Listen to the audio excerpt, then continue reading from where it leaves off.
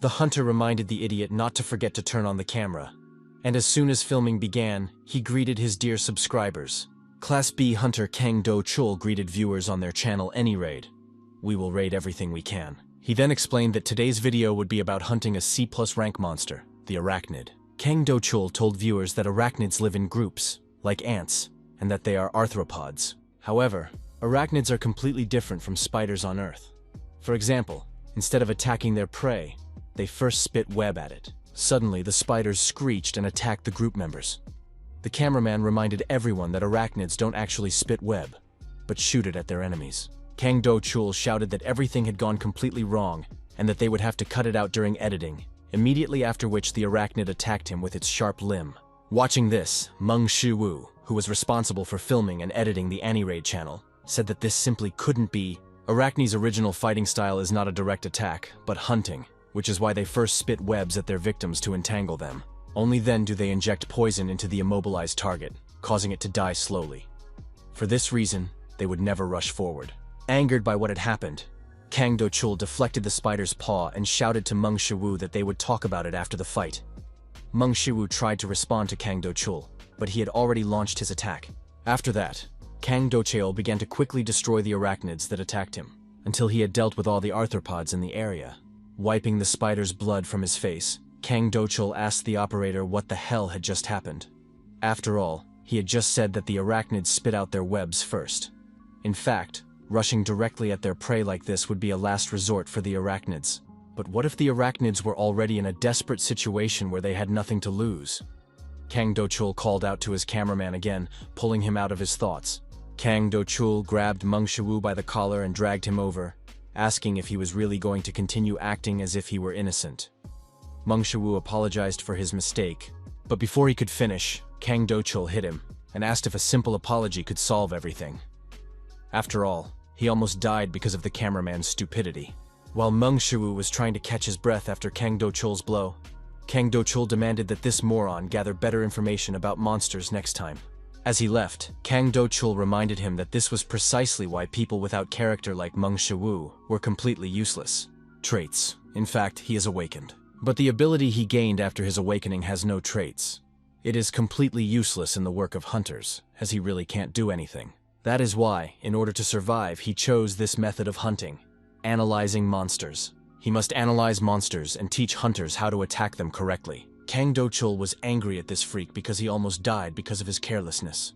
After that, he reminded his companions that if it weren't for him, they could all have died here. But for some reason, his companions were not as carefree as he was now. They turned to Dochul in fear and pointed behind him. Only then did Kang Dochul feel that something was wrong. Immediately after that, the whole group rushed to escape, because an elite monster had appeared before them. The group tried with all their might to escape from the elite Arachni, but it was faster. Kang Dochul tried to reach for his sword to try to wound the monster while running away, but accidentally dropped it. Kang Dochul wondered if he was going to die here. If he wasn't going to die here, he had only one option. He needed bait, and the bastard who had set him up, Mong Shu, would be perfect for the role. Turning abruptly, Kang Dochul kicked Mong Shu in the face. Kang Dochul explained that all this happened because of unreliable information from Mong Shu, which meant that he had to take full responsibility. Standing up, Mong Shu complained to this son of a bitch about his betrayal. But now he had another problem. The elite monster had already caught up with him and let out a loud squeal. No matter how hard Mong Shu tried, he couldn't move his body to dodge. And looking at the approaching spider's mouth, Mong Shu wondered, was he really going to die here? His mother called her son by name, and told him that he must protect Soa. Remembering his mother's words, Mong Shu told himself that he couldn't die here. Grabbing Kang Dochul's sword, he said that he had to survive, at least for the sake of his younger sister, Soa. Telling himself that he had to survive, Mong Shu got to his feet and aimed his blade at the elite monster. Meng Shu shouted that he would survive against all odds and rushed into the attack. But before he could strike, something knocked him off his feet and severed the elite Arachni's limb. Before Mong Shu could understand what was happening, he suddenly saw an unknown man in front of him.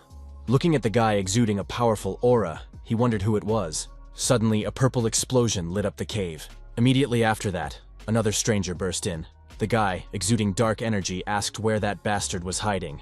Spotting his target, he rushed to attack, shouting at the arrogant bastard that he could no longer escape. The two strangers suddenly attacked each other, and Mong Shu was less and less able to understand what was happening. Why were these two fighting? When they collided, the two released a huge amount of energy, creating an explosion. Meng Shu was amazed to see such power, and asked what was going on here. Those who make even Arachnid and elite monsters tremble with fear. They were indefinable creatures. At a speed barely discernible to the eye, the two continued to fight, rushing around the cave and causing it to shake. With a kick, the guy with dark energy slammed the other one into the wall. After that, the other flashed and disappeared in a flash. The guy radiating dark energy ordered him to finally stop hiding, because he was tired of his antics. To which the other replied that this was not the case, because they still had a long way to go before it was all over. Raising his hand, the blonde began to focus his energy into a ball. The gray-haired guy smiled and also began to focus his energy, asking the blonde guy if he was really ready to go all the way. Then they shot each other with their focused energy.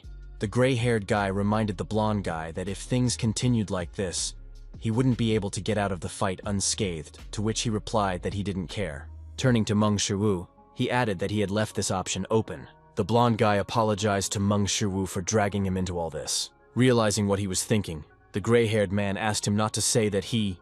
At that moment, the collision of their energies reached a critical mass. Because of this, the energy mass exploded, covering the two unknown guys. Meng Shu raised his hands to somehow protect himself from the explosion. But the blonde man said he would leave that to him, and a barrier rose around Meng Shu. The fight between the two ended, leaving only traces of destruction behind. After what he saw, Meng Shu asked himself again, what the hell just happened? Meng Shu stumbled backward, but accidentally stepped on a phone. Meng Shu picked up the unfamiliar smartphone and wondered where it had come from. Suddenly, a request to confirm a new manager appeared on the screen. After a brief connection check, the manager change was complete. Things were getting weirder, and now this weird smartphone. A bunch of divine silhouettes flashed through Meng Shu's mind. After authorization, GodTube launched on the smartphone, welcoming its new manager. Sometime later, at the entrance to the C+ ranked dungeon, where filming had recently taken place, Kang Dochul and his companions barely escaped from the dungeon and tried to catch their breath after their escape. Unhappy with what had happened, Kang Dochul wondered how unlucky he really was. After all, how unlucky did you have to be for an elite monster to appear in a C+ ranked dungeon? His minions began to praise their boss, because it was only thanks to him that they were still alive. They thought it was a great idea to use that idiot as bait for the elite monster, an idea that only an experienced hunter like their boss, Kang Dochul, could have come up with. Kang Dochul reminded his minions that their channel's slogan was, "We will raid everything we can for a reason." Of course, he was prepared for such an outcome. Suddenly, Kang Dochul heard a scream. Then Meng Shu ran out of the cave and shouted the name of that son of a bitch again. Kang Dochul did not expect Meng Shu to survive after encountering an elite monster. Shocked, Kang Dochul turned around and asked Meng Shu how he managed to. When suddenly he saw a fist in front of his face. Reacting instantly, Kang Dochul blocked Meng Shu's punch by deflecting his arm with his elbow. Immediately after that, Kang Dochul punched him in the face and asked if he had forgotten that he was worthless with his F rank. Kang Dochul said he had no idea how he survived, then admitted that he was very lucky. Looking down at Meng Shu, Kang Dochul explained that he would be too lazy to look for a new editor if he died. Meng Shu asked if he was serious. Did Kang Dochul really think he would continue working for the guy who tried to kill him? Kang Dochul leaned on his cameraman's shoulder and reminded him that it was he who tearfully begged to be hired so he could earn money for his sister's treatment. And of course, he generously helped Meng Shu, so he couldn't do that to him. He had to repay him for his kindness. In his own words, Kang Dochul tried to hint that Meng Shu should know his place, but Meng Shu was not going to put up with it. Meng Shu knocked Kang Dochul's hand off his shoulder. Meng Shu picked up the camera and said, "If you can't accept it, then don't miss a thing." That's his habit, and it's all because he was too rude to him. As he raised the camera, Shu admitted that he didn't even know if it would help him. That video where Dochul left him alone as bait? Shu asked if he could imagine how many views it would get if he posted it online. Kang Dochul smiled and sighed as if it were an empty threat, and asked Meng Shu if he understood that the elite monster wasn't the only one who could take his life here. Meng Shu interrupted Dochul, saying that he knew he could die here.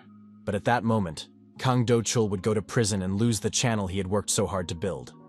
Meng Shu suggested killing him, since Kang Dochul wanted it so badly. With a grim smile, Kang Dochul turned to Meng Shu and asked him not to think that his sister would be safe if this video appeared on the internet.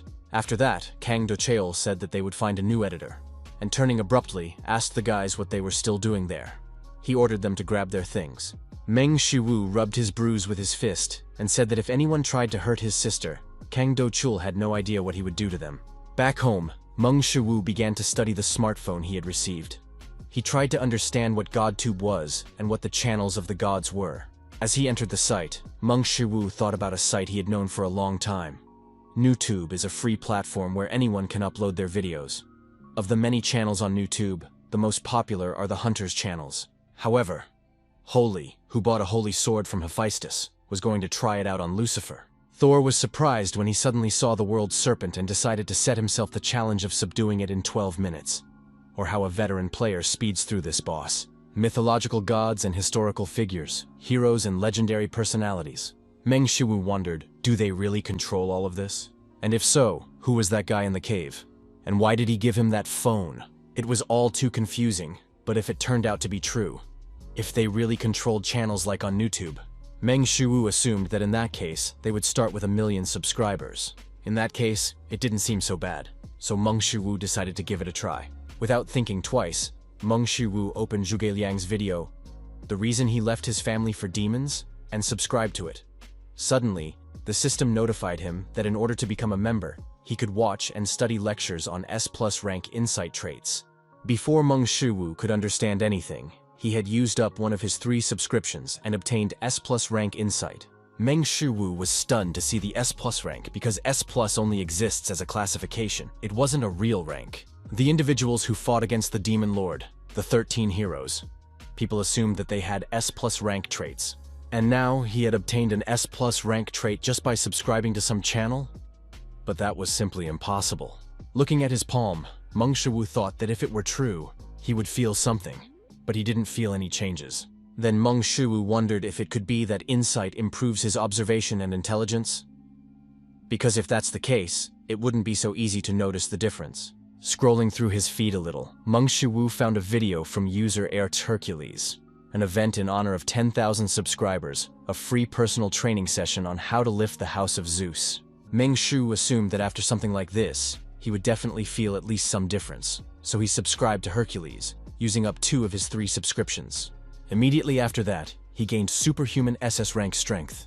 Seeing the rank, Meng Shu couldn't help but cry out in shock, even hitting the table. After the blow, Meng Shu suddenly realized that he had destroyed his laptop. But after what happened, he could at least understand that the features of GodTube were working. The system notified Shu that he had used superhuman strength, and that his skill had increased slightly, reaching 0.1%. Meng Shu still found it hard to believe that he had gained SS rank strength just by subscribing to the channel. Realizing that he didn't understand a thing, Shu grabbed his head and started screaming that he just didn't know and he didn't understand. What is this GodTube? Thanks to his diligent thinking, his insight skill also increased to 0.1%. Li Jun was surprised to see the skill and assumed that once he reached 100%, he would be able to fully master this ability. Meng Shu finally launched the video with Hercules' personal training. The people of Greece were shocked by what they saw before them. Right before their eyes, the Temple of Zeus, along with all its columns, was pulled out of the ground. Lifting this colossus, Hercules shouted that it was simply amazing. After all, this stimulation of the legs from lifting the temple. Rising from his knees, Hercules lifted the temple right in front of him and shouted that it was too good to be true. Not only the people of Greece, but Meng Shu himself was shocked by what he saw. Meng Shu wondered how he could even watch something like this. Pressing the unsubscribe button, he admitted that now he understood why Hercules had only 1 subscriber. He would never be able to do something like this. Unexpectedly, the system responded that unsubscribing was not possible. Meng Shu could almost see Hercules laughing at him and pointing his finger, saying that he could come whenever he wanted, but he couldn't leave. No matter how many times Meng Shu pressed the unsubscribe button, the result was the same. Unsubscribing was impossible. And most importantly, 2 out of 3 possible subscriptions were taken. Hercules said goodbye to the viewers and told them they would see each other again tomorrow. Suddenly, Meng Shu received a call. It was that jerk. Meng Shu grimaced and wondered why this jerk had suddenly decided to call him. Picking up the phone, Shu asked Dochul what he wanted. Kang Dochul was surprised that Meng Shu picked up the phone and admitted that he thought he would block him. Kang Dochul asked again what he wanted. Kang Dochul asked him if he had nowhere else to go. Meng Shu asked if he had called just to mock him, to which he replied that he had called to discuss business. Meng Shu was not eager to participate in anything with this individual. Kang Dochul asked Shu not to be so rude and reminded him that they had worked together not long ago. Meng Shu asked Kang Dochul to get straight to the point, as he had no time for small talk. This behavior began to annoy Dochul. After calming down a little, Kang Dochul said that the group SH had offered them to stream together and asked if he wanted to join. Meng Shu was amazed to hear about the SH group, as it is the #1 financial company in Korea. Not long ago, the granddaughter of the group's leader had awakened 2 traits of a hunter within herself. Lee Jun suggested that they were also hunting monsters. Kang Dochul suggested that the SH group was expanding its business, so they decided to see what it was like. Kang Dochul grinned and asked Shu what his answer would be, but he suddenly replied, no. Kang Dochul asked if he was serious, since he was going to pay Shu 50,000 for the video. Mong Shu was surprised to hear about the 50,000. Kang Dochul asked if he wanted to join after hearing about his salary. Meng Shu replied with a smirk that he still wasn't going to. This began to get on Kang Dochul's nerves again. Kang Dochul reminded Shu that 50,000 was 10 times more than he usually paid him, and that it was beneficial for both of them. So he asked how much Shu wanted. Without hesitation, Meng Shu replied, 50 million. Kang Dochul gasped when he heard the amount and asked if he had lost his mind. Or did Shu really think it was worth that much? Kang Dochul suggested that Shu might have guessed that the group SH would pay him a large sum. His insight skill was increased to 0.2%. Meng Shu suggested guessing the reason why the SH group was trying to work with Dochul specifically, rather than with hunters of other ranks. Trying not to smash the phone in anger, Kang Dochul asked what he would say. Meng Shu said that the case obviously involves the granddaughter of the head of the SH group. After all, she recently awakened 2 S-rank traits. Therefore, the chairman of the SH group, Han Tai-san, is not going to sit idly by. He wants his granddaughter to learn the basics of hunting first. But what are the basics for hunters? It's hunting monsters. That's exactly why their channel has managed to gain 210,000 subscribers and make money. All this is thanks to his unique strategies. This means that the reason Chairman Han turned to Kang Dochul is not because of him, but because of his knowledge of monsters. Kang Dochul admitted that even in this case, 50 million is too much. Interrupting Dochul, Meng Shu asked if he really didn't want to work. Unable to refuse Shu, Kang Dochul simply gritted his teeth. Meng Shu threw the phone on the table and told Dochul that if he couldn't get a loan or credit, then he could just find someone else. The next day, Meng Shu and Kang Dochul met in the B-rank dungeon after all. Meng Shu asked Dochul when he was going to transfer the rest of the agreed amount to him. Kang Dochul picked up his phone and, muttering something to himself, replied that he had already said he would send the money as soon as everything was over, after which he wondered when Han Cherin would arrive. Immediately after that, they heard someone approaching and turned around. It was Han Cherin. She said she was the Han Cherin who had joined their group and suggested they head inside the dungeon. Meng Shu was speechless when he saw Han Cherin because she was very beautiful. However, it would be very difficult for him to get close to someone like her. Meng Shu decided that since he was getting paid, he would just continue doing his job. Going deeper into the B-rank dungeon, the group stumbled upon a huge humanoid monster that exuded an aura of danger. Upon seeing it, Han Cherin recognized it as a black troll. Kang Dochul told Han Cherin that she was absolutely right and explained that this monster was classified as a B+ rank monster, but it was more dangerous than other similar monsters because it had regenerative abilities close to immortality. Hunters who are unaware of the dangers of trolls may lose their lives without knowing the weaknesses of such monsters. Kang Dochul told her everything just as Meng Shu had told him earlier.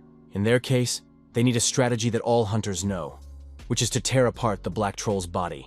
After that, it is necessary to destroy its heart and cut off its head. After that, it will not be able to regenerate its wounds. Before Kang Dochul could finish speaking, Han Cherin drew her blade and rushed into the attack. Han Cherin jumped up and immediately plunged her blade into the black troll's heart. Immediately after that, she decapitated the troll with a sharp movement, finally taking its life. Both Meng Shu and Kang Dochul were simply speechless after what they had seen. Han Cherin admitted that it had been easy. Kang Dochul laughed and admitted that he had not even thought that she would catch the black troll so flawlessly, with minimal knowledge, as expected of an S-rank hunter. Wiping the troll's blood from her blade, Han Cherin told Dochul that he was flattering her. At that moment, Han Cheirin's sword caught the attention of Meng Shu. Pointing at the sword, Meng Shu suggested that it was the very sword Aureliana that he had heard so much about. After that, he asked how much such a weapon cost. Looking at her blade, Han Cherin guessed that it was worth about 20 billion. Kang Dochul was shocked to hear the price of the sword, while stars flashed in Shiwu's eyes. Han Cherin said that they shouldn't stop at just the black troll, and suggested moving on. 1 hour later, Han Cherin said that after killing so many monsters, she had figured things out a little. She also suggested that there were no more trolls in this dungeon and proposed to end there. Kang Dochul took Han Cherin by the hand and bowed, saying that she had done a good job, while trying to hide his smirk. Cherin agreed with him and said she was leaving. Earlier, Kang Dochul thought this would be a great opportunity to get acquainted with the Hunters Guild, but he hadn't been able to do anything all this time. And now they were going to take 50 million from him, all because of that bastard Meng Shu. Meng Shu guessed that this was what Kang Dochul was thinking, and even mentally praised him. Suddenly, Meng Shu's intuition sounded the alarm. The dungeon suddenly shook, and loud footsteps could be heard. Han Cherin asked what was going on. Meanwhile, Kang Dochul was happy to have a chance to fix everything. Not knowing what to say, Kang Dochul guessed that, judging by its size, it was not an elite monster. Kang Dochul instinctively trembled, as this monster could not possibly be an elite monster. It was something much worse. It was a boss monster. Discovering humans in its domain, the boss raised its enormous hand. Reacting quickly, Han Cherin drew her blade and blocked the boss troll's attack. Realizing that Han Cherin was barely coping with this monster, Kang Dochul suddenly began to feel nervous. Without wasting any time, Kang Dochul ordered his men to run away and took off himself. At that moment, the boss overpowered Han Cherin's defense and knocked her off her feet, immediately following up with another punch. With a wave of his hand, he struck the rock, causing cobblestones to break off and hit Kang Dochul's men. Even after his friends were behind him, Kang Dochul continued to run without slowing down. Right now, he didn't care if Han Cherin was from SH or somewhere else, because right now he just had to get away from this place. Kang Dochul mentally shouted to himself that he had to keep running. He was running because he couldn't die here. He had to get away from here as quickly as possible.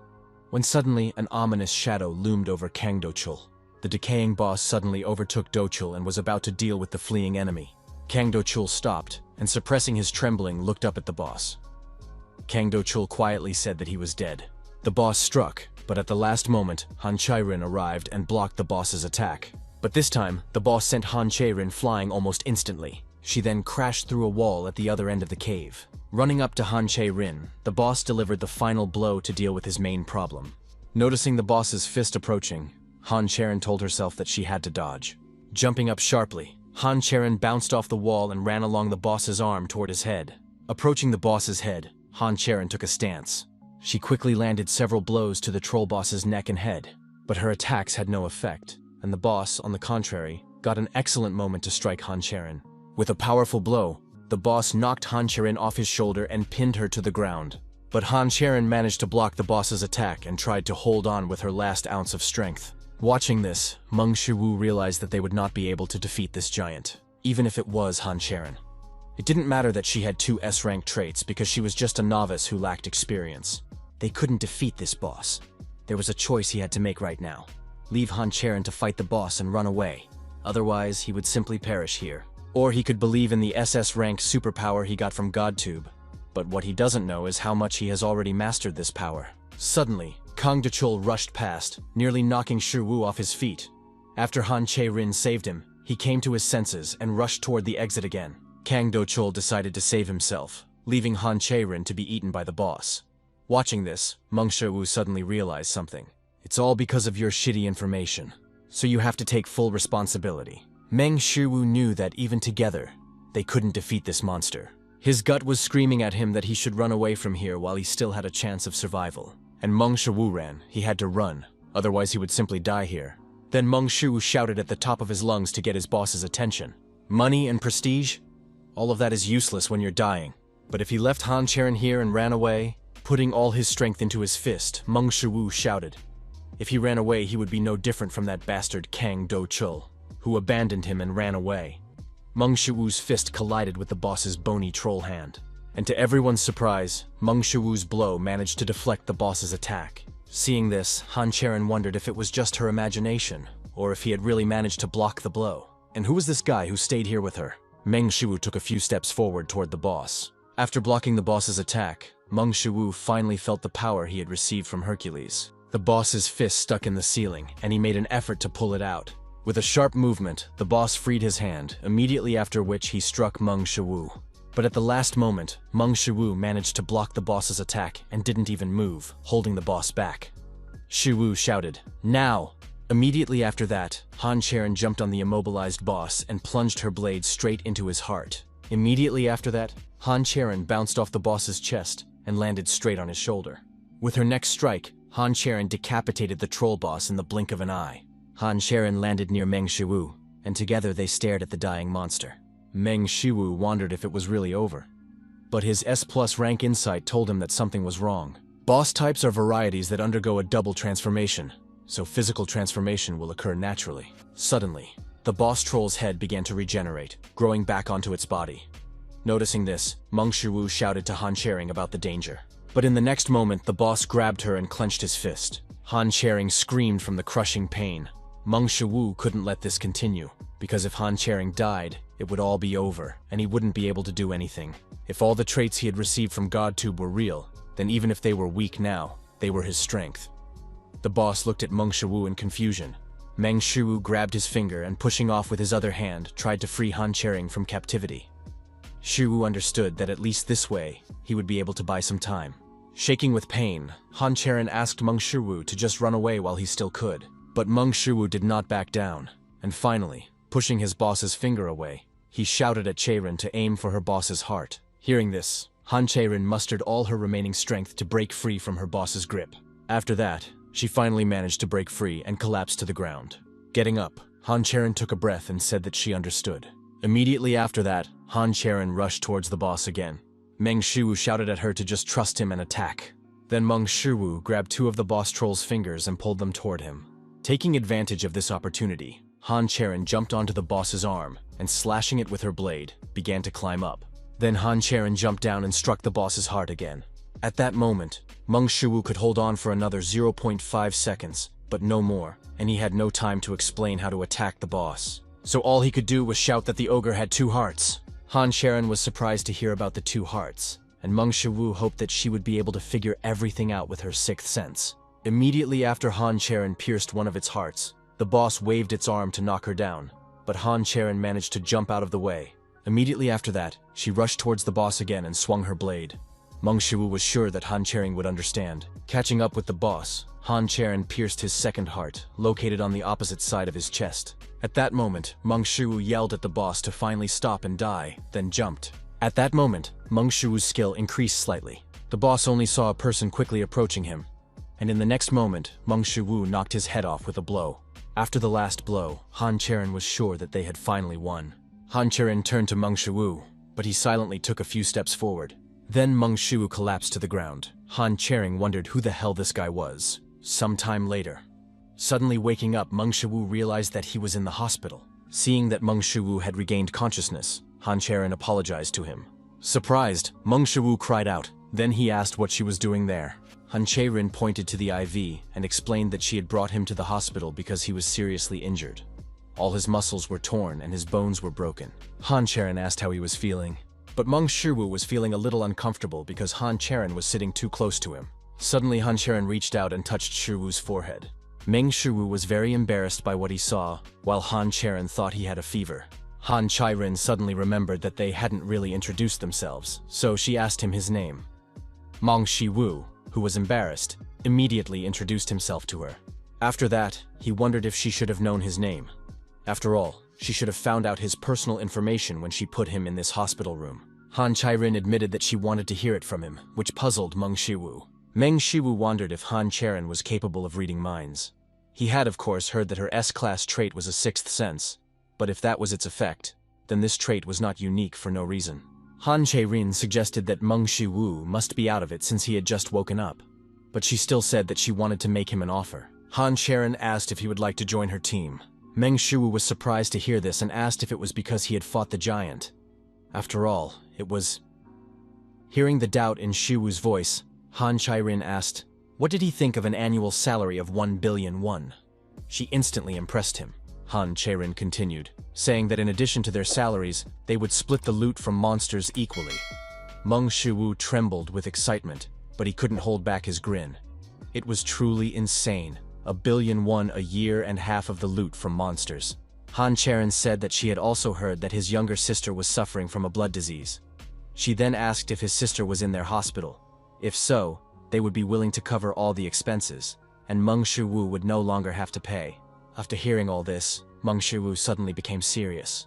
Meng Shu asked what he had done to deserve such a price. Cherin asked Mong Shu to develop a strategy for all the monsters she would hunt in the future. That night, in Mong Shu's hospital room, Meng Shu kept wondering if he should have really turned down such an offer.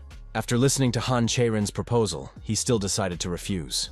Cherin said that she accepted his decision and asked him to let her know if he changed his mind. She then reminded him that she still owed him for saving her life, and therefore she would repay her debt by paying for his sister's medical bills. Meng Shu didn't want to think that he had refused in vain. Instead, he wanted to believe in the possibilities of GodTube. The S+ rank insight and SS rank superhuman strength he had gained. GodTube was real, a channel of the gods that easily turned S-class hunters into mere extras. Mong Shu decided that he should not hold back this opportunity, and immediately accepted the offer.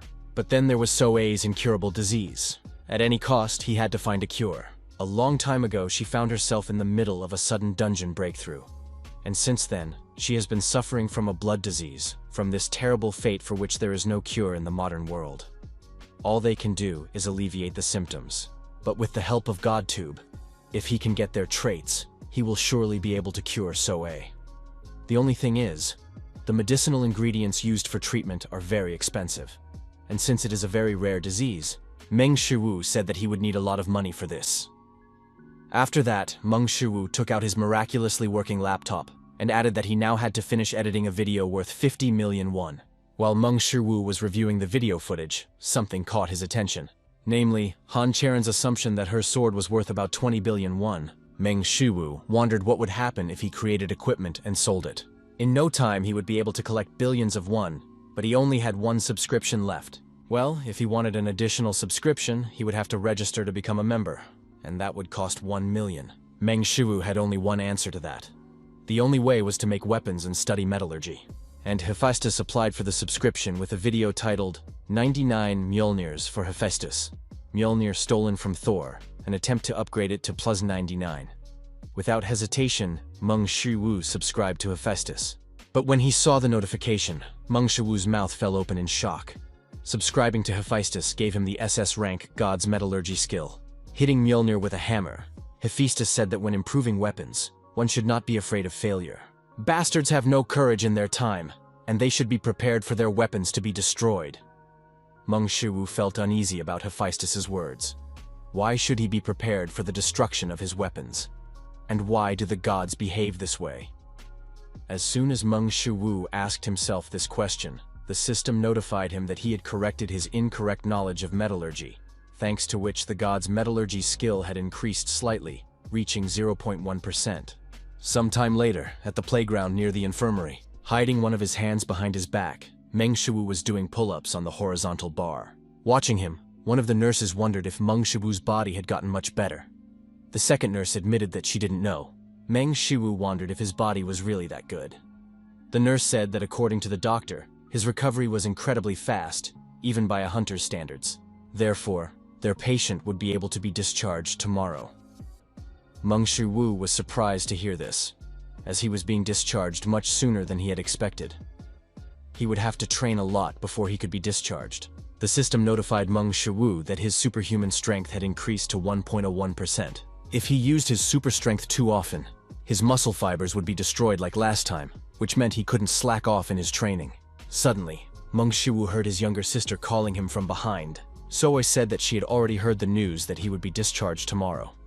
Not knowing how to respond, Meng Shu said that it was something like that. So-A said that when he came to the hospital, then she took a breath and admitted that she was very worried because he was in very serious condition. So-A asked her brother if the doctors hadn't said earlier that he would have to stay in the hospital for at least a month. And for some reason, he was being discharged after only a week. Meng Shu guessed what this silly girl was thinking. She was disappointed that he was being discharged first. Meng Shu stroked his sister's hair and asked her not to neglect her treatment just because he wasn't there. Then he told her that she shouldn't worry about money, at least not here. So, A said that she already knew that she was receiving free treatment thanks to Cherin Ani. Mong Shu was completely confused when he heard Cherin and Ani in the same sentence. So said that it was Cherin Ani who asked her to call her Ani. Cherin Ani said that she didn't have any younger sisters or brothers, but she was like one of them. Mong Shu was surprised that his sister had managed to talk to Han Cherin. Mong Shu asked if she had met Han Cherin before. So replied that of course they had, because she sometimes came to visit her. Mong Shu was surprised by this, and asked how it was that they had never crossed paths. So replied that Cherin Ani came when he was busy training, and asked if everything was okay before leaving. Mong Shu wondered if this was true, that someone who must be very busy with her hunting activities would come to visit him? Could it be that Han Cherin still wanted to recruit him? So giggled, and asked if it could be that Cherin Ani was doing this because she liked him. Meng Shu replied that he didn't think so, but So said that wasn't true, because her appa was popular. Even the nurses and nannies always talked about him. Meng Shu asked So to forget about it. Then he asked her to stop talking about it, and asked her to go back inside because he had to go somewhere. So asked where he was going. Meng Shu replied with a smirk that he was going to earn money. Upon entering the dungeon, Meng Shu felt out of place and looking around, assumed it was because it was his first time hunting monsters alone. Meng Shu told himself that he needed to calm down, and immediately after that, he heard footsteps. An F-rank dungeon, the lair of goblins. Noticing the man, the goblins immediately rushed to attack, forcing Meng Shu to dodge. Although he knew that goblins acted in groups, even so there were too many of them. One of the goblins struck with a mace, but Meng Shu ducked, dodging the blow. Immediately after that, he tore the goblin to pieces with a single blow. Unexpectedly, after the blow, Meng Shu was splattered with blood. He did not expect that his blow would be enough to tear a whole goblin apart. So does that mean he might be stronger than he thought? Seeing their kin torn apart, the goblins suddenly trembled and began to slowly retreat. Meng Shu, in turn, began to slowly approach his frightened targets. Meng Shu cracked his neck. Smiling, he invited the goblins to attack him. Sometime later, at the So family's smithy, Meng Shu threw the goblins he had captured onto the ground and asked the blacksmith how much he could make from this booty. The angry blacksmith asked, "Make what?" He had asked Shu to bring him ingredients, not some scraps. In any case, he would now teach him how to smelt. So the owner of the smithy, So Palguan, asked Meng Shu to follow him. Hitting with a hammer, So Palguan shouted at Meng Shu to watch carefully, because a hammer is not just about strength. So Palguan devoted most of his youth to studying metallurgy, and now, 20 years later, when he was already over 40, So Palguan said that even if you have good materials, it doesn't mean you can easily get A-rank or S-rank equipment. Now he is a talented and passionate awakened with A-rank skill. So Palguan showed him how to work with a blacksmith's hammer, and handed the hammer to Meng Shu to see how he would work with it. Earlier, the young man told him that his name was Meng Shu, and what was unusual was that he asked him not to make equipment, but to take him as a disciple. He didn't even ask him to join his guild in exchange for rent. He was the first to ask him to lend him the workshop. Out of curiosity, he allowed Meng Shu to use the forge in order to find out what his intentions were. So Palguan asked only to watch this guy with a hammer. Nowadays, people think that metallurgy is an easy skill, like in some kind of game, but it took him 20 years to reach his current level. What's more, this kid had been staring at his phone the whole time. So Palguan assumed that Meng Shu had watched some videos on YouTube and thought that metallurgy was easy, but he was wrong. After a moment's thought, So Palguan opened his eyes and was surprised by what the kid had done.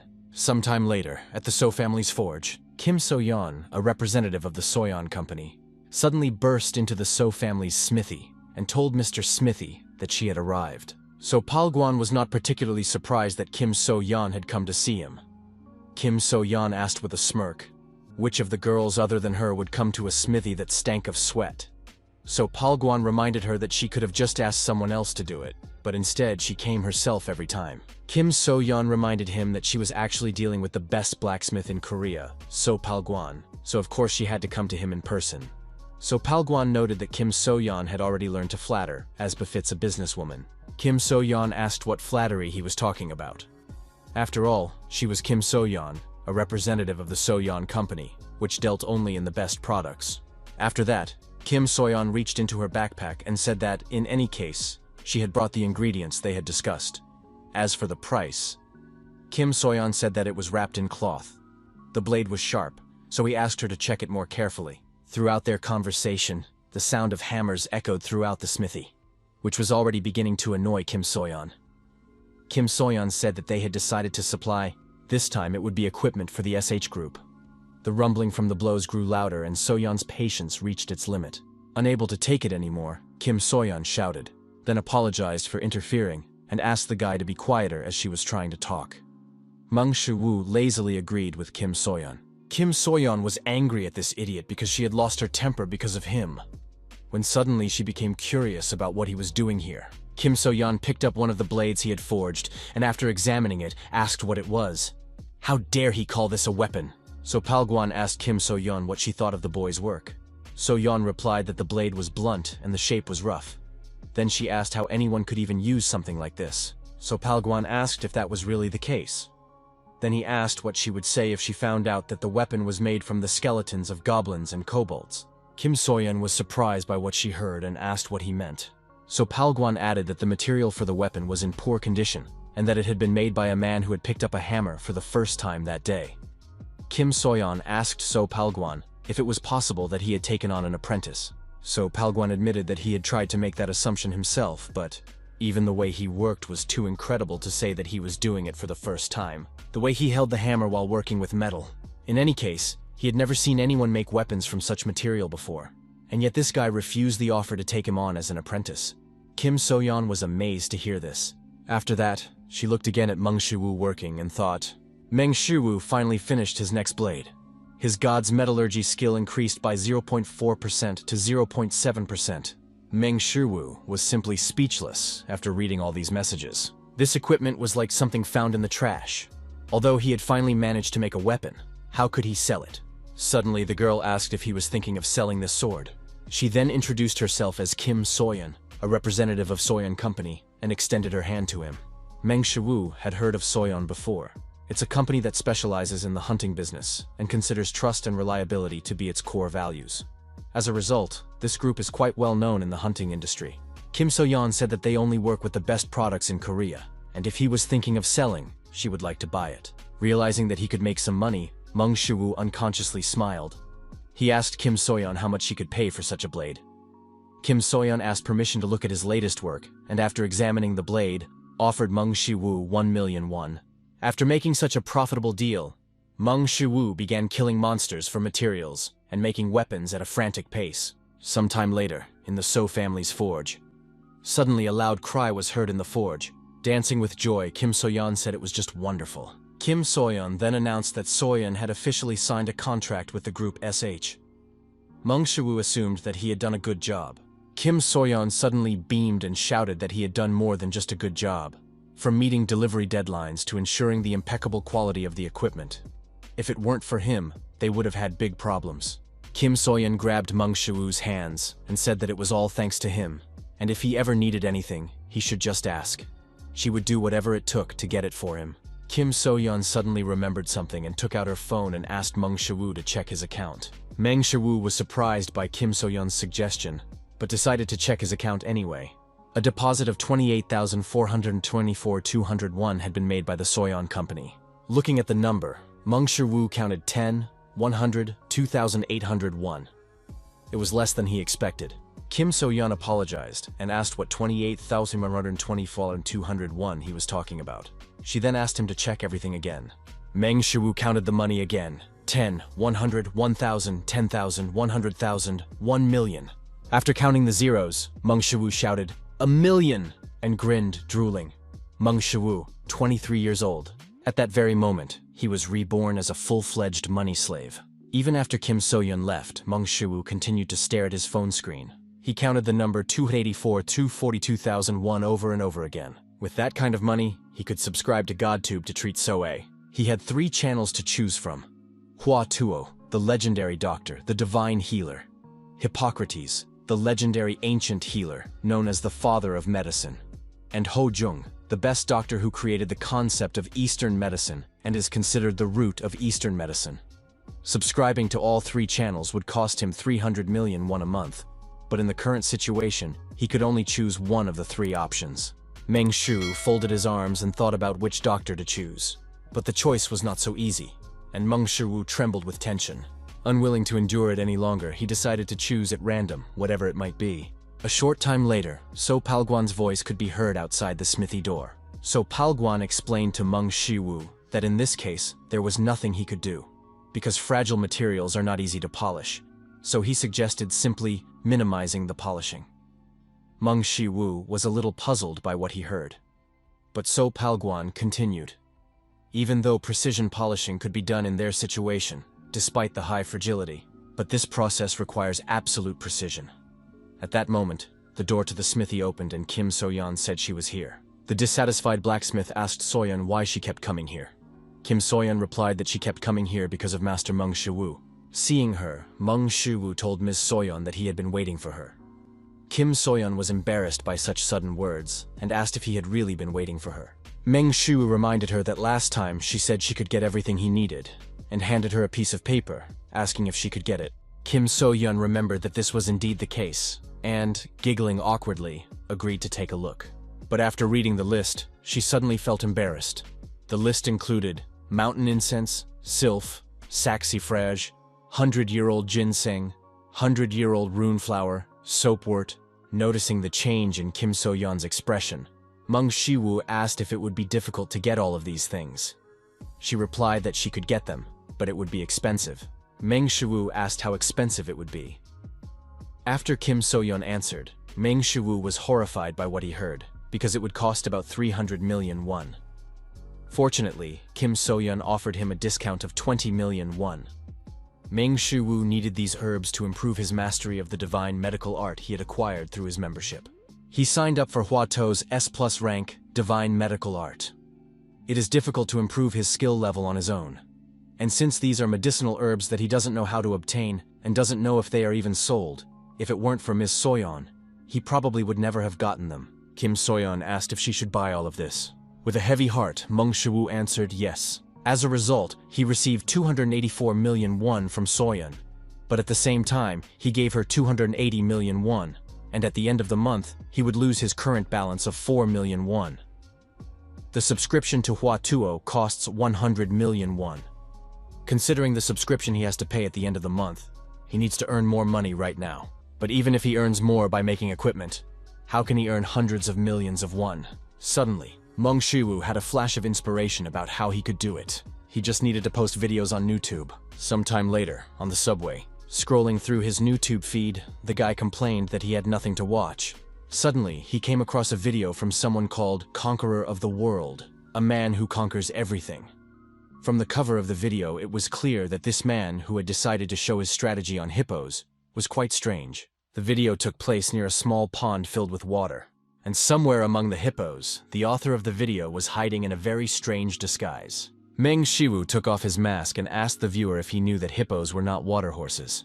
The guy was amazed by what he saw and wondered what was wrong with the author of this channel, and why did he dress up as a hippopotamus. Meng Shiwu explained to viewers that the monsters they were seeing were called hippodons in Korea, or hippopotamuses in other countries. And as viewers may have already noticed, these monsters are very similar to hippos. Usually the Chinese character for horse is used to refer to hippos, but hippos do not belong to the horse family. Upon hearing that the Chinese character for horse is used to refer to hippopotamuses, the young man paused to reflect on this new information. Showing 2 fingers to the camera, Meng Shiwu said that they actually belong to the hippopotamus family. To be precise, they belong to the order Serenia. If he went into more detail, the viewer would get a headache, so he decided to leave it at that. Meng Shiwu took out a red cloth and offered to show the viewer how to tame a hippopotamus. First, the hippopotamus should be provoked with the red cloth. Cows are not nervous about the color red. The main thing is to excite them. The viewer was simply speechless. He was completely baffled. Meng Shiwu began waving the red cloth and shouting at the hippos to come to him in order to attract their attention. The hippos lazily turned to look at the strange man. But as soon as they saw the red cloth, their gaze suddenly changed completely. Immediately after that, the entire herd of hippos rushed towards Meng Shiwu. Not backing down, Meng Shiwu continued to lure the hippos. And as soon as they got close enough, he said how to defeat a hippopotamus. The second is to simply beat them and catch them. The video became stranger and stranger, and the viewer wondered, is this really his tactic? Lure the hippos and start beating them. Throwing down the red cloth, Meng Shiwu rushed straight into the herd of hippos. Then he collided with them. A short time later, Meng Shiwu successfully killed all the hippos. Meng Shiwu gave the camera a thumbs up and asked the viewers what they thought about it. Was it really that easy? Although Mong Shu had finished beating the hippos, moments of their collision still floated in the young man's memory. "Rice noodles!" Mong Shu shouted as he hit the first hippopotamus. "Buckwheat noodles!" he shouted as he hit the second. The guy watched with admiration as the conqueror of the world fought the herd of hippos, and so it continued until he had beaten them all. Mong Shu told the viewers that if they found the strategy useful, they should like and subscribe to the channel, and also turn on notifications.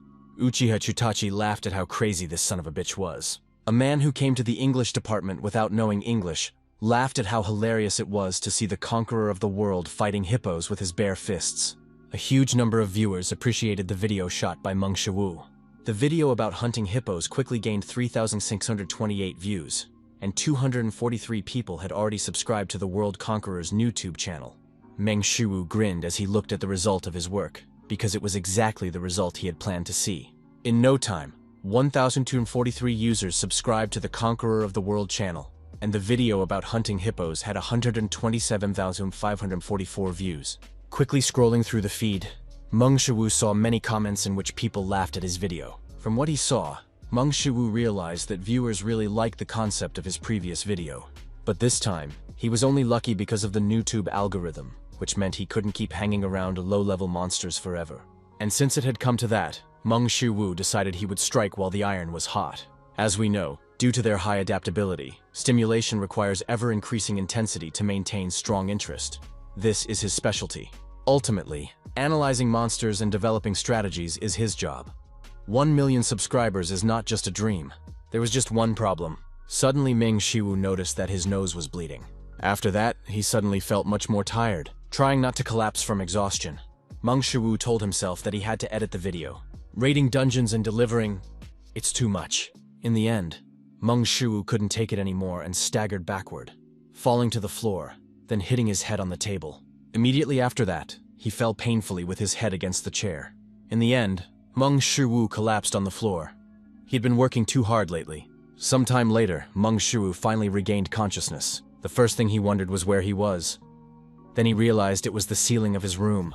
Meng Shu got up on the bed and, trying to understand what had happened, realized that he had passed out for a while, and his head hurt a lot.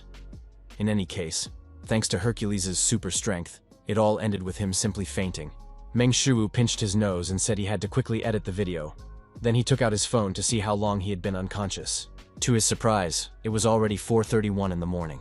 To his surprise, he had been unconscious for a whole day. Meng Shu realized that if things continued like this, he would die of exhaustion before he could earn any money. Meng Shu decided he had to hire an editor. Sometime later, at Cafe Eden, Meng Shu was selecting suitable candidates while sipping a cold drink. When he wrote the ad, he never imagined there would be so many applicants. Was it because of the high salary? This application was as hot as an audition for an idol. The base salary was 3 million won, plus additional incentives depending on the number of views. As expected, money was the best incentive. And that's why he has to choose the person who will bring him the most money. Watching the video of one of the candidates, Meng Shu gave him a good rating. The sound effects in the video were appropriate and humorous, and his editing skills were much better than his. But it was already 1:03 a.m. Meng Shu was already losing patience. Why hadn't this guy shown up yet? All he knew was that the guy's name was Park Daku. Earlier, he had suggested that the 14th candidate meet him at a cafe at 1 p.m. And the guy had agreed. The meeting was scheduled for 1 o'clock in the afternoon. Meng Shu already imagined a middle-aged man coming up to him and apologizing for being late. Not only his name, but also his manner of speech gave him away as an ajosi. But that was even better, because it meant he might be experienced. Meng Shu asked Park Daku where he was, but he never read his message. Meng Shu assumed it was because Park Daku was rushing here. Therefore, Meng Shu decided to wait for him here a little longer. But very soon, his patience finally ran out. Meng Shu slammed his fist on the table and asked where the bastard was. At that moment, the door to the cafe opened, and Meng Shu was apologized to for being late. The girl awkwardly asked if he was Meng Shu. It was Park Daku, an aspiring editor on YouTube. Meng Shu apologized in case he had misunderstood something and asked the girl if her name was Park Daku. He was surprised to see a girl in front of him, as he had expected Park Daku to be some kind of a jossy. Park Daku apologized to Shu again. Meng Shu asked why she was late. Moreover, she hadn't even read his message. Park Dochul admitted that she had been editing a video late into the night and had forgotten to pack her younger brother's picnic lunchbox. And she hadn't been able to read the message because she was in a hurry and had rushed here. Park Dochul apologized again for everything. Mong Shu apologized and asked what she meant by editing a video. Park Dochul replied that it was the video attached to her application. Mong Shu asked if that meant she edited the video he provided in just one day. Park Dochul corrected him, saying that she edited the video not in one day, but in about 3 hours. Mong Shu was disheartened to hear that the video had been edited in 3 hours. Seeing his reaction, Park Dochul wondered what was wrong with him. Mong Shu turned to Park Dochul. Afraid of being scolded by Mong Shu, she closed her eyes and responded. After that, Mong Shu asked when she could start working. Park Dochul apologized, as she clearly misunderstood everything, and suggested that she was ready right now. It usually takes him about 8 hours to edit, but 3 hours? If each video takes 3 hours, how much will it cost? Mong Shu said that as he had indicated in the ad, 2 videos per week was the standard. But sometimes he uploads 3 videos, and of course he will pay her extra for that. Mong Shu reached out to Park Daku, who was almost in tears, and said that from now on, he would be under her supervision, and smiled at her. Suddenly, Park Daku shouted that she would work hard, when suddenly everything around them shook, causing Park Daku to hit her head on the table. Immediately after that, panicked people ran past them, shouting about a nearby underground breach. A warning was issued about the underground breach. It was determined to be a C-rank breach, so residents of nearby houses were advised to evacuate as soon as possible. A frightened Park Daku shouted to her boss that they should also evacuate as soon as possible. But he smirked and asked Park Daku if she was the one who said she could start working right away. Park Daku apologized, as she did not understand her boss's train of thought. Mong Shu blew a tampon out of his nostril and turned to Park Daku with a smirk. Then he handed her the phone and asked her to follow him. Park Daku asked her boss where they were going. Mong Shu asked what she thought. Of course they were going to make money. Park Daku gasped in shock when she realized where they were going. But she still ran after Mong Shu. Mong Shu shouted to Park Daku to remind her to turn on the camera. Immediately after that, orcs began to emerge from the gates of the dungeon. Running up to the orcs, Mong Shu shouted, "Rice noodles, large portion." Immediately after that, Mong Shu tore apart a C-rank orc with one blow. Turning to the camera, Mong Shu reminded viewers not to forget to like and subscribe, and also not to forget about notifications. Wiping the orc's blood from his face, Mong Shu wondered if he could now earn real money. A group of hunters quickly arrived at the site of the dungeon breach, and immediately began helping people nearby with the evacuation. Suddenly, they heard someone scream, and an orc's head flew right over their heads. The hunters were stunned by what they saw and wondered what it was. Right in front of them, a guy was beating up orcs with his bare hands while shouting the names of noodles. Soon, Mong Shu defeated all the orcs that had come out of their dungeon, then climbed onto a mountain of bodies and raised his fist in the air. Mong Shu turned to the camera and told viewers that if they liked it, they should like and subscribe and turn on notifications. Back home, Park Daku started editing a new video for her boss. She wondered, what the hell? And why was he so popular? Commenters laughed at the reactions of those around him, while at the same time marveling at how the conqueror of the world beat C-rank monsters with his bare hands. They also praised how neatly the video was edited. Even after she edited his video, she still didn't understand what was going on. But one thing she could say for sure was that her boss was a real nutcase on YouTube. Covering her face with her hands, Park Daku wondered if she would be able to succeed. Meanwhile, behind Park Daku, her younger siblings tried the chicken and told their sister that it was very tasty. And of course, they left some for their nun. The younger siblings invited her to eat with them. Immediately after that, her younger sister grabbed a chicken leg and said it was hers. Her brother reminded her that she had already eaten one, so they should leave it for their sister Doku. Watching her younger siblings, Park Daku smiled, realizing what she had to do. She had to work hard, at least for the sake of her younger brother and sister. The So family's smithy. Having finished editing the video, Mong Shu continued to forge weapons. And after some effort, he finally managed to forge a decent sword.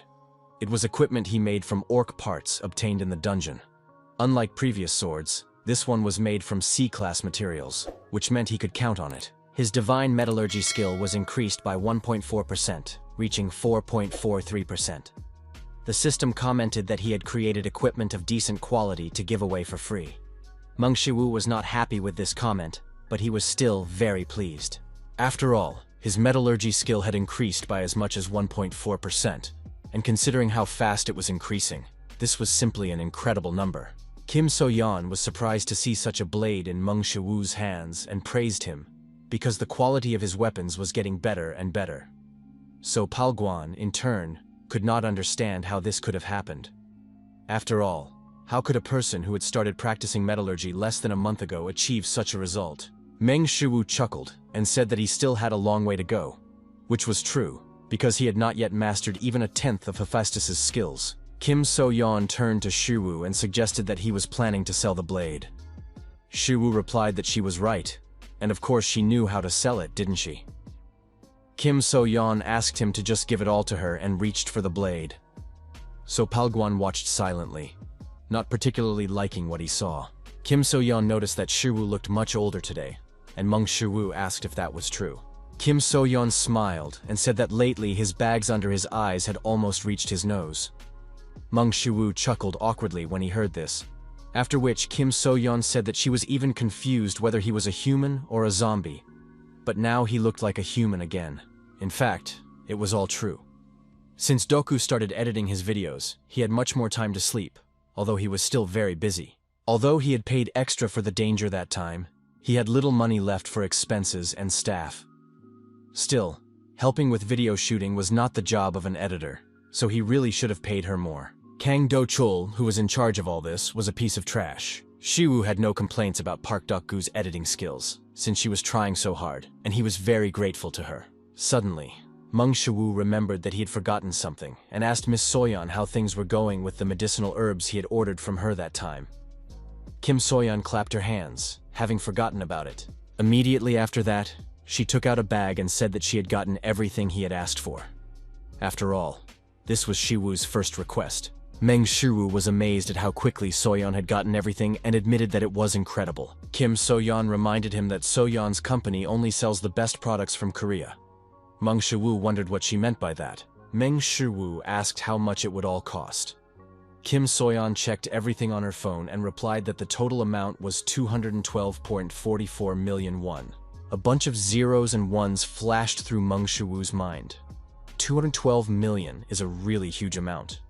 Kim So-yeon said that since it was Shiwusi's request, she would give him a discount and set the price at 200 million won, but there would be no discount next time. Shiwu thanked Kim So-yeon for her help. After that, Kim So-yeon asked where he was going to put so many medicinal herbs. Meng Shu awkwardly replied that it was for clinical trials. Sometime later, Hua Tuo explained that herbal medicine refers to purified natural medicines obtained from animal, plant, or mineral sources. Its forms are mainly divided into decoctions, powders, tablets, and creams, which are the most common forms. Hua Tuo said that in this video they would talk about herbs. Herbs are natural substances that have medicinal effects, including the roots, stems, bark, fruits, and seeds of plants. Although they are small in quantity, they play an important role as a type of compound preparation. Therefore, when used, specific forms of certain types of can also be called herbs. Therefore, it is incorrect to refer to one fixed form exclusively as herbs.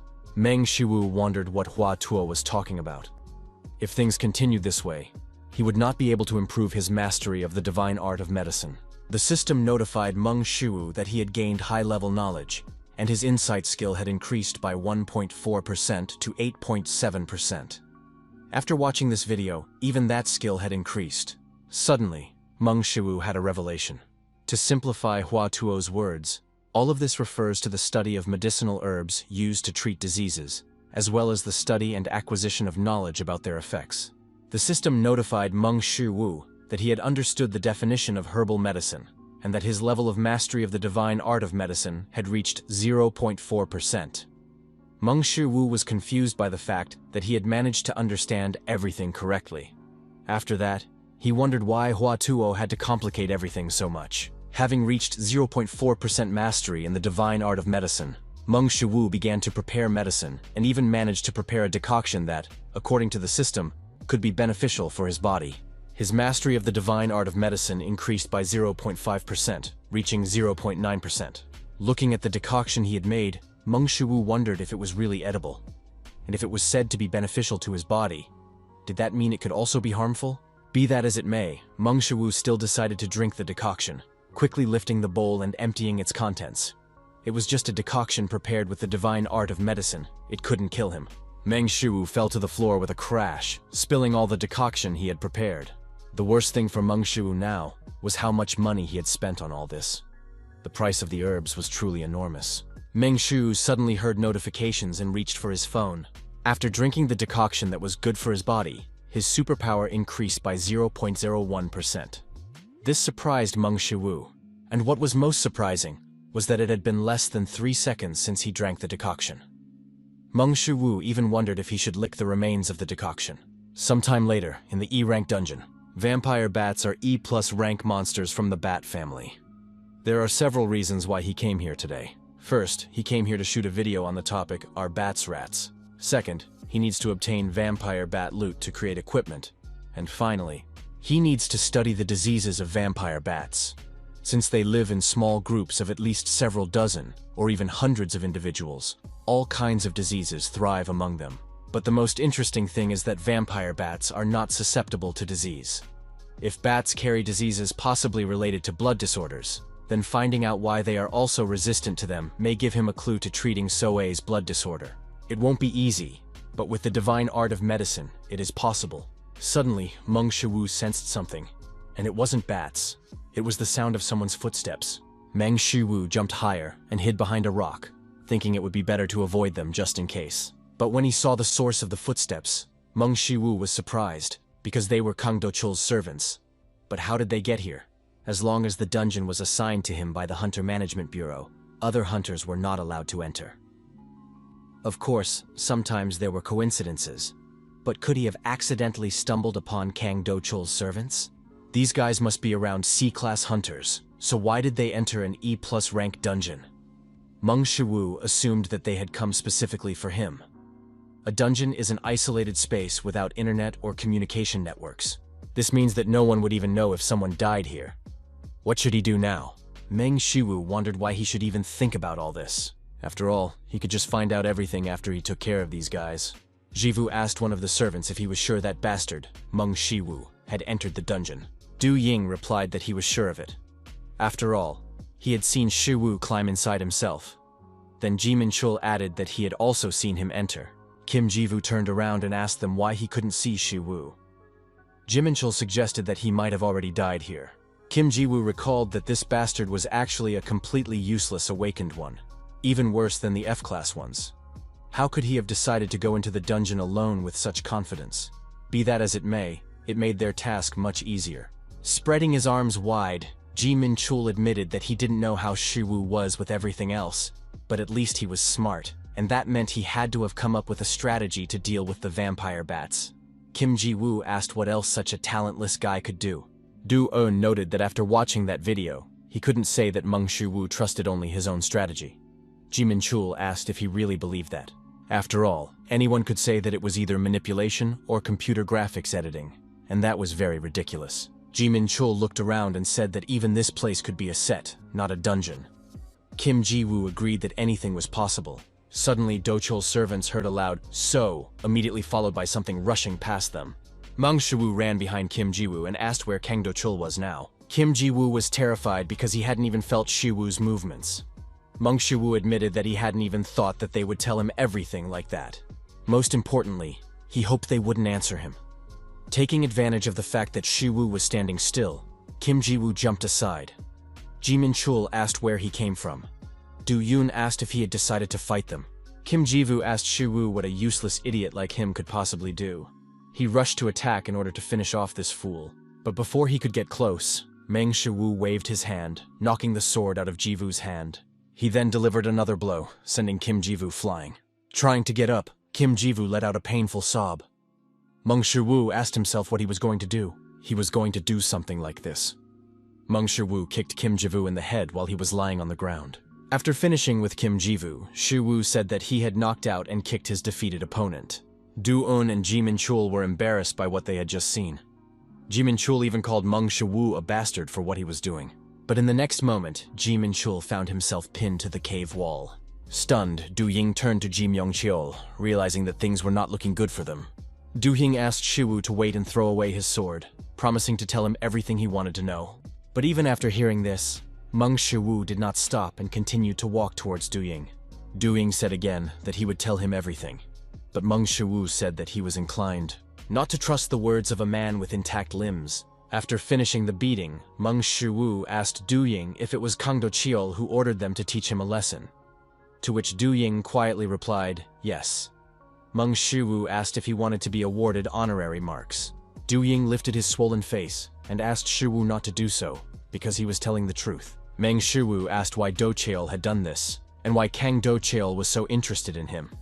Du Ying admitted that he did not know. Unhappy with what he heard, Shu clenched his fist, and when Du Ying saw this, he shouted that he really didn't know. Meng Shu then asked if he knew where Dochul was now. Before Du Ying could answer, Shu asked him to forget about it. After all, he should pick up his friends and get out of there. Du Ying was surprised by what he heard and asked if Shu hadn't killed them with his blows. Meng Shu replied that he hadn't killed them. Then Meng Shu ordered Du Ying to tell Dochul something. Next time it will be the same with you. Meng Shu grabbed Du Ying by the face and asked if it would be difficult for him to say that. Then he taught that lackey Kang Dochul a lesson. Sometime later, the crippled Du Yun, Ji Minchul, and Kim Ji-woo gathered in front of Dochul, who was speechless at what he saw. Meng Shu suddenly appeared between Du Yun and Ji Minchul, and told Dochul that they hadn't seen each other in a long time, about a month. Then he asked if he was eating well. Kim Ji-woo shouted to his boss that it was all a misunderstanding. Ji Minchul added that Meng Shu had ordered them to do it and that it was unfair to them. Meng Shu hugged Du Ying in a friendly manner and praised him for his plan to lure Kang Dochul. Du Yun raised his hands in surrender and said that he had been set up. Meng Shu told Du Yun that he would grant his request to kill that jerk, Kang Dochul. Du Yun suddenly broke free from Meng Shu's embrace and started to run away. Immediately after that, Ji Minchul and Kim Ji-woo followed him, apologizing to their boss along the way. Meng Shu asked Dochul if it was true that he was now completely alone. Meng Shu explained that this was precisely why he should have treated his lackeys well. After all, how badly must he have treated them if they decided to order his death? Kang Dochul asked Shu how. How could he? How could an E-rank hunter like him possess such power? Meng Shu replied that he wasn't sure himself, but he spoke just in time. Meng Shu asked Dochul to answer one question. Why was he treating him this way? Kang Dochul asked if there was a reason he should tell him. Meng Shu replied that of course there wasn't. Immediately after that, Meng Shu jumped toward Dochul and swung his fist to strike. But Kang Dochul managed to react in time and quickly swung his sword. With the movement of his blade, Kang Dochul managed to block Meng Shu's punch. Meng Shu said that he did not trust the words of a man with intact limbs. After confronting Kang Dochul, Meng Shu already understood that he was different, because he had to take into account the fact that Kang Dochul was a B-class hunter. Kang Dochul swung his blade and delivered a horizontal blow to Shu, but Shu managed to duck, dodging the blow, for which Dochul could not help but praise him. Immediately after dodging, Meng Shu jumped back and hurried to put some distance between them. Shu admitted that Kang Dochul's reaction time was much better than he had expected. Meng Shu said that Kang Dochul and his cruelty. Thinking about it all, he even became frightened. Even a decent blow could break a sword. But apparently, he still lacked the skill to block a B-rank hunter's sword. Kang Dochul pushed off with his foot and quickly rushed towards Meng Shu. Kang Dochul's attacks were very fast, but at the same time simple, which meant they could be dodged. Meng Shu crouched down, dodging Dochul's attack, and attacked Kang Dochul in the stomach. At that moment, for some reason, he remembered his past when he worked as an editor for Dochul. All this time, he had been treated like a slave in a dungeon and beaten for any little thing. Countless times he captured Dochul fighting monsters on camera. He watched it hundreds of times. All this time, while he was editing his videos, he constantly analyzed his habits, inclinations, and behavior. Meng Shu's insight skill increased by 0.5% to 9.2%.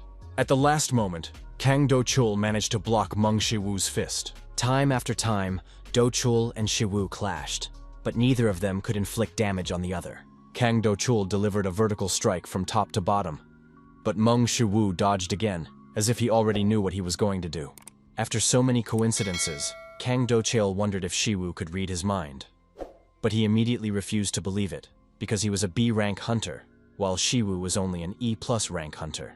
How could he have something that only an S-rank hunter could have? Taking advantage of the opportunity, Meng Shu finally struck Dochul in the face. Flying back from the blow, Kang Dochul instantly stuck his blade into the ground and grabbed it tightly to keep himself from falling. But even so, he was pushed back. Kang Dochul trembled, unable to believe what was happening. It was simply impossible. He had studied Mong Shu's power through videos on YouTube, but even so, he couldn't believe it. Kang Dochul suddenly released his energy, his face changed, and he shouted at Shu Wu that he would kill him today. And to do so, Kang Dochul used his sword, Oror. Meng Shu, retreating, raised his hand and shouted that he didn't need to go so hard. That bastard Kang Dochul suddenly started going all out. And that meant that now, when it came to this, he had no other choice, except to also go all out. Meng Shu felt his muscles begin to tear again. Fighting at full strength, he wouldn't be able to hold out for long. Meng Shu told himself that he would give it his all and pushed off the ground, flying toward Kang Dochul like lightning. All Kang Dochul managed to notice was how Meng Shu's figure appeared right in front of him in the blink of an eye. Immediately after that, Kang Dochul struck with his fist in midair. This caused a powerful explosion on the site where they were fighting. A short time later, at the destroyed construction site, the inspection bureau arrived at the scene. The commander ordered her subordinates to cordon off the area and check if anyone was inside. After that, several members stepped forward. One of them shouted that they were from the inspection bureau, and then the second asked if anyone was there. After the dust settled a little, everyone could see a guy with a sword in his hand. The commander asked if his name was Meng Shu. Without getting off the defeated Kang Dochul, Shu Wu replied that it was him. The commander then showed her ID and introduced herself as Li Minjung, commander of the 4th Guard Unit of the Inspection Bureau. She then asked Meng Shu to accompany them to the bureau. Once at the bureau, Li Minjung asked if she understood correctly that a hunter named Kang Dochul had tried to kill him. He replied that this was indeed the case, and that he had already provided video evidence. Li Mingjong said that she had approved the video, and although it wasn't something that could be easily overlooked, but Hunter Meng Shu is listed as awakened without features. The guards are the police who protect the hunters, but in other words, they hunt criminal hunters who are murderers of people. Meng Shu had previously heard that squad leaders are appointed from hunters of at least A class, and the aura of the woman sitting in front of him really did resemble that of a murderer. Meng Shu asked if the rank of the trait was related to the rank of the hunter. Li Mingjong replied that she already knew that the hunter Meng Shu was also ranked E+. Meng Shu confirmed that this was true, and before Li Mingjong could say anything, Meng Shu asked if there was a reason why he should answer this question. After all, he was the victim here. Li Mingjong apologized to Shu and explained that because of her job, she had a habit of suspecting people. Since that was the case, based on the video recordings from the Arachnid dungeon and the abandoned construction site that he had sent, they would deal with everything as appropriate. Li Mingjong said that Kang Dochul would never see the light of day again, and then suggested that they end the investigation there. Li Mingjong thanked Meng Shu for his cooperation. Meng Shu opened the door and said that in that case, he would leave everything in her hands. As soon as Meng Shu left the inspection bureau, the door to the room opened again. The guard was surprised that the squad leader was still there and said that the hunter Meng Shu had just left, so she thought she wouldn't be there. Li Mingjong admitted that it was strange. Jun Sua apologized, as she did not understand what the commander meant. Li Minjung asked Sua what her rank was. Jun Sua was surprised by the question, and replied that she had recently been promoted to B rank. When suddenly the room seemed to grow heavy, Li Minjung smiled, and Chung Sua, unable to withstand the pressure, collapsed to the floor. Not understanding what was happening, Chung Sua turned to the squad leader. Li Minjung said that as expected, Sua couldn't handle it. Jun Sua asked, "Wasn't that obvious?" After all, the squad leader was no ordinary guard. There were even rumors that her human butcher would be promoted to S. With a puzzled expression, Li Minjung said that Hunter Meng Shu didn't feel anything. Young Sue was shocked by what she heard and asked if he wasn't an E+ rank hunter. Li Mingju agreed that it was indeed strange. Zhong Sue asked why she simply sent him away if that was the case. After all, hunters who hide their rank. Li Minjung interrupted her subordinate, saying that it was because he wasn't strange and had a human scent. Left alone, Yung Sua wondered what kind of nonsense that was. Meanwhile, Meng Shu was walking home. He was pleased with how everything had turned out, but at the same time, he couldn't imagine when something like this might happen again. If his YouTube channel became more popular, he might even become a target for some criminal organization. At his current level, even Kang Dochul was difficult to deal with. And if it weren't for the synergy of knowledge about Kang Dochul's behavior patterns, habits, and S+ insight, and also S+ insight, he would have died much earlier. And when thinking about the difficulties ahead, the the most important of his traits is his SS superpower. But it doesn't increase. Mong Shu wondered why his superpower was still at 1%. Earlier, the system congratulated him on winning an individual training session with Hercules. It was a free training session in honor of reaching 1 subscriber, which Mong Shu considered simply insane. Looking at Hercules' channel, Mong Shu was surprised that he still only had 1 subscriber. And the prize definitely had to be worth it. Hercules was very surprised by what he had just learned. Looking at his only subscriber, he assumed that he was a human being. But how could there be a human being on his channel? Meng Shu asked Hercules if that meant nothing would work. Hercules replied that it wasn't quite like that. But if things continued like this, he wouldn't be able to give him a personal training session. Meng Shu asked if that meant he wouldn't be able to accept. Hercules said that wasn't the case. As he had already said, he couldn't go where Shu was, so he wouldn't be able to conduct a face-to-face personal training session. Meng Shu hadn't thought about it before, but how did he connect to GodTube? The blonde guy who left him the smartphone, and the white-haired guy he fought. Hercules inserted a loud "but." He said that even if he couldn't fix his posture himself, he could at least teach him. So Hercules asked Mong Shu not to worry about it. Since Hercules didn't want to lose his only subscriber, he suggested starting right now, for example, by pulling and tearing off the Minotaur's horns in one fell swoop. He suggested that his subscriber do it right now. Through the camera, Hercules could see Mong Shu's body, and at that moment, his body balance was perfectly fine, especially his back muscles. Mong Shu asked if he meant his back when he said back muscles. Hercules sighed deeply and explained that by back muscles, he meant the muscles on the back of the body, and the back muscles he mentioned were only one part of them. Hercules shouted that they were armor. The back part was the trapezius muscles, the triceps, the brachioradialis. Mong Shu was amazed to hear about so many muscles from Hercules. Having learned about the perfect muscles, Mong Shu managed to slightly increase his super strength skill, finally reaching 1.02%. Hercules said that, as he already understood, there are different types of back muscles. And as the subscriber should already understand, since they are all located on the back, he cannot see them, which often leads to forgetting their importance.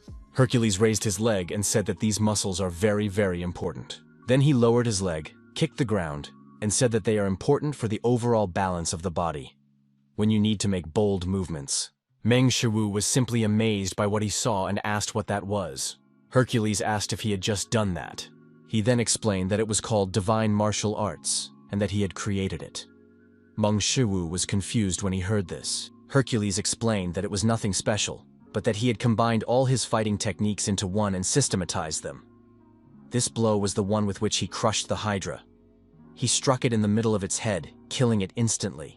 Be that as it may, the muscles of the back are also important in these techniques, and the lower body is the pillar that supports everything. Hercules turned to his subscriber and asked what would happen if the pillars fell during the construction of a building. Mong Shu replied that, of course, the buildings would collapse. Immediately after that, Hercules shouted that the same thing would happen to the body, and then kicked the ground again. Meng Shu understood that the same thing would happen when his lower body collapsed. The system notified Mong Shu that he had learned the physical science of super strength, thanks to which he increased his super strength skill by 0.1%. Hercules said that he would talk about an exercise method that would suit his subscriber, and therefore advised him to watch him and repeat the movements. A little while later, Hercules explained to Shu that the basics of breathing are to exhale when you lift off the ground. Mong Shu mentally acknowledged that this point was much more normal than he had thought. Then Hercules shouted that he didn't care about breathing and other things, but just exhaled. Exhausted by all this, Mong Shu asked why. Hercules advised him to look at himself before speaking.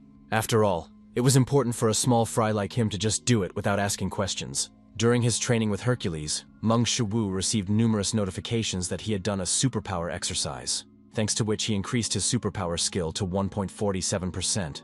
Meng Shu sent a message to the editor that this video would be posted on YouTube. The concept for today's video is Speedrun. He leaves the editing to her. Daku thought her boss was a good person, but a little unusual. Giggling, she wondered what strategy he had come up with this time. Then she turned on the video, where her boss was standing near the dungeon. Meng Shu, dressed in a bat costume, said aloha to all the subscribers of Conqueror of the World and greeted them once again. He then explained that the person they were seeing on camera was a man who conquered everything in the world. The conqueror of the world. In the cave that viewers can see behind him, vampire bats live. Knowing that he would be asked, Mong Shu asked why he was here. It was all to show new content for the Conqueror of the World channel. This is nothing more than a speedrun raid. Park Daku decided to choose this spot for editing, adding sound and effects, but she couldn't help wondering why he needed to film vampire bats. After all, vampire bats are numerous and live in harsh conditions with poor visibility, which makes speedrun filming difficult. But then again, this way, he would be able to attract attention to himself again. Meng Shu picked up the phone and said that after investigating, he found out that the current clearing record of 58 seconds was set by S-rank hunter Yu Hanoi from the Fire Witch channel. And today he will try to break that record, a speedrun raid by the Conqueror of the World on vampire bats. He would start right now. Park Daku decided to edit the timer for this part. Suddenly, something caught her attention. Looking at the pose the boss was standing in, Park Daku wondered if he had started doing gymnastics. Mong Shu shouted "Banquet Challenge" loudly and immediately lowered his leg. As soon as he touched the ground, Mong Shu caused a loud rumble and raised a large cloud of dust. Park Daku was stunned by what she had just seen and could hardly believe her eyes. After that, Park Daku wondered if it was even possible to collapse the dungeon. Mong Shu slapped himself on the head, reminding himself that he had to collect the ingredients. In any case, the raid was already over. Park Daku wondered in fear what the hell she had just seen. But still, since he was a good person.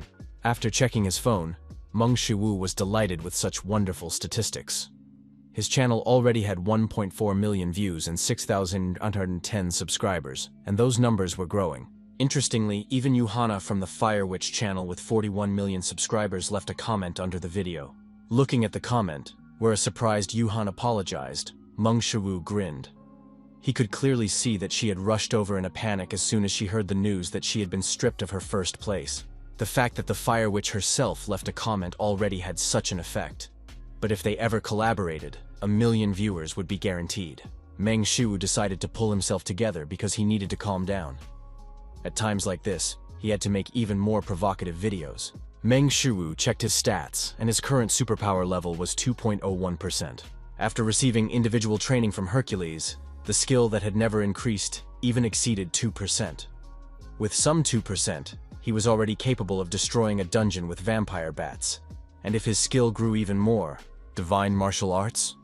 He wouldn't mind asking Hercules to teach him that later. Hercules flatly refused Meng Shu. Shu said that if he would teach him during individual training, but Hercules refused him again. Meng Shu reminded him that he had won. But Hercules said that these were completely different things. Meng Shu asked what he meant by different, and Hercules explained that individual training was one thing, and divine martial arts were quite another. They even had different names. Moreover, for a weakling like him, building muscle was the only problem, because divine martial arts were a method he had created to match his strength. Without the superpowers he used, Shi Wu would not be able to use divine martial arts. Meng Shu said that he was using his superpowers, which greatly surprised Hercules. Hercules' projection suddenly grew in size, and he asked Meng Shu if he was using his power. Meng Shu replied that he was, and that Hercules was even giving him personal training. Hercules explained that personal training simply meant individual lessons, and that it was not for the purpose of teaching anyone his superpowers. Meng Shu was surprised to hear this and reminded him that he had indeed studied his superpowers. Hercules replied that this was simply not possible. Meng Shu wondered if it was normal to study the traits of gods on GodTube. Or was what he had studied not actually Hercules' superpower? Meng Shu asked Hercules to wait a second.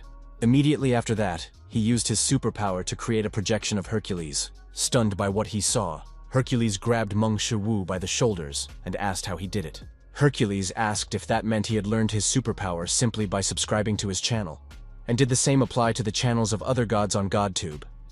Meng Shu admitted that this was indeed the case. He then asked Hercules if it wasn't ridiculous. Hercules shouted that of course it was ridiculous. After all, he was gaining the powers of real gods simply by subscribing to their channels. It was complete nonsense. Meng Shu noted that it worked for him. Hercules asked Meng Shu to be quiet for a moment, and pointed out that there was something strange. Namely, how did Meng Shu manage to connect to GodTube? After all, he was definitely an ordinary person without divinity. A person without divinity? It's more that he discovered this opportunity. After listening to Shiwu's story, Hercules thought about the two guys he had met. Thinking about it, it seemed to him that they were indeed from GodTube. Mong Shu asked if those from GodTube could come to their world. After all, Hercules had said earlier that he couldn't come here. Hercules said that their dimensions couldn't interfere with each other, and moreover, his account on GodTube. Hercules asked if he remembered correctly that Mong Shu's account was a manager's account. After all, in that case, one of the guys he met was definitely a manager. Mong Shu asked if he knew who the managers on GodTube were. Hercules admitted that he only knew a few. But even so, Shu shouldn't have gotten the powers of the gods just because he signed up with the manager's account. Mong Shu asked if that was really the case. Hercules replied that if that were possible, managers would have no problem becoming gods of the universe. Nevertheless, he was sure that Mong Shu had managed to obtain his superpowers. Mong Shu smiled tensely and asked Hercules to take him as his disciple. But Hercules refused Shu again. Meng Shu asked why he continued to refuse, to which he replied that it was too much trouble. Meng Shu reminded him that he had already mastered superpowers, but Hercules countered that these were two different things. Moreover, even giving individual training was already very troublesome, and he wanted to add divine martial arts to that? No. Since he was so adamant in his refusal, Mong Shu decided to ask Hercules one question. What exactly do subscribers on GodTube mean? Hercules was puzzled by this question, and after a brief pause, he said that Shu could understand it as an element of divinity. Meng Shu wondered if that meant that the more subscribers you had, the higher your divine status would be. He didn't really understand what that meant, but in general, the more subscribers, the better. Meng Shu assumed that this was the reason why Hercules continued to give him individual training, even though it was very annoying. In other words, subscribers were the only thing that interested Hercules besides muscles. Since that was the case, Meng Shu asked what he thought about, what if he helped him gain 100 subscribers? If he managed to help him gain 100 subscribers, Hercules would have to teach him divine martial arts. Hercules asked how Shu could do that. After all, he couldn't even get to him. Leaning over Hercules' small figure, Meng Shu asked why Hercules wouldn't trust him, and he gave him a thumbs up. A short time later, Hercules' channel already had 34,241 views and 127 subscribers. Hercules reappeared before Meng Shu and bowed, calling him master. Then he said that from today, he, Hercules, would become his loyal servant. Meng Shu promised that in the future he would tell him about interesting ideas for video content, which strengthened Hercules' resolve. Meng Shu reminded him that in return he must teach him divine martial arts. Kneeling, Hercules asked if he dared refuse. Meng Shu asked what the number of subscribers actually meant. Hercules replied that it could be called a form of trust. Their divine status is formed thanks to the trust of others, so the more people know about them, the stronger they become. And blah blah blah. Explanations. All Meng Shu understood from Hercules' words was that it was very complicated. Divine status grows as the number of subscribers increases. But even so, Meng Shu was not sure that he understood everything correctly. Meng Shu said that in any case, he would teach him divine martial arts, after which they bumped fists. Hercules promised the master that he would teach him immediately. Meng Shu asked that before doing so, Hercules start speaking calmly again, as before. Hercules agreed and, smiling, suggested doing so right away. And the first thing Shu had to do to learn the divine martial arts, well, to be more precise, the muscles he needed to train first. These were none other than the muscles of the brain. In any case, it would be better if he demonstrated it rather than explaining it. Suddenly, Meng Shu's head began to ache as if it were splitting, and it was simply the effect of Hercules striking the air. Meng Shu tried to understand what the hell was going on. And what about Hercules' movements? No matter how hard he tried, he couldn't see it in any frame. What was this inexplicable feeling of pressure? The system notified Meng Shu that he had mastered Hercules' divine martial arts. His superpower skill had increased significantly, rising by 1.1% to reach 3.61%. Meng Shu was amazed by what had happened, because the skill that had recently increased by a mere 0.1% had now increased by 1.1%, and what's more, it was already SSS ranked. Hercules said that as Shu could already understand, he couldn't handle it, and he said this with caution. But maybe he should tell him that Meng Shu's soul level was still insufficient. If he used divine martial arts in this state, his mind would be overloaded in the first place, so he had to develop his brain muscles first. If you think about Heracles' words, he means that brain muscles are the level of the soul. And if we speak more intuitively, it is mental strength. This means that he needs a strong psyche to master divine martial arts. Mong Shu asked Hercules if he could have told him about this from the beginning. Hercules said apologetically that since he doesn't talk much. Mong Shu interrupted Hercules and asked if he would still be able to learn this. Hercules admitted that normally it would be impossible, but since he was facing Shu, Mong Shu asked if that was really true. Hercules replied that in his situation, it should be possible. Mong Shu asked what he meant. Hercules then reminded Shu that he could obtain their power. At that moment, Mong Shu understood what Hercules was talking about. If he could obtain the power of gods specializing in mental strength, which could support Hercules' extraordinary strength, Jesus, Buddha, or Confucius. Hercules said that he could recommend Master Confu's channel to Shu. Mong Shu asked if he meant Confucius. Hercules replied that this was indeed the case. This meant that he had to subscribe to the channel and pay this crazy guy a monthly fee. Looking at his balance, Mong Shu sighed, because he only had 153 million won. Subscribing to Hua Tuo's channel cost him 100 million, but 1 billion a month? Damn it, at this rate, it's absurd and not profitable. So should he do it? Is it really the right decision? Mong Shu was not in the mood right now. Kim So-yeon entered the forge and raised her hand to say she was back. After that, So-yeon handed Shu the tendons he wanted so badly. Mong Shu asked, how much? She had previously said that it would cost 1 million won. Kim So-yeon replied that it would cost 113 million won. Parting with another 113 million won, Mong Shu thanked So-yeon with tears in his eyes. Kim So-yeon thanked him for using So-yeon's products. Mong Shu's current account balance was 450,000 won. Kim So-yeon asked Shu where he was going to use the ogre tendons. He replied that this time he was going to make equipment. The ogre was an A+ rank monster, which meant he couldn't hunt it alone yet. Still, if he wanted to learn divine martial arts, he would need 1 billion won. This meant that he had to use good materials to make good equipment and sell it. He would also be able to practice so that he could make equipment for himself in the future. Mong Shu cried again, thinking about when he would be able to create equipment for himself. Money is his eternal enemy. Be that as it may, Mong Shu decided to get started. Returning to the forge, So Palguan felt intense heat and heard the sound of a hammer striking. Approaching Kim So-yeon, So Palguan asked what had brought her there. But Kim So-yeon, shocked by what she saw, did not respond. So Palguan then looked at Mong Shu and opened his mouth in shock. Mong Shu finally finished creating the equipment and smiled as he looked at its shine. The system notified Mong Shu that he had made a disposable product, thanks to which his metallurgy skill had increased significantly by plus 5%, reaching 10.43%. Even though he had given it his all, he had only managed to make a disposable product, which did not please Mong Shu. As soon as Shu finished, So Palguan and Kim So-yeon ran up to him and, amazed by his work, asked him how he did it. Mong Shu asked Miss So-yeon how much he could sell it for, which greatly puzzled Kim So-yeon. Kim So-yeon asked if he really wanted to sell it. How much could such equipment be worth? Kim So-yeon admitted that it was far beyond her means, and moreover, none of their customers could afford to buy equipment of this caliber. Mong Shu was saddened by this news, because there was no point in making this glove if he couldn't even sell it. If he subscribed to Confucius, paid for a subscription to Hua Tuo, and paid for Soei's medicine, Mong Shu asked Kim So-yeon not to worry and just sell the gloves for him, because they were disposable items anyway. Kim So-yeon was surprised to hear these gloves being called disposable items, but since Shu had entrusted them to her, she promised to do her best. Kim So-yeon told Shu that he could leave everything to her, after which she turned to Mr. So and asked for permission to use his name.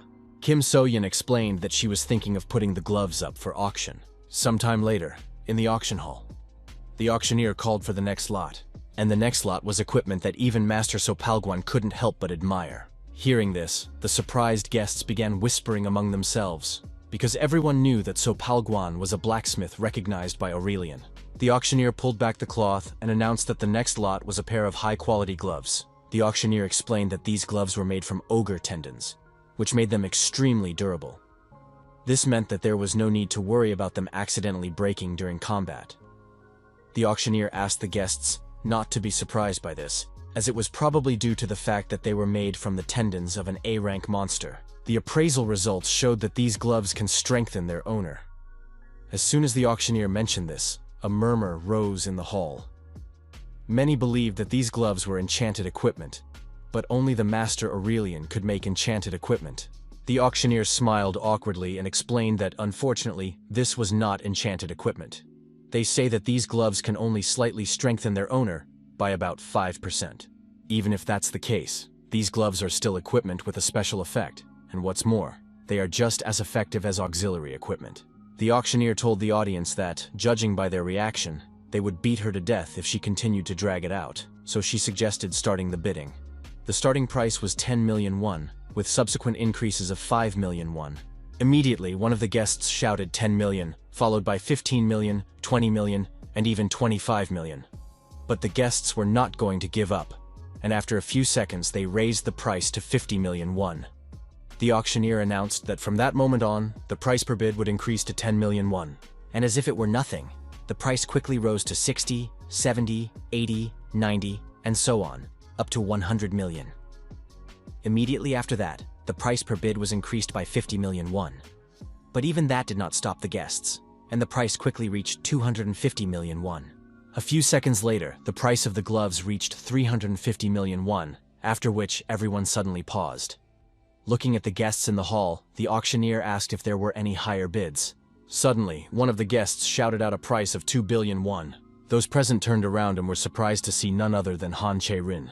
The auctioneer was horrified at how sharply the price of these gloves had risen. Repeating the bid price of 2 billion won, she asked if there were any higher bids. Immediately after that, a bid of 2.1 billion won was made. The guests were stunned to see who it was, because it was Li Minjung. Noticing her, people began whispering among themselves, discussing the butcher Li Minjung. Cherin raised the number again, and named a price of 3 billion. Gritting her teeth, Li Minjung raised the number again and named a price of 3.1 billion won. As if waiting for this, Cherin named a price of 4 billion won. The auctioneer repeated the last bid of 4 billion won, and asked if there were any higher bids. 4 billion times, 4 billion two, and finally sold. The gloves were sold for 4 billion won. Having gotten what she wanted, Cherin was very pleased. Sometime later, at the So family's blacksmith shop, Meng Shu was shaking from shock, and Kim So-yeon, stunned by what had happened, admitted that she had never even thought that these gloves would sell for so much. For the gloves sold at auction, Mong Shu received 3,600 million won, which was simply insane. The winning bid was 4 billion won, but even after deducting the 5% auction commission and So-yeon's service fee, he still had 3.6 billion won in his account. Unable to contain himself, Mong Shu hugged Kim So-yeon tightly and shouted that he loved her. But Kim So-yeon apologized and asked Shu to stop because he was squeezing her too hard. With difficulty, Kim So-yeon told Mr. Shu that she couldn't breathe. Coming to his senses, Mong Shu let go of Kim So-yeon, and while she was trying to catch her breath, he explained that he was probably too excited. But now, he was happy to give her something for her troubles. Kim So-yeon refused, because Shu had already repaid her for her services. And above all, it was thanks to him that their company, So-yeon, had become a VIP at the auction house, which was more than enough for her. In that case, Mong Shu offered to help So Palguan, but he refused, saying that he didn't mind, because it was Shu who did everything anyway. He didn't do anything. Meng Shu decided that he would teach So Palguan to play the allegro rhythm, which he had recently learned from a video by Hifestas. He also had a 4-bit rhythm, which should suit him anyway. And most importantly, Mong Shu picked up his phone and paid for a subscription to Confucius's channel, losing 1 billion won. He had to subscribe to it because he wanted to learn divine martial arts. He couldn't be stingy, but it was still a huge amount of money, and Mong Shu could barely hold back his tears as he looked at his new subscription. Sometime later, So A asked her brother if this place was too expensive. Then she said that she didn't have to eat here. Mong Shu explained that they were here because they had to try something like this at least once in their lives. 600,000 won per person? Who cares? After all, he still had 2.6 billion won in his account. Now, with his subscriptions to the Hua Tuo and Confucius channels, he was spending 1.1 billion won on subscriptions. Meng Shu decided to have a drink to take his mind off his monthly expenses for a while. Meng Shu decided to just watch GodTube until their food arrived. Meanwhile, Meng So-a looked around with interest, as it was her first time in such a place. Meng Shu went to the Confucius channel, where he immediately saw the description, "Although he is slow and unable to speak, he is quick in action," as well as 34,566 subscribers. Mong Shu assumed that 34,566 subscribers was a lot and wondered if all of his students had subscribed to the channel. After all, that meant that school networks existed on GodTube too. Earlier, Hercules said that studying divine martial arts requires brain power, so he thought it would be SSS rank. Considering that it is not combat work, SSS rank means that it is a higher rank than divine martial arts. And since he needs to improve his skill level, he needs to watch the video and understand it as best he can to start with. Mong Shu played the first video on the main page, The Dignity of a Gentleman. In the video, Confucius, relaxing in a garden pavilion, said that a gentleman is a person who cares for and looks after those around him. At that moment, Mong Shu felt it.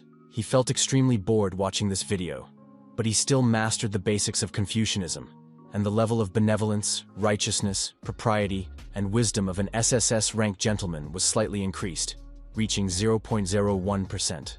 Hercules asked Mong Shu if he meant that even though he had acquired the brain power of Master Confucius, he had not done so completely.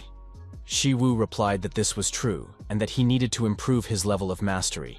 Hercules noted that, as he had said earlier, divine martial arts were not something that could be used at Shu's level. To put it more simply, it was similar to changing the laws of the world. It was not just a matter of using some kind of superpower. After all, Shu would draw on mana by concentrating on veins and pressure points, and mana is the source of existence, and in order to use it more actively, he needed an amplifying organ. An organ that projects his intention and facilitates his influence on mana. Eastern gods call it the center of ki. Looking at Mong Shu's expression, Hercules assumed that he found it boring, and even wondered, what the hell is he talking about? Suddenly, a flash came from the phone screen, shocking Mong Shu and causing him to cover himself. Hercules then poked him in the head and said that he just wanted to learn divine martial arts. He wanted to gain that power, but he didn't want to study all those complicated concepts. Hercules asked Shu if he was wrong. Even if Shu wanted to say no, he didn't think he could. Mong Shu admitted that Hercules was absolutely right. Hercules said that this was exactly what he had expected, and that he had already come up with a way to help him master the divine martial arts more easily. The answer lies in the muscles. Not understanding how it all came down to this, Mong Shu asked, "What?" Hercules explained that if the body is in poor shape, the mind will suffer. Mong Shu asked if it wasn't the other way around. Hercules said that Shu would grasp complex concepts on his own as he built up his muscles. Hercules flexed his muscles and advised Mong Shu to leave his headache-inducing knowledge to his muscles. Mong Shu was simply speechless. SH Group Headquarters. Mr. Han told his granddaughter that he had heard she had bought herself some equipment. Han Cherin replied that this was true and that she was very pleased about it. Mr. Han said that he had also heard that the equipment cost 4 billion won. Han Cherin admitted that although this equipment could not be compared to Master Aurelian's sword, but it was still excellent auxiliary equipment. She felt that her skills had risen to a new level just by wearing one piece of equipment. Han Taeseon admitted that he was glad to hear that. After that, he asked Han Cherin to just tell him if she needed anything. Han Cherin thanked her grandfather and bowed to him. Han Cherin then said that she thought they could begin. Hearing this, Han Taeseon suddenly became serious. After all, his granddaughter Han Cherin was talking about a raid on an S-rank dungeon. Sometime later, exhausted, Mong Shu lay on the ground, unable to even keep up with Hercules' movements. Shu understood that he still had a lot to learn about divine martial arts. Mong Shu picked up his phone and looked sadly at the statistics. The worst part was that he couldn't improve his level. Would he ever be able to? A dignitary asked Confucius if there was a way to not lose a fight that could never be won. Confucius replied that there was. To do this, you must never end the fight. Hercules was once a man. He is a hero who surpassed a god in human form. So wouldn't Hercules have made an effort to do so? Didn't he fight? Wouldn't he have been disappointed? Divine martial arts are a force that makes one doubt that a person is capable of achieving it at all. It is not just the art of fighting. Mong Shu understood that he was not talented at all, which meant that all he needed now was endless effort. Standing in a fighting stance, Mong Shu began to punch forward, repeating the movements of Hercules, which even managed to raise a strong wind. An unyielding will permeated his body. The gentleman's level of benevolence, righteousness, propriety, and wisdom increased by 0.5%, reaching 0.51%. Opening his eyes, Mong Shu was amazed by what he saw. With his last blow, he managed to master Hercules' divine martial art, destroying the park in the process. His SSS-ranked divine martial arts skill increased by 0.03%. Mong Shu chuckled awkwardly, because apparently he would have to find himself a private training center. Park Daku sighed when she received a letter from her boss. Judging by the description, what he sent was the same video with vampire bats as last time. The Fire Witch broke the record on her channel and took first place again. It was an incredible record, 11 seconds. Her attack ended as quickly as it began, and yet, the fact that he shot a video with the same concept, the file upload was complete, and Park Daku opened the video he received. Meng Shu, this time dressed in a witch costume, greeted the dear viewers of Conqueror of the World, and reminded them that he is the man who conquers everything in the world, the conqueror of the world. Looking at the smartphone screen, he said that he had heard that a new record had been set on the Fire Witch's channel not long ago. 11 seconds, a truly incredible record. Therefore today, he will attempt to defeat the Fire Witch, Yuhan, and now he will demonstrate how it is done. Each time, what was happening in the boss's video shocked Park Daku more and more, and now he was back to his old ways. Meng Shu suggested that viewers might be wondering why he suddenly set his sights on Miss Yuhan. If he really tries to target her, he will most likely get roasted. This means that he cannot do it unprepared, is he right? That's why he's going to reveal his strategy today. How to beat Miss Yuhan, who took first place. Now it's time to stop the silly talk and finally get started. Meng Shu sharply raised his leg and kicked the ground with all his might. Immediately after that, the lens cracked and the video cut off. Park Daku was very surprised at how abruptly everything ended. She decided to check everything again and noticed that her boss had sent her 2 videos. But when she saw the content, Park Daku was shocked again. At the moment when Meng Shu kicked the ground, the gate behind him suddenly warped, and the camera fell to the ground. Cracks appeared in the ground where he had kicked, leading to the complete destruction of the dungeon. Meng Shu said that now that he thought about it, he could have trained in the dungeons. Park Daku was simply speechless. She wondered what she was looking at. Then she suddenly trembled at the thought that had come to her, and decided to check the length of the video again.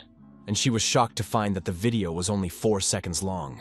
A little while later, Meng Shu's new video had already racked up 342,775 views, and his subscriber count had grown to 11,560.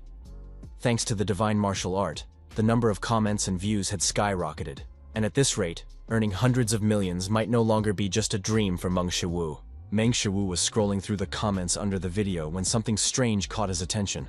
User, "Why are you crying?" asked, "Isn't that enough to attack the dungeon where Han Cherin failed?" Meng Shu was surprised to hear this news.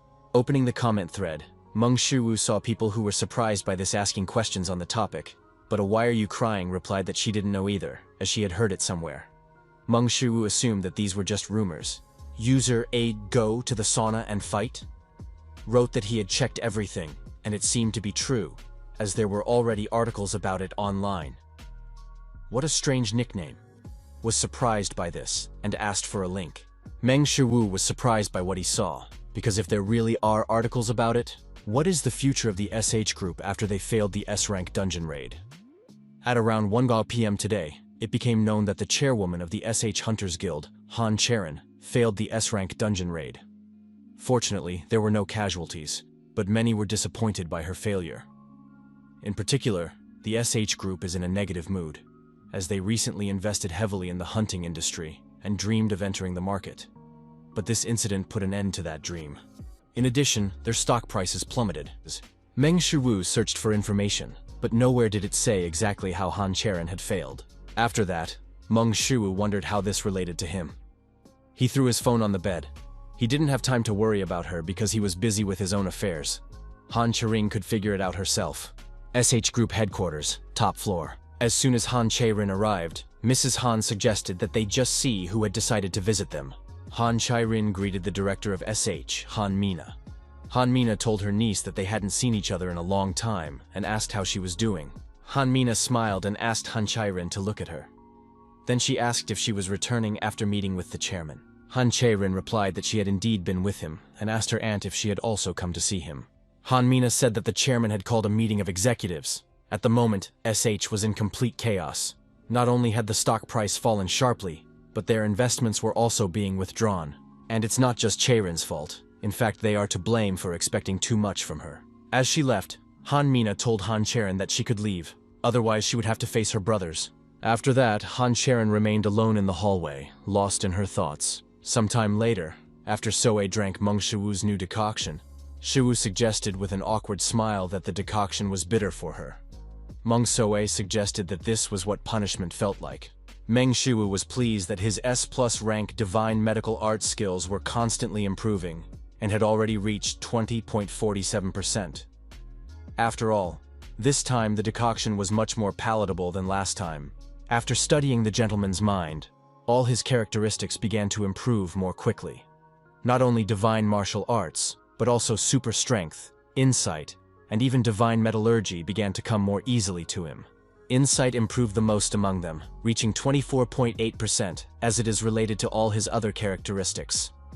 Thinking about this, Meng Shu realized that the gentleman's mind did not have an SSS rank for no reason. After Soe drank the decoction, he could already see her complexion beginning to improve. This meant that his treatment was truly effective, which made Shiwu very happy. If he continued to improve his divine art of medicine, he was confident that he would be able to cure Soe's illness. The only problem was money, with a minimum subscription fee of 1.1 billion won weighing heavily on his shoulders. The 1.7 billion won in his account was far from enough to pay for the monthly subscription to Hua Tuo and Confucius. Meng Shu looked at his improved decoction and thought it would be great if he could sell it. But medical preparations cannot be sold indiscriminately without special medical certification. Meng Shu decided that he would ask Kim So-yeon about it later. Suddenly, there was a knock at the door. Not expecting any guests, Meng Shu wondered who it could be. The person knocking on the door apologized for the disturbance and asked if this was Mr. Meng Shu's residence. The man then introduced himself as Kang Min-jae, the personal secretary of Mrs. Han Cherin. After Meng Shu welcomed the guest, Kang Min-jae explained that the young lady wanted to return to prison. Since Ms. Han Cherin wanted to return to the dungeon, Meng Shu assumed that she needed his help. Meng Shu decided to clarify whether the lady wanted him to come up with a strategy for her. Kang Min-jae confirmed this. Meng Shu then asked what had happened during the first attempt to clear the dungeon. Kang Min-jae apologized to Shiwu, as he himself did not know any details. The lady only told him that Meng Shu's help was absolutely necessary. Kang Min-jae said that the young lady actually wanted to come in person, but since many people were watching her. Kang Min-jae bowed and apologized to Shiwu, and asked if he could talk to the lady. Meng Shu could already smell it. It was the sweet smell of NewTube, the joint raid of the World Conqueror and Han Cherin in the S-rank dungeon, which would quickly garner millions of views on NewTube. SH Group Headquarters, Gym. Upon arriving, Han Cherin, Meng Shu saw her practicing with a sword, and she was wearing the disposable gloves he had created. During her training, Han Cherin didn't even notice someone entering the gym and continued to practice. Kang Min-jae told Shu that he would call the lady, but Shu stopped him and suggested waiting. Meng Shu understood that Han Cherin had reached a trance-like state during her training. Training with that level of concentration can be very beneficial, and he could say that because he had recently had the same experience. Kang Min-jae tried to argue with Shu, but Shu said that although he might have to wait a little, this was a rare opportunity for Miss Cherin. Han Cherin continued her training, oblivious to her surroundings. Watching this, Meng Shu noticed that her movements were definitely not systematic. Meng Shu speculated that this was because his understanding had improved after studying S+ Insight and Divine Martial Arts. He could clearly see that what Han Cherin was doing was nothing more than random swings of her arms. Moreover, he had heard that she had not learned proper sword technique. One of Han Cherin's traits is her S-rank sword talent, but her talent with the sword is overshadowed by her roughness. It's as if Cherin can use SS-rank superpowers like him, but she hasn't studied divine martial arts to systematically use that power. In the end, fencing skills based on brute force will show their limitations. If Han Cherin can learn proper martial arts, she will be able to grow significantly. The only way for Han Cherin to develop is to join the sect as a disciple. But why would Han Cherin need to do that? Moreover, the SH group would not even allow her to do so. Meng Shu smiled awkwardly as he looked at the secretary. If Han Cherin became a disciple of the sect, she would no longer be a member of the SH group. This is a case where a good past is not always useful to a person. Looking at Han Cherin's level, Meng Shu assumed that she would be able to maintain the martial arts she had learned on GodTube. Among the contenders is King Arthur, the legendary knight of the Round Table from the video Excalibur or Queen Guinevere. The owner of the divine sword Balmung, Siegfried, the first dragon slayer, now gives advice on how to kill dragons. And Xiang Yu, an invader with tens of thousands of men, who caught Liu Bang in a video and forced him to sing a song of the Han dynasty. Although these people's videos were a little crazy, what if Han Cherin could learn their martial arts? But Han Cherin can't watch GodTube, which means she won't be able to learn the art of fencing. Suddenly, Mong Shu had an idea. Couldn't he just watch the videos himself and then teach Han Cherin? Although he would have to pay for a subscription to the channel, he could get the money from Han Cherin. It doesn't matter if it's 1 billion or 10 billion, because it doesn't matter to the granddaughter of the SH group. Maybe he could even get a more decent fee for teaching her. 10 billion should definitely be enough. Meng Shu has already started drooling at the thought of all the money he could make. After all, this is definitely a great deal involving Han Cherin's financial power. There is only one problem. Will Han Cherin, an S-rank hunter, take lessons from him? A D-rank hunter. Moreover, he could only teach her what he had already learned himself. Therefore, Meng Shu asked himself an important question. Is it possible to teach someone divine martial arts by learning it yourself? And yet, if he decides to give up today, it will all be in vain. Meanwhile, Han Cherin finished her training and approached the secretary, saying that he should have warned her that Shiwu was here. Kang Minjae apologized to the young lady and explained that he had not disturbed her because Mr. Shiwu did not want to interrupt her training. Han Cherin was a little surprised to hear this. Meng Shiwu stared at Han Cherin and blushed with embarrassment, which made him unable to say a word. Han Cherin said that she would go wash up first and left. Meng Shiwu was forced to admit that Han Cherin was very beautiful. Alone in a more pleasant setting, Han Cherin suggested that Shiwu had to wait a long time for her. Shiwu replied that it wasn't that long, and that he had heard that she needed his help. Meng Shu asked what had happened during her raid in the dungeon. Bending over, Han Cherin said that there were no monsters inside the dungeon. Meng Shu was surprised to hear this and asked what she was talking about. Han Cherin explained that when she entered the dungeon, there were no monsters there, but they did encounter one monster. Based on Han Cherin's words, Meng Shu assumed that there was indeed one monster there. Recalling that predatory gaze, Han Cherin said that although the monster resembled a wolf, it was difficult to call it a monster. Moreover, she had never seen anything like it before. A wolf monster. Monsters of the wolf family are very diverse. However, as far as Meng Shu knew, wolf monsters had not been encountered in S-rank dungeons before. As she talked about it, Han Cherin began to tremble. She admitted that she couldn't do anything against this monster. Even though it was an S-rank dungeon, with Han Cherin's A+ rank strength, she shouldn't be saying such things. Meng Shu asked if she couldn't handle it. Han Cherin immediately confirmed this. Meng Shu remembered that Han Cherin wasn't alone on this raid. She was accompanied by talented team members with incredible equipment. But even so, they failed. Moreover, it wasn't just a failure. It was something more than they could handle. Meng Shu decided to sum up the situation. There was only one monster in the dungeon, and that monster was so strong that even Miss Cherin couldn't fight it. There was only one monster in the dungeon, and it was so strong that even an A-rank hunter couldn't handle it. The rank of a dungeon is determined based on the total amount of mana in the dungeon. That's why there were almost never cases where a dungeon was determined by a single monster. However, there were rare cases where dungeons were determined by a single monster, and this was called a mutation. To be more precise, it was a concept slightly different from a mutation, a capo monster, a monster that possessed all the mana in the dungeon. If Cherin's group encountered such a monster, it was understandable why Han Cherin said she couldn't handle it. A capo monster is already incredibly dangerous, but the worst part is that it is S-ranked. Meng Shu told Cherin that he believed they had encountered a capo monster. Han Cherin was surprised to hear this and admitted that it was the first time she had heard of such a thing. Meng Shu said that he thought it would be better to give up on this dungeon and asked if she had any reason to go through it again. After all, it wasn't that important if she could die, but Han Cherin said she had to do it. Meng Shu asked if she could tell him why it was so important. Han Cherin replied that she wasn't the only one with problems. Meng Shu understood the problem. Because of Han Cherin's failed raid, the SH group had suffered heavy losses. He had already heard that hundreds of billions of won had evaporated in just a few minutes after the first articles about it were published, and in order to prevent an even greater drop in stock prices, Han Cherin said she had to fix everything.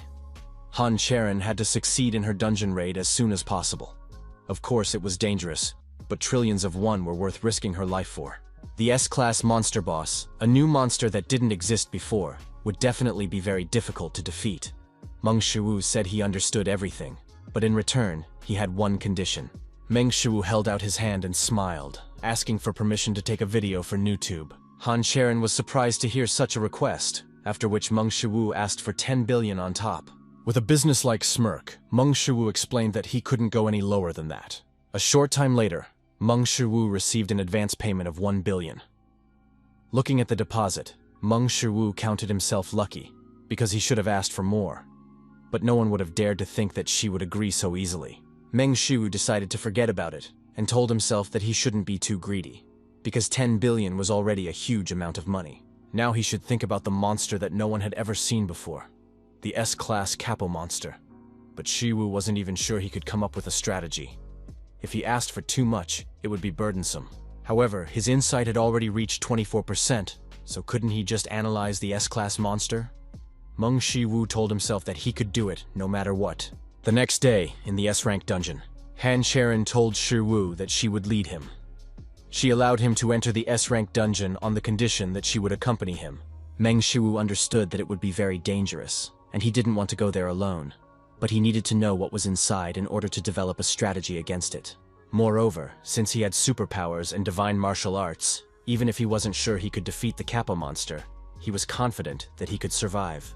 Meng Shu looked around, and as expected of an S-rank dungeon, its atmosphere was definitely different from lower-ranked dungeons. Cherin said that they needed to move on, then led Meng Shu in a certain direction. A short time later, still in the same S-rank dungeon, Cherin suddenly raised her hand and began to adjust her glove. Meng Shu asked if the gloves didn't fit her.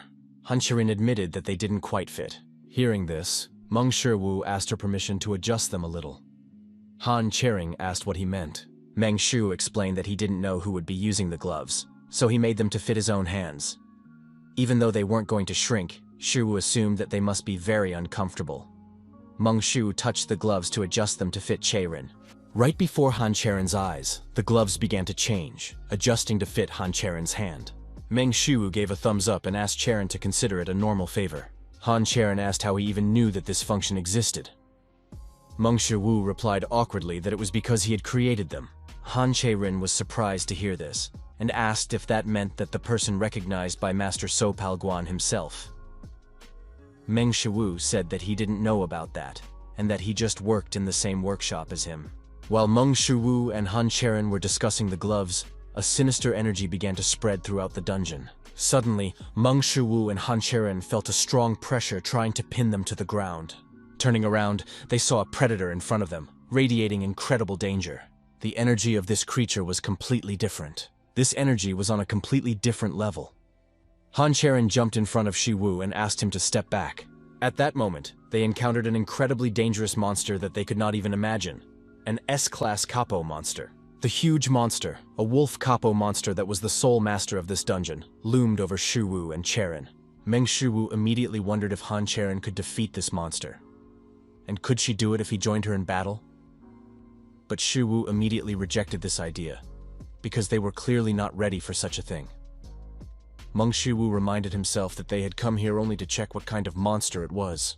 Meng Shu told himself that they should not fight, and immediately after that, he used Hercules' superpower. Meng Shu raised his leg sharply and struck the ground with all his might to blind the monster with a flash. Immediately after that, Shiwu touched Cherin's shoulder and shouted that they had to run. As if their lives depended on it, Meng Shu and Cherin ran as fast as they could toward the exit. Miraculously escaping pursuit, the two of them managed to get out. Trying to catch his breath after what he had experienced, Meng Shu attempted to comprehend what had happened.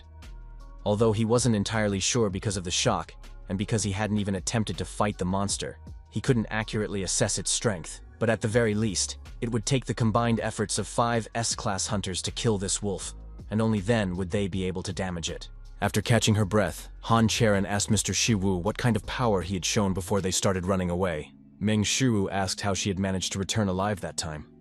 And with her teammates too.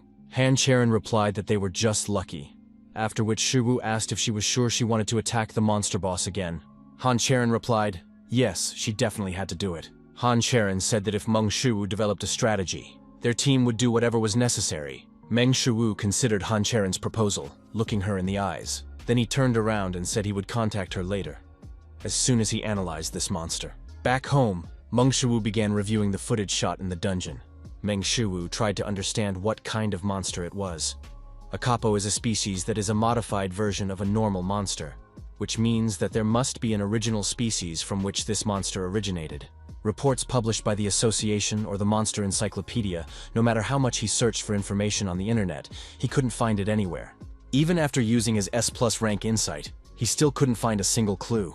So what was it? Finding nothing, Meng Shu decided to take a short break from his analysis. A little while later, after an exhausting workout, Shu managed to increase his superpower skill by 0.1% to 5.88%, while his divine martial arts increased by only 0.01% to 0.06%. Seeing this, Hercules asked if such a light workout was enough to knock him off his feet, but Meng Shu ignored Hercules and continued to look at his smartphone.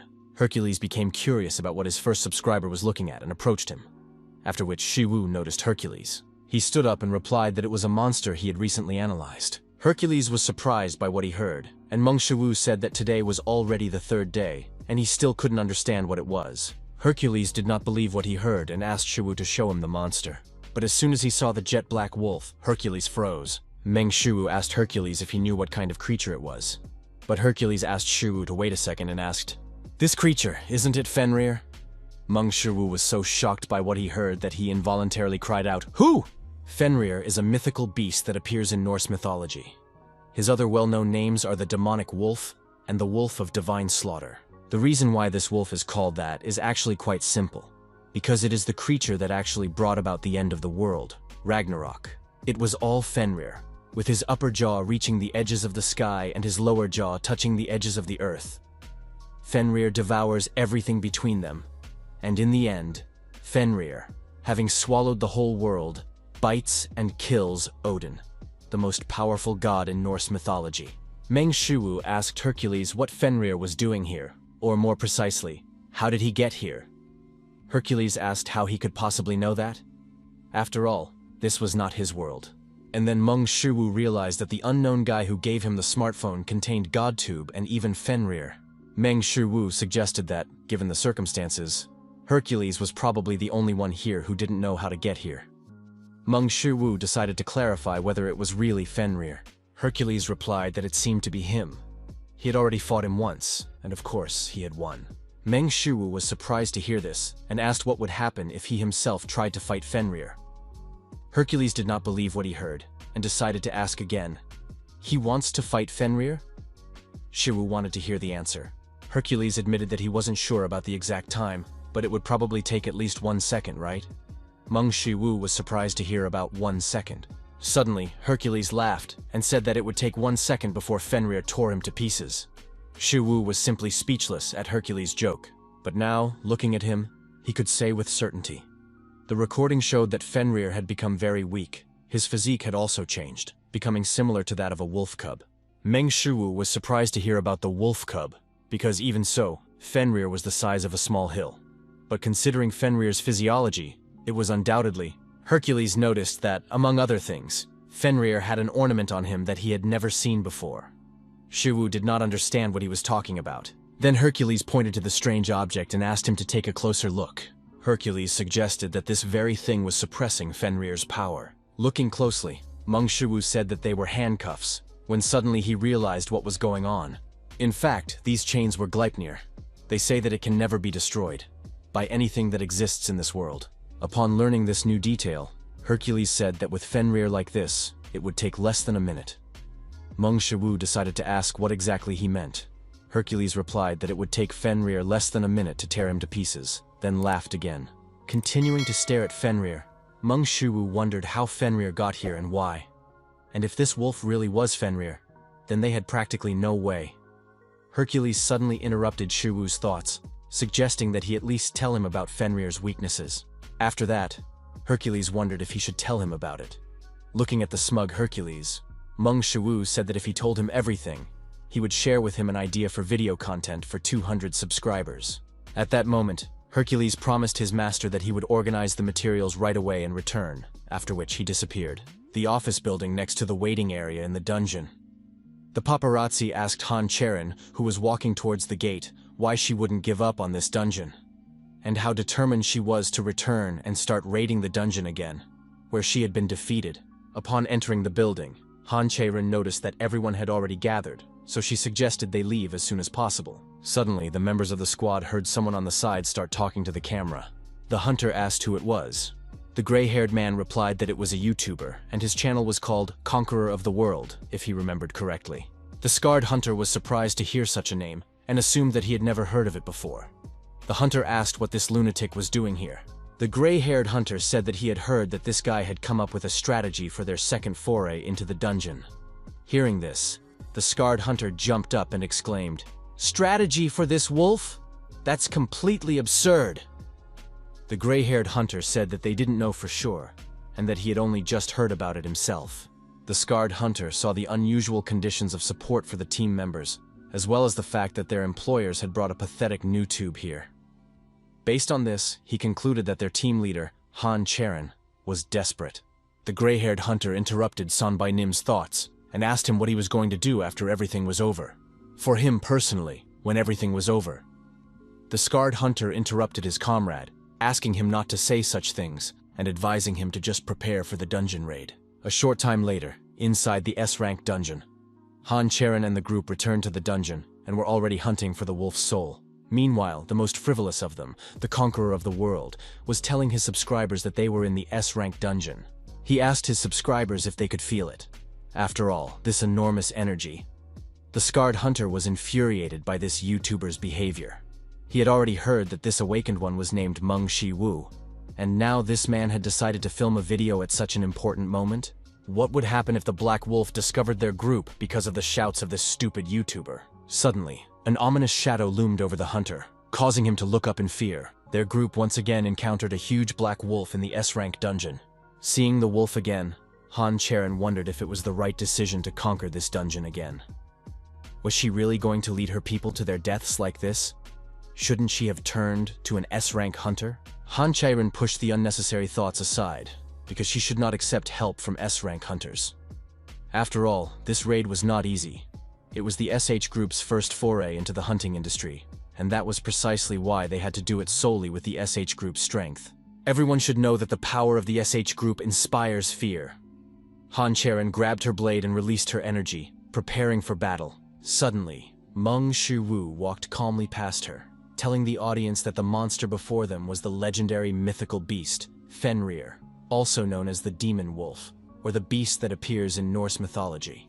Meng Shu anticipated the audience's question about whether this beast was indeed Fenrir. He smiled. After that, Meng Shu replied that he himself had no idea, but he knew for sure that they would have to fight it to find out. Meng Shu asked, "Isn't he the one who conquers the world? Isn't he the conqueror of the world? And even if he was facing Fenrir himself, the wolf who would devour the whole world, he would be no problem for him." Shu asked Cherin if she was ready. Then Meng Shu shouted that the first point of his strategy was to attack Fenrir. At that moment, Meng Shu rushed forward and instantly disappeared. Immediately after that, he appeared right in front of Fenrir. None of those present even had time to understand how he got there. But in the next moment, Fenrir swung his paw sharply. Cherin shouted at Shu to dodge, but it was all in vain, and the black wolf seemed to have hit its target. Only there was no one there anymore. Meng Shu instantly appeared right next to Fenrir's ear. Immediately after that, he delivered a powerful blow to its cheek. Shocked by what was happening, the scarred hunter asked what was going on. But his gray-haired companion also had no answer to this question.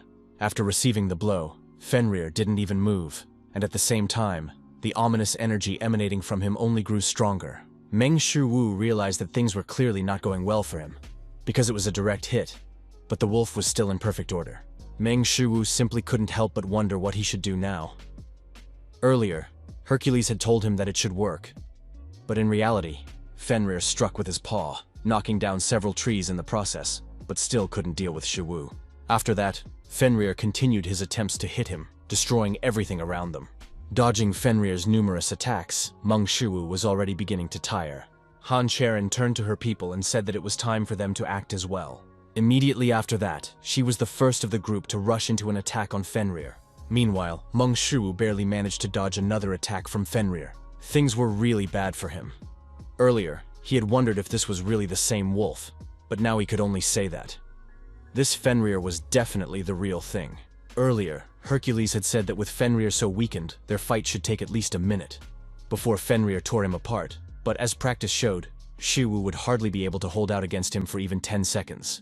Hercules' strategy turned out to be completely pointless, and in his case, it could only work because he was Hercules. But even if that was the case, Gleipnir. As long as these indestructible chains continue to hold Fenrir back, they still have a chance. It's not so bad if he can't win, but it will be bad if he can't even attack. And most importantly, an arc flashed through the air, and in the next instant, Cherin slashed Fenrir's jaw, protecting Mong Shu from the attack. After being hit, Fenrir momentarily distracted from Mong Shu and turned to his new opponent, Cherin. Suddenly, Fenrir felt something burning his fur, forming directly above him. The most important thing was that Shiwu was not alone now. Fenrir looked up and saw a huge ball of fire above him. Even Mong Shu was surprised to see this, but thanks to this, he realized that there was a hunter with magic among them. The hunter shouted at Shiwu and Cherin to be careful, and immediately after that, they launched their attack. Transforming into a powerful beam of fire, the flames rained down on Fenrir.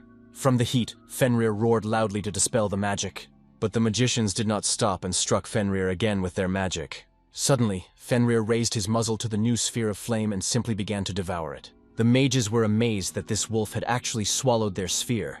He simply took it and ate it. At that moment, all the hunters could see that Fenrir was invulnerable to their attacks. The gray-haired hunter shouted to the members of the squad not to retreat, after which the scarred hunter ordered them to prepare for battle.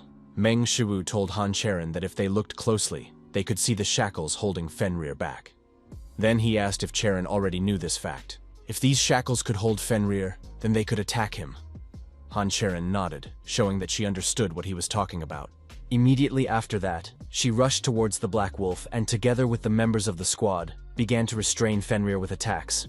Mong Shu took a deep breath and exhaled, trying to concentrate his energy.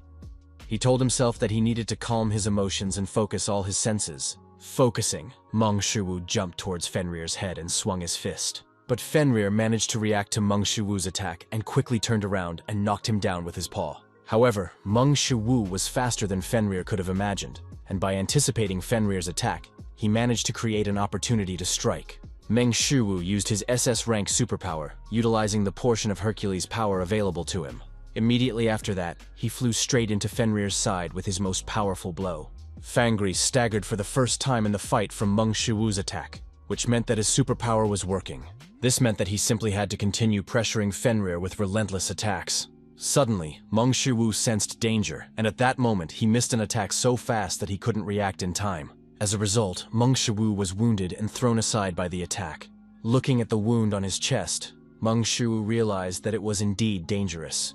If he had noticed this attack even a little later, he would not have had time to move and would have been torn to pieces. Suddenly, Mong Shu realized that something was wrong here, and although he wasn't completely sure about it, but before Fenrir hit his body, he seemed to hesitate for a moment. Cherin slashed at the distracted Fenrir, saving Mong Shu. Mong Shu understood that with his last attack, Fenrir could definitely have killed him, but why? Fenrir howled loudly. Blood began to flow from the wound inflicted by Cherin's blade. Mong Shu told himself that he had to pull himself together. He had to seize this opportunity. Mong Shu got up and rushed towards the Black Wolf.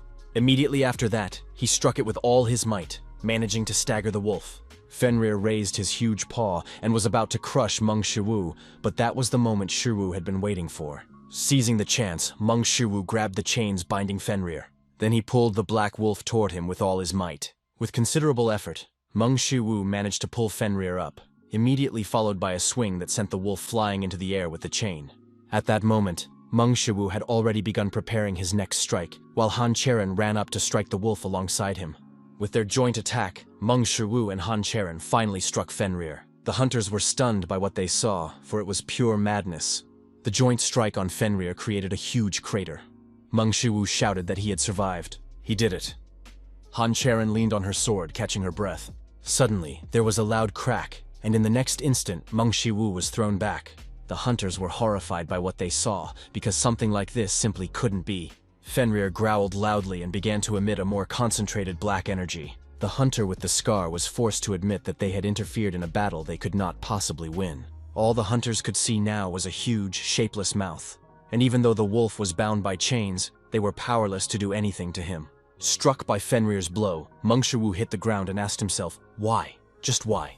Why did this happen? Fenrir was clearly limited by Gleipnir, but regardless, Fenrir was still a huge demonic wolf that had brought the world to ruin, a wolf of divine slaughter that had swallowed the god himself. Fenrir was Fenrir, even if he was greatly weakened, and his current abilities made attacking him simply useless.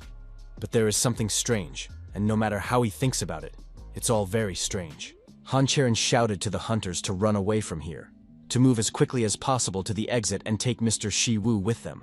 It was the same situation as with the Black Troll. Perhaps Cherin had saved the team members in the same way during the previous attempt to clear the area. No matter how hard they tried, they would not be able to defeat Fenrir. But then, why did everything turn out this way? Suddenly Mong Shu had a revelation, and he finally understood what had happened.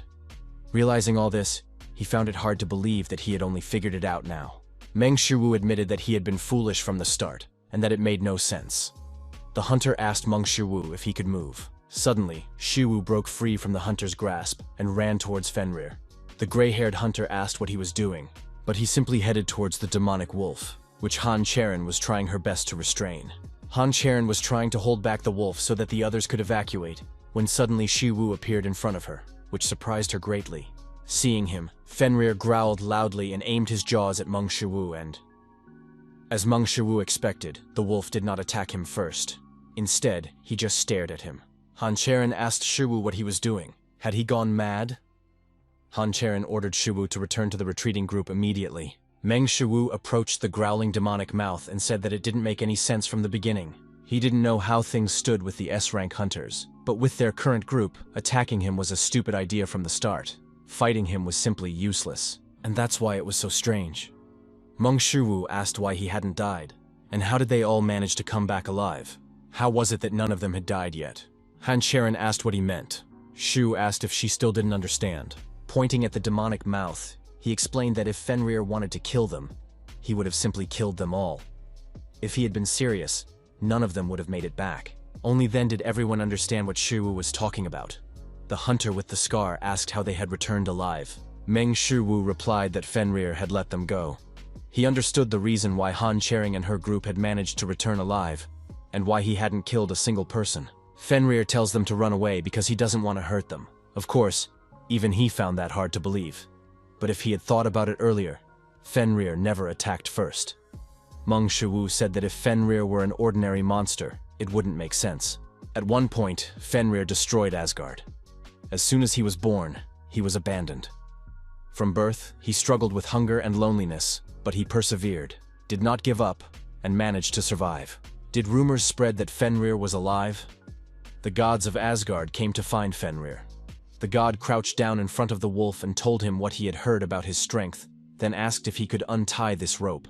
Fenrir did not even resist the unexpected proposal of the gods and allowed himself to be tied up. After all, for a lonely puppy like him, it seemed like an invitation to play together. It seemed to him that he finally had friends. Fenrir managed to break the rope, which greatly surprised the gods, because even Thor was not capable of such a feat. Fenrir was happy, thinking that he had managed to befriend the gods. However, the gods thought otherwise. The gods were afraid of a power that could lead to destruction, so they created Gleipnir to bind the wolf forever and came to him again. Looking at the chain, Fenrir thought that something was wrong here. The god of war, Tyr, told Fenrir that if he could not free himself and the gods refused to release him, he could bite off his hand. The god Tyr came to him in person and swore an oath, and Fenrir believed Tyr. After all, Tyr was the only god who came to him, while the others turned a blind eye to him. Tyr was the one who gave Fenrir food in the barren land where there was no food because he was his friend. So Fenrir ended up bound by Gleipnir, after which he was unable to free himself. As expected, the gods did not free Fenrir, and even Tyr turned a blind eye to him. As Tyr had promised, he still put his hand in Fenrir's mouth. Tyr admitted to the wolf that he had deceived him, but even after that, Fenrir did not bite him. Fenrir did not want to bite Tyr's hand. Nevertheless, the gods, fearing Fenrir's strength, even thrust a sword into his mouth, ensuring that the wolf could no longer close his jaws. Thus, Fenrir was to remain chained until Ragnarok. Just as lonely as before, in endless pain, after Ragnarok began, The madness of Ragnarok overwhelmed Fenrir, and he devoured the entire world and tore the gods to pieces. But even so, Fenrir was unable to kill Tyr. Even when Fenrir's mind was consumed by madness, Fenrir did not forget Tyr. After all, he was his only friend who returned to his abandoned essence, a friend who gave food to a starving creature. Even at that moment, Fenrir considered Tyr his friend. Perhaps it was naive and foolish of him. In mythology, Fenrir was definitely not a wolf worthy of being called a demonic wolf. Meng Shu said that Fenrir did not want to harm them. The hunters were shocked by what they heard from Meng Shu and asked if he really wanted them to believe it. After that, Cherin reminded Shu that they still had to deal with Fenrir. After all, if they neglected the S-rank dungeon and it broke through, there would be no turning back. And even if the dungeon wasn't destroyed, Fenrir could escape during the breach. And then there would be no guarantee that Fenrir wouldn't start harming people. Returning the blade to its sheath, Cherin said that they would retreat, then report everything to the association and get help from S-rank hunters. Cherin said that she would refuse to clear this dungeon. As much as Meng Shu didn't want to, he had to admit that Cherin was right. To prevent a possible disaster in the future, they had to kill Fenrir. Although he didn't know why Fenrir was here, Meng Shu wondered if Fenrir had been abandoned again. In mythology, the end of the world is called Ragnarok, and Gleipnir was cut off, allowing Fenrir to escape. But for some unknown reason, he found himself tied to Gleipnir again. Could it be that Fenrir had been abandoned here again? What if this dungeon was used as a barrier to lure Fenrir into a trap, so that he couldn't escape to another place? As in the myth, he was abandoned as soon as he was born, so that he could die here a lonely death. This also explains why the dungeon's rank was measured as S rank. Only the mana of the dungeon in which Fenrir is imprisoned was measured, not Fenrir himself. The power capable of replacing the weakened Fenrir in the trap was measured as S rank. Cherin told Meng Shu that it was time for them to return, but he only bowed his head gloomily. Meng Shu understood that there was nothing he could do about it, and that with his current powers, he could do nothing for Fenrir. As he began to leave with everyone else, Meng Shu thought that if they left like this, it would all be over. Fenrir had no intention of hurting people, and even if he killed himself by the time they returned, he would not pursue them, because it would be foolish, just like in the myth. Everything would end as soon as they left the dungeon. Meng Shu gritted his teeth. Even if he was Fenrir, in such a weakened state, he would not be able to resist a squad of S-rank hunters. All they had to do was gather the S-ranks and clear out the dungeon. And if Fenrir was weakened and bound like he was now, they could definitely attack him. That would be enough. He can't put people in danger, can he? All they need to do is get rid of Fenrir, and even if they leave like this, there won't be any problems. All they need to do is live as before. Return to their daily lives. He would make equipment again and shoot videos on YouTube to earn money. He would study GodTube so that he could cure Soe, that's all. That's all he can do, but even so, why can't he back down even one step? Surprised that Shu had turned around, Cherin turned to him. Suddenly Meng Shu sped up and ran towards Fenrir. Cherin asked in surprise what he was going to do. As soon as Meng Shu approached, the wolf stood up on its hind legs and howled. Meng Shu then noticed that Fenrir was slowly bleeding from the wounds they had inflicted. Fenrir was an abandoned wolf. Fenrir had never harmed anyone. He didn't dare to hurt anyone, even when he himself could be hurt. But in the end, he is a monster in the dungeon, and a demonic beast that threatens people, and therefore they must get rid of him. They cannot let him live, and unfortunately, there is no other way. The legends of GodTube never give up under any circumstances. They did not lose even those battles that were impossible to win. They did not give up even if the fight never ended, because they overcame the impossible and ultimately became heroes. And if they have no way out, they would create one. Meng Shu told Cherin with a smirk that he would destroy this dungeon. Cherin couldn't believe what she had heard, so she asked Shu what he... Suddenly, a powerful energy began to emanate from Shu. Ultimately, the whole problem lies in this dungeon. After all, it is a barrier that restrains Fenrir. The dungeon must be destroyed, because if he destroys the dungeon itself... Cherin explained that this was impossible, because destroying the dungeon meant destroying space, and only a god was capable of that. It was simply impossible. Summoning such a level of power was still extremely dangerous for Meng Shu's body, but he cannot stop, he cannot do it. A river does not drink its own water. Trees do not eat their own fruit. The sun does not shine for itself, and flowers do not smell good on their own. Meng Shu said that gentlemen do not think only of themselves, and he really speaks like a scholar. Mong Shu could only laugh because no one recognizes this, and he can't even make money from it. But still, if you don't get angry even when others don't recognize you, aren't you a gentleman? A gentleman does not get angry, even when the world does not recognize him. Meng Shuwu is not sure how things are with gentlemen, but in the modern world, it is enough that you are not called an idiot. But for some reason, he just wants to be a decent person. Not someone who is good in and of himself, but someone who treats the people around him well.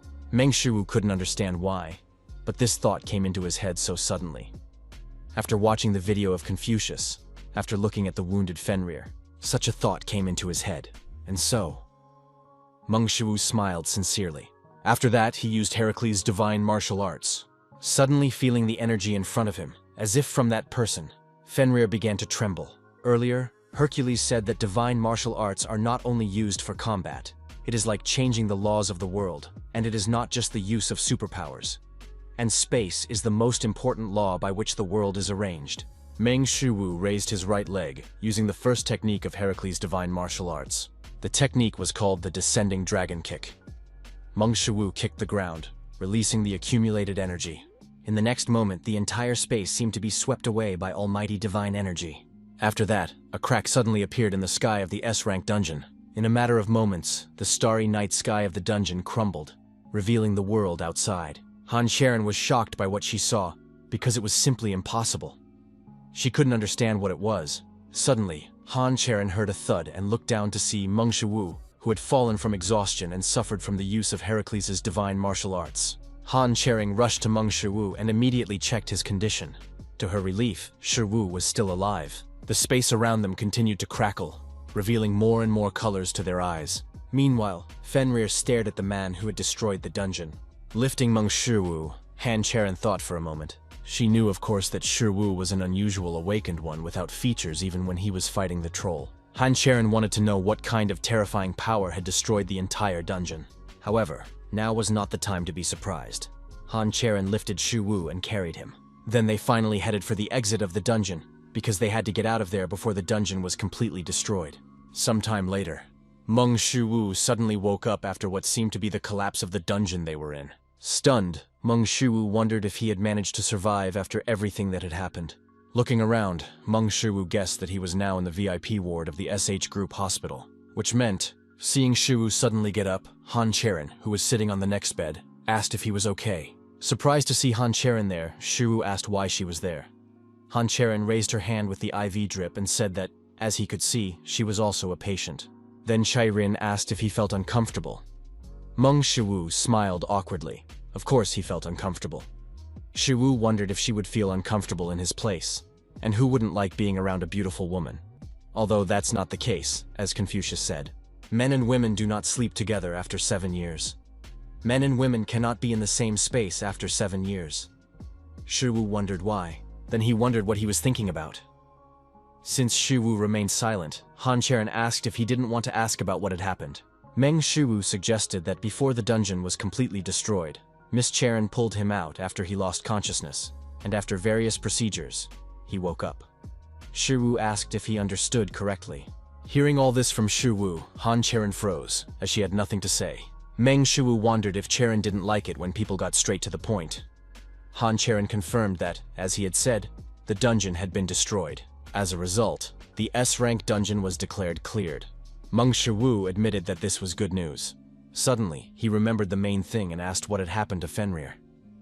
Cherin admitted that she wasn't entirely sure, but if he meant the monster wolf, she saw it leave at the very end. Since the dungeon that served as Fenrir's prison had been destroyed, Meng Shuwu hoped that Fenrir would be able to return safely to the realm of the gods. Cherin said that for now, she would not reveal what had happened during the clearing of the dungeon. She also asked her comrades to keep their mouths shut. It had been announced that they were the ones who had cleared the dungeon. However, if Mr. Shuwu wished, they could change that. Meng Shuwu decided to clarify whether that meant they could say that he had actually cleared the dungeon. Cherin replied that that was indeed the case. Meng Shuwu suggested telling everyone that Cherin had cleared the dungeon, which surprised her. After a short pause, Cherin asked if there was a reason why he was hiding his power. Meng Shuwu asked what she meant by hiding his power. Who? Him? That was nonsense. And if that were really the case, he wouldn't even have created a channel on YouTube. Han Cherin was speechless because of her mistake. Mong Shu said that although he had no intention of hiding his power, given the situation, right now it was necessary for them to have recognized as the group that cleared the S-rank dungeon. So they would simply say that Han Cherin was the one who conquered the dungeon.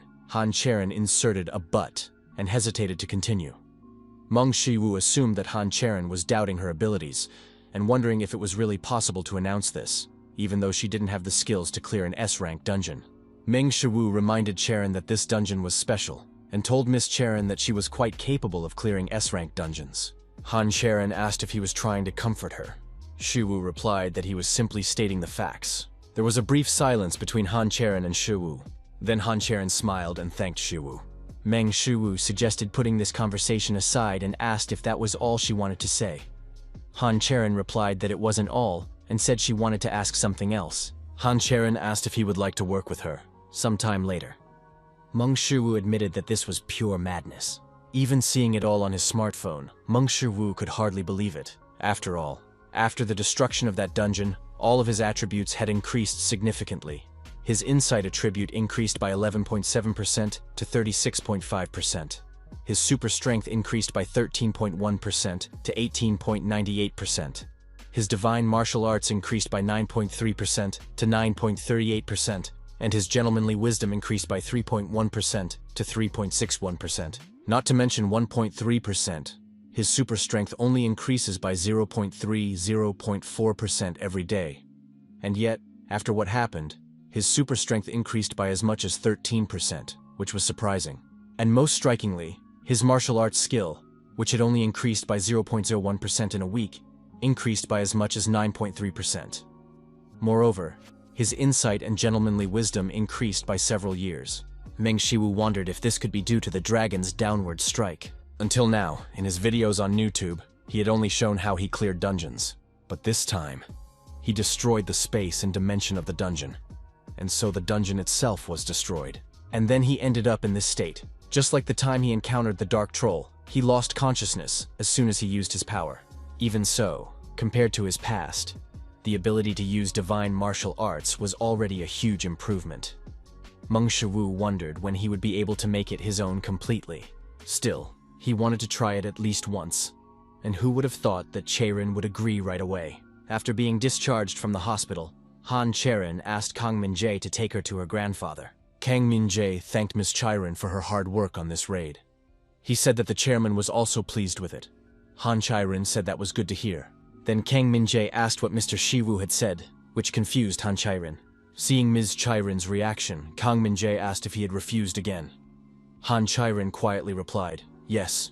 Kang Min-jae asked what he said this time. Han Cherin repeated Shiwu's words, gentlemen get along only with people, not with groups. On the other hand, insignificant people form gangs, but do not get along with each other.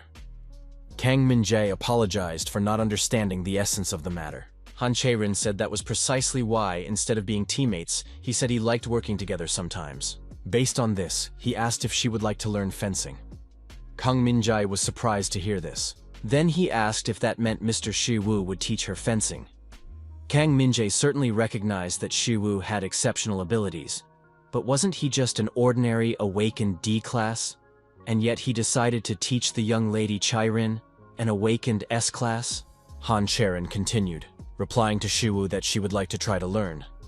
Kang Min-jae asked why they were going to see the chairman then.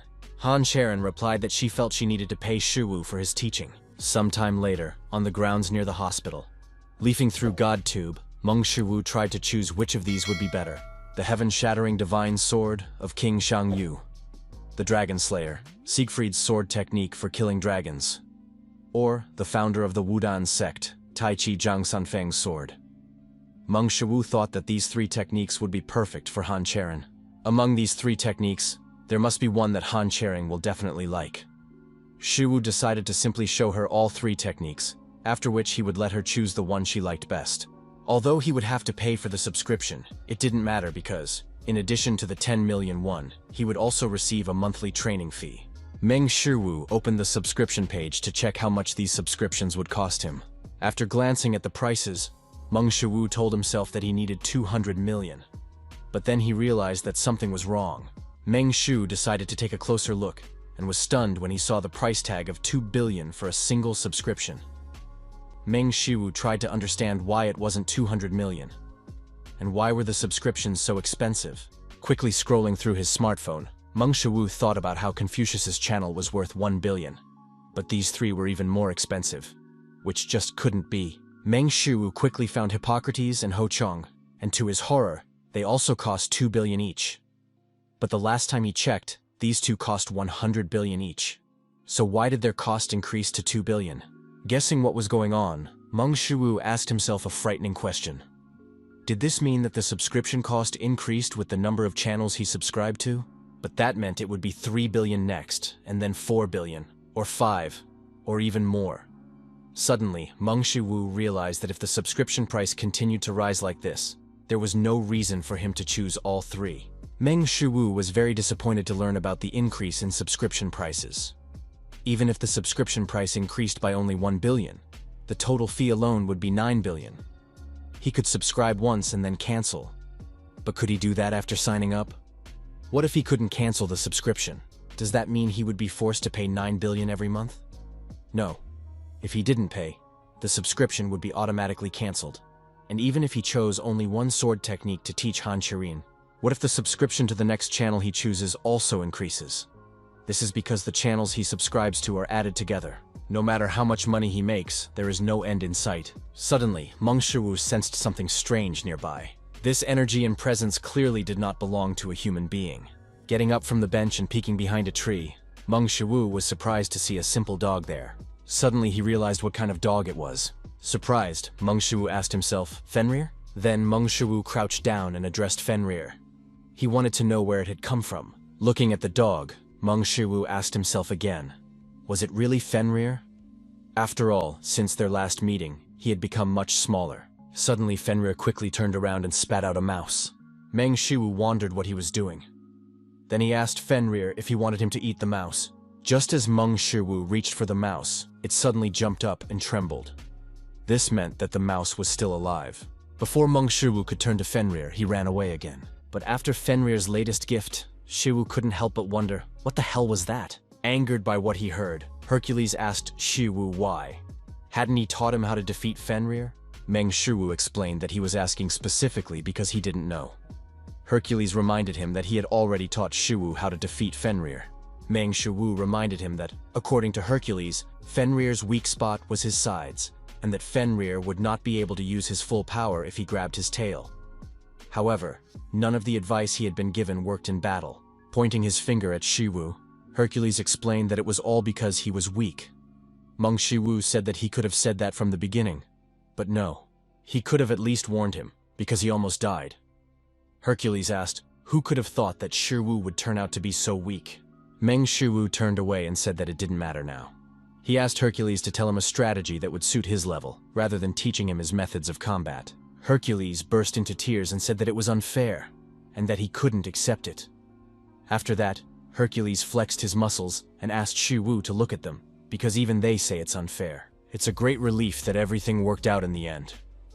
It's hard to believe, but he really could have died.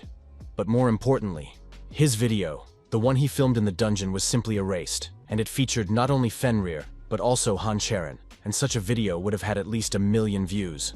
It could have been so beneficial to him, but now that video is gone forever. Meng Shu sighed, thinking about the sad situation.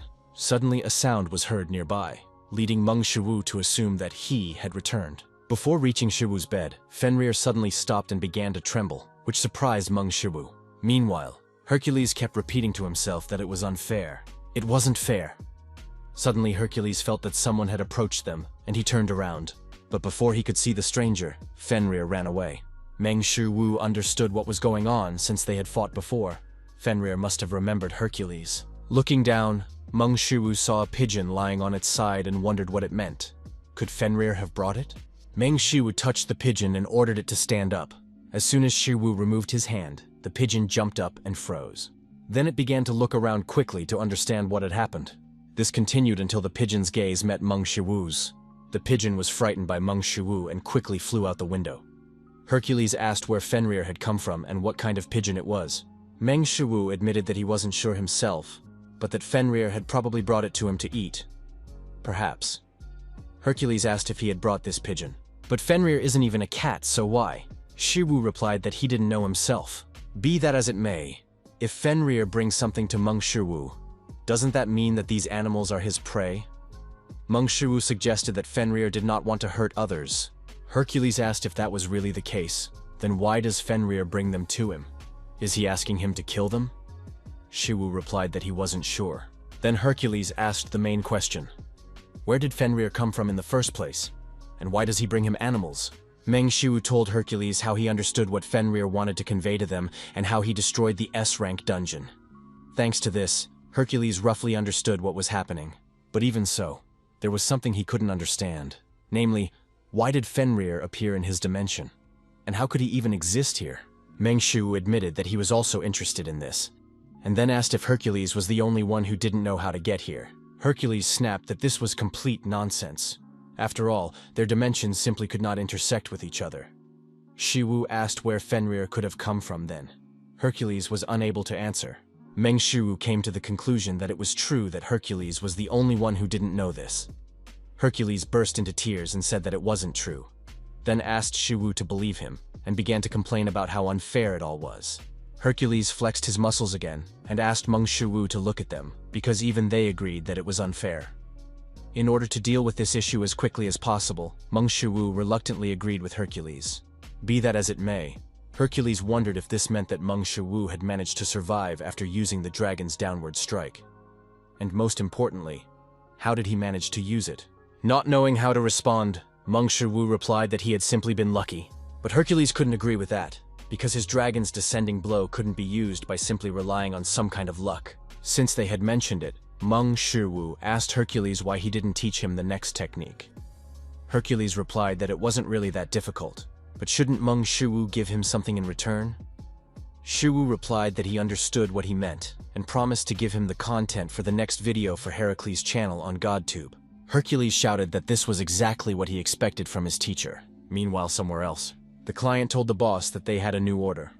The target's name was Meng Shi-woo, and he was a D-class hunter. The boss slammed his glass on the table and ordered the girls to leave them alone. They quickly left, obeying the boss's orders without question.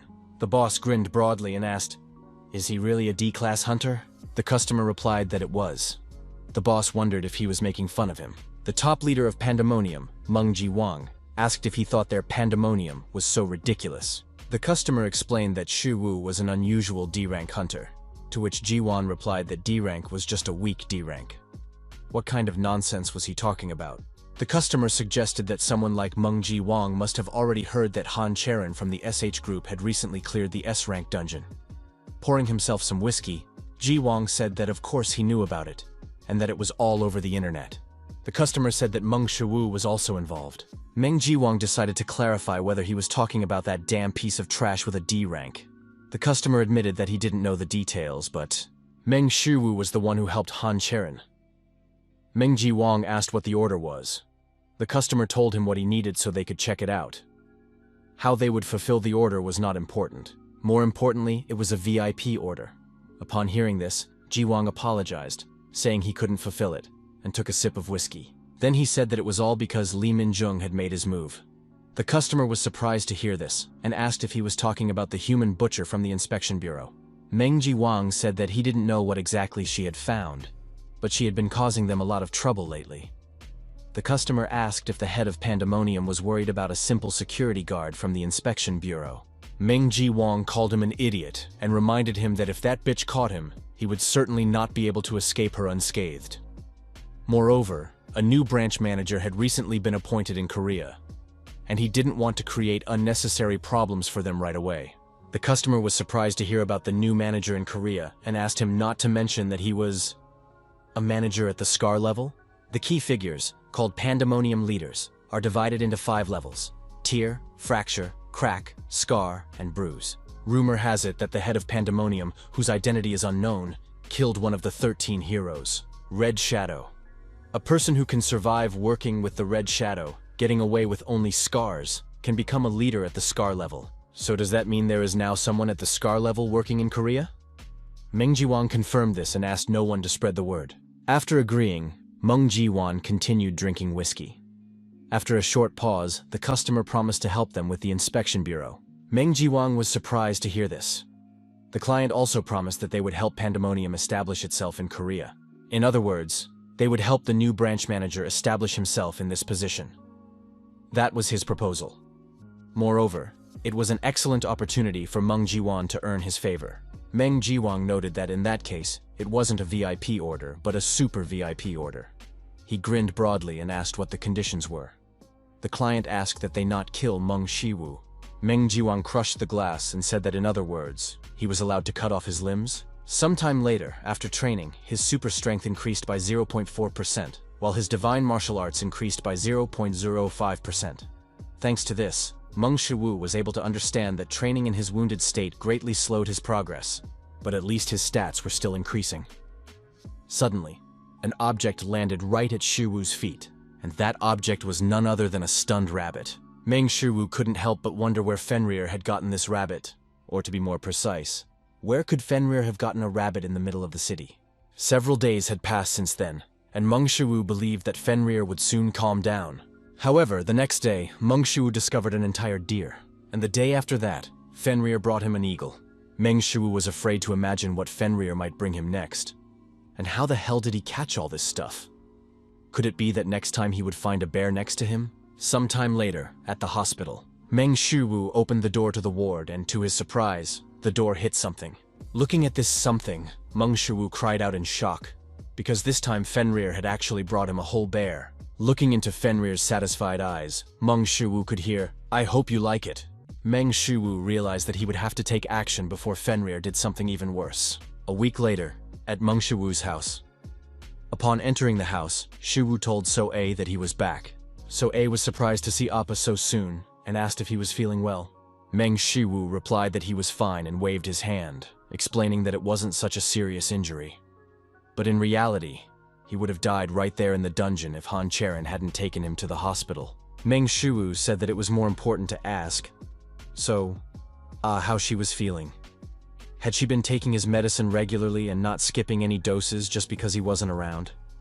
So turned away and said that she didn't do that kind of thing. Meng Shiwu asked if she had taken herbal remedies without missing a single dose.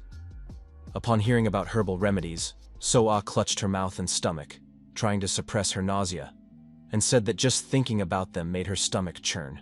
Meng Shiwu felt slightly awkward, as So-A was still not well, which meant that he needed to improve his mastery of the divine art of medicine. Meng Shiwu remembered that he wanted to ask So-A something, which piqued his sister's interest. Meng Shiwu asked if she happened to like puppies. So-A wondered why he suddenly decided to ask about this. Then So-A saw a puppy peeking out from the doorway and asked if he had brought them a puppy. Meng Shiwu felt awkward and tried to come up with some kind of explanation. Suddenly, So-A said how cute the puppy was and started playing with it. Meng Shiwu advised her to be careful with it. So-A was surprised by what she heard and asked why. Shiwu asked, "What if it bites her?" So-A did not take Shiwu's words seriously and asked who this puppy could hurt with its little paws. His little sister did not yet know that if this puppy bit, the world would collapse. So-A asked what the puppy's name was. Meng Shiwu replied, "Fen," but noticing the ominous look, he couldn't finish. Since her brother wouldn't tell her the puppy's name, So-A offered to choose a name for him herself. Shiwu allowed her to choose the new name Fenrir. So-A then turned to the puppy and asked, "How about the name Chernish?" Meng Shiwu was a little surprised at this name for Fenrir. So-A asked if Shiwu liked the name. Meng Shiwu admitted that he didn't particularly like it. But when he saw Fenrir's ominous gaze again, he couldn't finish his sentence. Meng Shiwu wondered if So-A had any idea how to name things. So-A asked Chernish if he liked his new name. Noticing how he began to wag his tail, So-A was convinced that she had chosen the right name. But Meng Shiwu was completely confused by this. Did Fenrir really like the name Chernish? Or had he already learned how to survive in the human world in such a short time here? Since no one objected, So-A told the puppy that from now on, Chernish was his new name and hugged the happy puppy. Watching this, Shiwu smiled, because after all, the fact that So-A had given Fenrir a good name was not bad. So-A started laughing because Chernish tickled her. Hunters Guild headquarters, lower floor, gym. Meng Shiwu apologized for being late. Sitting down at the table, Han Cherin suggested that they start by signing a contract, as she had promised. With the deposit deducted, it should come to 9 billion. Cherin decided to clarify. Is that correct? She then asked Shiwu to check his account, as the money should have already arrived. Mong Shu picked up his phone and seeing 9 with 9 zeros, confirmed the transfer. Now his balance was 10,614,530,501, or 10.6 billion won. That's a whopping 10.6 billion won. With that money, a family of 4 could live for 277 years. As for the tuition fees they had discussed earlier, Han Cherin asked if he would mind if she watched him wield his sword before they continued their conversation. Of course, Shiwu agreed, and said that she could watch first, and then decide. In fact, Meng Shu himself was not entirely sure how much to charge Han Cherin, and he did not even know how much she wanted to pay him, so it would be better if Han Cherin decided for herself. Once they started the demonstration, Meng Shu asked if he could borrow a training sword. After he took out the sword, Meng Shu said that there are only 3 sword techniques that he can show her now. Han Cherin was surprised to hear about the 3 techniques, and Meng Shu explained that he had chosen the ones that might suit her, but that it was quite difficult for him to choose just one. That is why he wants Han Cherin to choose the technique that she likes best. At first, he thought about subscribing to all 3 in order to show Cherin their styles, but it was too expensive, and the more subscriptions he made, the higher the cost of the next subscription would be, which is why he came here after watching their trailers. Meng Shu wondered if he would be able to demonstrate everything properly. Meng Shu raised his sword, bringing the blades back, and said that the first sword style he would show her was called Divine Sword, splitting the heavens. Meng Shu took a step and swung his sword down, releasing a bluish aura. Han Cherin was amazed by his skill with the blade, for she could not even see how he moved the sword. Meng Shu raised his sword again and struck another blow, slightly slower this time. But even with the technique slowed down, the divine sword that splits the heavens was still devastating. Han Cherin couldn't even move under the pressure of his sword. Unlike last time, Shu swung his sword rather slowly, and even so, its pressure affected her. After demonstrating the first technique, Meng Shu changed his stance, and releasing a pure aura, said that now he would show her the sword that kills dragons technique. In the next moment, Meng Shu made a quick series of swings with his blade. Immediately after that, his blade released a terrifying aura reminiscent of a real dragon. Seeing this, Han Cherin trembled, feeling an instinctive fear, and at that moment she tried to understand how. Meng Shu said that finally he would demonstrate the Tai Chi sword style. As soon as Meng Shu raised his sword using the Tai Chi style, Han Cherin's mouth fell open in shock, for this technique seemed to contain the very origin of the universe. Meng Shu's sword seemed to concentrate the elements of fire, water, wood, metal, and earth around itself. Meng Shu finally swung his sword, dispelling the darkness in an arc. Meng Shu said that his demonstration was now complete, and that these were the 3 sword techniques he could teach her. Meng Shu asked which technique she liked best, at the same time, opposite the headquarters of the SH Hunters Guild. Meng Jiwang was already losing patience, as Meng Shu still hadn't come out. A member of Pandemonium said he hadn't seen any movement outside. After that, the boss wondered what the hell he was doing in there for so long. Could it be that Meng Shu was providing Han Cherin with some kind of service? He looked like an idiot, but maybe he was completely different in bed? The Pandemonium member asked if they were going to keep waiting. Meng Jiwang paused for a moment, thinking about it. Then he remembered something, and licking his lips, Meng Jiwang asked, "Didn't Meng Shu have a younger sister?" The Pandemonium member reminded him that they could get into trouble if they started involving outsiders. And if the Inspection Bureau found out about it, Li Minjung would get involved. Meng Jiwang asked him not to worry about it, and with a smirk, he said that this time, their support would guarantee that nothing like that would happen. And if they made fun of his sister enough, then they wouldn't even have to waste time waiting, because Meng Shu would get angry and come running to them herself. Meanwhile, Han Cherin froze in shock. Meng Shu tried to bring her to her senses by calling her name, but Han Cherin did not respond, until Meng Shu called her a little louder, bringing her out of her stupor. Han Cherin asked what he wanted, and Meng Shu asked again which of the 3 techniques she liked best. Han Cherin felt uncomfortable with such a choice, and tried to come up with something. Since Han Cherin was silent, Meng Shu handed her a training sword and said that if she couldn't choose a technique, she should try them all first. Han Cherin asked if she really could. Nervously, Han Cherin stood in the first stance shown to her and tried to take a deep breath. Then she made every effort to repeat Meng Shu's movements. Watching Han Cherin's movements, Mong Shu could confirm that her movements were almost identical to his, but something was missing. Han Cherin was out of breath after trying to repeat Mong Shu's technique. Han Cherin looked at her palm and asked if she was missing something. Then she thought about it. Meng Shu smiled awkwardly and suggested that Han Cherin try other sword techniques. He simply had to teach Han Cherin, otherwise he would not get paid. A little while later, on the bus, Hercules told Shu that it should be obvious that she couldn't keep up with him, because ordinary people could never compete with their powers. Whispering, Meng Shu reminded Hercules that he had been able to do it. Moreover, with Hercules' help, he was learning divine martial arts. Hercules explained that all this was only possible because Meng Shu could use their power. Meng Shu asked, what was the difference? Hercules asked Shu if he remembered the first time he asked him to teach him the divine martial arts. And why did he refuse him then? Meng Shu said that, according to Hercules, he was too lazy to do it. Hercules waved his hand in front of Shu's face and said that he meant something else, after which Shu fell into thought. Meng Shu recalled that Hercules had told him that only those who learned his superpowers could comprehend his martial arts. Hercules asked what happened next. Meng Shu said that his mental state was also at its worst. Hercules confirmed that he had said exactly that, then paused to think for a moment. A second later, he said that this was not what he meant. Hercules explained to Shu that just as a certain foundation was needed to learn divine martial arts, the same was true for the techniques of other gods. And because this girl did not know any basics, she simply could not repeat them. But at the same time, the very fact that she was able to keep up with his movements was already a feat in itself. Meng Shu asked if that meant that the reason he was able to use the techniques without subscribing to their GodTube channels. Hercules suggested that Meng Shu was an exception to the rule.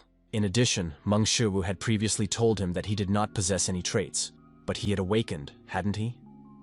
Meng Shu confirmed Heracles' words and asked why he was suddenly asking about this. Hercules said that he believed the fact that Meng Shu had no traits was in itself a trait. Last time he told Shu that simply subscribing to GodTube channels was not enough to obtain their divine powers. To be more precise, it is impossible to rewrite a certain being with a new essence. It is simply impossible to hide the uniqueness that people call a trait with another uniqueness. After all, that would be tantamount to denying their very existence. But Meng Shu was originally a blank slate, without any innate traits, and that is precisely why he can absorb the powers of other gods without any problems. This is the only possible explanation for Shu's powers. And isn't that the very reason why Shu gained access to GodTube? Hercules asked what he thought about it. Meng Shu asked if that meant that no one but himself could learn about the capabilities of GodTube. Hercules suggested that this was indeed the case, which left Meng Shu stunned. After all, the conclusion that he and Hercules had come to meant that he would not be able to teach Cherin, and so his monthly allowance of millions would disappear. Suddenly, Hercules added a but, and said that there would be no such problem if Meng Shu created something himself and taught it to others. Meanwhile, at the door of Meng Shu's house, a member of Pandemonium wondered if that guy, Meng Shu, really lived here. The member of Pandemonium reached for the door handle, then he grabbed it and pulled it off, pulling sharply toward himself. The door to the house was open, and the Pandemonium member freely entered the house. Finding the room where Meng Shu's younger sister was lying, the Pandemonium member glanced at his target and admitted that this girl was charming. The Pandemonium member slowly reached for the sleeping Soe. He thought that since they were going to deal with Shu after luring him out, why not have some fun with this girl for now? Suddenly he was distracted by a creaking sound. When he entered, he didn't notice anyone else besides this girl, so where could the creaking sound be coming from? Looking down, the Pandemonium member noticed a growling dog on the floor, which surprised him. Meng Shu asked if that meant that all the things Hercules had talked about would be irrelevant if Cherin taught him. Hercules replied that, as he had said earlier, humans could not learn their techniques, but there would be no problem if Meng Shu taught someone what he had learned himself, because the problem lay precisely in their powers. Meng Shu reminded Hercules that he was teaching Cherin techniques from GodTube, and asked if that meant that if he continued to teach her the same thing, Cherin would not learn anything. Hercules said that among those selected by Meng Shu, everything would be a little different with Tai Chi Master Zhang Sanfeng. After all, Tai Chi Master Zhang Sanfeng's techniques are the basic concept of martial arts, which even helped Hercules when he was trying to develop his own martial arts. And if Meng Shu subscribes to his channel, he will probably be able to learn Tai Chi. after which he will be able to use Tai Chi as the basis for his future techniques. Although he cannot directly teach people divine techniques, he can create his own versions of techniques and teach them to people. After all, these will no longer be divine martial arts techniques, but Shu Wu's own techniques. In other words, Mong Shu will act as a filter. Meng Shu asked if this meant that by studying Tai Chi, he would be able to incorporate divine arts into his training. Hercules immediately confirmed this.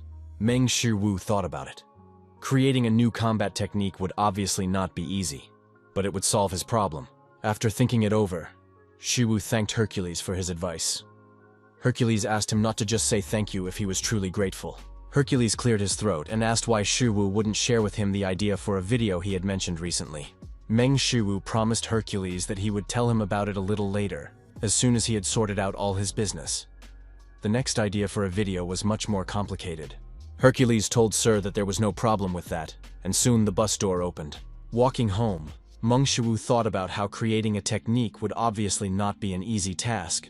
But still, just learning divine martial arts was difficult in itself. The main question was how he was going to create a Qi-based technique for Han Cherin. When he reached the door, Meng Shu froze after discovering that the handle had been broken off. Meng Shu flew into a rage, for someone had broken into the house where his sister was. Without wasting any time, Meng Shu rushed into the house and immediately headed for So-A's room. Running into his sister's room, Meng Shu saw that she was still sleeping peacefully. He breathed a sigh of relief, relieved that So-A was safe, when suddenly Shu heard a dog barking. Fenrir had defeated the intruder and was wagging his tail happily in front of his master. Looking at the criminal, Meng Shu wondered who this man was who dared to break into his house. Meng Shu thanked Chernish for protecting So-A and began to pet him. He had never seen this man's face before, but judging by his aura, he was no ordinary person, but an awakened one. Meng Shu had no idea why he had broken into his house, but the criminal clearly did not mean them any good. Meng Shu lifted Chernish and thanked him again for saving his sister, then apologized to Fenrir and asked if he could keep an eye on the house for a while longer. Chernish barked, saying he was ready to protect So-A. After that, Shu suddenly became serious, because it was time to deal with the intruder.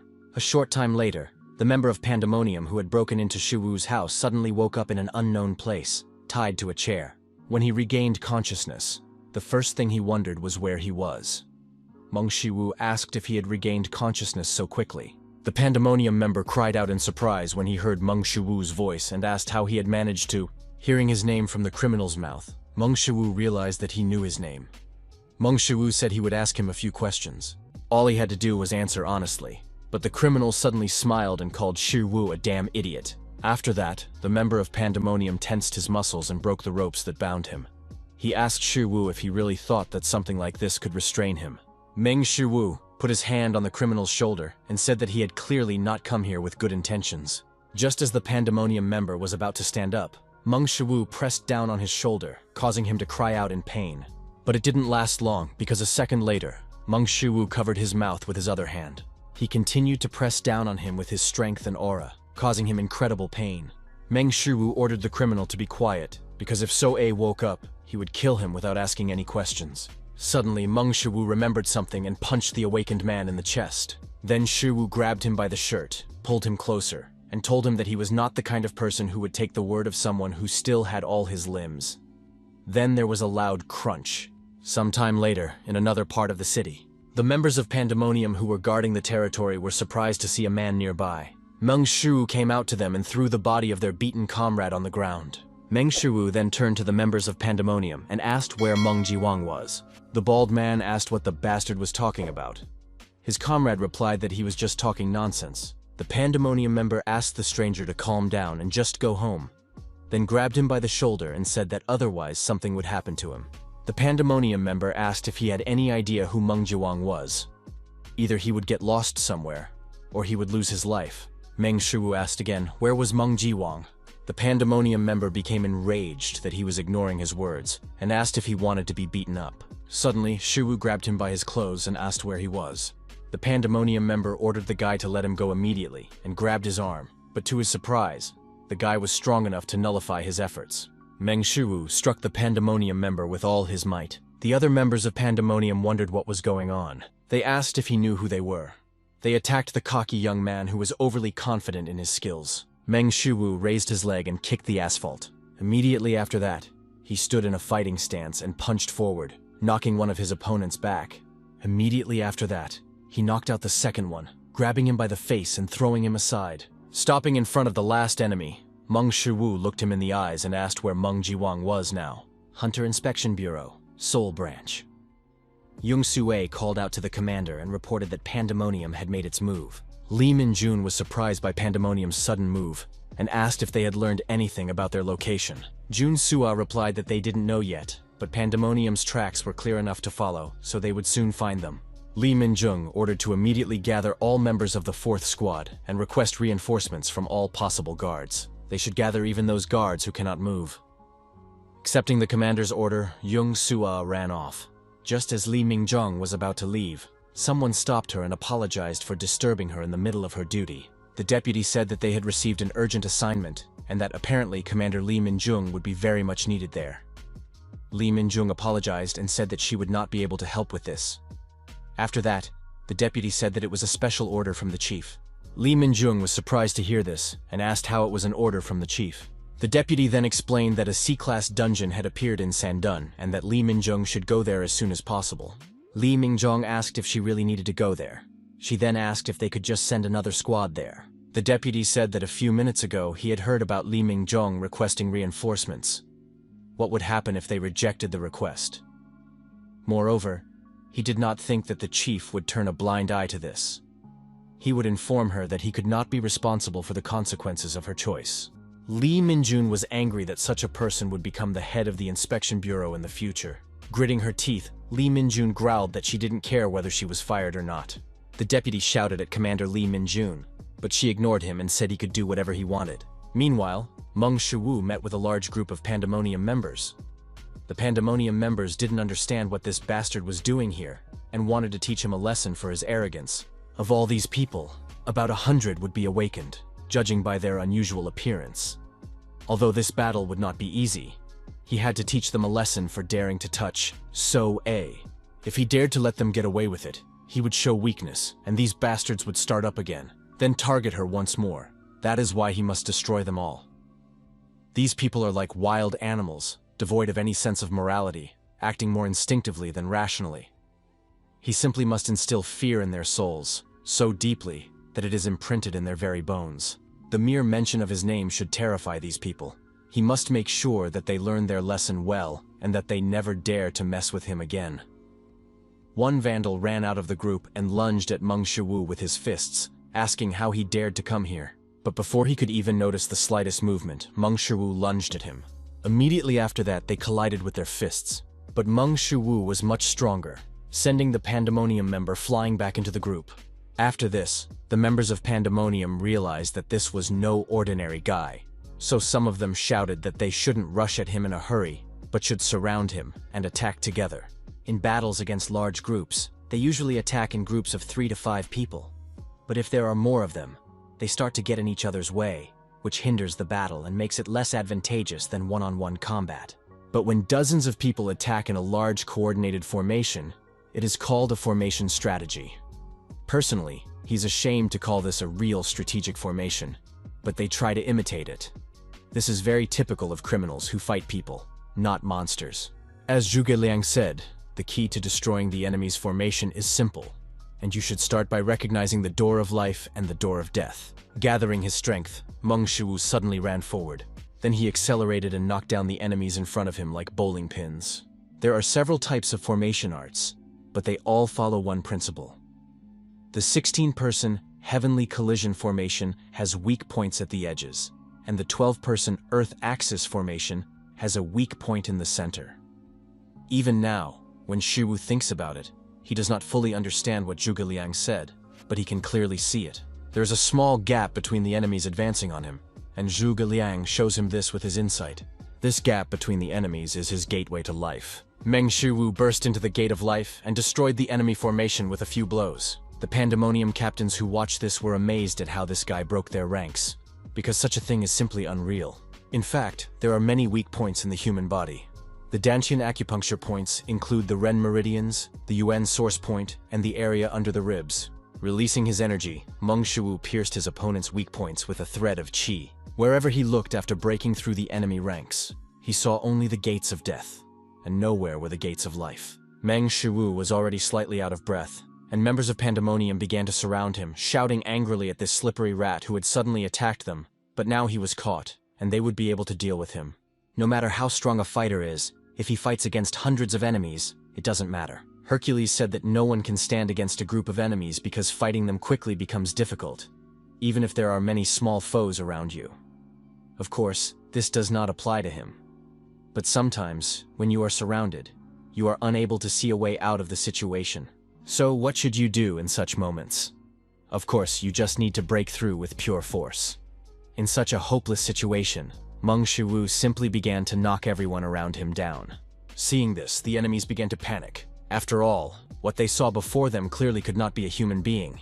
Before them was a real monster. Hercules said that when he defeated all the enemies surrounding him, then, in the middle of the battle, Meng Jiwang arrived and asked the guys what the hell was going on here. At the end of the fight, the strongest of the enemies is declared. Meng Jiwang asked what was going on here and who was this bastard beating up his people. Hercules himself had no idea why this was happening, but leaders always come out at the very end. Meng Shu rushed towards Meng Jiwang like lightning. Catching Meng Jiwang off guard, Meng Shu punched him square in the face with all his might. As Hercules said, if you see the main bastard, you should just kill him. After a single blow from Meng Shu, Meng Jiwang passed out, crashing into the wall. Those who saw this wondered how such a thing was possible. And to Jiwan Hunim, knocked out with just one punch? That's complete nonsense. Suddenly Meng Jiwang coughed up blood. Then he got to his feet, leaning against the wall. His subordinates were glad that their boss had survived the blow from this monster. The guy in front of him didn't look particularly strong, but if the attack had really been sudden, he could have seriously died. Meng Jiwang spat out blood and asked the guy what he wanted from them. Meng Shu asked Meng Jiwang if he had ordered the kidnapping of So-A. Meng Jiwang was surprised to hear about a certain So-A, as he suddenly remembered who it might be and asked the young man if his name was Meng Shu. Ignoring Jiwang's question, Shu asked if he was the one who ordered the kidnapping of So-A. Since he didn't answer, Meng Jiwang assumed that this was indeed his target. And even looking at this face, he began to understand that it was this face he had seen on the website. But that person said that Meng Shu was only D rank. Although in their case, no one could be trusted. Losing his patience, Meng Shu said that he was asking for the last time. Did Meng Jiwang give the order to kidnap So-A? Meng Jiwang asked, and what if so? He had already learned that Shuwu's level was higher than stated, but that was all. Suddenly, Meng Shu lunged forward, instantly appearing right in front of Meng Jiwang. But Meng Jiwang smiled and grabbed Shuwu's fist, then admitted that he was indeed fast. He strained all his senses, but even so, he almost missed the blow. Meng Shu may not be as bad as he initially thought, but that's all. Meng Jiwang noticed that Meng Shu clearly lacked strength, and from what he had seen, he could assume that Shuwu's strength was related to his willpower. Suddenly, Meng Jiwang's muscles swelled, increasing his size several times over, even tearing his clothes. The leader of the Pandemonium squad, Meng Jiwang, was now in a state of A+ rank physical enhancement. Meng Jiwang shouted that he knew all this, that the stronger he was, the weaker Shuwu was, and immediately struck him with all his might. Meng Shuwu was pushed back, but he managed to regain his balance and remain on his feet. He then glared at Meng Jiwang and rubbed his fist over the bruise. After the last blow, this bastard clearly surprised Meng Jiwang. At the last moment, he still managed to hit him. But no one in the D rank is capable of such a thing. Meng Jiwang grinned broadly and turned to Meng Shu. He said that he had done enough and that he should open his eyes. Then Meng Jiwang pointed at Meng Shu and welcomed him to Pandemonium. One of the captains addressed Hunim to challenge his decision, but he simply ordered him to shut up. After that, Meng Jiwang acknowledged that Meng Shu had enough power. Jiwang asked, with such power, is there any point in living such a life? They are special, and there is a huge difference between them and ordinary people, because ordinary people in their world are almost no different from trash. Meng Jiwang asked if it was right to call this justice. Why should they live by rules written by some insects? Let the insects live by the rules they created for their own safety. At the same time, powerful beings like them are not obliged to follow these rules. Jiwang asked, what was the point of sacrificing themselves for the weak? In their world, shouldn't the weak sacrifice themselves for the strong? Because they are superhuman. The strong must oppress the weak, because the strong can do anything. They will create a world where strength determines power and justice, where there are no rules or laws. If you want something, just take it. You can get drunk, you can rob. Mong Shu asked what kind of nonsense he was talking about. After that, he admitted that he hadn't listened very closely to his speech. But apparently, Meng Ji-wan needed to vent to someone, so he remained silent. Then he asked if Ji-wan was done talking nonsense. Meng Ji-wan froze in anger at Meng Shu-woo's words and how he had trampled on their principles. Meng Ji-wan asked if it was because of his sister. After all, giving in to such feelings was simply foolish. Meng Shu-woo became curious as to why it was foolish. Meng Ji-wang explained that if a person is controlled by personal attachment, then that person is weak. But Meng Shu-woo immediately said that this was not the case. In fact, it meant that he was human, and not a stupid animal like Ji-wang. Meng Ji-wang exclaimed that it was all nonsense. He then admitted that he had given Shu-woo a chance because he was impressed by his abilities. But since Shu-woo was willing to sacrifice his life like this, then he'd better not regret his decision later. Suddenly, Meng Ji-wang's muscles began to grow even more, and even his golden chain couldn't withstand it. Meng Ji-wang raised his huge fist and told Shu-woo that he couldn't defeat him. Immediately after that, he swung his fist forward with all his might. Suddenly, something unimaginable happened that shocked even Ji-wan. For some reason, instead of simply crushing Meng Shu-woo, he was thrown back. What the hell just happened, and when? Before Meng Ji-wan even had time to notice, Meng Shu-woo was already close to him. Meng Ji-wang shouted that he wouldn't fall for it twice, and reacting at the last moment, he suddenly attacked Meng Shu-woo, who had suddenly approached him. But Meng Shu-woo managed to deflect Meng Ji-wang's powerful blow with his own strike. Meng Ji-wang couldn't understand what had just happened. Had he really lost to the strength of this bug? But that was impossible. Taking advantage of the moment, Meng Shu-woo immediately rushed forward and delivered a powerful blow to Meng Ji-wan's stomach. The pain knocked Meng Ji-wang unconscious for a moment. At that moment, he realized that he had been wrong all along, because Meng Shu-woo was not stronger than him. Meng Shu-woo was in a completely different league, and the power he had just demonstrated far exceeded what he had at the beginning. With his last blow, Meng Shu-woo threw Meng Ji-wang back. Realizing that he had lost, Meng Ji-wang raised his hand with his last ounce of strength and pointed at Shu-woo, saying that Pandemonium would not let this go. Did he really think they would just leave him alone after what he had done? Meng Shu suggested they try it if they dared, because if he had to, he would personally destroy their Pandemonium. Meng Ji-wang was stunned by what he heard and, barely suppressing his trembling, asked if he really thought he could wage war against them. And all this alone? Meng Shu-woo released his aura and advised Meng Ji-wang and the other members of Pandemonium to open their eyes wide. Then Meng Shu-woo took a step forward, ready to end it all. The members of Pandemonium were terrified by the pressure they began to feel and by what awaited them. Focusing on using his superpower, Meng Shu-woo smoothly raised his leg. Meng Ji-wang suddenly trembled even more, because what he was now seeing and feeling was clearly not fake. After all, this was a power that surpassed anything a human being could ever achieve. Meng Shu-woo took a deep breath and used Hercules' divine martial art, Form 1, the Dragon's Descending Strike. Upon arriving at the scene, Li Mingzhu asked what the current situation was. One of the bureau employees replied that in fact, it was rather difficult to explain, so it would be easier if the captain took a look for herself. By the time they arrived, all the members of Pandemonium were already in this state. Li Mingzhong asked if they were all unconscious, to which he replied that not all of them were unconscious and asked what to do with them. Li Minjung said that first of all, they had to identify them all, and as soon as the unconscious ones woke up, they would also have to check their identities. They had to check if they had any convictions for murder, rape, causing physical injury, or assault resulting in second-degree mental trauma or higher. If any of them had a criminal record, they should be killed on the spot. The bureau employee said he understood everything. After that, Li Minjung turned to Zheng Su-ah and ordered her to help the others. A little further on, Li Minjung suddenly noticed someone unusual lying at her feet. It was Meng Ji-wang, one of the high-ranking leaders of Pandemonium. Victory over this man would not be guaranteed, even if all the members of the 4th Inspection Team attacked him, and even if she intervened in the fight. Therefore, Li Mingjong couldn't help but wonder what the hell had happened here. Meanwhile, Meng Shu-woo, who had fled the battlefield, was busy treating himself with needles. Thanks to the practice of acupuncture, his mastery of the divine art of medicine increased by 3.3%. After completing the process, Meng Shu-woo breathed a sigh of relief and complained that his body was killing him. When would he recover from this? Using the descending dragon strike against a human was probably excessive, but he tried to restrain his power and used much more force than in Fenrir's dungeon. If he had used the same level of power here, none of them would have survived. Be that as it may, he now has much better control over his divine martial arts, and after their latest use, his skill increased by 1.6%, breaking through the 10% mark and reaching 11.03%. But it wasn't just his divine martial arts. His skill and other attributes had also increased. Even so, he still had a long way to go.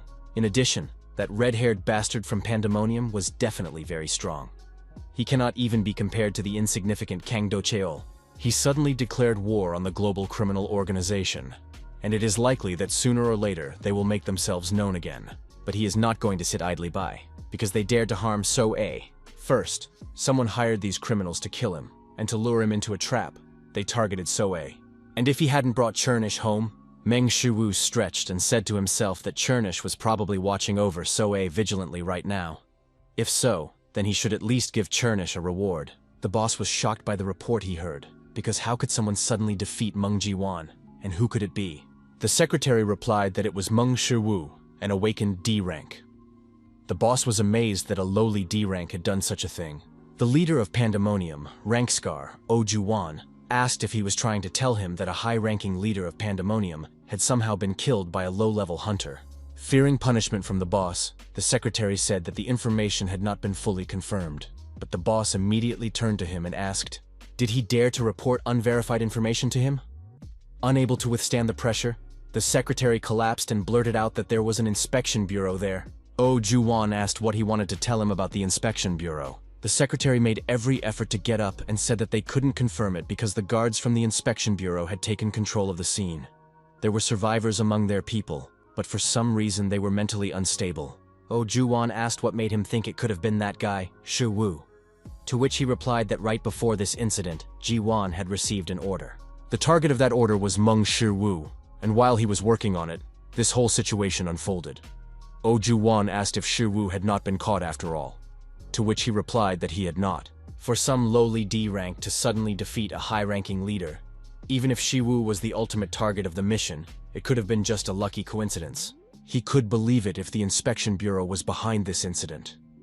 And if it was someone like Li Minjun, the human butcher, then it would be entirely possible. Juwan was told that several of the Pandemonium members who had been rescued were completely unstable, but they showed a clear reaction when they heard the name Shi Wu.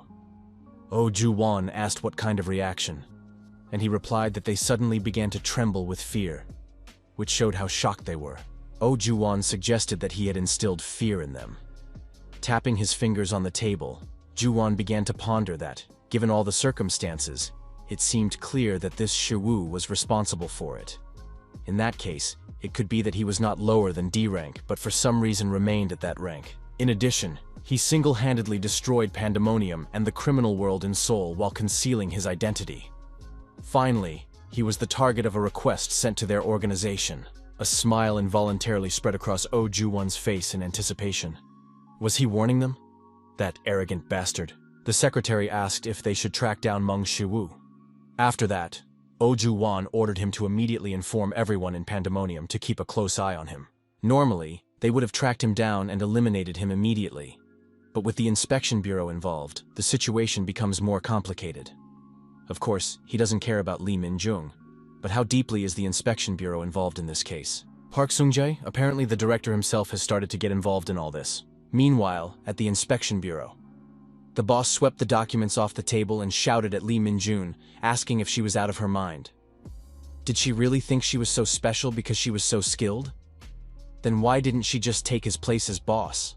The director of the Seoul branch of the Hunter Inspection Bureau, Kim Ji-pil, was angry because she had not only ignored his orders, but also killed a dozen people. Li Minjung apologized and explained that all of these people were dangerous criminals whose identities had been confirmed. Kim Ji-pil asked how she dared to contradict him. Even if they were criminals, they had already been neutralized. Did she understand that at all? She didn't kill them in self-defense. It was murder. This time, she had crossed the line. Li Minjung apologized again, but the director ordered her to resign. The guards who participated in the mission were outraged by this. The captain asked if they wanted to resign too. But ignoring the director, the guards said that the captain was only doing her duty as a guard. The captain ordered them to shut up and said that he should fire them all right then and there. but he forgave them because of Captain Lee. Therefore, he advised them to stop unnecessary conversations and let Captain Lee resign. Lee Min-jung agreed to resign voluntarily, but her subordinates clearly couldn't let it go. Lee Min-jun waved her hand, hinting for them to leave, but the guard shouted that it was unfair. After all, their boss was just afraid of being caught taking bribes from criminals. Hearing this, Kim Ji-pil slammed his hands on the table and jumped up, then asked who dared to spout such nonsense. Suddenly, he met the serious gaze of Lee Min-jung, and she repeated that she was resigning. She also said that he should not involve the other members of the team in this. Director Kim Ji-pil fell back into his chair and, after clearing his throat, quietly agreed with Lee Min-jung. But someone disagreed with this and, entering the office, said that, in his opinion, Captain Lee should also be left alone. Those present were stunned because the director himself had arrived. Jun So-ah asked the director what had brought him there, to which the director of the Hunter Inspection Bureau, Baek Seong-jae, replied that he had heard that Pandemonium had become active here, so he had come. He then approached the branch director and asked if, as the head of the branch, he was unaware of the danger that Pandemonium posed. In addition, he had just learned that the director was releasing criminals. Kim Ji-pil, frightened, immediately shouted that it was a misunderstanding. Park Sung-jae said that they would find out. Then footsteps were heard and his subordinates entered the office. Park Sung-jae said that whether it was a misunderstanding or not, they would find out after the investigation. Then he turned and asked Lee Min-jun if she was Captain Lee. She replied that he was correct. Park Sung-jae said he would like to talk to her and asked if she had a free moment. A little while later, Park Sung-jae and Lee Min-jun were alone in the office. Park Sung-jae asked if he could ask her directly. Was it her? Before her stood the director of the Inspection Bureau himself, Park Sung-jae, the man who had reined in the madness of countless criminal organizations in Korea, and was also a living deterrent against them. He was also the son of Park Sung-hyun himself, one of the 13 heroes who saved the world. Park Sung-jae said he had heard about the incident, and asked if there had been any unacceptable incidents during the arrest. Looking away, Lee Min-jung agreed to tell him everything. But Baek Seong-jae suddenly began his story. In the past, when the demon world invaded them, the awakened ones were the hope of humanity. But now that the world had stabilized, their powers had become nothing more than tools for making money. His father said that this was part of the natural order of things. He had fought for this for decades because he wanted this world more than anyone else. But of course, there would be those like Pandemonium who would abuse their power. Although his father condemned their actions, he said he was not going to interfere. He believed that if he interfered and began to rule the world, he would be no different from them. His father said that a person cannot become justice itself, but he disagrees with his words. Even if they really cannot become justice, he believes that they can still strive for it. Of course, there is always a line that must be followed, but it is impossible to fight in the mud without getting dirty. Therefore, he decided to ask Lee Min-jun if there were any unavoidable killings during the arrest. After a few seconds of silence, Lee Min-jung replied that it was true. Baek Sung-jae asked if she had done it. Lee Min-jung replied that she did not know. Park Sung-jae asked if she knew who could have done it. Lee Min-jung said that they had checked all the nearby CCTV cameras, but could not identify anyone entering or leaving.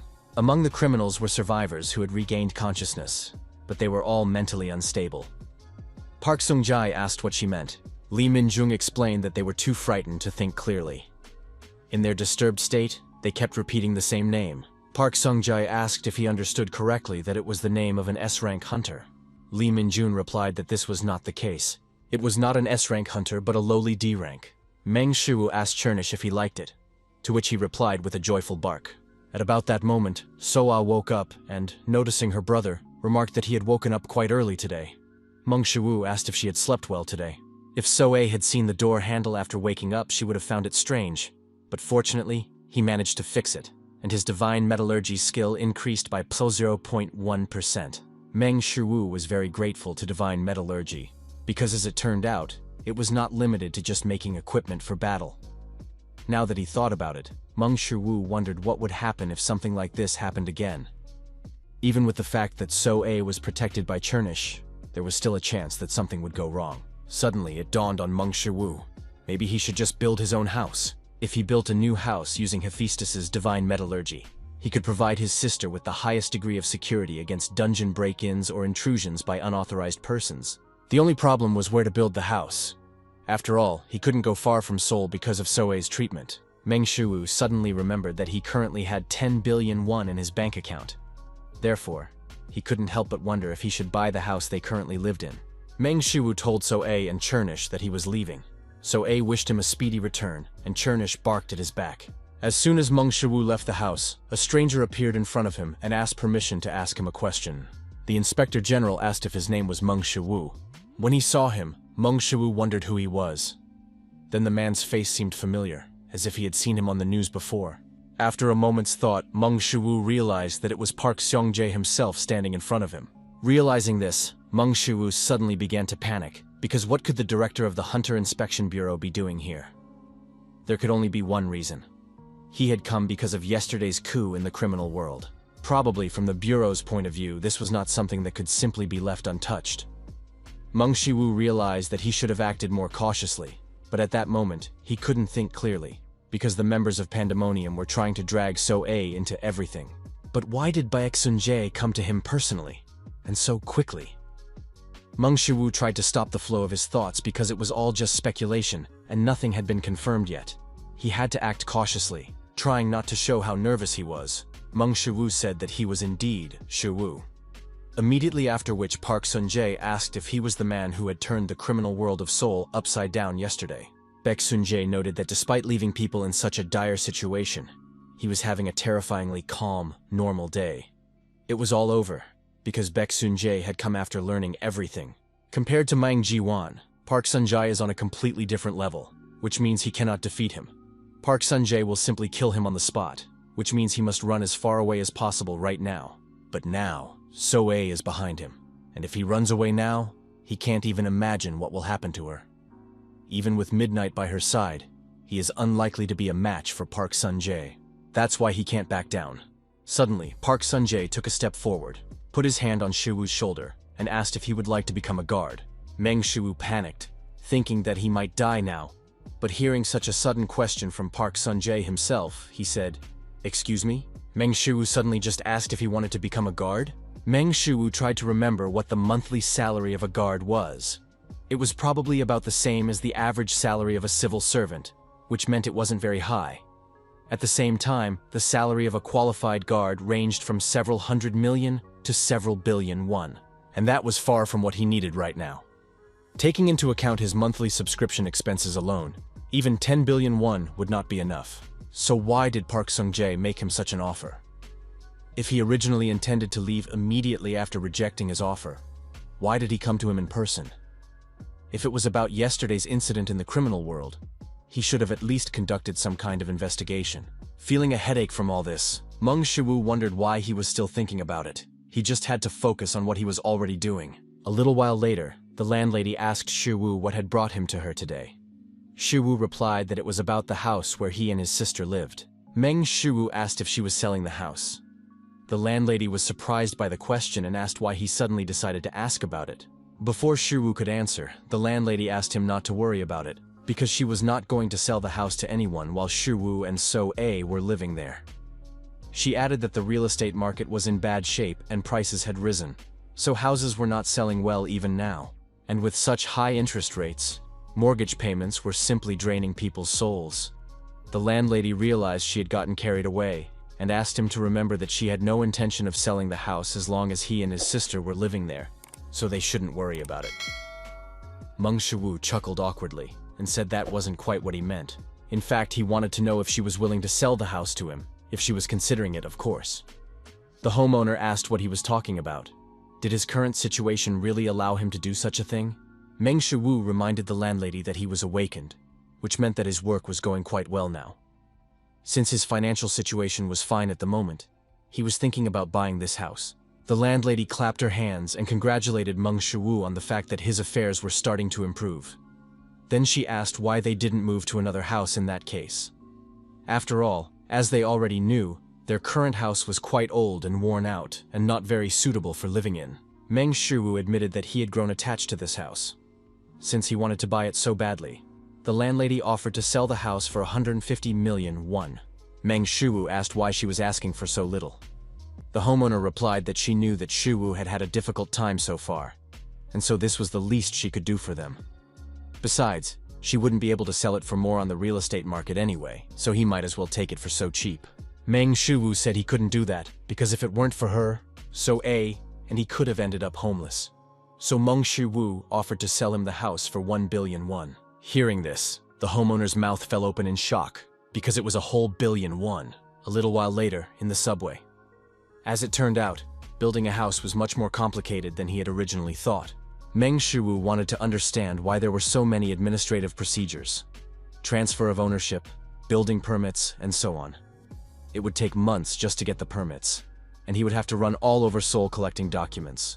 Meng Shu sighed at everything that had come down on him. He hadn't uploaded any videos to his YouTube channel for quite some time, and because of this, his comment section was filled with complaints. On top of that, he still needed to prepare for his sword technique lesson with Cherin, which meant Meng Shu took out his phone with trembling hands. After a few taps, 2 billion won was deducted from his account for subscribing to Jang Sanfeng's channel. Now he only had 7.5 billion won left in his account, but after deducting his rent, he only had 6.5 billion won left. He also had to pay 3.1 billion won every month. Even though he had mastered SS rank Tai Chi, Meng Shu felt terrible because of his money problems. In that case, he should just go and ask in person. SH Group Hunters Guild Office, Hosting Hall. A sparkling Han Cherin entered the room and asked if he had been waiting long. Meng Shu wondered why he felt that Han Cherin was becoming more beautiful every day. Anyway, he decided to focus on something else. Han Cherin asked how much her training would cost. Trying to suppress his nerves, Meng Shu said that he was thinking of holding classes twice a week, with a monthly fee of... With a grimace, Meng Shu looked away and said, 10 billion won. Han Cherin immediately said that sounded good, which surprised Shu. Shocked, Meng Shu couldn't help but wonder why the hell she responded so quickly.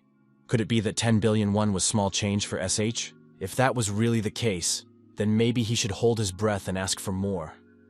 At that moment, Han Cherin added that 10 billion won was exactly the amount she herself would like to offer. Her grandfather would not approve of a higher price because it was a monthly expense, not a one-time payment. Upon hearing this, Meng Shu squeezed out that 10 billion won was just right.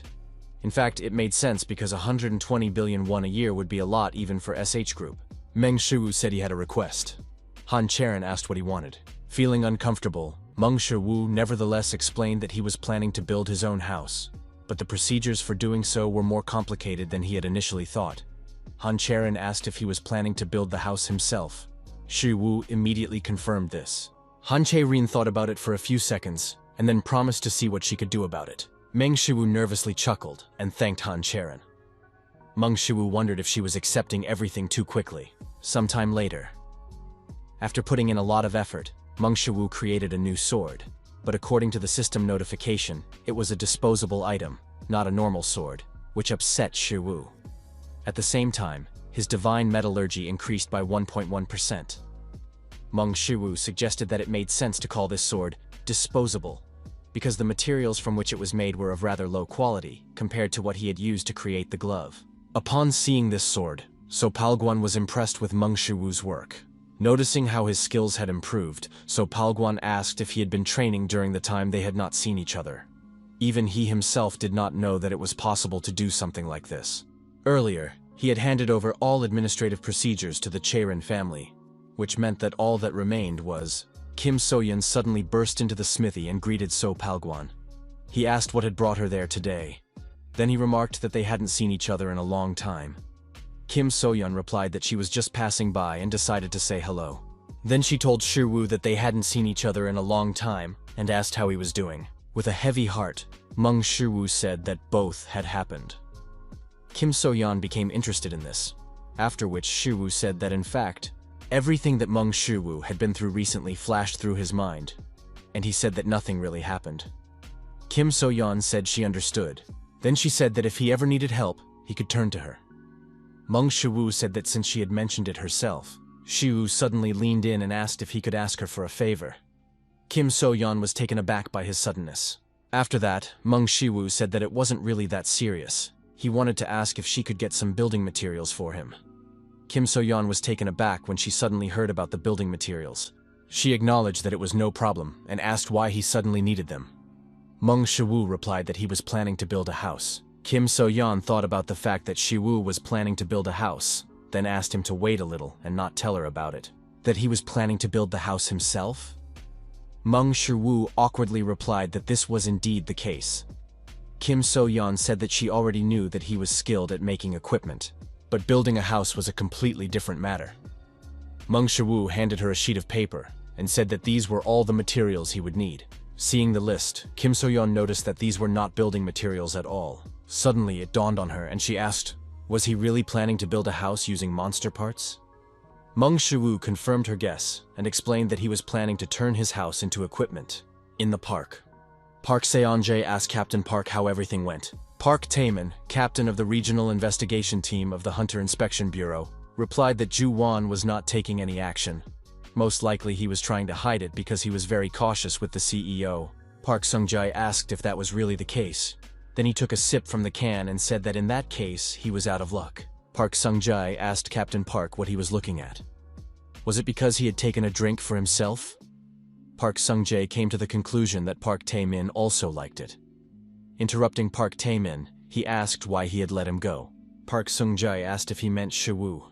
Then he said that Captain Lee from the 4th team of the Soul Branch told him that, despite his clumsy appearance, he was one of the most humane hunters she had ever met. Then he asked Captain Park how long he had been working at the Inspection Bureau. Captain Park replied that he had been working there for 7 years. Park Seonjae acknowledged that he had also been there for quite some time, and decided to tell him that he had awakened when he was 11 years old, and had undergone 8 years of training from his father. Later, his father told him to go out into the world and learn everything about it for himself. That is why he wandered the world for 5 years before joining the Inspection Bureau, and now he has been working there for 20 years. During that time, he dealt with countless criminals and killed many people. Probably even more than the number of monsters he killed with his own hands. Perhaps that is why he feels that humans are worse than monsters, lacking humanity. He has painfully realized that kindness does not always pay off. In general, he does not trust people and always treats them with contempt. Because, to him, everyone now looks like a criminal. Nevertheless, there are still some people he can trust. Park Seonjae asked Captain Park if he could guess who it was. After a moment's thought, Park Taemin admitted that he wasn't sure. Park Seonjae said that they are the ones who have to feed their families. This is not something everyone can do, and it requires self-sacrifice. This is what makes all parents in this world so wonderful. And Shiwoo has a sick sister. Park Seonjae got up from the bench and said that he needed to not only feed his sister, but also save her. Captain Park said that even if that were true, it was very suspicious that Shiwoo was lying about his rank, and that the main thing here was that he had managed to destroy the entire criminal world in this city single-handedly. Park Seonjae reminded him that they did not know for sure that he was lying about it. Park Taemin asked what he meant. The Inspector General replied that people call them murderers, and they are not wrong. But there was one thing they must always remember. Their blades must be aimed exclusively at criminals. Throwing the can into the trash can, Park Seonjae said that he liked a world where people could live in peace. It was also the world his father had protected. Captain Park asked what he was going to do next. Park Seonjae replied that he was going to the SH group. Park Taemin was shocked to hear this. Park Seonjae stopped and reminded Captain Park of his words. Their swords should only be aimed at criminals. Mang Shiwoo told Kim So-yeon that he planned to make his house into a base. So Palguan asked if he really knew how to build houses. Shiwoo replied that he had never done any construction work before, but he thought he could do it. Shiwoo then asked Kim So-yeon if it would be difficult to obtain all the materials. After going over the list a few more times, So-yeon replied that it should be possible, and that money wasn't even the problem. More precisely, it was part of the problem, but dragon turtle shell, or golem core, and death knight armor. All these materials come from high-ranking monsters, from lower B rank to higher A rank. And these are not simple monsters. In addition, these items are often used by hunters, so it will be difficult to obtain the required quantity. To be more precise, there's almost no supply, as hunters rarely sell them. Meng Shu said he understood. After which Kim So-yeon said that this did not mean that there was a complete shortage of these goods. It might be possible, if he planned to pay extra. Kim So-yeon took out her smartphone to check everything, and told Shiwoo that he could buy everything at 3 times the market price, which meant he would need to spend about 3 billion won. Meng Shiwoo was struck by lightning when he heard about the 3 billion. Fortunately, he already had the money he received for teaching Cherin, so it shouldn't be such a big problem. But Kim So-yeon added that even so, It would not be easy to get everything. Mong Shu thought about how to deal with this. Of course, he could lower the quality of the materials, but he didn't want to build the house carelessly, because it would protect So-A. Mong Shu asked if she could gather as many affordable materials from the list as possible right now. Kim So-yeon promised to do her best. The main problem was the low number of offers from hunters who did not sell their prey. Mong Shu suddenly had a brainwave. Since he was also a hunter, didn't that mean he could also gather materials in the dungeon? However, the monsters he needed to hunt were at least lower B rank, and the problem was that he was still a lower D rank hunter. Therefore, it was obvious that he would simply not be granted a hunting permit. So maybe it was finally time to raise his rank? There are two main ways to raise his rank. First, he can achieve success in hunting and gain recognition for his skills. Second, he can apply for a review to have his rank changed immediately. Initially, the first method was the only option for hunters, but with the advent of the rare phenomenon of awakening, the second method became available. This literally means second awakening. The second awakening may lead to the awakening of a new characteristic, or enhance an existing one. The exact reason for the awakening is still unclear, but it does happen sometimes. Thanks to this, hunters can obtain a new rank after reassessment. Mong Shu took out his smartphone to check his current characteristics. His insight reached 41.9% mastery, super strength 21.48%, divine medicine 8.7%, divine metallurgy 18.03%, Hercules divine martial arts 11.03%, and gentlemanly wisdom reached 4.11% mastery. He simply could not afford to waste any more time. Satisfied, Mong Shu continued his work in the forge. Returning home, Han-mina assumed that pigs had already learned to fly, since her niece had suddenly decided to visit her. Cherin admitted that they really hadn't seen each other in a while. Han-mina asked if that was true. But, be that as it may, this time Cherin did a great job, for which Han-mina praised her. Han-mina thanked her niece for bringing stability back to their company. Cherin said that she was just doing what she had to do, but that the company's stability was thanks to their director and her hard work. Han-mina was forced to admit that Cherin hadn't changed at all. She then asked how long Cherin planned to call her director. Cherin fell silent for a moment, then said that she had come today to see her as Director Han, not as her aunt. Smiling, Han-mina thought about how Cherin used to be such a sweet little girl when she was younger. Her brother died, leaving this child alone. In a wealthy family, being a member of the family means being a rival. Therefore, after the death of Cherin's parents, she was subjected to constant control from an early age. So it was no surprise that her personality had changed so much. If her father, Cherin, her brother had been there, she wouldn't have been able to survive either. And although she couldn't help Cherin when she was younger, now things are different. Han-mina took a cup of coffee and asked what she wanted to talk to her about. Cherin replied that she wanted to build a house and asked if she could borrow the name of the construction company SH. This surprised her aunt. Han-mina asked if she was going to build a vacation home or something similar. Cherin replied that this was not the case. She just wanted to build a house. Han-mina was shocked to hear this. Was she uncomfortable in her current home?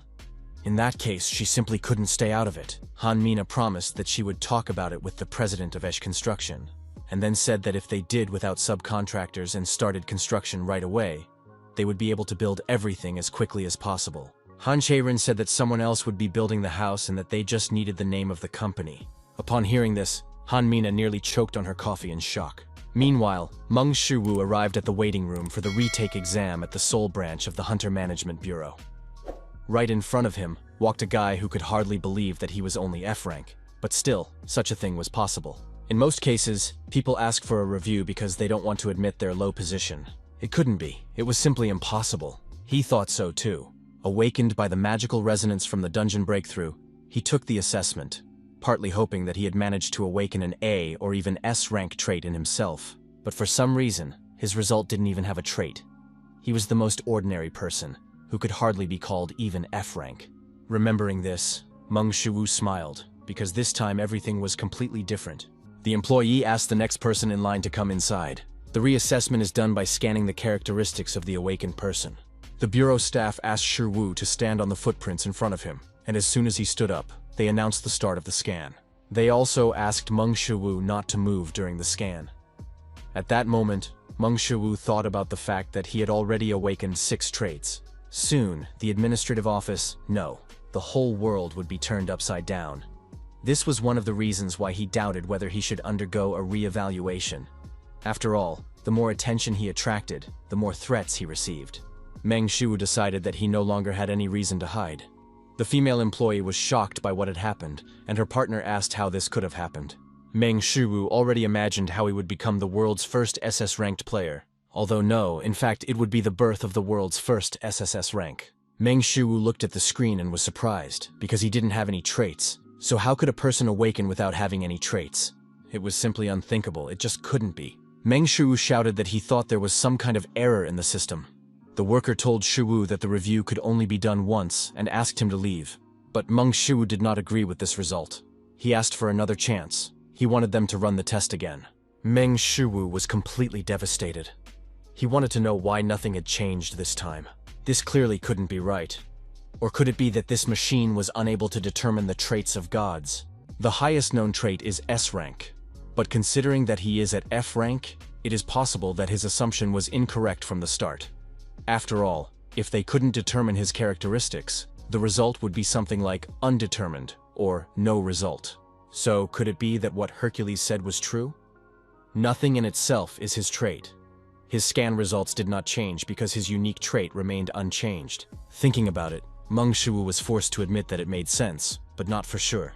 Or was it because he still hadn't achieved 100% mastery of one of the traits of the gods? He didn't fully understand the traits of the gods yet because he was still learning and adapting. Mong Shu asked what the reason could be. He sighed deeply. Then Mong Shu wondered how he could study and use the traits of the gods. Hercules said that it was because nothing was his innate trait, because he was the only one capable of mastering the powers of the gods.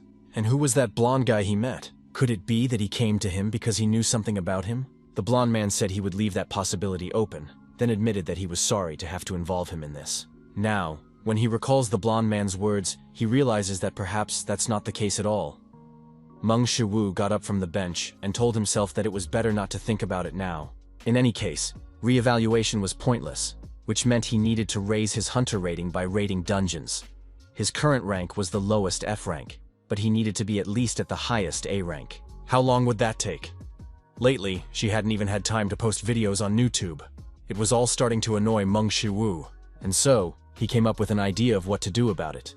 The perfect content idea for the current situation. Seeing Park Sung-jae in front of him, the director admitted that this was indeed a rare event, as the CEO of the Inspection Bureau himself had come to see him. Park Sung-jae laughed and said that he was the one who made sudden but short visits. And he didn't even know how to thank him for such a warm welcome. SH Group Director Han Kwang-guk said that it was obvious, because he was the one and only director of the Inspection Bureau. After that, Han Kwang-guk invited Inspector Park to sit down. Han Kwang-guk asked why Park Sung-jae had decided to visit him. Park Sung-jae said that SH Group was a pillar of the Korean economy, and that he wanted to meet the person who ran such an important organization. Han Kwang-guk acknowledged that this was indeed high praise from such an amazing person who ensures Korea's security. Park Sung-jae reminded him that you can't run a company just because you have some power. After all, to do so, one must satisfy the needs of one's superiors, possess excellent business skills, and be good at sales.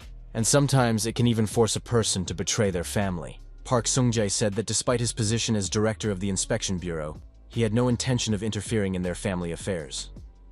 To be blunt, he wouldn't care even if Han Cherin left the SH Group. But Mong Shu is on the other side of the fence. Park Sung-jae suggested that the respected director of the SH Group already knows this name. Upon hearing the name Shu, Han Kwang-guk's face almost turned blue with fear, because it could mean that the Inspector General already knows everything. He knows about the plans to remove Han Cherin from the SH Group, and even that they plan to investigate Mong Shu using Pandemonium, and all because he helped Cherin in the raid on the dungeon. Stressed out, Han Kwang-guk clenched the armrest of his chair. With his actions, the Inspector General was probably warning them that he wouldn't stand aside if they contacted Pandemonium again. He was unbearably arrogant and rude, but when it came to Sung-jae, it was different. After all, this man is the son of Baek Sun-hyun himself, one of the 13 heroes of humanity. Even if the SH Group can use its power to influence politics and put pressure on the Inspection Bureau, Baek Sun-hyun is not a man to be trifled with. So why did such a man suddenly come to the defense of Mong Shu? Park Sun-jae said he couldn't reveal where he knew the name from or what he thought of him, but he advised them to keep their family affairs within the family and not to involve anyone else in it. After agreeing, Park Seong-jae said that he was leaving for the day. At the cafe, Park Dochul turned to her boss and said that she was refusing her salary for this month, and Park Dochul begged her boss not to fire her. Mong Shu asked what she was talking about and why she had decided to give up her salary. Park Dochul said that she was willing to work without pay until his channel grew. Shiwoo was simply stunned by what he heard. He asked Daku to stop and asked what she was talking about. Surprised, Daku asked if he really wasn't planning to leave NewTube. Even more surprised, Shiwoo asked, "Me? Why would I leave NewTube?" Suddenly, he realized what was going on. After he started posting less and less, he hadn't posted any videos at all lately. Realizing what was going on, Mong Shu asked why she had decided to give up her monthly salary. Doku replied that she didn't have any better offers, while he was a good boss. And besides, she hadn't done anything this month. Meng Shu laughed awkwardly and reminded her that he had told her from the beginning that this was a basic salary and that he was not leaving NewTube at all. The reason he asked her to meet today was to discuss an idea for a new video. Park Dochul was excited to hear this and was ready to listen to her boss. Meng Shu remembered that he had to pay her salary today and took out his smartphone. Then he advised her to buy something nice for her younger siblings on her way home. Meng Shu told Daku that when he was a child, the fried chicken his father brought home after work tasted delicious. He knows that Editor Park is a guardian to his brother and sister. The quiet Park Daku asked him to just call her Daku. Meng Shu asked what she meant. Park Daku replied that she could just call him by his name. Park Daku suddenly jumped up and exclaimed that she meant he was older than her and also her boss. Meng Shu smiled and said that in that case she could call him Shu and asked her to treat him as a friend.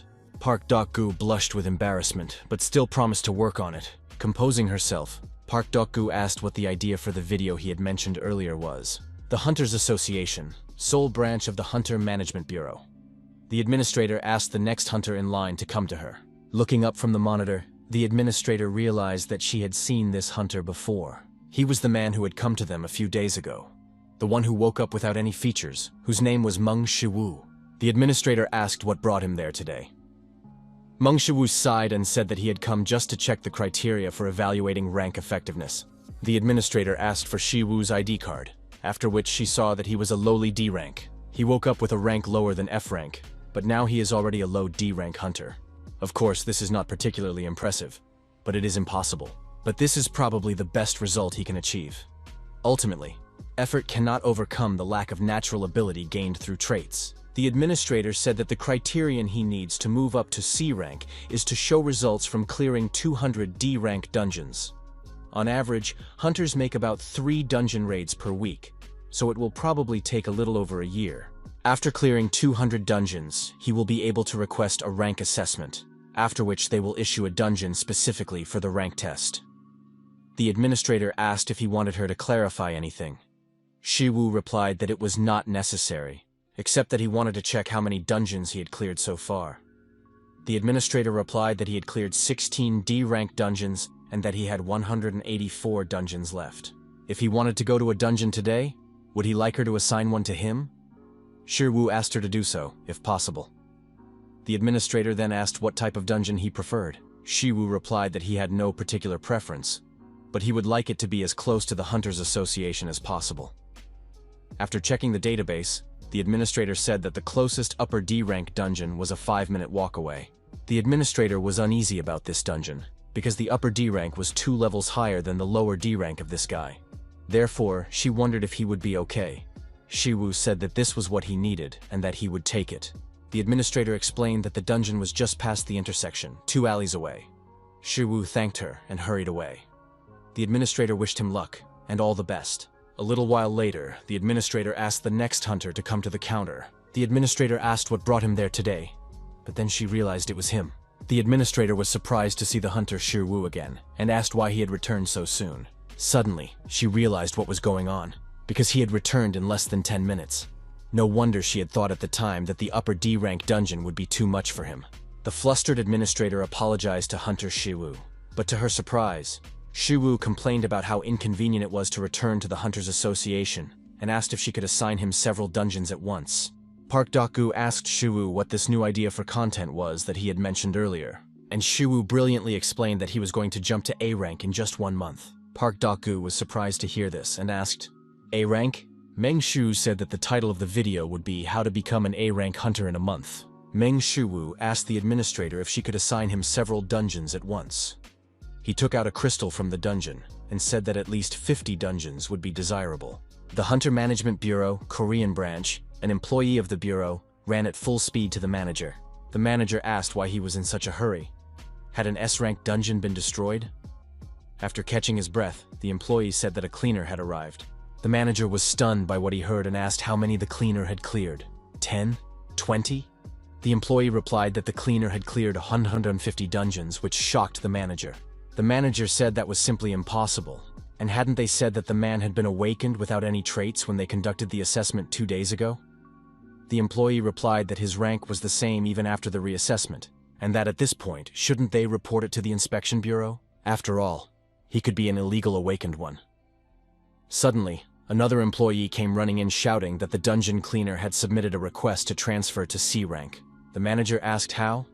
He believed that the condition for promotion to C rank was clearing 200 dungeons, but a minute ago he had heard about 150 cleared dungeons. The manager suggested at least submitting an application to the bureau. Immediately after that, the subordinate shouted that they had already contacted them. The Hunter Inspection Bureau, Korean branch. Young-Soo-ae reported to Captain Lee that the Management Bureau was requesting cooperation. A hunter had appeared who had risen from lower D rank to lower C rank in 3 days, and they wanted them to investigate it. Captain Lee asked who it was. Young-Soo-ah replied that the hunter's name was Ming Shi-woo, which surprised Captain Lee. Lee Min-jung thought that with such results, it could be called an awakening. But in that case, he would normally have to go for a reassessment. But at the same time, he is rising in the rankings based on his achievements? That means he can't go through a reassessment. That leaves only one possibility. Shiwu gained his power through illegal means, such as black magic. But would he go that far? Li Mingjong turned to Arin. She asked if she knew of any awakened ones who had gained power through black magic. Arin replied that of course she knew. Black magic differs from ordinary magic in that it operates on different energy principles. Ordinary magic uses mana, which connects the rules of mental dimensions and physical space. When these rules of measurement, such as the rules of 3-dimensional and 4-dimensional space, are rearranged, it leads to the performance of magic. For example, a sudden burst of flame or lightning appearing out of nowhere is because these rules are being rearranged. Therefore, magic is essentially a rearrangement of the rules of space. Not wanting to listen to all this any further, Lee Min-jung asked Arin to just get to the point. Arin said that, in short, black magic feeds on negative feelings. In particular, emotions such as joy, anger, sorrow, fear, love, hatred, and desire. Black magic feeds on these emotional desires, becoming stronger as the emotions intensify. But the more a person burns their emotions, the faster they lose their mind. And ultimately, those who seek power through dark magic, they lose their human form and turn into monsters consumed by violence. Captain Lee asked how they could identify such people. Arin replied that she would understand as soon as she saw one. After all, you don't need to study magic to sense that something is wrong with a person. Lee Min-jun thought about something. She had heard that the director had recently met with Shi Wu and even offered him a position as a guard, if the director himself had made such an offer. Lee Mingju smiled as she thought about it. After that, Lee Mingju ordered Jung Sue to tell the management office that they should not worry about Shi Wu. Lee Mingju began to glow when she thought about this man, Meng Shi-woo. After working in the forge for a short time, the system informed Meng Shu-woo that he had created trash, and his divine metallurgy skill had increased by 0.1%. Meng Shu-woo was amazed that the system even called it trash. After all, what he had created was very different from ordinary equipment. Meng Shu-woo assumed that this was because he was creating something from building materials, the quality of which was significantly lower than that of his usual equipment. But even so, he was beginning to understand how it all worked. Meng Shu-woo smiled awkwardly, because the first thing he did was something that was considered the main cause of environmental destruction. But now the worst thing he can do is trash. Suddenly, Meng Shu-woo realized something, because that means he still had time before he could raise his hunter rank and before Soyeon took the building materials. That meant he still had time to improve his skills to a level sufficient to build a decent house. Now he had only one question. Had Soyeon managed to find the materials he had asked for? At that moment, a voice said, "I'm here," at the entrance to the smithy. Mong Shu was a little puzzled by how perfectly Kim Soyeon sometimes appeared. Kim Soyeon said that, as she had expected, Mong Shu was also here. Meng Shu asked Soyeon how the search for building materials was going.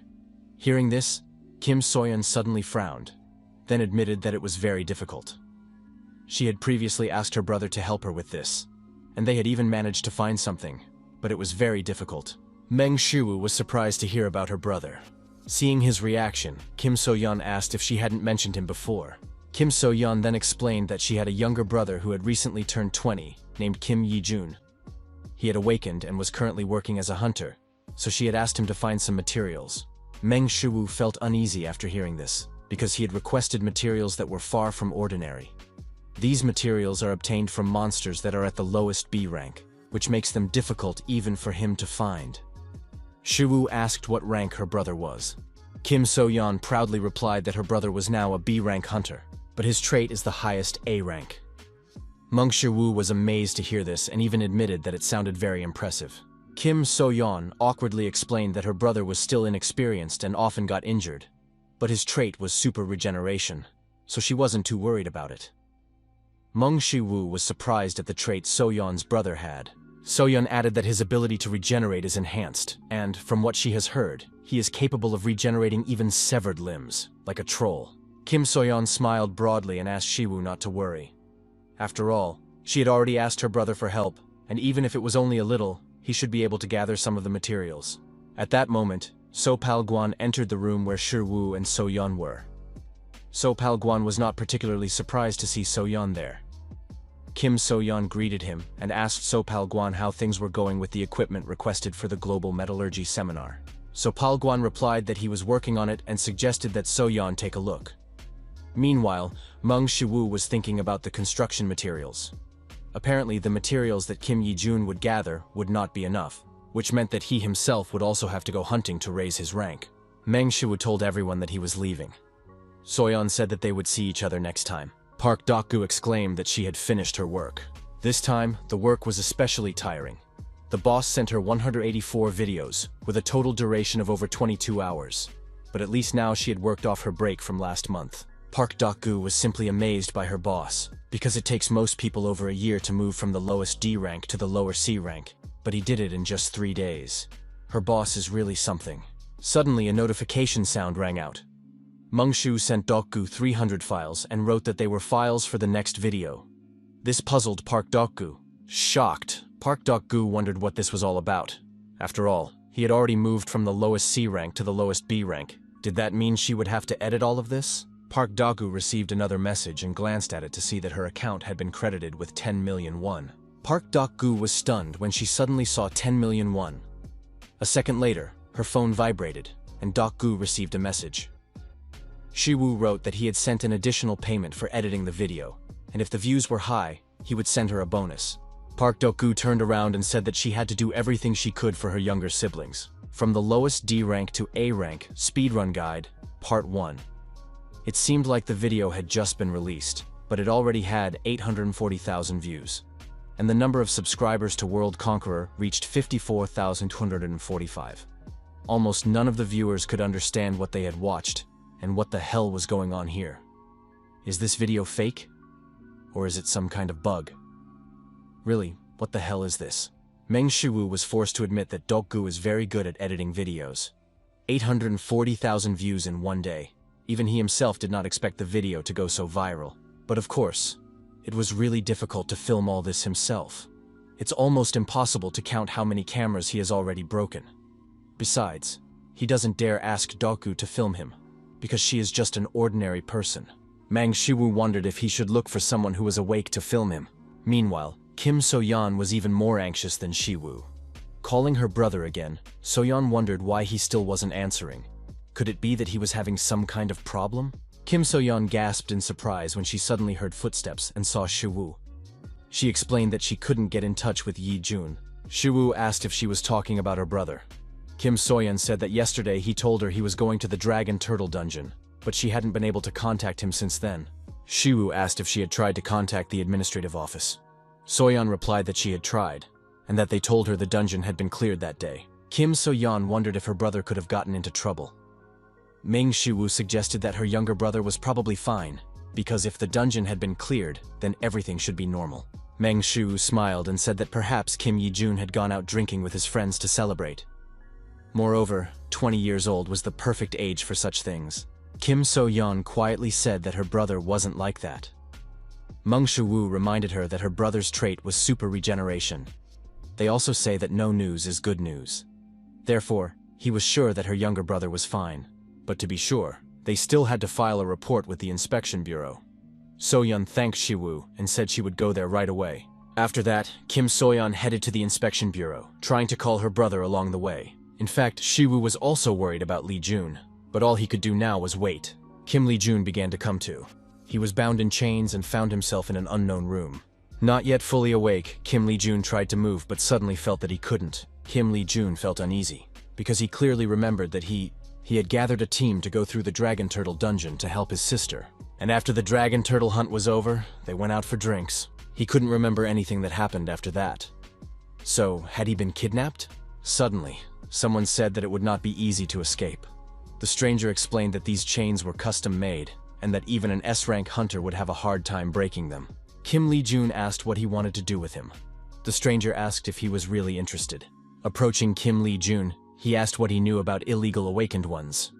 This made Lee Jun flinch. Clutching his head, the guy in the lab coat suddenly started giggling. Then he shouted that it wouldn't be a lie if he said that they were all his masterpieces. So why? Why do they all just die and not appreciate his efforts? He was just trying to make them stronger. But they keep dying when he drinks a little of their blood. And they die, or they die when he cuts off their limbs. And they scream in pain.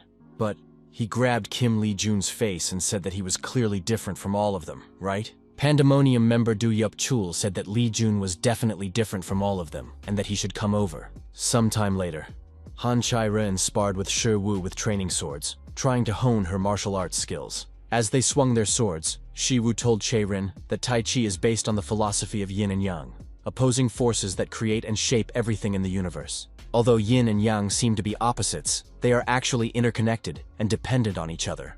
Previously, Shiwoo had planned to start teaching Cherin after he had created his own style, but even he was at a loss to explain it all, so instead, he decided to lay the foundation for Cherin based on Tai Chi and Cherin's character, her skill with blades, to turn even her roughest strikes into true fencing.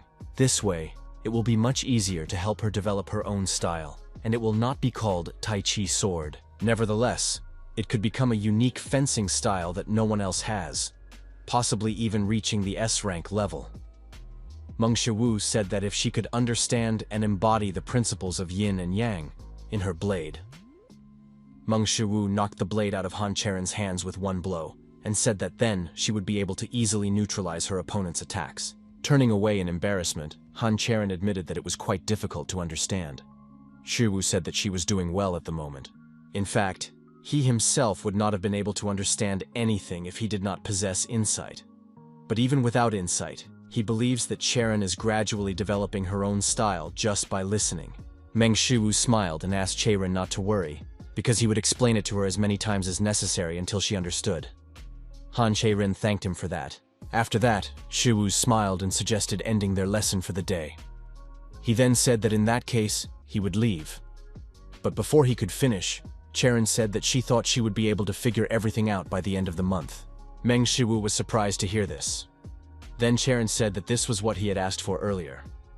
Meng Shu wondered what he had asked for, then suddenly remembered. Shiwoo asked if she was talking about the building permit. Cherin nodded in confirmation, after which Shiwoo thanked her for it and said that she hadn't done anything at all. Meng Shu had nothing to say in response to "did nothing at all," because that could only be true for Cherin. Shiwoo wondered if the SH group was really above the law in Korea. Just 1 month. It was the perfect amount of time. By then, he would have finished preparing the necessary building materials. Jun Sua entered the captain's office and reported that they had received a missing person report for Kim Yi-jun. Captain Lee asked if there was anything new. Jun Sua said she should take a look at it first and handed her the sheet. It was a list of the group members who had entered the dungeon with Kim Yi-jun. Glancing over the list, Lee Min-jun noticed that they were illegal awakened ones. Jun Sua said that, to be more precise, all of those hunters were suspected of illegal awakening except for Yi-jun. Lee Min-jun suggested that they were deliberately pursuing Kim Yi-jun, then asked why he. Before her boss could finish, Soo-ah said that she had heard that Yi-jun's special ability was super regeneration. Super regeneration allows him to regenerate even lost limbs. Lee Min-jun tensed up when she heard this, because it meant. With a certain disgust, Soo-ah said that this was most likely the case. Yi-jun had been kidnapped for human experimentation. Meanwhile, near the dungeon, Mong Shu still couldn't get in touch with him. Could it be that he was training? In any case, he had to tell Hercules about that idea for the video. He had been too busy lately, so he couldn't contact him. Meng Shu chuckled awkwardly, remembering that he had even ignored some of the messages about training sessions.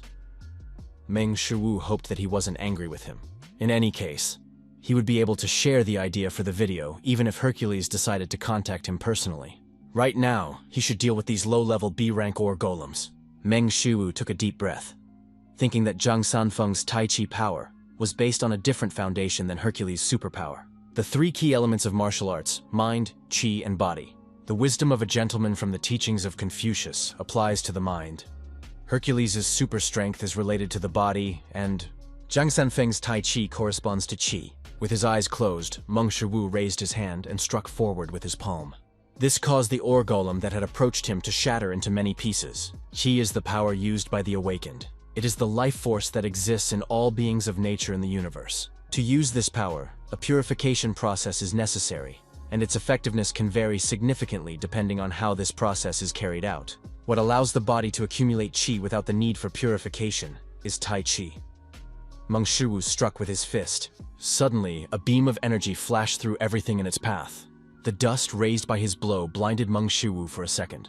But when he opened his eyes, he saw the corpses of suddenly killed monsters lying on the field in front of him.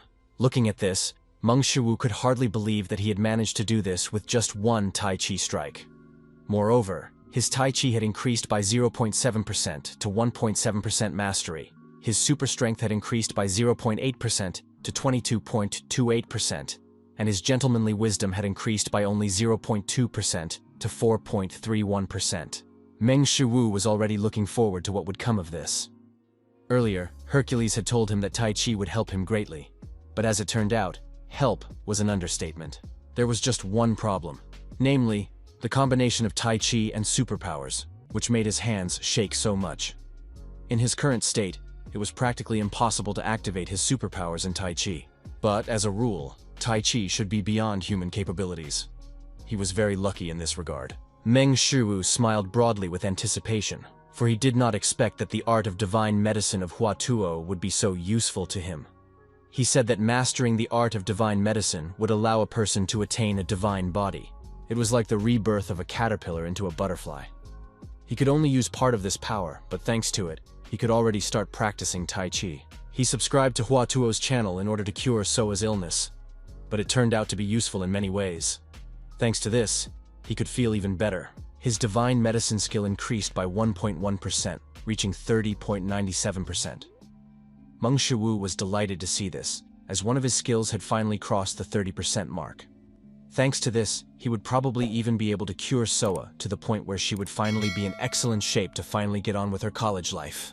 Be that as it may, Meng Shu turned around to check something, and just as he thought, the camera was broken. He needed to find someone to take videos as soon as possible. Saddened, Meng Shu wondered if divine metallurgy could be used to create an indestructible camera. Today he had cleared 15 B-rank dungeons. He needed to clear 500 dungeons to become an A-rank hunter, but at this rate, it would take much longer than he had expected. In B-rank dungeons, he had to collect resources, so it was difficult for him to speed up the process. Nevertheless, he still believes it can be done within a month. Meng Shu thanked Midnight for allowing him to walk around freely. He even bought some extra meat for Midnight, when he suddenly remembered that it all cost 700,000 won, and wondered if it wasn't too much for a little one. He spends about 2 million won a day on food alone, which amounts to about 60 million won a month. And that's not even the membership fee for GodTube subscriptions. But for Midnight, it literally means nothing. On the other hand, it may mean something. As soon as the door to the house opened, Soa said that Shu had finally arrived, and Midnight barked at him. Meng Shu asked Soa if she was feeling well.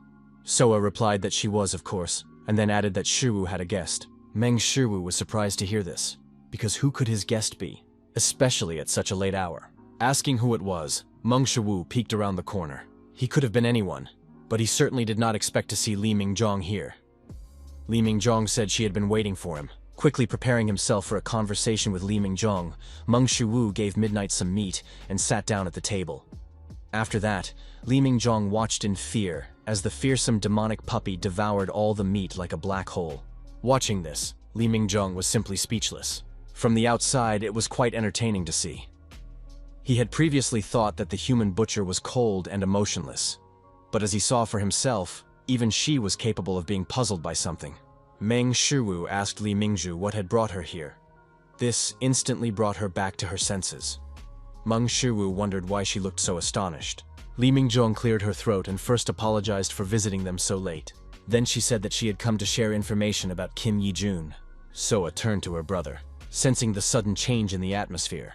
Meng Shu stood up and said that, judging by her appearance, he could assume that the news was clearly not good. Therefore, he suggested that they discuss it outside. After listening to Captain Li Minjun, Meng Shu was shocked by what had happened, and he asked if Kim Yi-jun had been kidnapped to be used in experiments.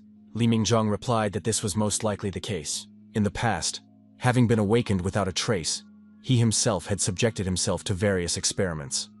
Although these experiments were legal, his body was destroyed and physically mutilated. But just imagine what illegal experiments on humans could do to a person. Even with super regeneration, there is a high risk that it could break him mentally. That means he has to find him as soon as possible. But Meng Shu asked Captain Li Mingzhu why she had come to him specifically. Li Mingjong replied, "Pandemonium. There is a device that criminals use to avoid being recognized. This magical device can even erase traces captured on surveillance cameras. The one used by Pandemonium is high quality and can even fool S-rank hunters. This is why the Inspection Bureau couldn't find Pandemonium. But a few days ago, an extraordinary incident completely destroyed Pandemonium and the entire criminal world of Seoul. This was done by an unknown person, just suddenly on one random day." Li Minjun said that in cases of missing persons, there is such a thing as a golden hour. After this time has passed, the chances of survival for people in kidnapping cases become minimal. However, the family members of the missing person do not think so. Until the very end, they believe that their loved one is still alive, and that he will definitely return someday. For a guard from the Inspection Bureau, this is humiliating and degrading, but Li Mingzhu bowed and asked Meng Shu for help. Meng Shu found it hard to believe that Li Mingjong could go so far, especially since she has no connection to Yi-jun. Perhaps it is his insight, but he definitely senses Li Mingjong's emotions. Her shame, her pride, her regret as a guard, and above all, her sincere request as a human being. Meng Shu asked Li Mingjong if she could stay with Soa until he returned. A little while later, returning to the street with Midnight, Shu said that he was counting on him, and Midnight barked in response. According to the information provided by Li Minjung, this should be the entrance to the Dragon Turtle dungeon that Kim Yi-jun raided 3 days ago. After the raid with his group, he was last seen in a bar, which he visited with other members of the group. That means it would be best to start the investigation from this place. But any possible traces of his scent, most likely they will be too faint.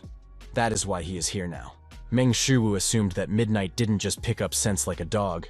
That was probably how he found him at the SH Group hospital back then. Midnight probably senses residual energy or magical waves. He couldn't be sure. But if his assumption was correct, then such traces would be more noticeable here, in the dungeon, than in the bar. Finally catching the trail, Midnight straightened up, pointing the way. Meng Shu asked Midnight to lead him along the trail. Meanwhile, in the blood-soaked room, Kim Yi-jun screamed in pain from the experiments. Dochul told Kim Yi-jun that he, taking the chainsaw away from Yi-jun's shoulder for a second. Dochul said that he was absolutely the best. Pale and broken, Kim Yi-jun wondered how long. How many more times would he have to endure this pain before it all ended? And should he endure this pain until it ended? Would it ever end? He had already reached his limit, and if he just closed his eyes, he would finally be able to free himself from this pain. Noticing the look in his test subject's eyes, Dochul turned to him and said that he couldn't die here. Then he ordered Yi-jun not to die, because if he died, he would have to use his sister to continue the experiments. As soon as Yi-jun heard this, his will to live returned. Soyun, his only sister. Struggling to overcome the pain, Yi-jun asked how he could dare, if he so much as touches her. Dochul explained that if Yi-jun died, he would simply have no other choice. Since they were related by blood, she might have abilities similar to his super regeneration. Kim Yi-jun said that his sister had no abilities. Dochul laughed and suggested looking at the results of a small test. Tears welled up in Yi-jun's eyes. He told himself that he had to endure this. After all, he couldn't let this madman touch her. After a short conversation, Dochul began cutting Yi-jun with a chainsaw again. Sometime later, Kim Yi-jun could no longer even tell how much time had passed. But he mustn't. He mustn't die here. He had to protect Soyeon. He had to. But he couldn't hold on any longer. Suddenly, an explosion thundered behind Kim Yi-jun, and several pieces of the wall hit him. Moving forward, Mong Shu turned to Yi-jun and said that his sister was worried about him. But after taking a closer look at Yi-jun, Mong Shu was horrified, because Yi-jun's condition was simply terrible.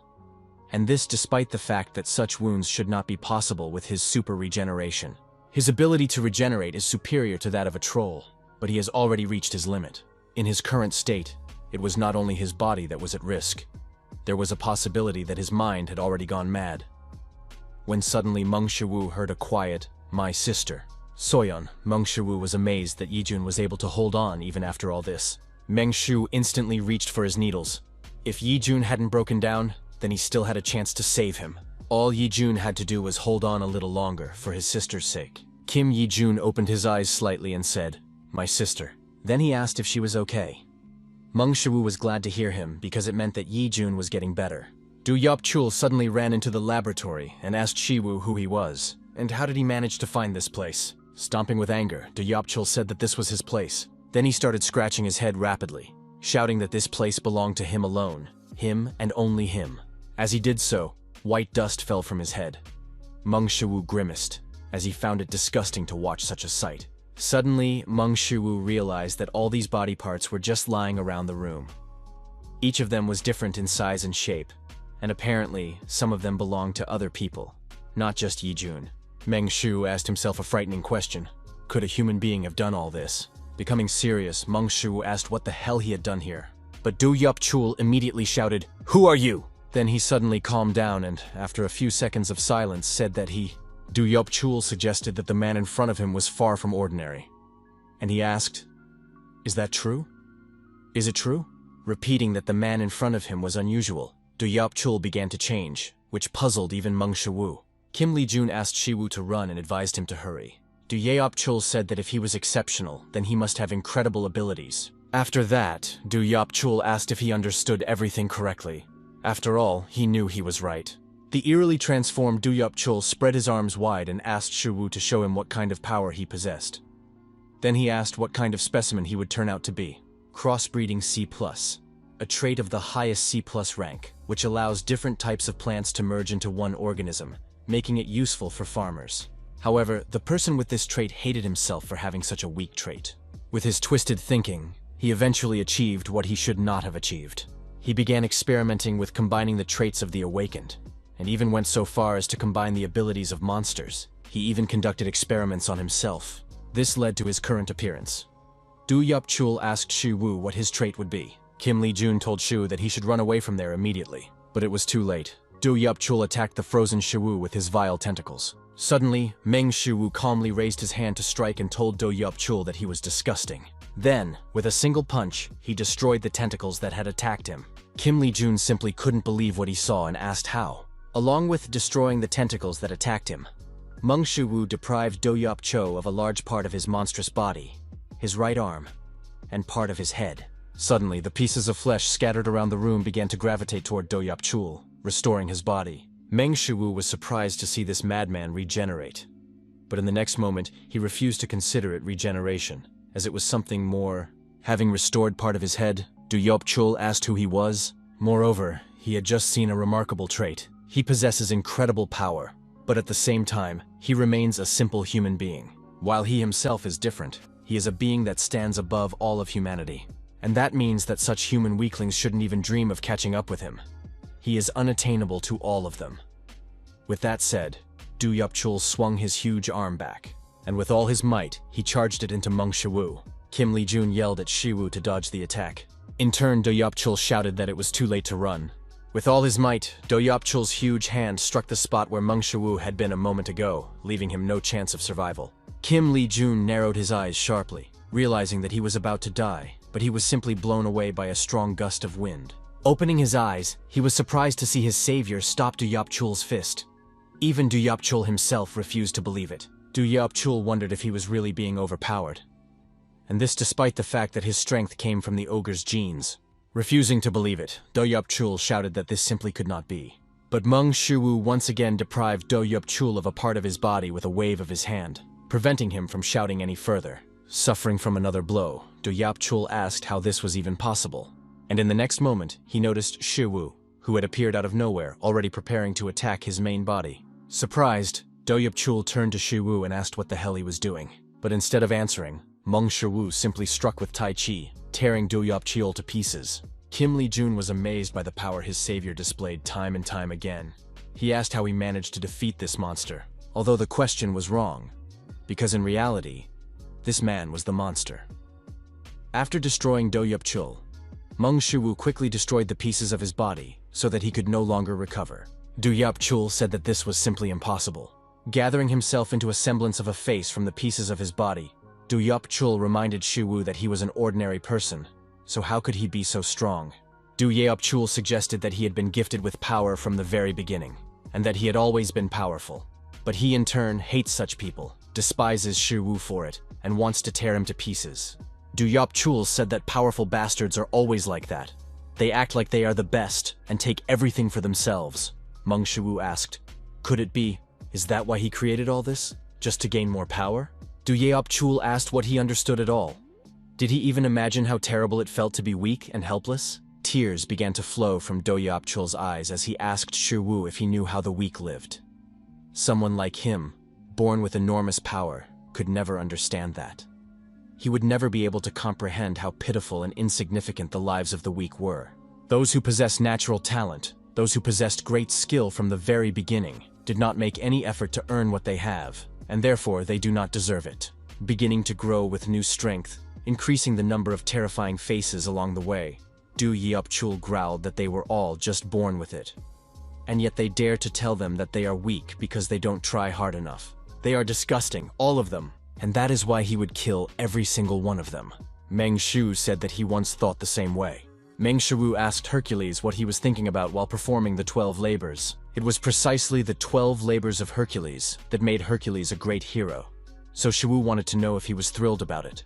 Heracles replied that at that moment, he just wanted to kill himself.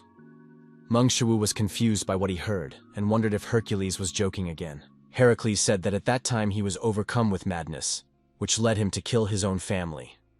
Every day of his life was a living hell because of his overwhelming guilt. He literally felt that he did not deserve to live. But at the last moment, Theseus stopped him. He said that there was no point in correcting his mistakes through suicide. That is why he accepted those trials, not for some great ambition or because of his determination. He accepted the trials to atone for his sins. It was incredibly difficult. He was close to death so many times that he could hardly count them. And every day he thought only that he would not be able to continue and that he should just give up. Hercules asked Shu if he believed in him. Previously, Meng Shu considered Hercules to be an absolute being who passed tests and overcame difficulties without any effort. Hercules said that the result matters, but if you ask him whether the result is the most important thing, he will say no. How you achieve these results and what you go through to achieve them. In his view, that is what matters most.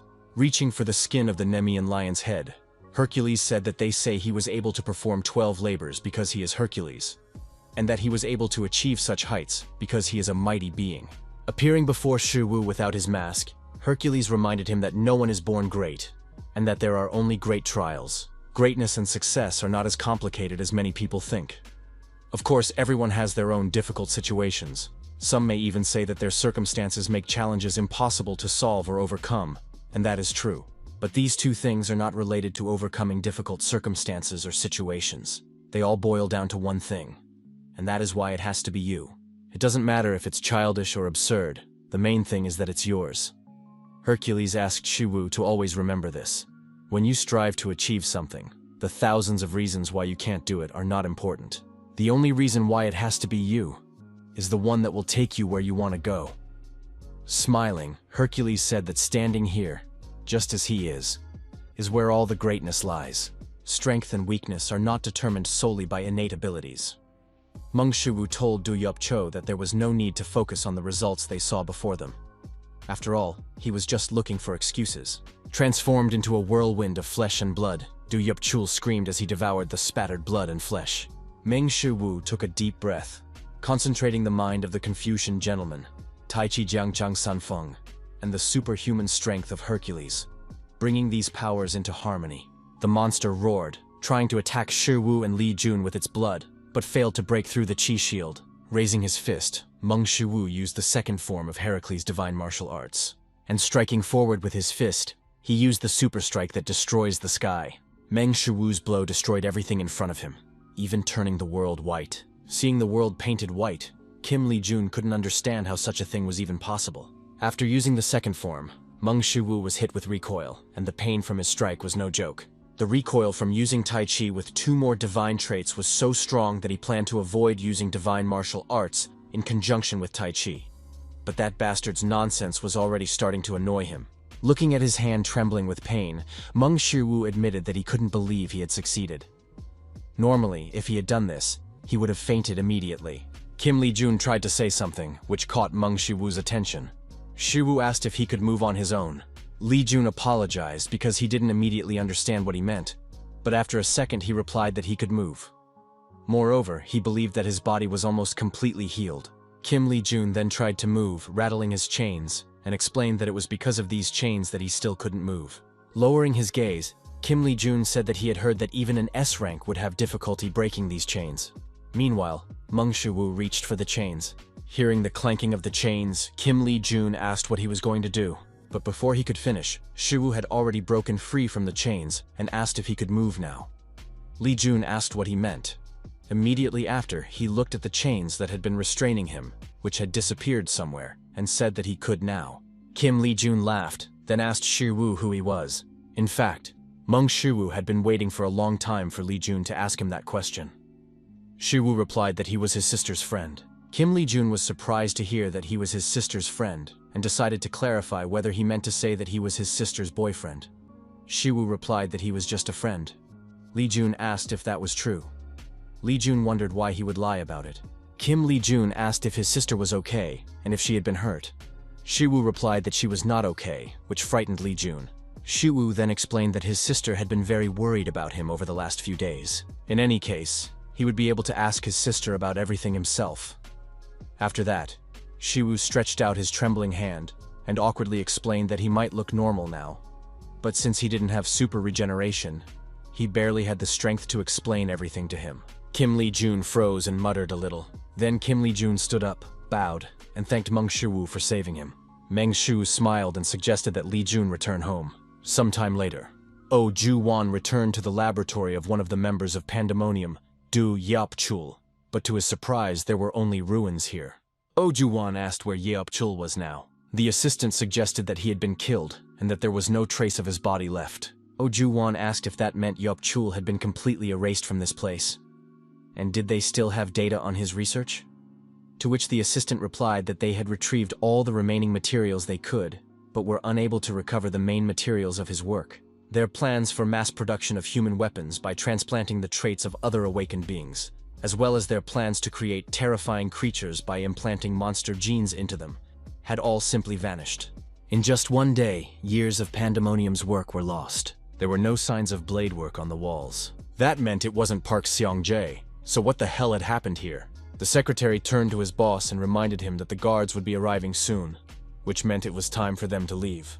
Ju Wan ordered to find the person responsible for what had happened, regardless of the circumstances. Meanwhile, near Shuwu's house, Meng Shu asked, "In what sense does Soa know everything?" Li Minjung said that apparently Soa already knew that he was a hunter and that he had a channel on YouTube. She decided not to go into details, but she only briefly mentioned the incident. Li Mingjong explained that as a guard, she felt it was necessary to make it clear that she wasn't looking for Shiwu, because he had gotten himself into something bad. Li Mingju suggested that her younger sister thought he had his reasons for not telling her about it. In fact, Meng Shu kept quiet because he didn't want to worry Soa, especially considering her health. But she already knew everything. As long as he could remember, Soa had always quietly supported him, staying one step behind. He thought that he was the only one protecting her, but at the same time, she was supporting him too. Li Mingjong said that Soa was a good sister and at the same time wise. Shiwu laughed and admitted that she really was. After that, Li Mingjong added that he was a good older brother. He is not like her at all. Mong Shu asked if Captain Li also has a brother. Li Mingju said that he does, and that he is 14 years old, and that in her memory, he would never grow older.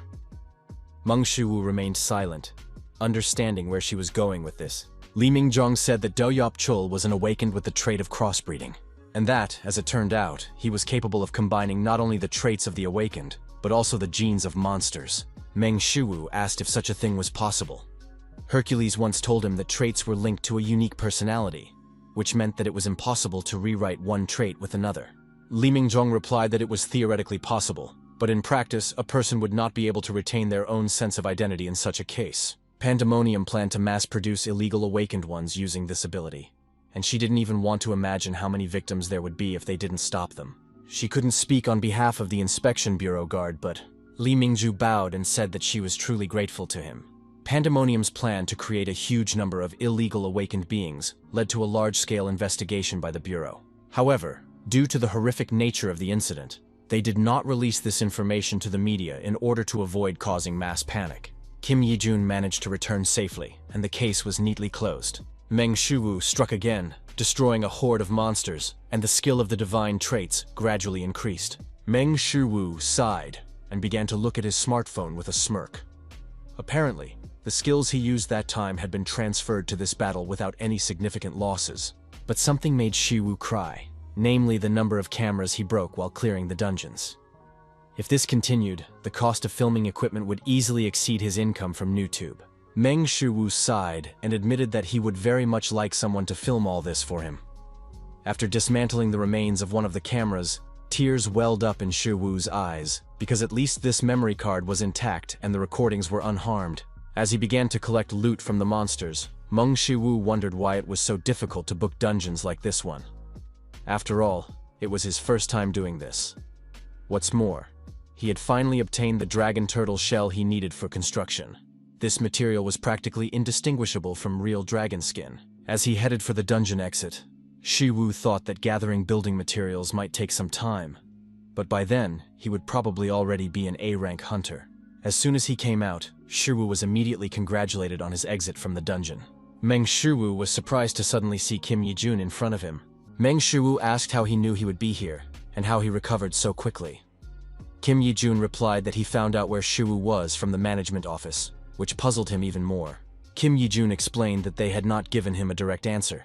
He took out a list and said that the Bureau had only told him that the dungeon cleaner had already cleared most of the accessible dungeons, and gave him a list of those that had been cleared.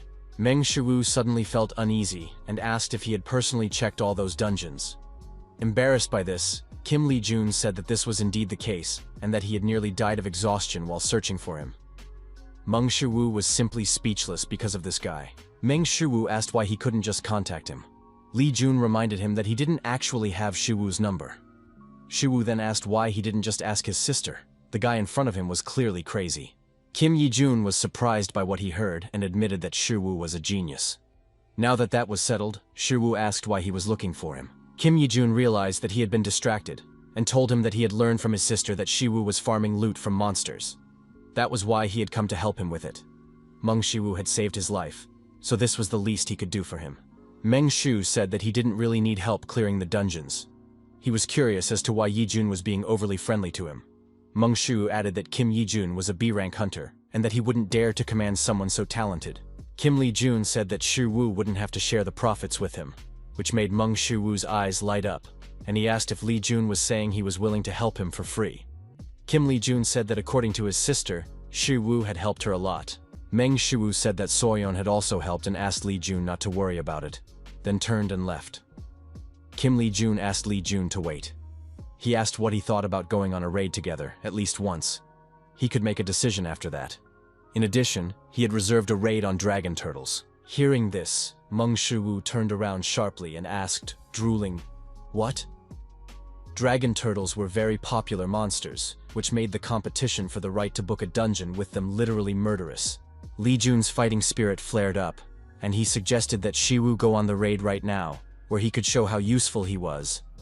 And of course, he would be able to keep all the profits for himself. Meng Shu thought about it again.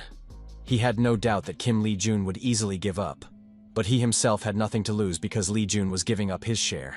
Meng Shu remembered something in his hand and looked at the broken camera lens. Then it dawned on Meng Shu. Yi-jun is an awakened B rank, and his highest A rank trait is super regeneration.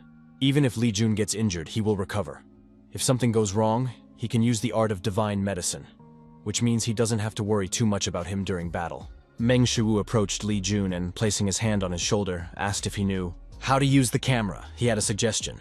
A powerful energy explosion rumbled in the middle of the dungeon.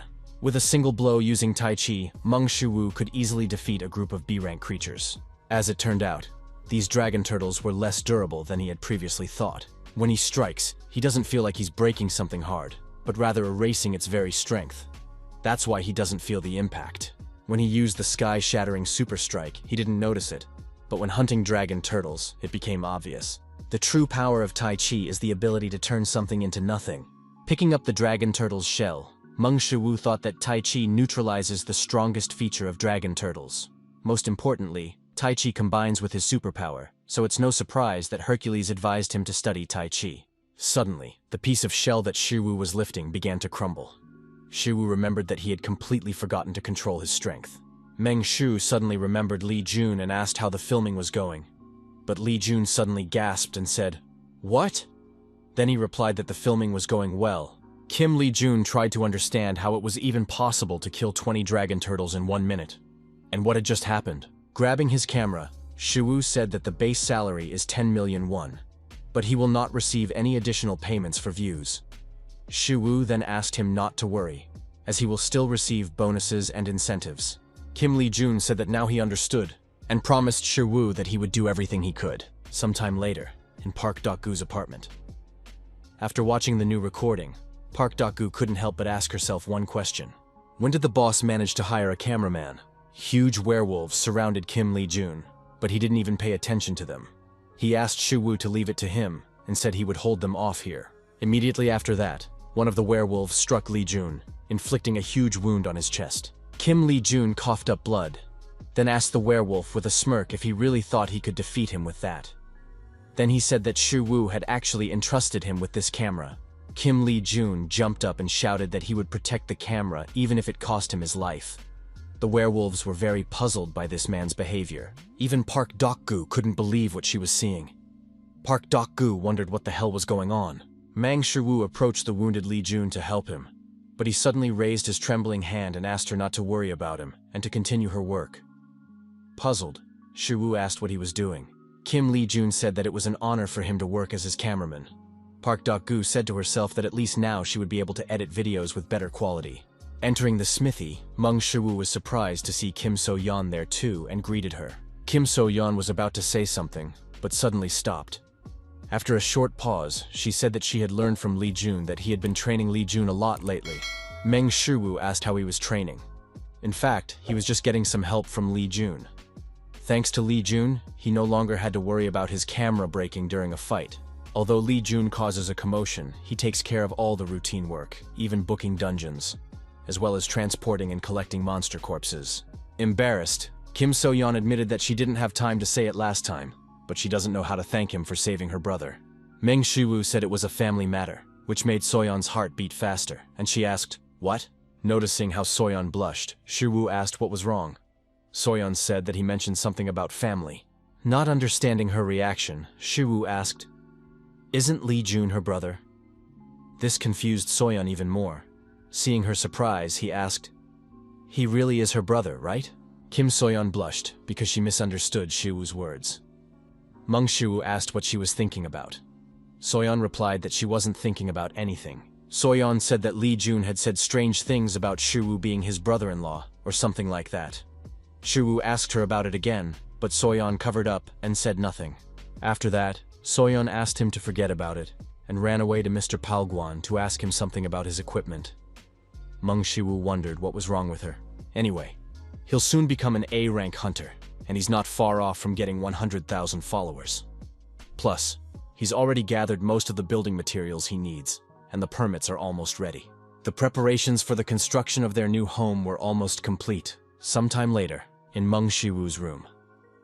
Mong Shu suddenly received an incoming call and reached for his smartphone to see who was calling him at such an hour. But when he saw that it was Hercules, Mong Shu changed abruptly, as he had completely forgotten about him.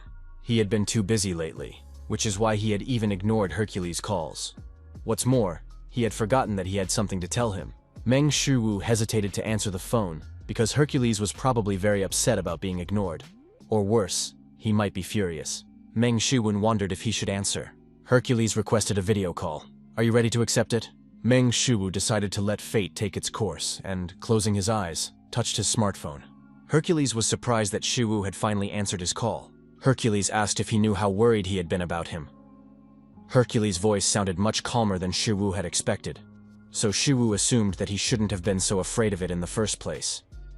Meng Shu decided to open his eyes slightly to look at Hercules. Clearly not calm, Hercules, who was barely holding himself back, asked why he wasn't answering his calls. Meng Shu realized that he had jumped to conclusions because Hercules was very angry. Meng Shu awkwardly explained that he couldn't answer because he had very important business to attend to. Hercules accepted his answer because Shu couldn't ignore him if something insignificant happened to him. Meng Shu admitted that it was completely unintentional and that he was indeed very busy with important matters that conflicted with their schedule. Hercules said that he knew how busy he was with work, and obviously this work took priority over his other priorities. Shu hung his head, as he was incredibly ashamed in front of Hercules. Hercules said that he understood why he hadn't said anything to him all this time. But during that time, his number of subscribers had dropped to 90.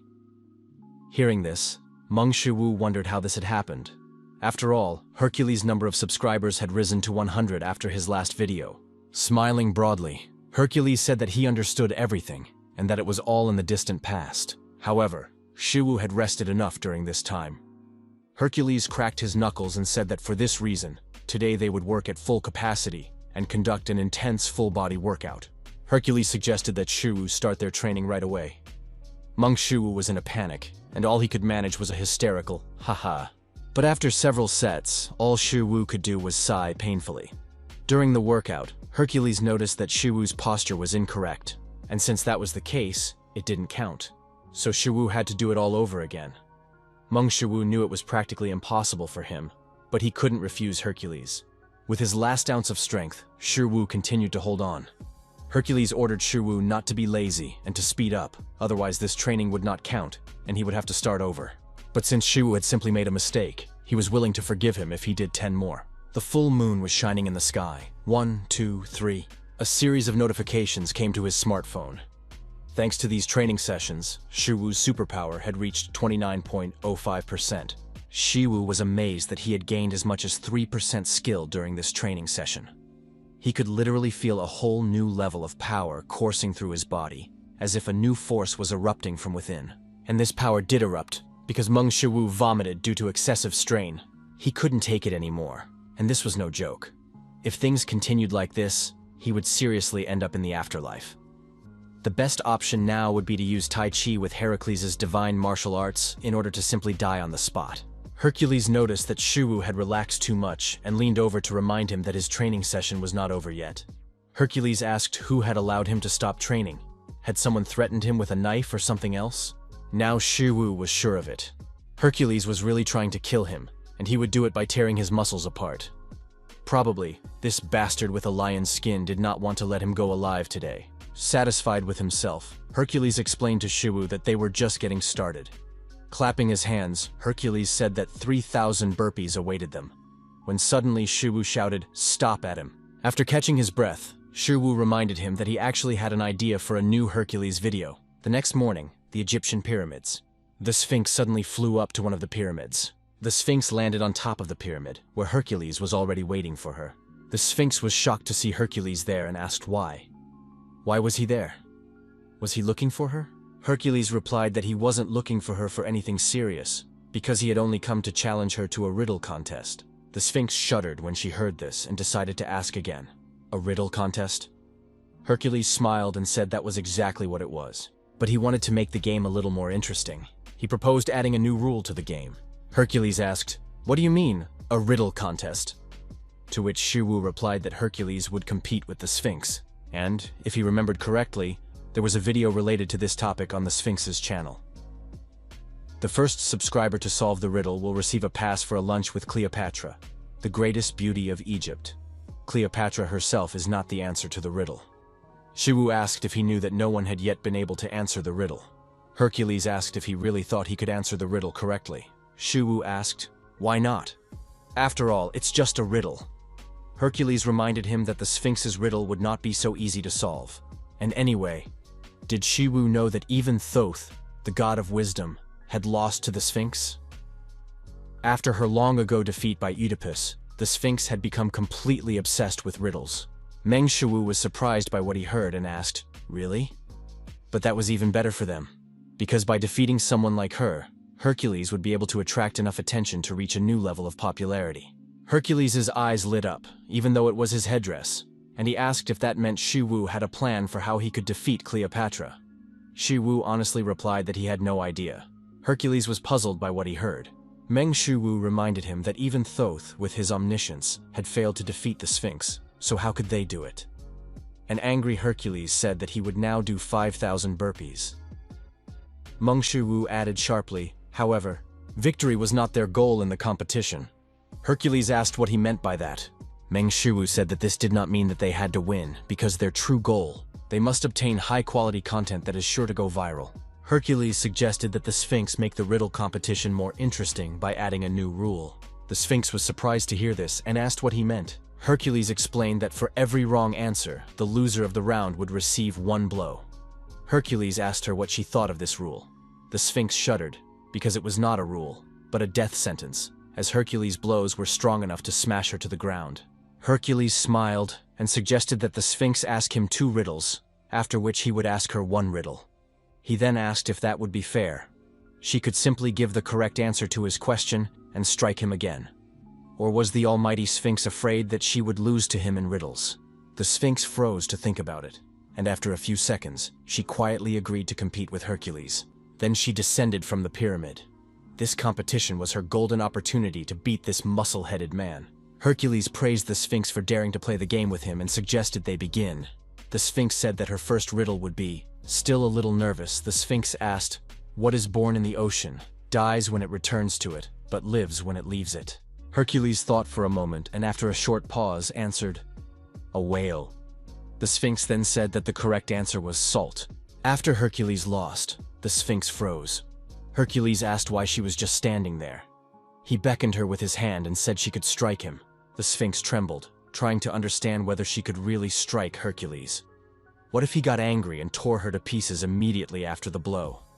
Hercules asked the Sphinx to hurry up and said that rules are rules. The Sphinx did not understand what she should do, but she decided to do it anyway. The Sphinx closed her eyes and swung her paw, striking the muscle-bound man. Hercules coughed up blood, then complained about the dust from the Sphinx's attack. He was clearly furious, which made the Sphinx's heart sink, and she was about to run away. In a panic, the Sphinx reminded him that he had agreed to this himself and that this blow was part of their game. But to her surprise, Hercules spat out blood and asked who was arguing with her. Then he asked the next question.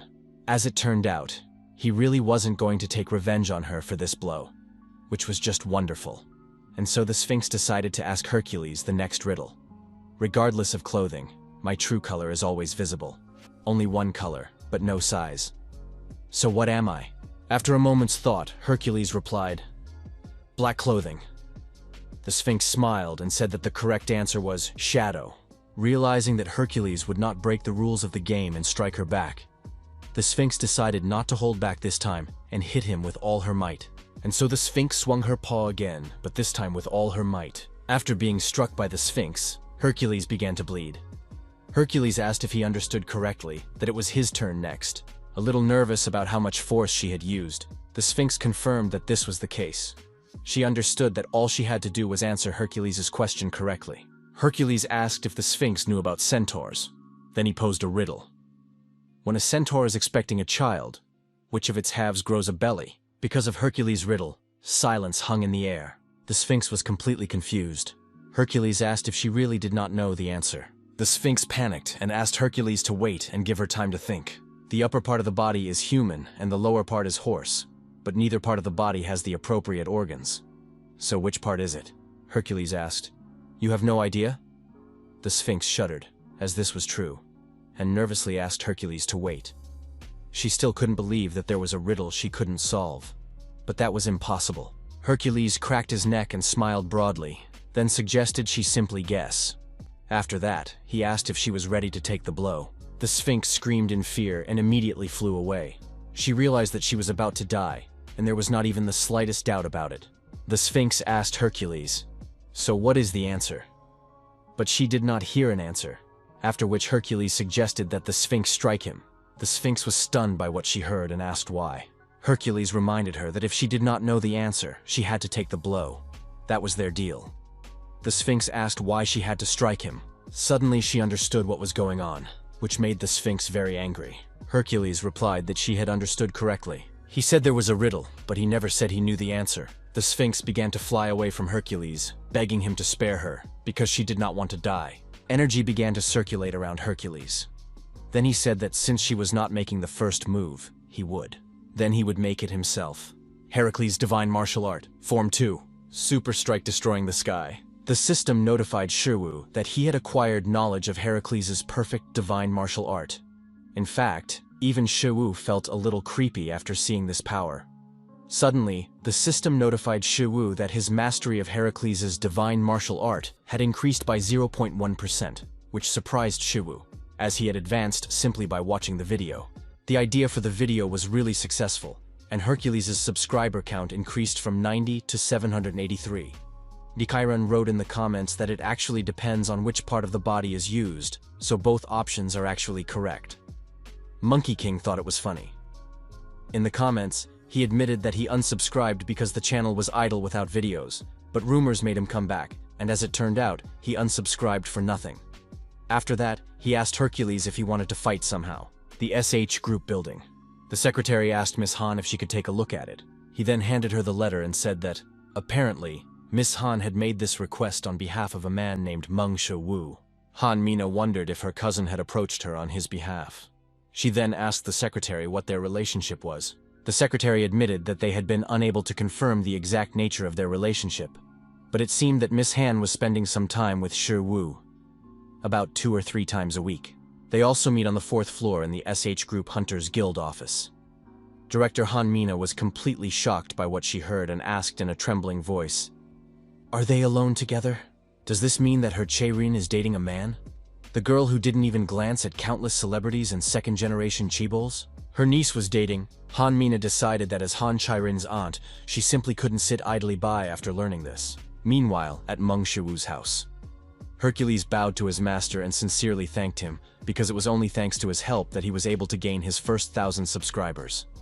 Hercules thanked Shu and apologized for his past rudeness and ignorance towards him. Meng Shu was a little surprised to hear this, because it meant that Hercules had gained another 300 subscribers overnight. Shu asked Hercules to stand up, but Hercules had no intention of doing so. Hercules admitted that he was ashamed of having disappointed his master. He then asked how he could dare to raise his head after his sins. Meng Shu, who was very embarrassed, reminded him that it was actually he who had told Hercules about this idea too late, and therefore he understood why Hercules had acted this way. Shu asked Hercules to get up again. Suddenly, Hercules banged his forehead on the ground and asked loudly what he was talking about. After all, it was natural for such a person to have many responsibilities, and therefore the blame for impatience and haste lay entirely with him. Shu decided to change the subject. He asked Hercules what had happened to the Sphinx. She wasn't really dead, was she? Hercules raised his head and replied that she was not dead. Hercules said that she begged for mercy, and he decided to take pity on her. Then he grinned and added that he had restrained himself. He hadn't hit her too hard. Piercing Hercules with his gaze, Meng Shu asked if he really called that holding back. Hercules suddenly remembered that he had stolen something from her, and, starting to search for it, said that, to be more precise, the Sphinx had given it to him in gratitude. Meng Shu suddenly received a notification that Hercules had given him a free subscription. Hercules proudly said that he had originally intended to take a gift subscription to the Sphinx channel. More precisely, she had given it to him, so what should he do with it? And then he remembered his master. He snatched it from... More precisely, he exchanged the Sphinx subscription for a free subscription. Money slave Mong Shu couldn't hold back his excitement when he got his 4th free subscription. Considering the subscription fee, it's worth hundreds of millions or even hundreds of billions of won. It's a real jackpot. Meng Shu raised his fist and admitted that this was indeed the best gift. After that, Hercules admitted that he was happy to see Shu happy with such a gift, and bumped fists with him. Suddenly, Hercules remembered that there was one more thing he had received from the Sphinx, and he would of course give it to Shu. Shu suddenly received an invitation from Hercules to have lunch with Cleopatra. This completely confused him. Hercules said that he had heard that Cleopatra was incredibly beautiful. Then he became embarrassed, because according to rumors, Cleopatra's beauty was comparable to that of Aphrodite herself. Hercules asked why Shu didn't meet her sometime, but Shu just giggled hysterically, breaking out in a sweat. What the hell was going on here? Sometime later, in the restaurant, bringing the food, the waitress awkwardly said, "Here is your order," after which Shu thanked her. In fact, Shu himself was terribly embarrassed by this, and he wanted to know how it had come to this. Upon arriving at the restaurant, Cleopatra greeted Shu. Meng Shu couldn't believe that he was having a virtual dinner with Cleopatra. Seeing him, people would think he was crazy, and they were indeed whispering about him behind his back. But still, there was something Shu couldn't help but admit. He couldn't help but admit that Cleopatra was truly beautiful. Meng Shu sighed, remembering Confucius's words, "A gentleman values wisdom, not appearance." The gentleman's mind increased by 0.5%. Meng Shu decided to drink some water, thinking that this did not apply to Cleopatra, because her beauty could even increase a gentleman's wisdom. Suddenly Cleopatra turned to Shu and asked if he would like to marry her.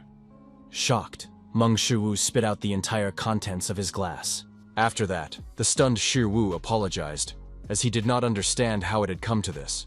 Meng Shu wondered if she had gone mad. Noticing Shu's expression, Cleopatra remarked that he looked as if he doubted her sanity. To which Shu replied that she was not mistaken. Cleopatra asked if that meant Cleopatra explained that she was just making an assumption, and that she didn't even know what he was thinking. Cleopatra then asked if he was trying to look cool in front of her.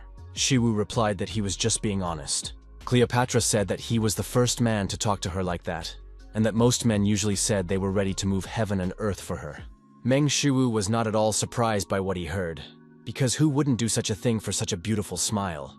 More likely, they would even give her the moon and the stars if they were capable of it. Cleopatra approached him and asked with a smile what his answer would be. Did he want to marry her? Meng Shu wondered why she always came to that conclusion. Shu asked if she was trying to joke with him. Cleopatra replied that she was absolutely serious. Shu explained that if that was the case, he would firmly refuse. Cleopatra was surprised by what she heard, and asked if he didn't like her. Or, did he think she was ugly? Meng Shu explained that it wasn't that at all, and that they couldn't even meet in person. Cleopatra then asked if love required physical interaction. With an awkward smile, Shu replied that it was not necessary, but he believed that to some extent it was necessary. Although in reality, he believed that it was very important. Cleopatra came to the conclusion that Shu did not desire her. After that, he said that he was simply resisting temptation, but for the person he loved, he would be willing to move mountains. Cleopatra suddenly shuddered, because it dawned on her. Cleopatra admitted that she was falling more and more in love with him. Meng Shu immediately decided that she was lying, but Cleopatra, as if reading his thoughts, asked if he really thought she was lying. Meng Shu admitted that she was right. Cleopatra then asked if he could at least try to deny it out of politeness. Shu replied that he couldn't do that. After each answer to Cleopatra, Meng Shu heard notifications from his smartphone over and over again. Looking at these notifications, Shu was amazed at what he saw. Because a gentleman's mind was one of his slowest traits, but his skill was growing simply because of his conversation with Cleopatra. This showed that if he didn't control himself, something might suddenly happen. Meng Shu reminded Cleopatra that he was human, which meant he couldn't be with her. Cleopatra said that he didn't seem human, especially considering how he rejected her advances. Suddenly, Cleopatra became embarrassed and asked if it could be that he simply had problems down below. Shu asked if they could end the dinner there. Cleopatra laughed and apologized to Shu for her joke. Cleopatra then asked, what if he could become a god? Shu apologized, as he didn't understand what she meant. He asked what she meant by that. Moreover, he had already told her that he was human. Cleopatra said she remembered that. and reminded him that she used to be human too. If he became a god, they could meet in person. Although, in reality, there was a way to do this, even if he wasn't a god. Mong Shu was surprised by what he heard, and asked what she meant. Cleopatra replied that, as she had said, even without becoming a god, they could meet face to face. In particular, she could come to him in person. Meng Shu asked if that was even possible. As far as he knew, other dimensions couldn't intersect with each other. Cleopatra agreed that this was usually the case. Meng Shu was confused by her usually, because that meant there was some way, right? Cleopatra asked if he had already met someone who had come to their world from GodTube. Mong Shu suddenly remembered the blondie. Then he asked if she knew anything about it. Cleopatra leaned close to Shu's ear, embarrassing him, and said that she did. Then she said with a smirk that it was a secret. And she reminded him that it was inappropriate to intrude on a woman's personal life. Meanwhile, elsewhere, Hanmina asked if Shu was really at the restaurant right now. The secretary replied that he was. He ordered food for two at the restaurant and started eating alone. After that, the secretary asked what they should do. Hanmina was confused. Did he really order 2 servings for himself? But she wanted to talk to him, the guy that Cherin was interested in. Of course, she knew that Cherin could handle something like this. But love can cloud rational thinking. This guy didn't seem like a normal person. But how dare he do this to her sweet niece? In any case, she had to see for herself what kind of person he was. Hanmina ordered to take her to that restaurant immediately. Meng Shu mentally asked, "How is this a secret?" He was disappointed that he couldn't find out anything. Immediately after that, Cleopatra asked what she could hide from her husband. She was even ready to tell him how many moles she had on her body. Mong Shu cleared his throat awkwardly. After a short pause, he asked Cleopatra to stop teasing him. Cleopatra said that it was indeed strange, because usually men's salivation increases when she says such things. Ming Shiwu said that he knew she was not going to reveal how to cross over to the other side. Cleopatra said that wasn't true, and that she could tell him everything, but if she did, he would no longer have a reason to meet with her again. Meng Shu suggested that she would continue to keep quiet about it after all. As if reading Shu's thoughts once again, Cleopatra suggested that he thought she would remain silent during their future meetings. Shu honestly admitted that he had thought about it, after which Cleopatra acknowledged that he was quite firm. Smiling again, Cleopatra asked if he really wasn't going to marry her. Shu replied that he did not want to. Shu stood up and suggested they end the dinner. He already understood that Cleopatra had nothing more to say to him. Besides, if he continued with this dinner, the people around him would be convinced that he was crazy. To them, it looked as if he was looking at the screen of a turned-off smartphone and talking to himself. Cleopatra said that she really wanted to meet him again, and asked if he would like to subscribe to her channel. Meng Shu was starting to get angry, and he asked Cleopatra if this had been her plan all along. If so, it was no wonder she'd been so openly trying to seduce him. Cleopatra admitted that it had been her plan at first, but now it wasn't, and that she sincerely wanted to go on another date with him. Shu asked what this had to do with subscribing to her channel. Cleopatra replied that it was the only way they could meet again. And to show him how sincere she was, she wanted him to let her tell him one more thing. Cleopatra said that not all gods actually run GodTube channels. After dinner, Meng Shu continued to ponder the fact that not all gods run GodTube channels. It was definitely nonsense, and what could have made her make that suggestion to him? Shu decided to just forget about it. Nevertheless, during this dinner, he increased his gentleman's mind skill by 6.8%, even though the dinner was crazy. Perhaps it would be good for him to go on such dates sometimes. Moreover, he already had 1 free subscription. Meng Shu wondered what he was thinking about right now. Then he tried to remember how many dungeons he had left to clear in order to become an A-rank hunter. He had to move on to the next raid right away. When he suddenly received a message from Soa, Shu immediately became concerned that something might have happened to her. But when he saw the message, he realized that he had completely forgotten about it. He almost forgot that it was Soa's birthday today. Sometime later, at the mausoleum. As it turned out, Shu suddenly headed for the mausoleum, and the secretary asked the lady if she was really ready to go that far. Hanmina asked what he meant. The secretary then admitted that he understood why she was so interested in Shu, but should she really meet him in person? After a short pause, Hanmina replied that she had to, because it concerned her Cherin. The secretary said he could wait for Shu outside and asked the lady to wait in the car, but she refused, saying that it wasn't difficult for her, and that Shu would be coming out soon. While she waited, She wanted him to find a suitable place for them to talk. All she wanted was to talk to him, so they had to be careful not to appear rude. The secretary promised to remember that. Suddenly, a siren sounded, and the operator announced that a cave-in had been detected within a radius of 30 meters, and that all civilians must evacuate immediately. Han Mina was shocked to hear about the underground breach 30 meters away. Why did it happen there? The operator informed everyone that this was not a drill, and that an explosion in the lower B-rank underground had been confirmed. All residents of nearby buildings must evacuate immediately. Mong Shu asked Midnight to stay here and sit quietly, and he barked to show that he understood. Soa then remarked that Midnight was very smart and listened to them very attentively, but unfortunately, they couldn't go in with him. They could introduce Midnight to their mom and dad. Shiwu agreed with Soa and acknowledged that Midnight was now part of their family. After that, Shiwu suggested that Soa go. Upon entering the mausoleum, they informed their father and mother that they were there. Shiwu stated that today was Soa's birthday, as well as the anniversary of their mother's death. It was on this day that their whole family went out to celebrate in the street. At that moment, the underground broke through. Soa turned to Shiwu and said she had a question for him. When their mother died, did he remember what she had told them when she hugged them during that very breakthrough in the dungeon? Or maybe he doesn't know that either. It felt as if she wanted to tell them something. Of course, Shiwu remembered it. He promised that this memory would stay with him even on his deathbed. However, Shiwu agreed with Soa and said that he didn't remember those words either. Suddenly, a siren sounded, and the operator announced that it was not a training alarm, and that an explosion in the lower B-rank dungeon had been confirmed. There are phenomena caused by the distortion of dungeon magic, leading to two main results. One of them is dungeon shock, in which monsters begin to flee the dungeon. This can be dealt with by taking care of the monsters before they escape, and if it is not an S-rank dungeon. But the real problem arises when magic is suddenly released from the dungeon, which is called a dungeon explosion. The damage from the explosion is catastrophic, and civilians caught in the blast zone are usually killed. If a person manages to survive, they often begin to suffer from illnesses, and in rarer cases, they resonate with the magic and undergo an awakening. Looking at this, Han Mina wondered why it happened here and now.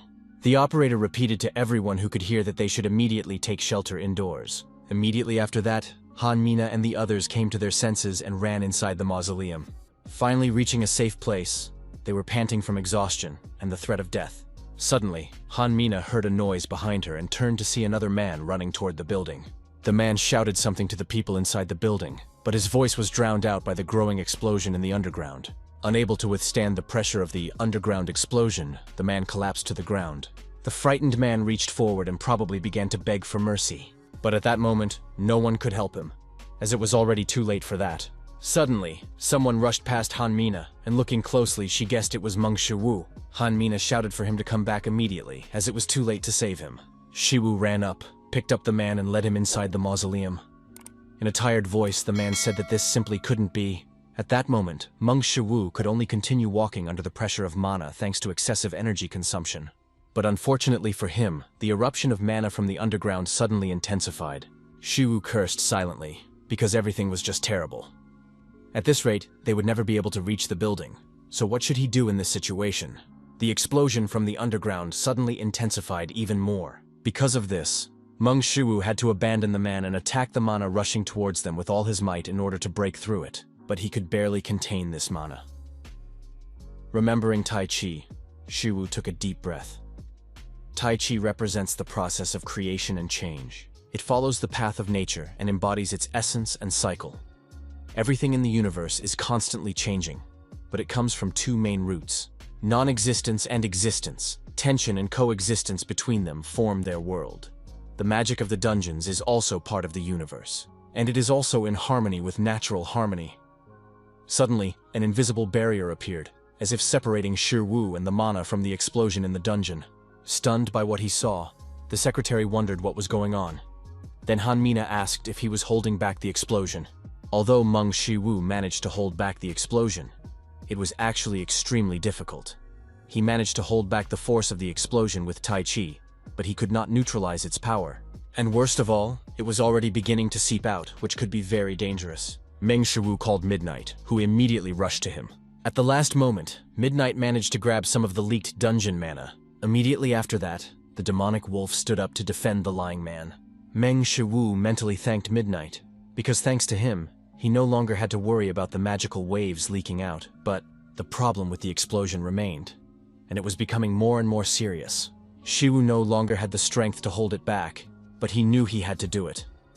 Shu wondered if he could hold back the compressed magic from the explosion of the lower B-rank dungeon. Moreover, it was the power of an explosion that had been amplified, and in his current state, he would not be able to survive. Perhaps he should just run away. But Shu couldn't understand why he was still thinking about it. Shouting, Mong Shu put all his strength into containing the explosion of the dungeon. And soon, the explosion in the dungeon stopped. Han Mina simply couldn't believe what she was seeing, and the secretary wondered if it was even possible. Suddenly, another person ran past Han Mina, and a tearful Soa rushed to her brother. Soa tried to help Shu, and at the same time, the rescued man behind her managed to get up. Soa asked why he did it. Then she asked him not to die and to stay with her. Meng Shu reminded Soa that she had recently asked him a question.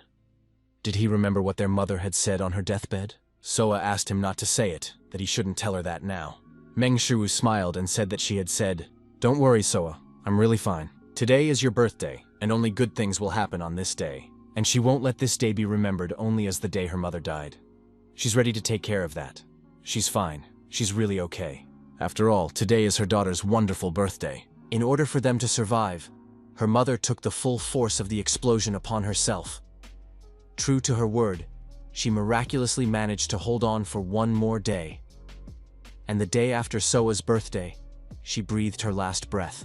However, it still turned into the anniversary of her death, because in their country, death anniversaries are celebrated one day before the actual death. He believed that his mother wanted Soa's birthday to be remembered as anything but the day of her death. Meng Shu said that this was what she had said before she died. After that, Shu turned around and pointed at the man, saying that with tears in his eyes, he kept repeating that this couldn't be, because today was his daughter's birthday, and that he mustn't die. Calling out to his daughter, he hoped that she would forgive him for this. Meng Shu admitted that this was why he suddenly thought of their mother. He couldn't turn a blind eye to it. After saying this, Shu's body suddenly went limp. As soon as Shu woke up, he immediately heard the question, "Are you finally awake?" Meng Shu laughed to himself, because he was back in the SH Group hospital, which meant that he had lost consciousness in the mausoleum after all. Getting out of bed, Meng Shu assumed that Cherin had saved him again. But to his surprise, it wasn't her. Shu asked the woman who she was. Then Shu looked around and noticed that something was different this time. This time, it wasn't the VIP suite he was usually in. The layout and size of this room suggested it was a VIP room or something similar. The woman said she was Cherin's aunt, Han Mina. She then said that she had gone to the mausoleum to find him because she needed to discuss something with him. Han Mina asked if he didn't want to ask what was going on. Then she laughed and said that people usually ask about that, or why they are here. Meng Shu smiled awkwardly and said that this was not the first time he had been in such a situation. Suddenly, Meng Shu remembered something important, and asked Han Mina where his sister Soa was now. Han Mina bitterly said that she was too shocked by what had happened, and that she had lost consciousness shortly after he fell. Concerned about Soa's health, Meng Shu suddenly jumped up and asked how she had lost consciousness. Where was Soa, and was she okay? Han Mina said that Soa was fine and that she was now in the next room where she was being treated, and most importantly, that she was recovering quickly. Hearing this, Meng Shu was able to breathe a sigh of relief. Suddenly, Shu remembered something else, and asked if she had come to him to discuss something. Han Mina said she agreed. Meng Shu was surprised to hear this and asked, "Agree to what?" Thinking about her own thoughts, Han Mina laughed and said that she was talking about his relationship with Cherin. Then she asked if she was right in understanding that he was dating her. Remembering his training sessions with Cherin, Shu replied that you could say that was the case. Shu thought about how it was indeed true, since they met twice a week for fencing lessons. But why did Han Mina suddenly decide to ask about it? Han Mina said she agreed with that. Once again, Shu felt that something was wrong, because he couldn't understand what she had just approved of. Suddenly it dawned on him. Han Cherin is part of the family that owns the SH Group, as well as one of the key figures managing the company. Teaching Cherin fencing costs her 10 billion won a month, and she could definitely oppose investing their budget in something so expensive. Meng Shu awkwardly thanked Han Mina for agreeing to this. He assumed that she agreed because she decided that he was suitable for teaching her niece. Smiling, Han Mina said that she supported it, but her brothers might be against it. Meng Shu told Han Mina that he completely understood. He understood that her brothers might also object because of the family budget. Han Mina warned Shiwu that it would not be easy to get the chairman's approval. Shiwu was surprised to hear this and said that he thought Cherin had already gotten his approval. Han Mina was shocked by what she heard. Had he really given her permission?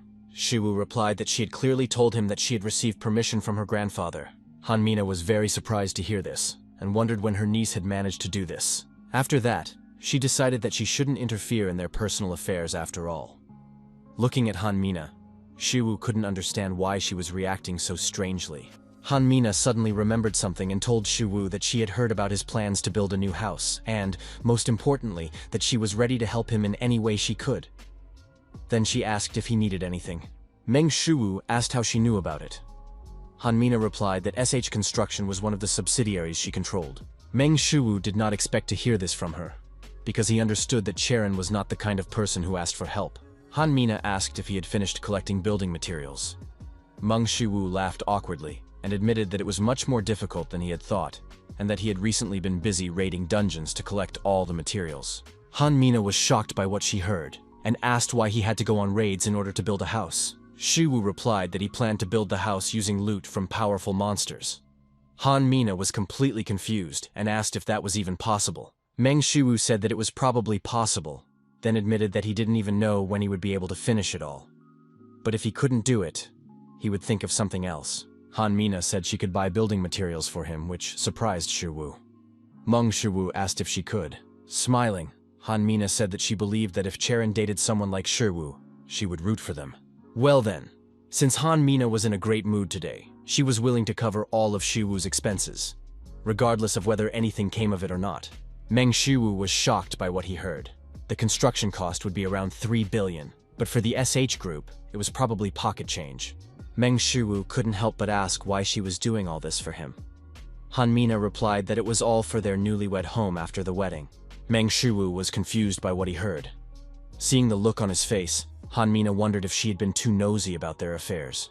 Be that as it may, she was ready to find the best option for him. Shiwu apologized and tried to explain to Han Mina, but she ignored him and asked if she was right in saying that the sooner the better. Immediately after that, she slipped a note she had just written into Shiwu's hand and said it was her number. Han Mina explained that she could have given him a business card, but the owners of the SH group manage so many subsidiaries that they don't even bother to have business cards. Although in reality, they did this to avoid legal liability. Anyway, this was a direct line to her, and Shiwu could call her if he needed anything. Han Mina wished Shiwu a good rest and left the room. Meng Shu was still in shock, and besides, he hadn't been able to ask her what she meant by a home for him and Cherin. Sometime later, the garden of the SH Group Hospital. Meng Shu couldn't stop smiling when he thought about how first Cherin and now even her aunt Han Mina had started treating him differently. Apparently, there were some misunderstandings that he needed to clear up. Nevertheless, it was good that Soa and he could rest peacefully at SH Hospital. Thanks to this, her condition had also improved. Suddenly, Shiwu was overcome with a chill at the thought. He couldn't figure out what to say to Soa. Li Mingjong mentioned that Soa already knew about his work as a hunter and his new tube channel. Shiwu was nervous because he still had to explain what had happened this time. But where should he start? Suddenly, Shiwu heard someone approaching them. Turning around, he saw that it was the man he had saved near the mausoleum. Meng Shu noticed that they were lucky to end up in the same hospital, after which he asked the man how he was feeling. The man, overcoming his shyness, replied that thanks to Shiwu, he was now fine. Moreover, according to the doctors, he was completely healthy. Meng Shu admitted that he was glad to hear that. Immediately after that, someone asked who this man was. After his daughter approached him, the man explained that the person in front of them had saved him. The girl was surprised by what she heard and froze for a second, but she immediately smiled and greeted her uncle, then thanked him for saving her father. The girl heard a bark behind her and immediately turned to the puppy. Immediately after that, she ran to Midnight and invited the puppy to play together. The girl suggested that the puppy catch her, if he could, of course, and began to run away from him. The man told Shiwu that his wife had died giving birth to their daughter, and if he had died in the explosion in the underground, she would have been left all alone. Tears began to well up in the man's eyes. He admitted that he really didn't know how to express his gratitude. The man thanked Shiwu from the bottom of his heart for saving his daughter. After the conversation, the man took his daughter and they left. As they were leaving, the girl told the puppy that they would see each other again. But watching her leave, Midnight began to feel sad. Soa decided to turn to Shiwu. She told him that last night she had had that dream again. The same dream about the day their mother died. Usually in this dream she looks very sad, as if she has something important to tell them, but she can't. But this time everything changed, and her mother said, "Thank you." When she asked what she was thanking her for, her mother simply repeated Shiwu's words. Soa said that she thought their mother was no longer going to visit them. Meng Shiwu agreed with Soa, then smiled with relief and admitted that it would be nice if she came by at least sometimes. Soa said she knew, and that Mom had left first. But now everything was fine, and even if she was a little sad, she had him, and of course, Midnight.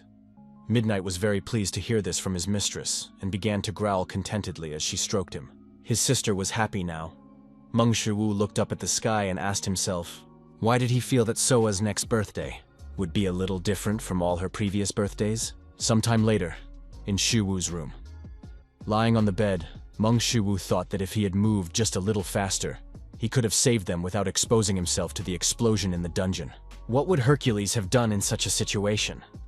Most likely, he would have destroyed the explosion with brute force without even moving from his spot.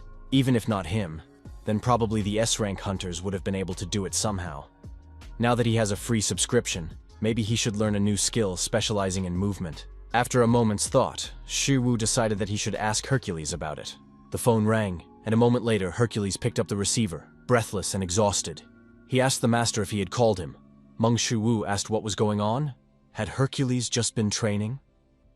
Taking a few breaths to catch his breath, Hercules said that today was the day he had managed to break all his personal records in the 3 main types of lifts, which was why he had been a little late in responding to the message. Meng Shu was surprised that Hercules had suddenly cancelled his big day to answer the call. Was this guy really that loyal just because he had helped him with the Sphinx video? Meng Shu decided to ask Hercules how much he could lift. Hearing this, Hercules was very upset. Hercules admitted that he felt that because of his focus on creating the video, he had lost some of his muscle mass, and now he could only lift 34 megatons. Meng Shu was stunned by Hercules' words and asked again, just to be sure, 34 megatons? Meng Shu wondered, isn't a megaton equal to the energy of 1,000,000 tons of TNT? Does that mean that when Hercules does a pull-up, it's comparable to a 34-ton TNT explosion? It was practically unthinkable. Meng Shu asked if he had disturbed him at an inconvenient time. Suddenly, Hercules' mood improved greatly, and he began to show off his muscles and said that if the master called, he would come running immediately. Shu was uncomfortable hearing this, so he asked Hercules to stop calling him master. Hercules immediately refused and asked how he could do that. Shu admitted that it made him feel uncomfortable. Upon learning this, Hercules cleared his throat and agreed to stop calling Shu master. He would start behaving more casually with him. After that, Hercules asked what Shu needed. After listening to Shu, Hercules thought for a moment. Then he said that he couldn't really recommend that Shu learn specific movement techniques or footwork. Then Hercules asked Shu if he wasn't already learning his divine arts. After all, they included footwork and whole-body movement techniques. If he tried to learn another style, it could ruin what he had learned from the divine martial arts. Hercules made Shu think about this. He could not give it up under any circumstances, and perhaps he should simply refuse to learn a new movement technique. Suddenly, Hercules interjected with his however, and said that if it was just a simple increase in speed, then everything should be fine. Meng Shu asked Hercules about a simple increase in speed, and he explained that the muscles needed to strike a blow were not limited to just the muscles of the arms. It all starts with the lower body, then the waist, the shoulder muscles, and so on. It's all about the importance of muscle synergy. While divine martial arts refine and systematize general body movements, simply put, if Shu learns a trait that only increases speed, it will not interfere with his mastery of divine martial arts. In fact, it may even improve their effectiveness. As it turned out, if he only studied the characteristic that increases speed, there would be no problem. Hercules acknowledged that if it worked, Shu could even become a better martial arts master than him.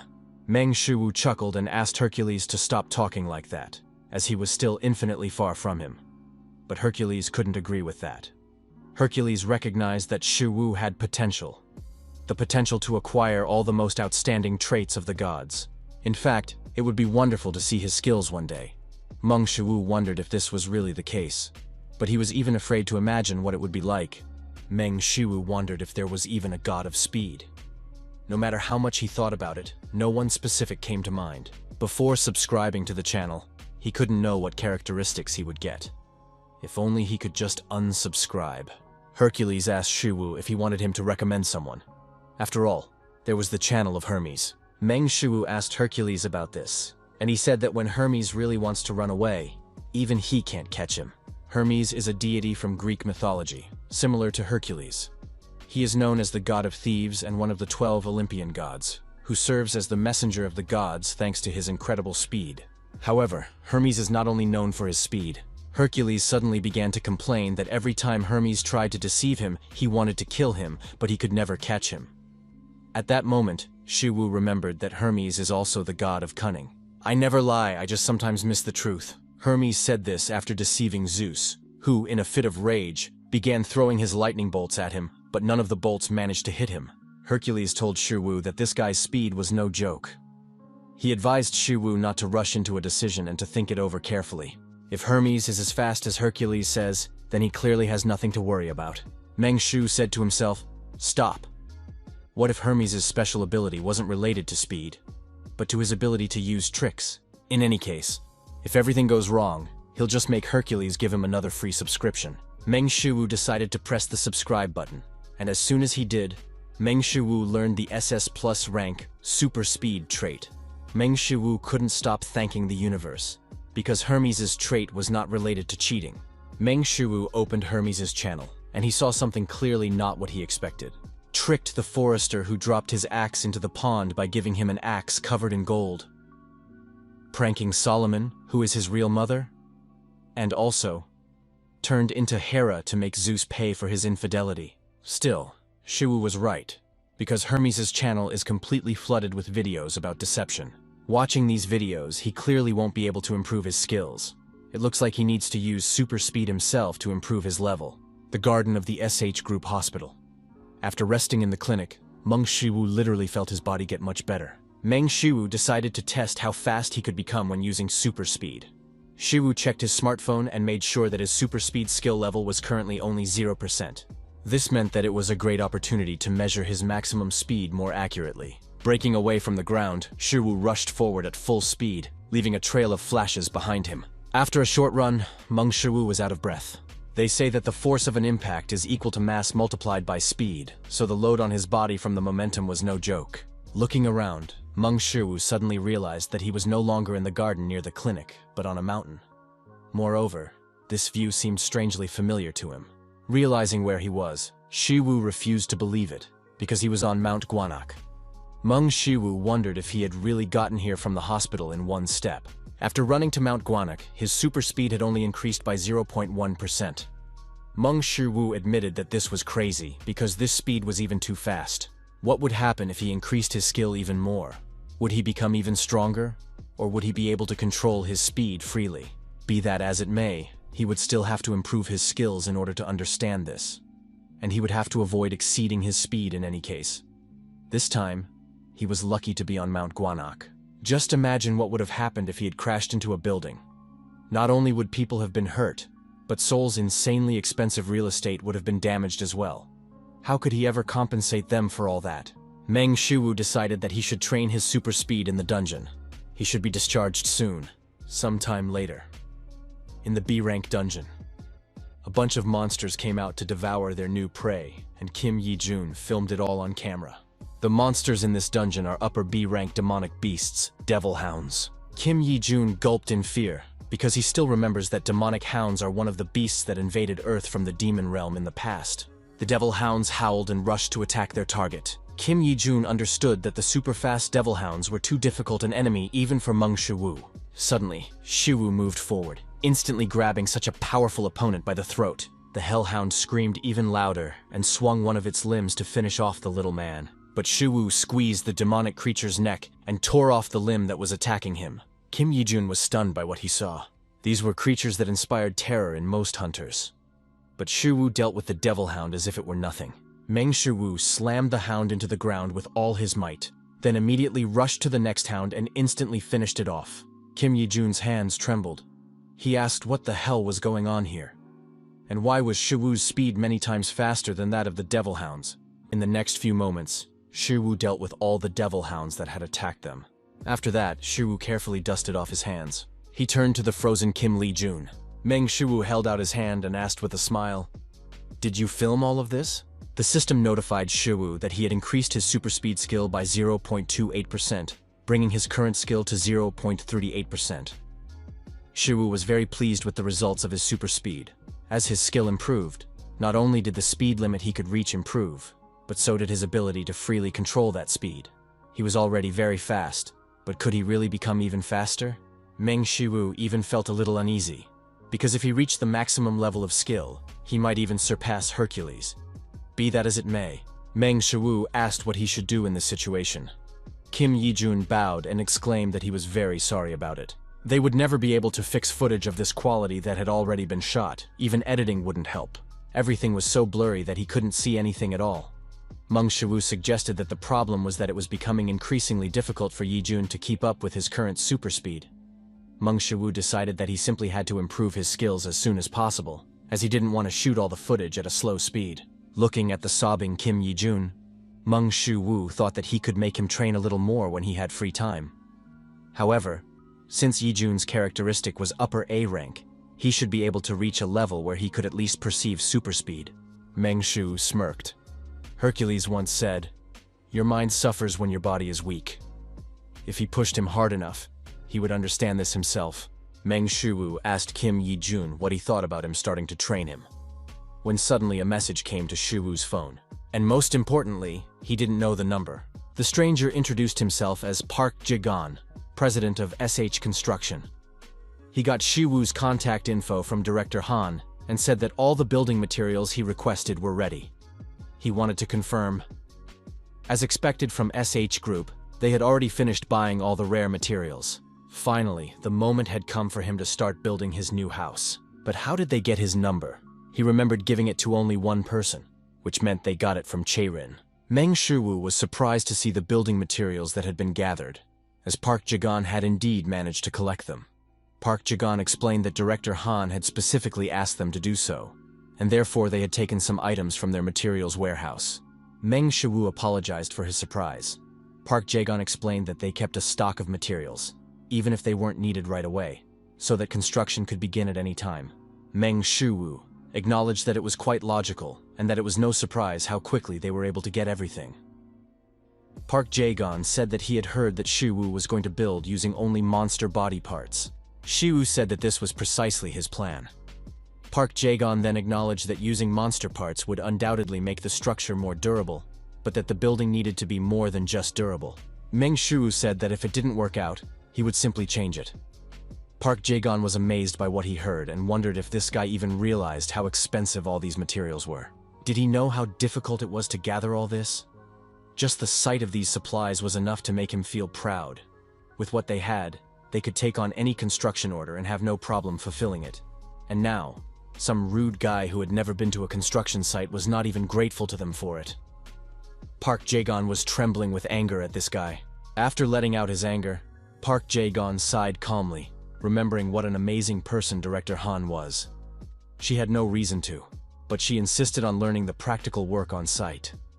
She was even proud of smelling like cement, proving her point with actions rather than words. In any case, Park Jae-gon asked Shiwu if he had ever been involved in construction before. Shiwu replied that this was his first time, except that he had made quite a lot of equipment. Park Jae-gon almost blushed with anger after hearing this. Construction is not just about making equipment, and a building does not just appear from hammering materials. Construction is an art that combines engineering, sociology, and the humanities to create the optimal living environment for people. Park Jae-gon simply couldn't believe that this fool thought he could build a building just by swinging a hammer. He just had to say something to this kid. Park Jae-gon remembered that this guy's name was Meng Shu.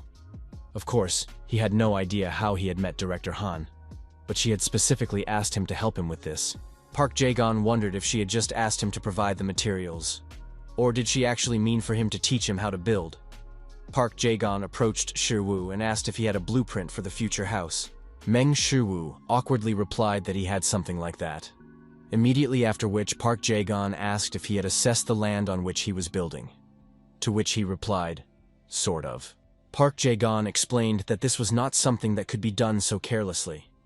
Before embarking on architectural design, it was necessary to acquire basic knowledge in the field of construction engineering and carefully assess the foundation on which everything would be built. Next, he must consider aesthetics, comfort, and psychological impact based on the purpose and functions of the space. After all, even the most aesthetically pleasing building will be useless if it is uncomfortable for its residents.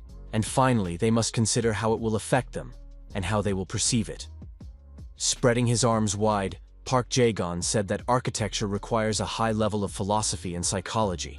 Only after all this does he take this conceptual design and use engineering and technology to remove the unfeasible and replace what does not work.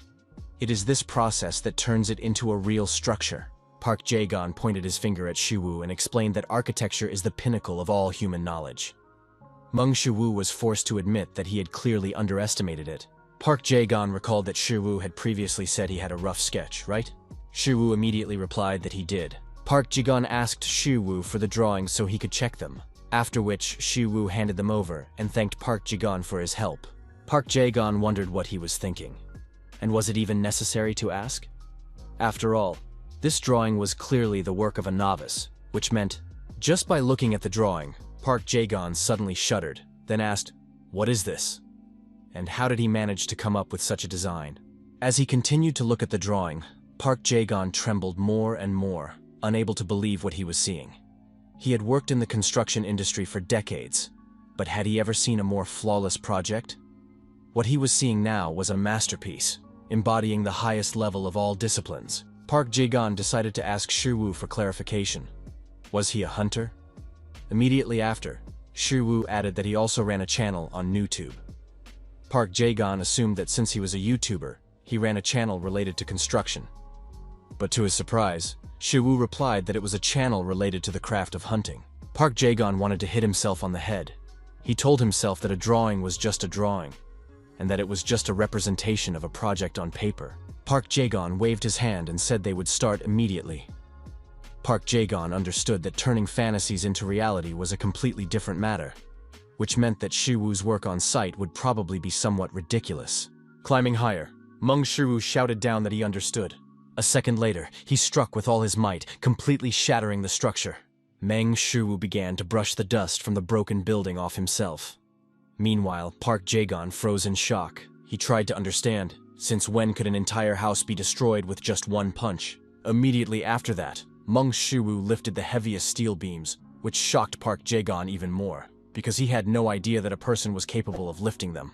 Meng Shu suddenly remembered that Hifestas had said that first you had to dig up the ground. Using the divine martial arts of Hercules, Mong Shu raised his leg to perform the first form of the descending dragon strike. With a single blow to the ground, Mong Shu completely dug up the area he needed. Park Jae-gon was horrified, because just a few seconds ago, Shu had mentioned digging up the ground. But he didn't say that the entire foundation had to be demolished. Of course, he knew that hunters possessed superhuman strength. But could a person really be that strong? Meng Shu said to himself that everything was ready, which meant that next he should. It seemed as if Mong Shu had simply moved. But in that instant, he had driven all those steel beams into the ground with his strength. Park Jae-gon could no longer bear it. He told himself that he had to leave immediately, before he completely lost his mind next to this guy. As soon as Park Jae-gon turned around and headed for the exit of the construction site, Kim Yi-jun arrived and informed Shu that he had come to help. Mong Shu asked Yi-jun to help him carry some materials. Kim Yi-jun replied that he would do everything and tried to lift one beam. But after a second, he realized that something was wrong. Somehow, he couldn't lift the beam. Kim Yi-jun refused to lose to a steel beam, and shouting, he put all his strength into moving it. Because Yi-jun shook the beams, heavy steel beams fell on him, pinning him to the ground. Hearing the noise, Mong Shu ran to the fallen beams and asked what had happened. Was he buried? In response, he heard only cries of pain. Meng Shu asked Yi-jun, "Can a B-rank hunter really be so weak? That means he really needs to train." While Shu was clearing the debris, Yi-jun continued to moan in pain. After freeing Yi-jun, Shu asked how badly he was hurt and offered to examine him. Meng Shu wondered if it was really that bad. Yi-jun's entire right side, from his shoulder to his ribs, was completely bruised. Meng Shu told Yijun that it wasn't so bad, then asked if he could just regenerate it. In response, Yijun only growled in pain, to which Shu replied that he shouldn't act like a child. Kim Yijun cried because of what had happened, and because of the pain. He asked what he meant. After all, despite his abilities, he still felt all the pain, and he thought he really needed to see a doctor. Shu asked if it was really necessary. After all, he could just regenerate it.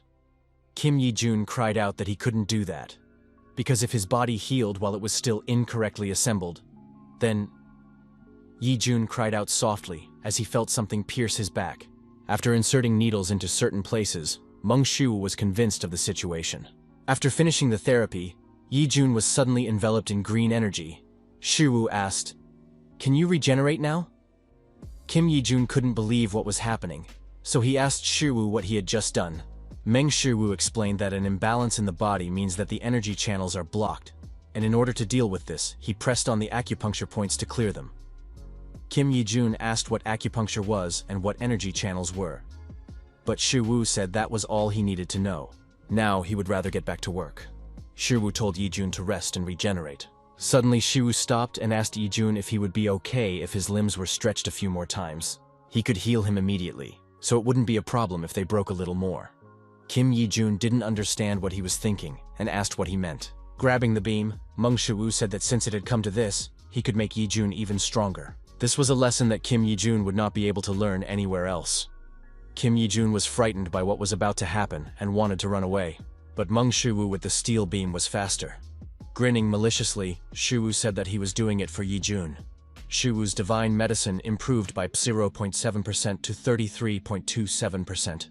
Sometime later, Meng Shu said that they would be done with everything soon. He had originally thought it would take at least 2 weeks, but it only took 3 days. Kim Yijun begged Shu to spare him. Shu noted that this time only his right arm was injured. Throwing the beam aside with a wave of his hand, Shu asked Yijun if he had found a way to make the fractures less painful. Kim Yijun burst into tears and told Shu that he thought he was going to die. Meng Shu quickly inserted needles into Yijun's acupuncture points. After Yijun's regeneration process accelerated, he remembered that he had not been able to help Shu with the construction. Meng Shu explained that by doing so, Yijun was helping him and gradually getting better. Meng Shu suggested that Yijun at least take a look at himself now. At first, he couldn't even lift 1 beam, but now he can handle 2. Yijun was surprised to hear this, but after a second, he agreed with Shu. Then he said that for some reason, he felt that after each healing he was getting stronger. Meng Shu smiled. Although Yijun's progress was a little slow, he was constantly improving. Although he was training Yijun differently than Cherin, it was good that he was gradually mastering Tai Chi. This is a power that even a person with S-rank traits cannot master normally. He can help Cherin with this process, but with Yijun, whose skills are only at the top of the A rank, it is practically impossible. However, thanks to his super regeneration, it turned out that there was a way out for him too. By breaking Yijun's limbs and healing him with the help of divine medicine, he can forcibly breathe Tai Chi energy into his body. They say that when the body suffers, the mind works harder. But in Yijun's case, the mind does not have to suffer. In just 3 days, he has already moved from B rank to the highest B rank. Not that he had any idea about it. Also, thanks to his training, Shuwu's skills in the art of divine medicine have improved significantly. At the moment, his mastery is at 45.81%. At this rate, he will probably be able to alleviate Soa's hemothanatosis a little. Now he had to check, or better yet, ask her to try the new tonic. Suddenly, Shuwu heard someone scream. Turning around, Shuwu saw that Kim Yijun was once again pinned down by beams, and he began to beg Shuwu to save him. Shuwu was simply speechless, and he even decided that it was time to end this. Meng Shuwu lifted the beam that was crushing Yijun and, reaching out his hand, suggested that he rest while he finished the construction. The system notified Shuwu that he had built a cozy house.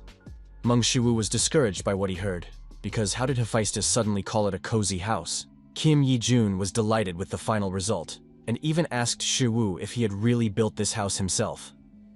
Shuwu reminded Yijun that he had actually watched the construction process, which Yijun agreed with, but even so, Meng Shuwu's smartphone vibrated several more times with notifications. His divine metallurgy had improved significantly, for which he received 111.44%. reaching 29.57% skill. Meng Shu couldn't help but be surprised by the result, because for the first time, his divine metallurgy skill had improved so much for one piece of equipment. After seeing this, Shu even wondered if he could just continue to improve his divine metallurgy skill by continuing to build this house. If he just kept tearing down the house and rebuilding it, maybe he would soon be able to reach 100%. Remembering how much effort had been spent on all this, Meng Shu immediately decided to abandon the plan, as he did not particularly want to gather materials again. Kim So-jin asked Shu if he was planning to throw a party to celebrate the construction of the new house. Meng Shu was a little puzzled when he heard about the party. Yi-jun reminded him that he had just built a new house, which meant that they definitely had to throw a party to celebrate. Meng Shu admitted that Yi-jun's idea was not bad, but he did not have enough close friends to invite. Having said that, Shu suddenly remembered the people who had helped him create this place. Meng Shu told Yi-jun that he would throw a party as he had suggested. Yi-jun then asked when he planned to do it. Meng Shu thought for a moment, then suggested that some preparation would take some time so they could have the party in 3 days. Kim Yi-jun said goodbye, saying that they would see each other again, and promised to tell his sister about the party. Shiwoo asked if he was leaving already. Suddenly, Yi-jun started to run away. Kim Shiwoo shouted for him to at least let him treat him to lunch, but Yi-jun replied that it wasn't necessary, and that it would be better if he just prepared a lot of delicious food for the party. Meng Shu was forced to admit that Yi-jun was quite fast, after which he suggested that Yi-jun thought he was going to make him work again. Who should he invite to the party? Besides, probably not everyone would be able to come, and in the end, only Soa and Midnight would remain, which would be enough, in principle. Park Jae-gon knocked on Director Han's office door, and she let him in. After that, Han Mina asked how the construction was progressing and if everything was going well. Park Jae-gon didn't even know how to tell her everything, because, in reality, Park Jae-gon said outright that they had already finished everything, which greatly surprised Director Han. Han Mina apologized, as she had probably misunderstood him, and asked what he meant. Feeling very nervous, Park Jae-gon said that everything was already ready, and that SH construction wasn't even needed. The only thing that was needed? Han Mina asked what that could be. Han Mina decided to ask again. Did he mean that the house had already been built? And hadn't they started construction just 3 days ago? Park Jae-gon said that Shu was lifting construction materials with his bare hands. Then, gesturing excessively with his hands, he said that Shu was breaking the ground as if it were ordinary tofu, flying through the air, and... Han Mina asked him to stop and asked what he was talking about. Park Jae-gon bowed his head and admitted that he wasn't really sure what he had said himself. This puzzled even Director Han, and Han Mina wondered what the hell he saw there. When Soa entered her new home for the first time, she was very surprised. Meng Shu asked if she liked it. Soa and Midnight turned around, and Soa said she liked it very much, then asked if it was really their home. Was it really? The ceiling here was much higher than in their previous home, and the living room was huge. There were so many rooms that it was hard to believe that this was now their new home. Soa asked Midnight if he thought their house was incredible too. He barked in agreement. Shu smiled smugly when he heard Soa's words, and wondered if it was really that impressive. Soa returned to Shu and asked about the housewarming party he had mentioned recently. Meng Shu said that it would happen, and that he had already sent out invitations. Soa grabbed Shu's hand and suggested they do it. Shu asked what she meant. Soa explained that they still had to buy the ingredients for all the dishes they had to prepare before the guests arrived. Meng Shu was surprised to hear this. He asked Soa if she was really going to cook and if she was sure about it. Although Soa was good at it, she was still not feeling well enough. Soa replied that she was fine and that she could handle it. Since Soa insisted, Shu didn't dare refuse her. Moreover, probably due to the treatment at the SH clinic, her complexion already looked healthier. Soa suggested that Shu go shopping right away, and also told Midnight to come with them. Oh, Ju-won's office. Oh, Ju-won couldn't stop thinking about Meng Shu, who had ruined their plans. He was the one who turned the soul branch of Pandemonium to dust, and destroyed their plan to illegally produce awakened ones, which had finally reached its final stage after so many years of work. It was all Meng Shu. Oh, Ju-won asked his secretary if they had managed to find Shu. The secretary replied that they had. Oh, Ju-won stood up and ordered them to show him the way. The secretary flinched at this and asked if he meant to say that he would personally go after him. He then tried to stop his boss by reminding him that if he intervened directly, the inspection bureau would notice, which would make it very risky. Oh, Ju-won reminded the secretary that this was the second time, He had heard that name twice already, so he would simply deal with him. One of Ojuwan's subordinates entered the office and asked the boss to leave everything to him. The leader of Pandemonium, Jo Bukchon, asked his boss why he would take out a blade that kills ogres for some orc. Ojuwan replied that he was not someone who could be dealt with so easily, and that it would be better for him to deal with him personally, leaving no room for error. Jo Bukchon said that since that was his decision, he would stay out of it. However, it seems they have a problem with the cult. Ojuwan asked what he meant. Jo Bukchon asked who knows. Then he reminded him that investigators from the Inspection Bureau ultimately have a keen nose for problems. Ojuwan unleashed a little power, pressing Jo Bukchon down with his aura, after which he said that he would let this little play on words slide, but only this once. Struggling to stay on his feet, Jo Bukchon apologized to his boss, and almost suffocating from the pressure, Jo Bukchon said that the cult's actions had become too dangerous, and that while they were looking for victims for resurrection, Baek Sunjae had already figured out their intentions. Ojuwan was furious when he heard about Baek Sunjae, and even stopped pressuring Jo Bukchon. After that, he said that the cult tried to hide it because Baek Sunjae personally intervened. That is why he came to the boss today, because only he is capable of stopping him. In fact, the plan to illegally produce the Awakened was only preparation for what the cult is preparing. Therefore, Ojuwan is certain that the Red Shadow is also monitoring their actions. Ojuwan grabbed Jo Bukchon by the shoulder and said that Meng Jiwang had also been defeated by Meng Shiwu. Then he asked if he could really take care of him. Jo Bukchon asked not to even compare him to Jiwan, and asked his boss to just leave everything to him. Meng Shiwu was amazed by what he saw when he entered the hall. Their table was literally covered with food. Soa reminded him that guests were coming, so she had to do her best. Meng Shiwu asked if she thought she had gone a little overboard. Soa replied that it was better than nothing. Midnight approached Shiwu with a bowl and growled to show that he also wanted to eat. Suddenly, Meng Shiwu remembered Midnight eating meat. If he fed Midnight, there would be no food left for the guests. Meng Shiwu apologized to the puppy for not being able to feed him. Midnight became sad and fell to the floor with his bowl. In order to cheer him up, Shiwu promised that he would cook something for him separately, and headed to the kitchen. Midnight barked happily at him. Soa asked Shiwu when the others would arrive. Meng Shiwu replied that he had asked them to come for dinner, so they should be here soon. When suddenly a notification popped up on his smartphone. The smartphone reported that an unauthorized object was approaching their house. Meng Shiwu assumed it must be one of their guests. As soon as Shiwu opened the door, Kim So-yeon and Kim Yi-jun immediately greeted him. Shiwu asked why they had brought so many things with them. So-yeon replied that it was a housewarming party, so they couldn't come empty-handed. Upon entering, Kim So-yeon was very surprised by what she saw, and asked Shiwu if he had really built it all himself. Kim Yi-jun said he hoped they weren't late. Shiwu told him they had arrived just in time. Kim Yi-jun was pleased to hear this, admitting that he had been worried they would be late because So-yeon had been getting ready for what seemed like an eternity. Kim So-yeon was embarrassed by this and shouted that she wasn't worried. What was he talking about? Kim Yi-jun reminded his sister that she had taken a very long time to get dressed, and that it was probably only because they were going to see Shiwu. Kim So-yeon laughed and hit her brother with all her strength, telling him to stop joking, because she hadn't done anything like that. Kim So-yeon asked Shiwu not to pay attention to Yi-jun's words, as her brother was not in his right mind. Meanwhile, Kim Yi-jun, with his last breath, wrote his sister's name in blood so that everyone would know who was to blame for his death. Kim Yi-jun asked if she had started calling him crazy just because it embarrassed her. Kim So-yeon ordered her brother to shut up and began beating him so badly that he could no longer say such things.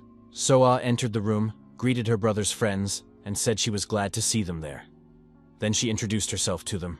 Kim So-yeon was surprised to see her, and asked if she was her biological sister. Soa immediately confirmed this. So-yeon said she was glad to see her and introduced herself as well. Suddenly, Yi-jun jumped out in front of her and shouted how pleased he was to see her. He then proudly announced that he was the closest person to her brother, the most courageous of men, Kim Yi-jun. Soa was a little surprised by his behavior, but she greeted him anyway. Kim So-yeon wanted to punch him, but suddenly she noticed a strange puppy. Kim So-yeon was very happy to see the puppy there and shouted how cute it was.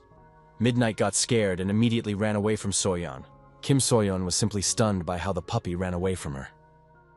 Meng Shiwu remembered that Midnight was the same when he first met Soa. Coming to her senses, So-yeon remembered something, and said that Mr. Palguan would not be able to come to them today. At the moment, he was buried in work on a report that he would present at a seminar. Shiwu said that he had already heard about it, and that, apparently, it was very important to Mr. Palguan. Kim Soyeon explained that although it was called a seminar, it was more like a gathering of the world's best blacksmiths. In essence, it was a competition, and there was even a grand prize. Meng Shu became interested when he heard about the grand prize, and Kim Soyeon said that Mr. Palguan was eagerly awaiting the opportunity to show everyone what he had learned from Shiwu. The first place prize changes every year, and this time it will be presented by Master Aurelian himself. Shiwu was surprised and asked if it was true. He even thought about participating himself. In any case, it was no wonder that Mr. Palguan was so busy. Meng Shu suddenly received another notification of an unauthorized object approaching. Shu apologized, saying he needed to leave, and headed for the entrance.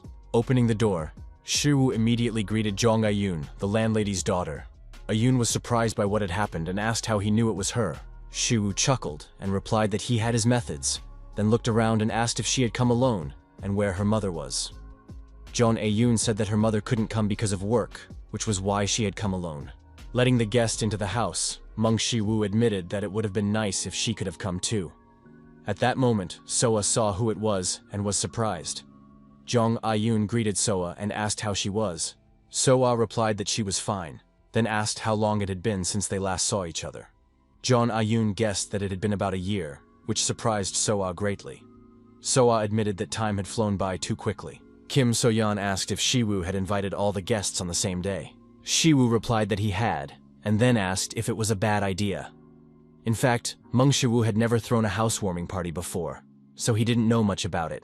Kim Soyeon explained that this was not the issue and attempted to figure out how to explain everything to him. At that moment, Shiwu received a new notification about an unauthorized object and apologized to Soyeon, then headed for the door. At about the same time, members of the Hunting Bureau's investigation team were dealing with another case involving Pandemonium thugs. Park Taemin asked what the hell had happened here, and had this happened throughout the entire village. Kim Dong-gun, a guard from the regional investigation team of the Hunters Inspection Bureau, reported to the captain that their search was complete. The captain asked if there were any survivors, but all he heard in response was silence. Park Taemin was furious, because all this was the work of those evil bastards. The captain asked what was in the report, and if there was anything unusual. Kim Dong-gun replied that there was a clue. For some unknown reason, all the bodies in the village were male. Park Taemin asked if that meant they didn't kill women, and had they been able to establish a motive? Kim Dong-gun replied that they hadn't gotten that far yet, and as the captain already knew, Oh Ju-won had intervened in the case, so Park Taemin agreed with the guard, because even just surviving in this situation was pure luck. Then he asked where the director was. The guard replied that the director had gone after Oh Ju-won. At that moment, Park Sung-jae appeared out of nowhere and said he was there. Park Taemin asked what had happened to Oh Ju-won. Park Sung-jae admitted that he had lost him and that Oh Ju-won was much stronger than he had expected. Suddenly, Park Sung-jae stumbled and began to fall. Captain Park Taemin immediately caught the director and asked how he was. Park Sung-jae laughed and replied that it was nothing serious. He just felt dizzy and probably looked very pathetic now. Park Taemin felt something on his hand and looked at it in horror, as it was blood. Park Sung-jae suddenly went limp, but Park Taemin caught him. Park Sung-jae said he was fine and asked not to report it to the bureau. After all, it wouldn't be good if someone found out that the director had been beaten up by a criminal.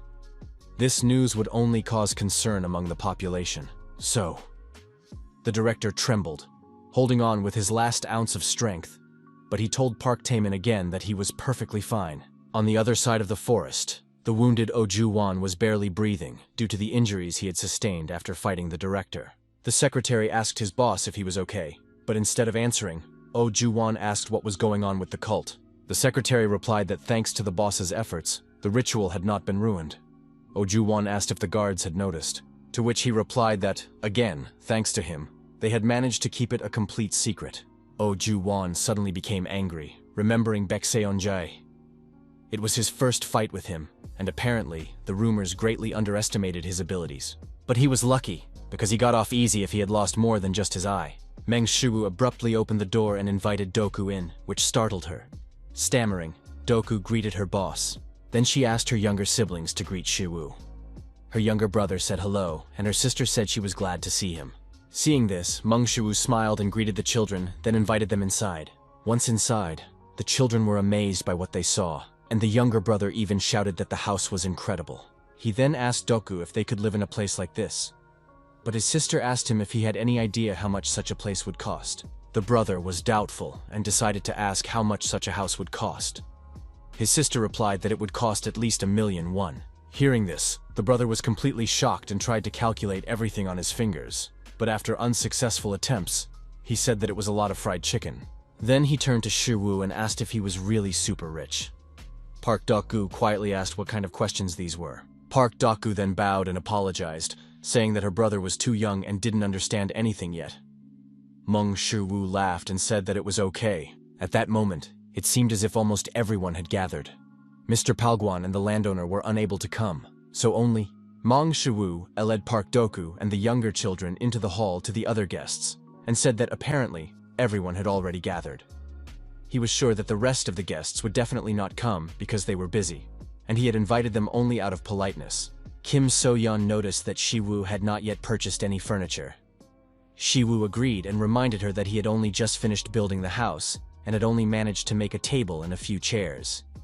Kim So-yeon was surprised to hear this and asked if he had really done it all himself. Suddenly, Shiwu's smartphone received another notification about an unauthorized object, which surprised him. Then he heard the doorbell ring. Kim So-yeon asked if he hadn't just said that everyone was already gathered. Shiwu admitted that he had thought so himself. Jo Buk-chong asked if that bastard had really brought guests to his house, and who were they anyway? Secretary Oh Ju-won said that Shiwu had invited some acquaintances, but he wasn't sure who exactly. Jo Buk-chong said that in that case, it was very simple. He would just have to kill them all. Jo Buk-chong ordered his subordinates from Pandemonium to gather immediately. Meanwhile, at Shiwu's house, the guests felt very uncomfortable, and no one dared to say a word. Soa cleared her throat and whispered to her brother to do something to break the awkward silence. Meng Shu promised that he would think of a way to start the conversation right away. Meng Shu asked what they thought about introducing themselves. Then he chuckled awkwardly. Since he had suggested it, he would do it first. As they all knew, he was Shiwu. Immediately after that, his younger sister Soa, who was sitting next to him, introduced herself. Next, Jana Yoon, the daughter of the landlady, decided to take the initiative, even though it was in the past, as he no longer rented the house. Kim So-yeon introduced herself as the CEO of So-yeon Trading. Her younger brother introduced himself as Yi-jun, So-yeon's younger brother, as well as Shiwu's cameraman, who was always by his side. Next, feeling very nervous, she decided to introduce Daku, who works as a video editor for Shiwu's channel. After introducing herself, Park Daku pointed to her younger siblings, after which her younger sister introduced herself as Dak-yeon, and her brother introduced himself as Dak-hyun. Next, Min-jun, a guard and captain of the 4th Squad of the Rural Branch of the Inspection Bureau, introduced himself. And lastly, Cherin, the guildmaster of the SH Hunters Guild, introduced herself. In fact, Meng Shu had invited these two out of politeness, but he hadn't expected them to actually show up. Did that mean they weren't as busy as he had thought? Soa suddenly laughed, trying to smooth things over, and suggested that the guests start eating. Hearing this, Do-hyun and Do-kyung couldn't hold back their saliva. Do-kyung asked if they could really eat this. Then Do-hyun said he wanted to try the ragu. Park Do-gu was shocked by their behavior and asked them to be more polite. Shiwu told her that it was okay, and that it was food for everyone, so they shouldn't feel shy. Soa agreed with her brother and said that she had worked very hard to prepare everything. Do-hyun couldn't help but exclaim at how delicious Soa's cooking was, and Do-kyun asked Daku if she could cook like that too. Since no one objected, Park Daku thanked Shiwu and Soa for the food. After that, Soa invited the others to dig in. Kim So-yeon suddenly remembered that they had come with something and suggested that it was the right time to give gifts for the new apartment. Hearing her, Kim Yi-jun reached for the box. When he opened it, everyone could see the gold-colored tendons of the ogres. Kim So-yeon asked what he thought of the gift and if he liked it. Meng Shu admitted that it was exactly what he needed. He had just finished building his house and had already started thinking about making equipment for himself. Meng Shu asked if it wasn't too expensive for a housewarming gift. He had heard that each tendon cost about 100 million won. Kim So-yeon admitted that this was true, but that it wasn't just a housewarming gift. Shiwu asked what she meant. Kim Yi-jun then explained that it was also a token of his gratitude for Shiwu saving him that time, as well as a small reward for his help. Meng Shiwu said that even so, it was too much. but Soyeon ordered him to just take it. John Ayun admitted that compared to this, her gift seemed inadequate. So she brought Soa a GED workbook and documents for admission based on talent, as she thought she should already start preparing for university. Ayun told Soa that she would personally help her prepare for the GED exams, so she wished her to study hard. Soa thanked her friend and said she was the best. Nervous about the gift, Park Doku quietly handed her the camera. Mong Shu was surprised to see the camera, and Daku reminded her that he had complained that his cameras were always breaking. Mong Shu understood what she was talking about. She probably remembered how he always mumbled about it in his videos, but she was clearly not in a position to spend so much money. Meng Shu thanked Daku for the gift and promised that he would use the camera. Then Meng Shu turned to Yi Jun, patted the camera, and said that he was forbidden to break it. Kim Yi Jun promised that he would protect this camera even at the cost of his life. Suddenly, Meng Shu heard a quiet apology. Turning around, Meng Shu saw that Li Mingju was looking downcast. Mingju admitted that she had never been to a housewarming party before, so she didn't know that she needed to bring a gift, for which she sincerely apologized. Showing his thumb, Shiwu said that everything was fine and that he was grateful that she had come today. Mingjong said that in that case, everything was fine. Immediately after that, she became even more dejected and apologized to Shiwu again. Han Cherin, who had been sitting quietly all this time, suddenly asked, did that mean she shouldn't have given him household items? Meng Shiwu was very surprised to hear about household items. Han Cherin took out her smartphone and sent Shiwu a link. Clicking on the link, Meng Shiwu saw some kind of Karafni sofa. Kim So-yeon was shocked by what she heard and decided to ask if he had just mentioned a Karafne sofa. Shiwu replied that it was indeed that, and then asked what the matter was. Just in case, Kim So-yeon decided to take a look for herself, and when she saw it, she cried out, "Oh my god!" Then she shouted that Cherin was also giving him a Harry Wotton wardrobe. Meng Shiwu asked if they were really that expensive. So-yeon replied that expensive was an understatement, as each one cost billions of won. Hearing about the billions, even Shiwu was shocked. Shiwu asked how furniture could be so expensive. So-yeon noted that, aside from the price, it was very difficult to find. Karafni only produces 10 pieces a year, and there are currently only 1,000 Harry Wotton cabinets in the world. In addition, she had heard that they are sold exclusively to VIP customers at the main SH department store. Mang Shiwu asked Cherin how she managed to get them. Cherin replied that Director Han was in charge of the SH department store, and that she had personally chosen these gifts. Kim So-yeon whispered to Shiwu that if it were her decision, she would choose either the sofa or the wardrobe. Meng Shiwu admitted that it sounded like a good idea. Han Cherin asked why, since the gift was everything she had thrown away. The room suddenly fell silent. Everyone was too shocked by what was happening. Lee Min-jun, who had come without a gift, was particularly hurt by what she heard. Meng Shiwu decided to clarify, was that really all? If she really had everything on the list, then it was. Storage cabinets, chairs, tables, a robot vacuum cleaner, a refrigerator, a washing machine, a dryer, a dishwasher, a TV, a stereo system, an iron, a toaster, a chest of drawers, a display cabinet, beds, blankets, pillows, rugs, bedspreads, and even a deep fryer. Han Cherin confirmed that all of this was indeed a gift. After that, she looked at the astonished faces of those present with bewilderment. Sometime later, in the store, Meng Shiwu said to himself that he still couldn't believe that Cherin. Was this really how the SH group operated? And who even gave gifts like this for a housewarming? Shiwu realized that Han Cherin lived in a completely different world. Suddenly, Meng Shiwu froze, because if you think about it, she couldn't have bought all this as wedding gifts, could she? Aunt Cherin mistakenly believes that he is dating her. Apparently, this misunderstanding was already getting out of hand. Shiwu decided not to think about it for now. After all, it's just Director Han's delusion, which means it's not his problem. Suddenly, Shiwu heard a notification sound from his smartphone. Taking out his smartphone, Meng Shiwu saw a warning about an unauthorized object near the house. Shiwu assumed it was Mr. Palguan or the landowner. Suddenly, the system announced the presence of aggressive magical waves and that the system was switching to emergency mode. At that moment, Shiwu saw a powerful explosion at the site of his house. A short time ago, people from Pandemonium gathered at Shiwu's house. Looking at this house, Jo Bukchon couldn't help but notice that this son of a bitch Meng Shiwu lived in a nice house. Jo Bukchon ordered the thug to destroy the house. The thug approached the wall and punched it with all his might. But for some unknown reason, the wall did not budge. Jo Bukchon asked his subordinate what he was doing there. The thug tried to explain that he was just, but Joe Bukchan didn't want to hear any excuses. He asked if he was serious. He was ashamed to think that such idiots were members of Pandemonium.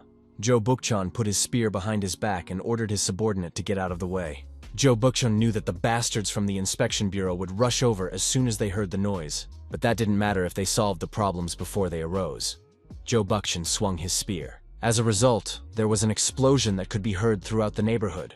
When he was done, Joe Bukchan turned away from the ruins and ordered his men to finish it quickly. However, for some reason his subordinates were very surprised. One of them turned to Joe Bukchan, after which the thug said that the door... Joe Bukchan asked what they were talking about, and turned around to see that the door was almost intact after his attack. But how could this be possible? Suddenly, the door opened and Lee Min-jun came out of the house. Min-jun said that it was actually quite bold to commit crimes in such residential areas. The members of Pandemonium were surprised to see the inspector, known in Seoul as the Human Butcher, here. Joe Bukchan asked why this bitch was here. Lee Min-jun said that ordinary criminals would not dare to commit crimes so openly, which meant that they had come here for some purpose. Lee Min-jun asked, "Are they bastards from Pandemonium?" Kim Yi-jun followed Min-jun out. He asked what was going on, and if these were Shiwoo's guests. But Joe Bukchan was most surprised when he saw the next hunter. It was Han Cherin. What was she doing here? Without a doubt, it was Han Cherin from SH Group.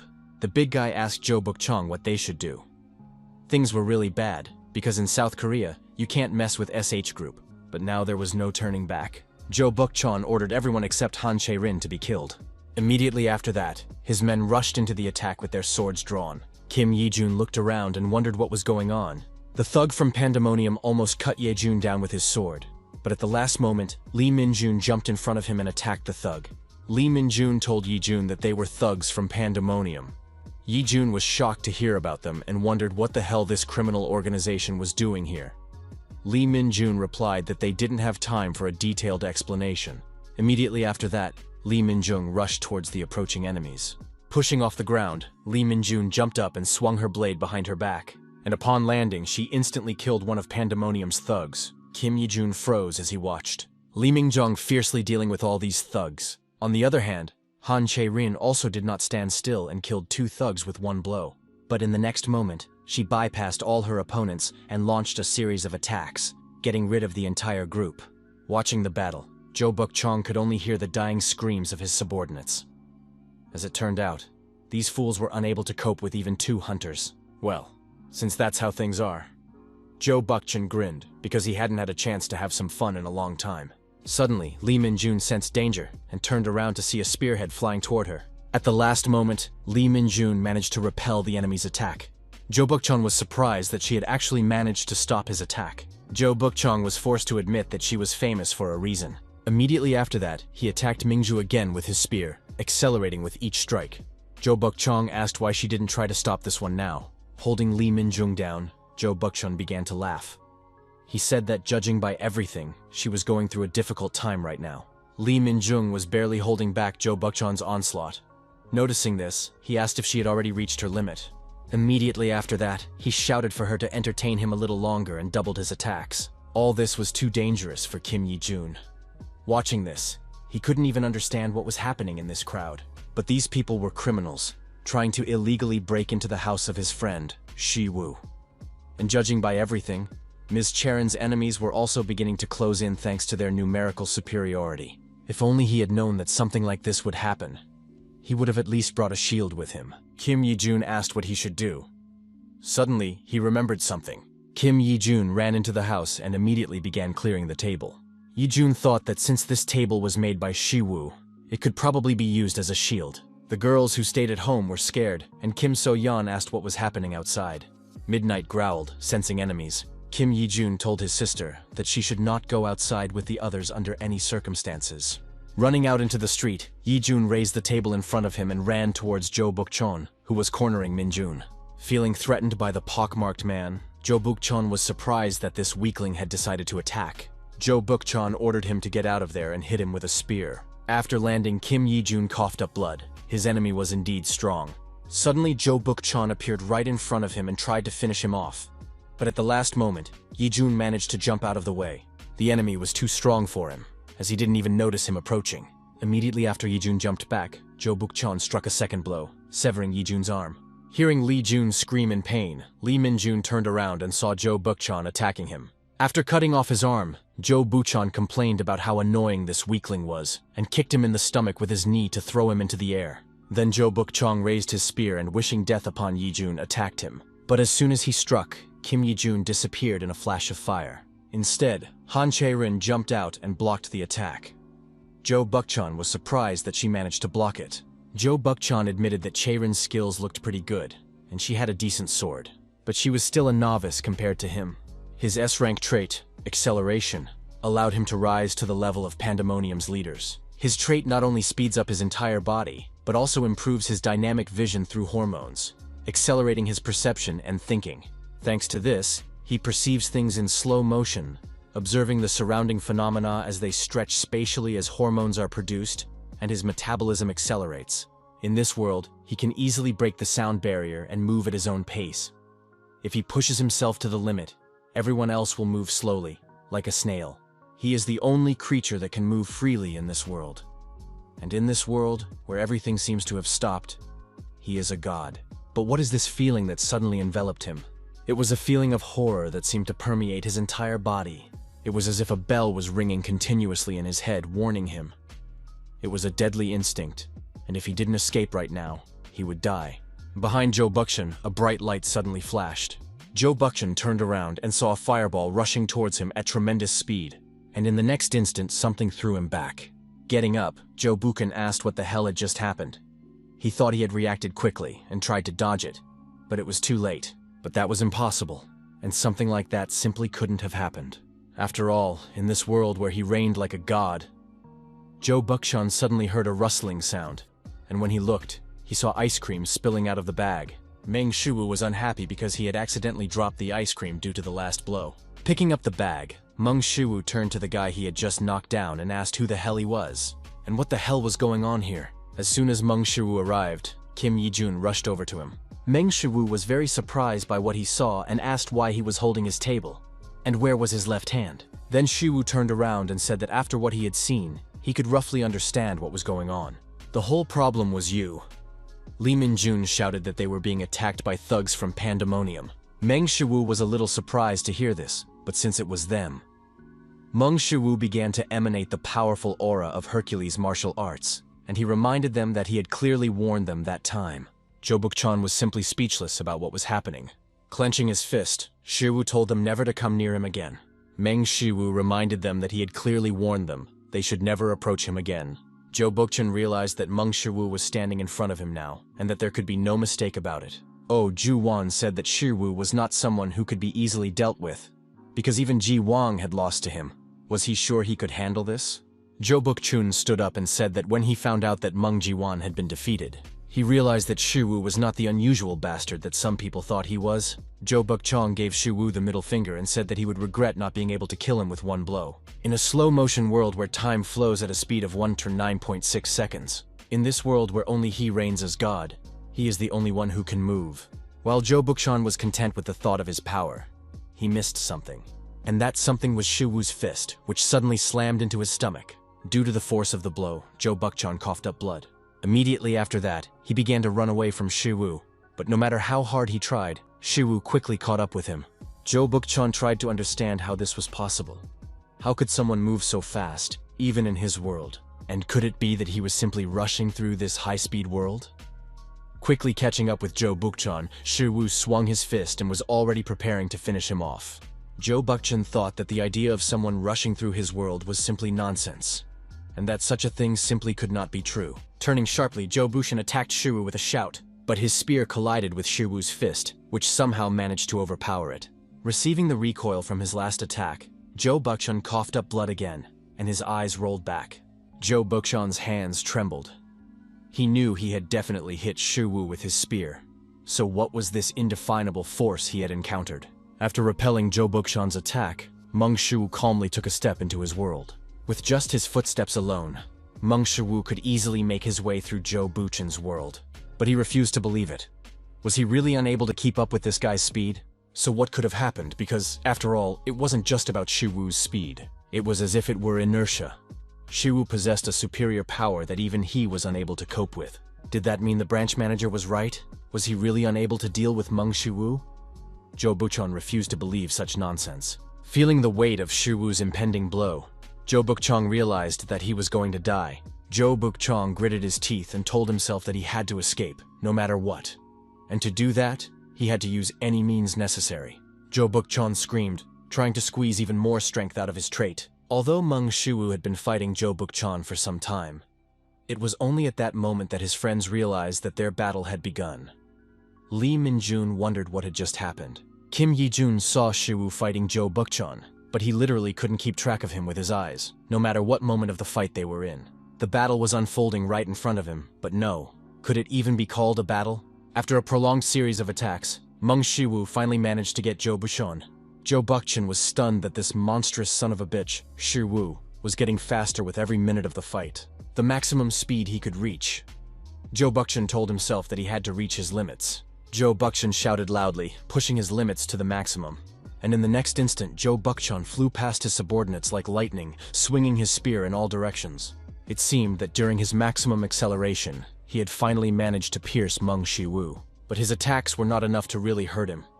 Meng Shu wondered, did this man really not care what happened to his subordinates? Meng Shu sighed and was enveloped in black lightning. Hiding behind the table, Li Mingzhu called out to Meng Shu. Then she shouted for Shu Wu not to kill this man. Meng Shu replied that he knew that, but he couldn't guarantee that he would survive, because he still couldn't fully control his power.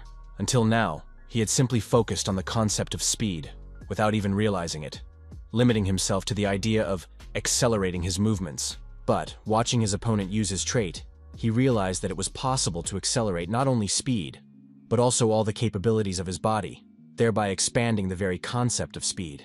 And this is practically no different from the power of a god.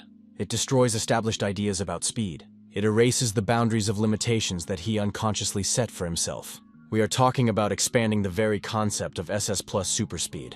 The moonlight illuminates the streets, and a night breeze blows through the neighborhood. At this very moment, everything in the universe is moving, day and night. A world in which they are fully aware of the 24 hours they live. The world of 1:48 minutes, Muhurta. Time gradually slows down and sound gets stuck in the air, never reaching them. A slowed down world. A world of 19.6 seconds. It is a high-speed world, accelerated to the limits that are only achievable by humans. And beyond this world lies a realm forbidden to humans. But in his case, something is different. The super speed of Hermes, which is the speed of a god. 1/75 of a second, this is the world of Tatsana. Upon entering the world of Tatsana, Meng Shu finally found what he was looking for, and immediately rushed after Zhou Buchong, who was trying to escape from him. Sensing the approaching danger, Zhou Buchong realized that he was in trouble. Zhou Buchong yelled at Shu Wu that he was a monstrous bastard, and turning sharply, stabbed him with a spear. But to his surprise, the spear crumbled, and a green flash rushed towards him. In the next moment, Zhou Buchong was struck, knocking him out of the slow-motion worlds. Thanks to his journey through the slow worlds, Meng Shu increased his superspeed skill by plus 8.9%, reaching 9.28%. Meng Shu wondered if this could be because he had touched the world of Tatsana. Moreover, to some extent, he became able to control his superspeed, and thanks to this, he would finally be able to avoid harming those around him. Even so, he was only approaching 10%, which was far from his maximum speed. Now Meng Shu could understand why Hercules could not catch Hermes when he tried to escape. Meng Shu suddenly remembered something and, with a wave of his hand, stuck a dozen needles into Zhou Buchong so that he would not die. After all, he managed not to kill this guy with his blow, even though he didn't really want to. Stunned by what had happened, Li Mingzhu admitted that even though the leader of Pandemonium was on the verge of death, trying to hide her shock, Minjung admitted that Shu Wu had done a great job. Shu said that in fact, she was the one who did an excellent job here. Meng Shu thanked Minjung for protecting everyone while he was away. Meng Shu suggested that Li Minjung had faced such situations many times as a guard, so it shouldn't be a serious problem for her. Shu asked Yi Jun if he was okay. Yi Jun chuckled awkwardly and replied that he was probably fine. After looking him over, Shu said that he looked normal and noticed that his arm had also returned. And Meng Shu wondered if Cherin was really okay. Although she looked fine on the outside, this was probably the first time she had encountered such a situation. Meng Shu assumed that Cherin was now in a state of severe shock. After all, there is a huge difference between killing monsters and killing people, especially if it is your first time. Although Han Cherin is famous as an outstanding genius, she always looks stoic, like a robot devoid of emotions. She is only overshadowed by the prestige of SH Group and her genius talent. Cherin is still a young and fragile personality who has not even become an adult yet. Meng Shu thought about how he couldn't just tell her how sorry he was that this had happened. Even though she had only come here for the party to celebrate his new house, Meng Shu thanked Miss Cherin. Surprised by what she heard, Cherin asked, "What?" Looking at her face, Shu chuckled to himself, because now she looked just like a deer looking up. Shiyu said that if it weren't for her, the people inside could have been seriously injured. Meng Shu took Cherin by the hand and said that if she interfered in Pandemonium's affairs, similar things would happen again in the future. And if she wasn't ready for that now, it would be best to refuse right now. Shiyu said that running away was also an option. Although winning a fight is commendable, sometimes refusing to fight can also be a path to victory. One day, Confucius said, "When people decide not to do something, they must remember that it is not a choice to give up or yield, but a choice to move towards another opportunity. The growth of a gentleman does not necessarily have to be associated with achieving something greater." Meng Shu asked Cherin not to try too hard to win, and also not to give in to her emotions. After all, no matter what, Miss Cherin is the most important thing. Han Cherin placed her free hand on her chest and sincerely thanked Shiwu. Meng Shu believed that Han Cherin only lacked experience. If she did not break down and become discouraged when faced with obstacles, she would have the potential to one day become a hunter who transcended the world. Until then, his role as a mentor was to help her grow safely. After all, that was the only way he could earn 10 billion won a month. Shu said he was grateful to her. Soon, inspectors from the bureau arrived at the scene, and the housewarming party came to an end. Fortunately, the invited guests returned home without any injuries or damage. In the end, those bastards from Pandemonium couldn't even break through the front door of his house. Miss Minjung and Miss Cherin, along with Yi Jun, also held back the thugs. And even if they hadn't, Midnight could have dealt with them on his own. He was grateful to them, but he felt sorry for dragging them into all this. Li Minjung called Sua and asked if they had finished checking the identities of these guys. Zheng Sua reported that they had completed the identification and that all of these people had been confirmed as members of Pandemonium. In addition, there was a bounty on each of their heads. One of the guards suddenly noticed that one of them was still alive. What should they do now? Park Taemin asked what he meant by what to do. They should just kill them. Meng Shu was confused by what he heard. The guard asked if they really had to do that. Park Taemin replied that if they left these thugs alive, they would return to their old ways. Innocent people would become victims in the future, so it was better to get their hands dirty with blood right now. The guard asked if the team leader agreed. Taemin replied that he did. After hearing this, Meng Shu finally understood why the guards were called human butchers. After sorting out the matter, Li Min-jun approached Shu and said that the guy they were fighting was named Zhou Buk-chan, and that he was a high-ranking employee of Pandemonium. Min-jun asked if Shu would mind if they checked his identity. Meng Shu replied that he didn't mind because, after all, that was the job of the guards. That was also the reason why he had left Buk-chan alive. Walking away, Taemin admitted that when he thought about it, he wanted tonkatsu. The female guard asked if they should order some for lunch. In fact, Shi-woo wanted to deliver Zhou Buk-chan himself, but since the guards were here, he could leave it to the experts. Shi-woo asked Min-jung if something would be difficult for them. If she found out where Pandemonium's headquarters was, could she let him know? Li Mingjong replied that if it was Shi-woo, of course she could. But why did he need it? Shi-woo replied that of course he had to show them what happened to those who ignored his warnings. Li Mingju was surprised to see Shi-woo like this, but she said she understood. As for the housewarming gift, Min-jung asked if they could replace it with their team regularly patrolling Meng Shu-woo's hunter house. The members of the fourth team were stunned by what they heard. Meng Shu-woo asked if that would really be okay. Judging by the expressions on the guards' faces, Shu-woo assumed that Mingju had not yet discussed this with the team. Besides, wasn't it wrong to use state power for personal gain, as in this case? Li Mingjong explained that patrolling the territory was their responsibility, while the House of the Hunter Meng Shi-woo was under the jurisdiction of their sole branch. Shi-woo agreed with this, and he just wanted to reason with Mingjong. As Mingjong reminded him, he is currently the target of Pandemonium. They are obligated to do this, as they are responsible for the safety of citizens in case of danger. Moreover, they would likely be able to find traces of Pandemonium similar to those found today. Shi-woo said that, in summary, if they stayed close to him, they would be able to catch Pandemonium. Shiwu asked if that was what she meant. It's similar, and most importantly, Li Mingjong said that it was his housewarming gift. Shu said that since she said so, he had no reason to refuse. It wasn't as if it would be normal to refuse such a coveted gift. Even though he had built a new house, there was still a lot missing. And while his ability to block intruders had been demonstrated quite well, he had nothing that could repel the invaders. Although there was no particular cause for concern with midnight nearby, there was always a possibility. And if the bureau inspectors patrolled the area regularly, he would no longer have to worry about the safety of his home and Soa. Meng Shu shook Miss Mingjong's hand and said that in that case, he was counting on her. Li Mingjong smiled and thanked Meng Shu. Meng Shu was a little confused by her gratitude, because in fact, he was the one who should be thanking her. Besides, it turned out that she could smile after all. Now she wanted to apologize, as they still needed to clean up the place. Meng Shu smiled as he looked at the guards. Suddenly, he felt a sharp pain in his arm. It was a wound he had received in battle with Zhou Bukchan, and now Shiwu felt as if his joints had been completely dislocated. The executive director of Pandemonium, Zhou Bukchan. As it turned out, he was much stronger than Shiwu had expected.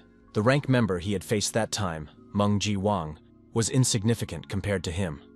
It would seem that there was only a one-level difference between a tear and a fracture, but the level of skill was like night and day. The spear that Zhou Bukchan threw at him during his escape, fighting with bare fists against a weapon, proved to be truly incredible. If only his body had not been trained with Hercules' superpower, today's fight would have ended in disaster. And if he had completely slipped up today, he probably would not have been able to use his arm at all. If only he had received a decent blow with the spear that Zhou Bukchan was wielding, he would have lost, not Bukchan. Soon, Pandemonium will try to take revenge on him again. This means that in the future, he will have to face even stronger enemies than Zhou Bukchan. He is gradually reaching his limits, fighting enemies with his bare fists. This means that the time has finally come to make equipment for himself. The human body is weak. It has teeth, but they are not sharp enough. It has claws, but they are not strong enough, so they chose. Thanks to weapons, they cut and stabbed using wood, which is harder than their nails. They picked up stones from the ground and threw them, stones that are harder than their bones. They also overcame their physical shortcomings by seeking them elsewhere, which gave them an advantage over most animals. They could hunt animals that they could not previously defeat. Humans finally managed to reach the top of the cruel wild, freeing themselves from the shackles of the food chain and rising above predators. That is why we can say with confidence that the types of weapons that accompany human history are also quite diverse. So why shouldn't he do it? Staring at the hot coals, Shiwu tried to figure out what exactly he should do. The most standard option was definitely gloves, because he was better at martial arts than weapons. As he expected, for Hercules' divine martial arts, the best equipment would be something that could strengthen the body. Once he had decided what to do, Shiwu decided to start making gloves right away. The material he used to make gloves last time was ogre tendons, but the main difference now is that his current skills in divine metallurgy had increased nearly sixfold since he made the gauntlets. Even if he used the same materials as before, the end result would be as different as night and day. Squeezing the red-hot ogre tendons, Meng Shu began to hammer them.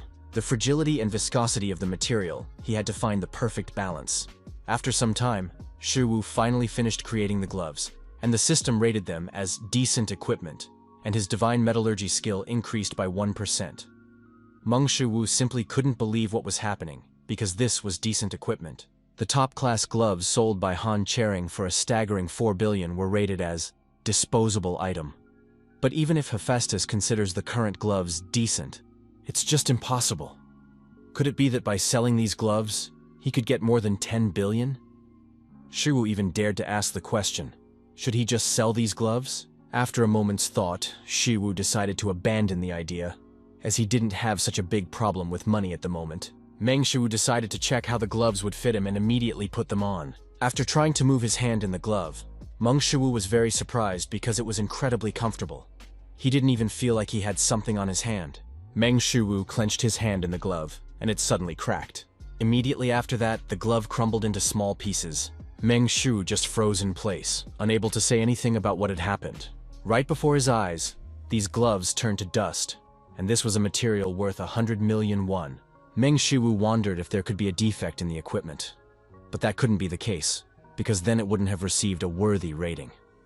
If that was the case, then why the hell did they crumble? Could there be a defect in the material itself?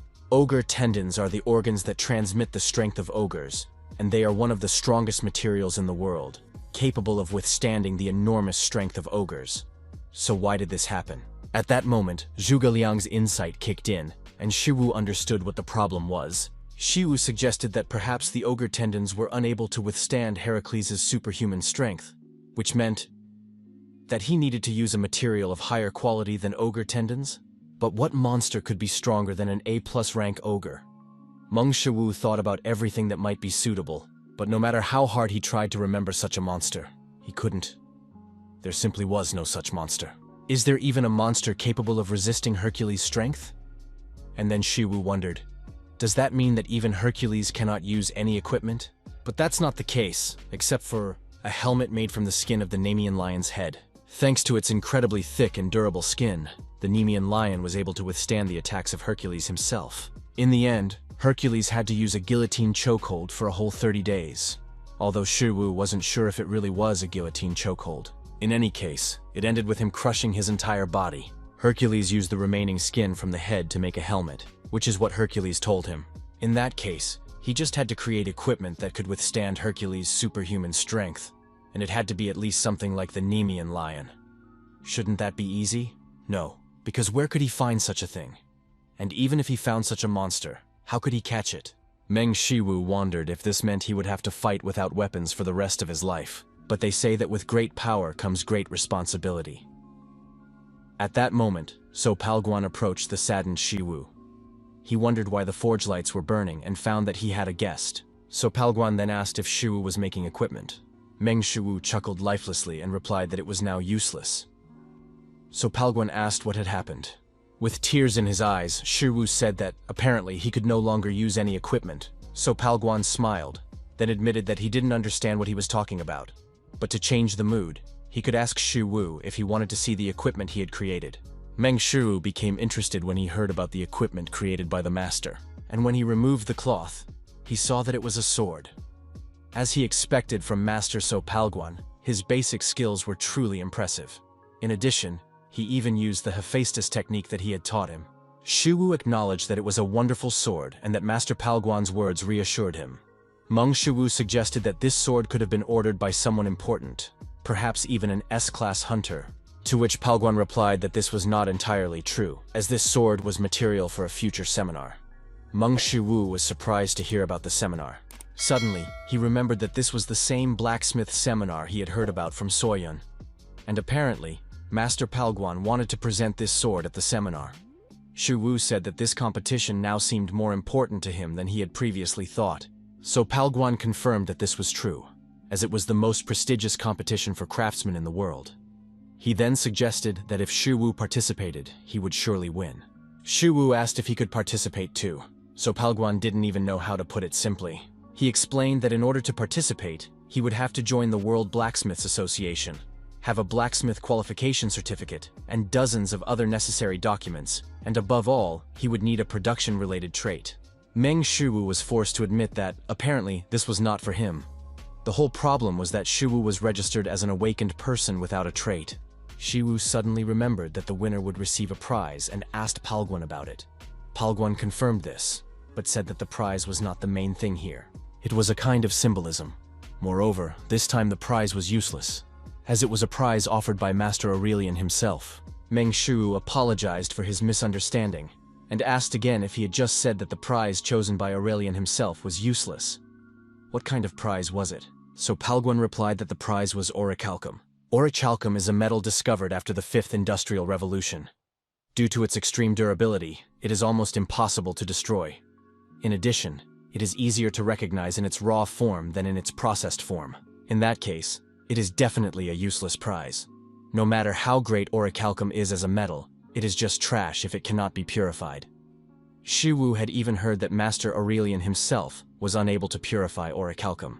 Shiwu asked, "What is the point of offering something as the grand prize that you yourself cannot refine?" So Palguan chuckled and said that, as he had said earlier, this prize was a kind of symbolism. Shiwu already understood that this was a seminar attended by blacksmiths from all over the world, and he also knew how skilled blacksmiths from other countries were. But with such a high level of quality, Mr. Shiwu might have a chance to win. Suddenly, it dawned on Shiwu. Metal that is virtually impossible to destroy due to its extreme durability. It was also a metal that no blacksmith in the world could refine, hence its name, divine metal. Most importantly, the process of refining orichalcum. He had seen it before, because Mjolnir, forged by Hifestas, was made of orichalcum. Moreover, with Hifestas' divine metallurgy, it should also be possible. At the moment, his divine metallurgy has reached 30.57% mastery. With that, he should be capable of doing it. Hifestas had made countless pieces of equipment for the gods using orichalcum. If only he could get his hands on it. Shiwu decided that he must obtain orichalcum at any cost. However, he cannot participate in the seminar. But he cannot give up either. What if he participated on behalf of the master? Shiwu immediately rejected this idea, as Master Palguan would not allow it. But what if he just helped the master win? Zhuge Liang's insight helped Shiwu get on the right track. Mong Shu turned to Master Palguan. He asked the master what he thought about making a deal with him. A little while later, so Palguan raised his hammer again, but Shiwu immediately said that he was doing it wrong, and that he had already told him how to do it. Pointing to the metal, Shiwu explained once again that Palguan should strike the hammer along the grain, thus maximizing both the strength and quality of the finished product. Palguan grumbled, as he was already tired of this, and asked if he should do it that way. Then he started hammering the metal again. Meng Shiwu could no longer contain his anger. He asked the master to take a closer look, and said that the metal fibers had been completely knocked down. So Palguan tried to understand what was wrong and asked, pointing to another spot. Meng Shiwu said that it was a little closer, and asked if he really couldn't see it. So Palguan explained that it was difficult for him to see it. After which Shiwu explained that it was because he was only looking with his eyes. Palguan asked what he should use to see it. Shiwu replied that he should use his senses, that he should try to read the structure of the metal using his senses. So Palguan was puzzled to hear this and admitted that it was difficult. Shiwu told him that it was because he had never done it before. He would not have told him about it if Palguan were an ordinary person. But he had already awakened, so he should try it. So Palguan closed his eyes and touched the metal. Meng Shiwu asked if he could feel it now. So Palguan replied that he could feel something, but not very strongly. Shu explained that this was where the fiber began, and that he needed to strike harder here. So Palguan asked how much harder. Meng Shiwu assessed the force for a second, then said that it should be about this much. Immediately after that, he struck the metal with more force, causing a shockwave that raised a cloud of dust and knocked some objects in the forge to the ground. So Palguan was amazed at the amount of force required, and asked how he could possibly repeat it. Meng Shiwu said that he would understand after practicing it, then suggested that he strike again. Since that was what was required, Master So Palguan warmed up his arms a little. Immediately after that, he struck the piece of metal with all his strength. A quiet ringing sound echoed through the smithy, and Palguan's blow did almost nothing. Meng Shiwu felt a little awkward about what he saw, so he turned to the master, and asked him to let go of the hammer. After that, he suggested that he start with a few exercises. So Palguan was surprised to hear this, and asked why he suddenly brought it up. Repeating Hercules' words almost verbatim, Shiwu said, "In order to master the technique I will teach you, I think you will first have to build muscle mass." So Palguan reminded him that there was less than a week left before the seminar and asked how much training could help him. Shiwu turned to Mr. So again. Then he said that if he took the elixir he would prepare, he would have nothing to fear. Meng Shiwu decided to clarify, just in case, whether there would be doping control at the forging seminar. Meng Shiwu began to get So Palguan into shape. Shiwu made him do physical exercises. He gave him his elixir, which cleansed the body. During training, Shiwu explained that breathing is important, but you shouldn't think about it too much. You just need to focus on it. Of course, the effects of the elixir So Palguan drank were the same as those on Shiwu. Thus, Mr. So Palguan's special training lasted a whole week. A week later, a satisfied So Palguan raised his hammer and said he had done it. Meng Shiwu examined the sword that So Palguan had just forged and acknowledged that it was a complete work of art. This sword fit perfectly in his hand, as if it had been specially made for him. So Palguan said that the sword's hilt was made from the doppelganger's facial muscles. A doppelganger is a monster that can transform into its chosen target. Since this sword was created by fusing the abilities of a doppelganger, the sword's hilt changes shape to suit the user. In fact, infusing monster abilities into equipment is a technique that humans cannot perform. So Palguan admitted that he had learned a lot from Shiwu, and that the experience of the past week with Shiwu was more valuable than the experience of his last 20 years. Meng Shiwu could clearly see that Mr. So Palguan had made remarkable progress in a week. However, the reason he was able to achieve such a level of growth in just a week, it was precisely because of his 20 years of experience that he already had. Even if they were not perfect, Mr. Palguan had made the divine techniques his own. One day Confucius said, "The 4 elegant plants are the plum, the orchid, the chrysanthemum, and the bamboo." And now he sees bamboo before him. The time required for bamboo to grow fully is 5 years. However, during those 5 years, the bamboo does not appear above the ground. And after 5 years, the moment finally comes when it sprouts. Bamboo grows so fast that it almost reaches the sky in just 5 weeks. Now the question is, did the bamboo grow in just 5 weeks? Or did it grow during all those 5 years? Of course, it grew for all 5 years. The growth of a gentleman is almost the same as that of bamboo, even if the result is not immediately visible, even if it seems insignificant to some.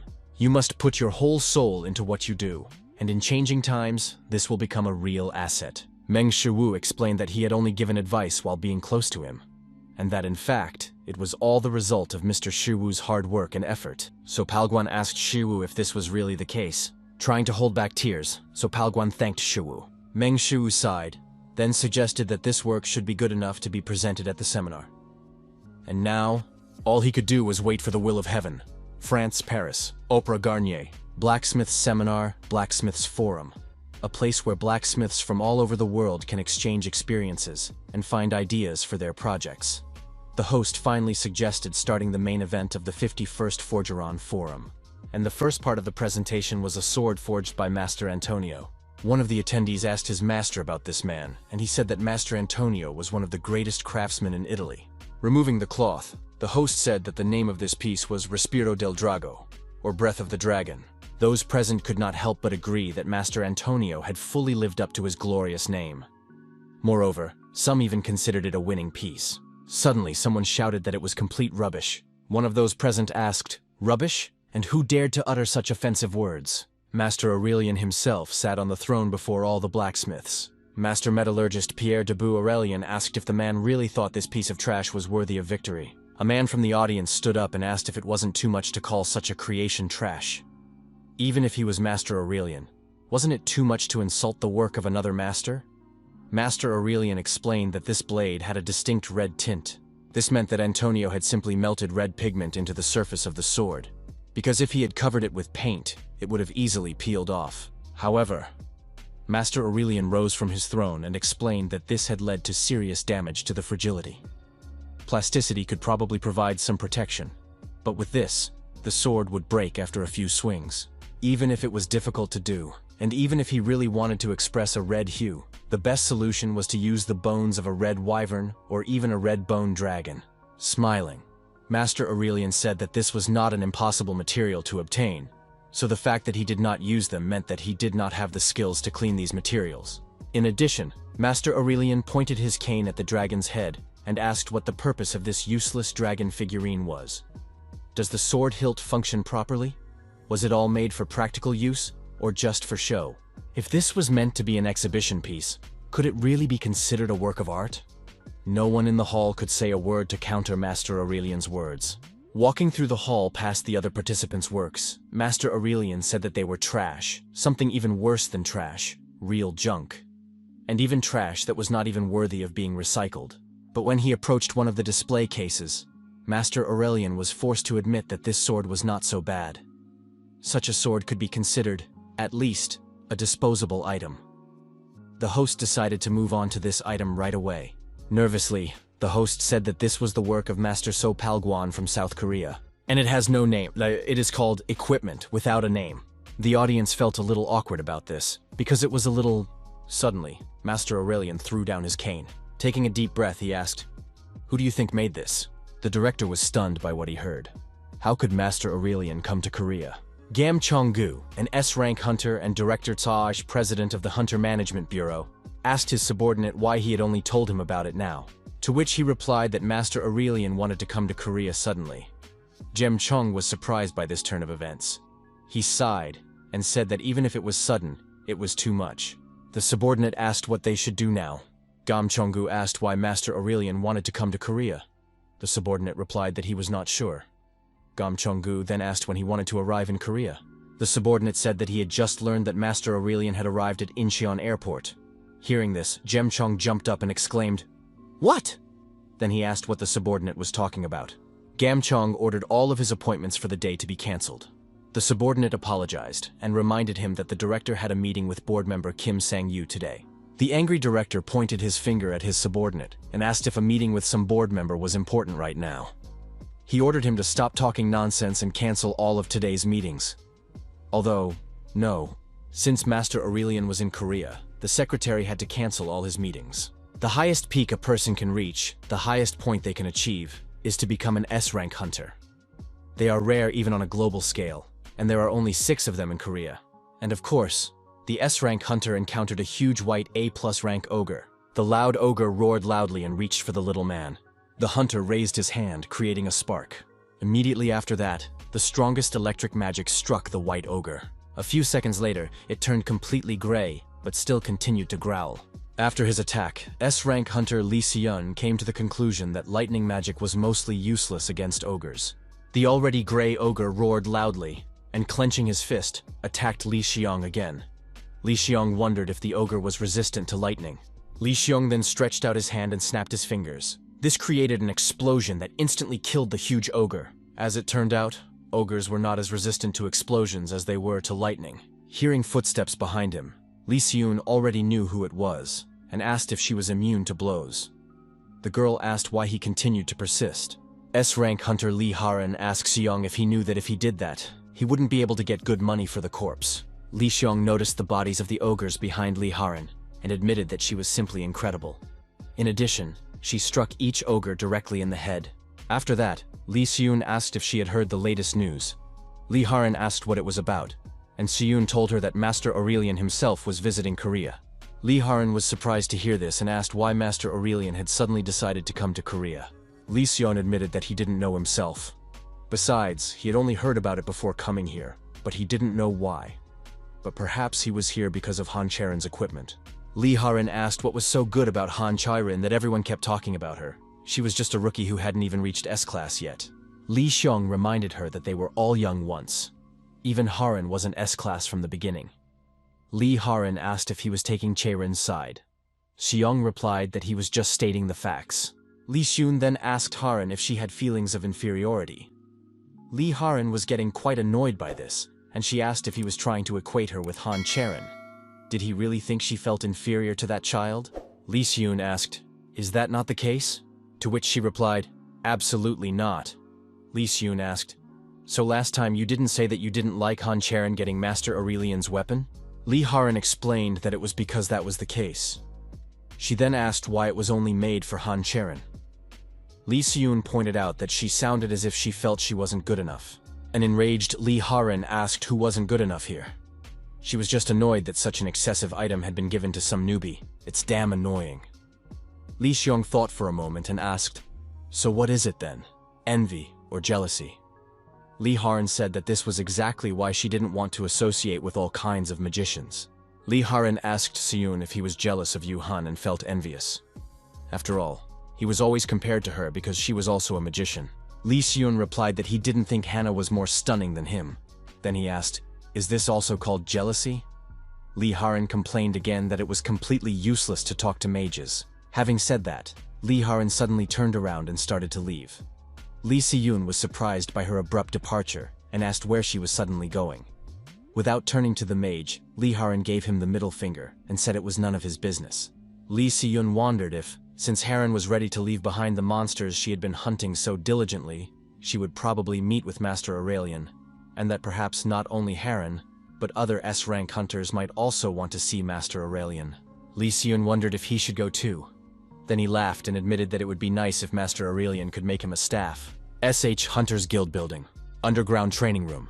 Mong Shu and Han Cherin were practicing during another training day. Han Cherin jumped off the ground and, shifting her sword from the block, prepared to attack Shu. Watching this, Shu couldn't help but admit that it looked quite dangerous. Therefore Shu used Tai Chi, simultaneously losing his blade.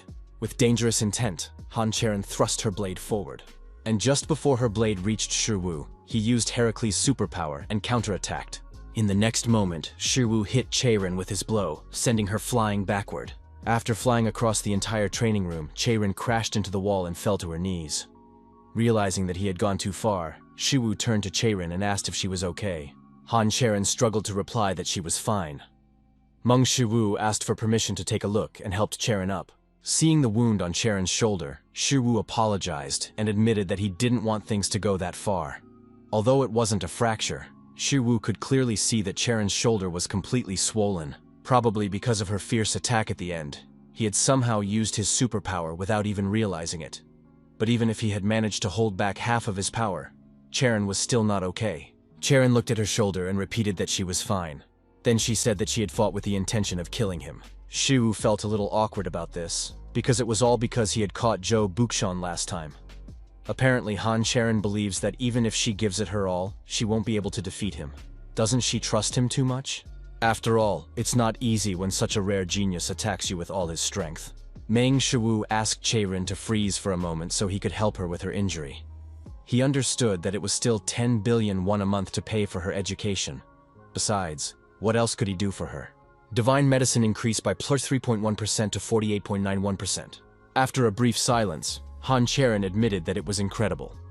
But from Cherin's face, Shiwu could tell that she didn't look surprised at all. But in fact, he also finds it surprising. Why did his skill increase by 3.1% in one go? After all, his skill would increase that much if he cut and sewed Yi Jun's limbs about 1,627 times. Meng Shiwu wondered if it could be because of Cherin's heavenly fighting body constitution. The human body is a small universe. Each person carries their own universe within them and, accordingly, has different characteristics called body types. And among all these numerous types of physiques, there are some exceptionally outstanding innate ones. The body of extreme yin, the body of extreme yang, the body of 3 energies, the body of 5 elements, the body of lunar yin, the body of the god of death, the body of a heavenly demon, and others. Among all these talents, there is a physique called the body given by heaven, and that is the heavenly fighting body. A physique that harmoniously contains all the energies of the universe, and is capable of accepting the power of Tai Chi without any difficulty. Meng Shu was curious as to why Cherin was so good at handling the power of Tai Chi. Perhaps it was because she was born with the constitution of a heavenly fighting body. In that case, treating Cherin meant treating a heavenly fighting body. And that meant that even simple work with a divine body was already an excellent experience for him. Taking out the needles, Shiwu told Cherin that making an effort is good, but overdoing it doesn't always end well. Cherin promised to remember that. Suddenly, Shiwu remembered something and asked Cherin when her S-class promotion evaluation was. Cherin replied that it would be in a month. Currently, the hot topic in the Korean hunting industry is the story of Cherin's promotion evaluation to S-class. Everyone wanted to know if Cherin would become the 7th S-class awakened one. From the incident at his housewarming party to this evaluation, Cherin had become even more passionate, to the point of excess. Shiwu asked Cherin to take care of herself and try not to get into trouble until then. Cherin quietly agreed, twirling her sword in her hand. In any case, even if he told her about it, she probably wouldn't listen to him. Meng Shu said that in that case, he would end today's class at that point. Cherin asked if he wanted to go with her, which puzzled Shiwu. Shiwu asked, "Go together? Where? Could it be about her promotion?" Cherin approached Shiwu and said that wasn't what she meant. She then told him that Master Aurelian would be arriving soon. Meng Shu did not expect this to happen. He asked Cherin why Master Aurelian was coming here so suddenly. At that moment, Zhuge Liang's insight kicked in, reminding Meng Shu of the blacksmith's recent seminar. If Master Aurelian was coming, did that mean Mr. Palguan had won? After all, that meant he would soon be able to obtain Oricalum. Meng Shu immediately decided that he was mistaken, because that simply couldn't be the case. Only a few days had passed since the shipment was sent, and as he had heard, the evaluation period lasted 2 months. So he was probably coming to meet Cherin. He probably wants to check Cherin's sword before her evaluation for promotion. In the end, Shiwu refused to let Cherin meet Master Aurelian together, and at that point, he said goodbye to Cherin.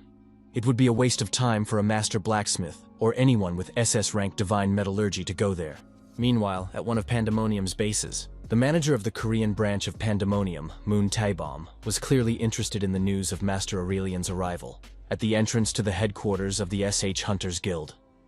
Master Aurelian got out of the car and, speaking in French, told Cherin that they hadn't seen each other in a long time. In the same French, Cherin agreed that it had indeed been a long time, after which she asked why he had come. Master Aurelian asked what significance his prosperity would have if he were just a simple blacksmith. Cherin noted that even after so much time had passed, he remained the same, after which she said that they had prepared food for him. Cherin assumed that after such a long journey, Master Aurelian must be hungry, so she invited him to join them. But he held out his hand and refused, saying that he had already eaten. But what was important now? One of the servants showed Cherin a sword, and Aurelian said he wanted to meet the master who forged it. Since moving to his new home, Shiwu's normal daily life had continued. He filmed new videos for YouTube, raided dungeons and created equipment from the materials he obtained. He also continued to train hard with Hercules. But is this really normal? In fact, it is probably thanks to this everyday life that he already has 170,000 subscribers on YouTube. After posting a video on how to become an A-class hunter in just a month, he gained a lot more information. Looking through all these ideas, Mong Shu recalled that the first part of the video was posted when he became a B-class hunter. He had made countless raids into the dungeons, so it was no surprise that the speed of video editing couldn't keep up with him. Thinking about how Park Doku was going through all this, Shu said that he definitely had to raise her salary. He also heard that he even had a fan cafe. But wasn't it previously called the Puzzle Club? Apparently, his YouTube channel was doing great, and he would probably soon become a top-class hunter as well. In addition, his training with Hercules was also going well. All he needed now was to get himself some equipment.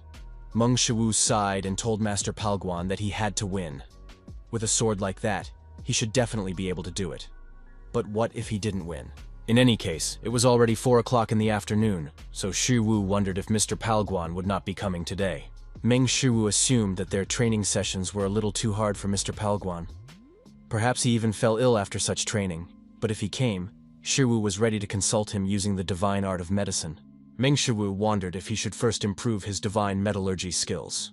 Shu decided to start by processing the materials he had farmed. For some reason, Shu felt that obtaining materials was more difficult than raiding dungeons.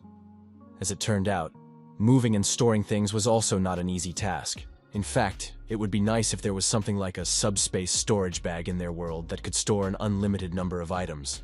But, unfortunately, he couldn't make it with his own hands, because such things were not considered equipment. After all, it's a type of magic.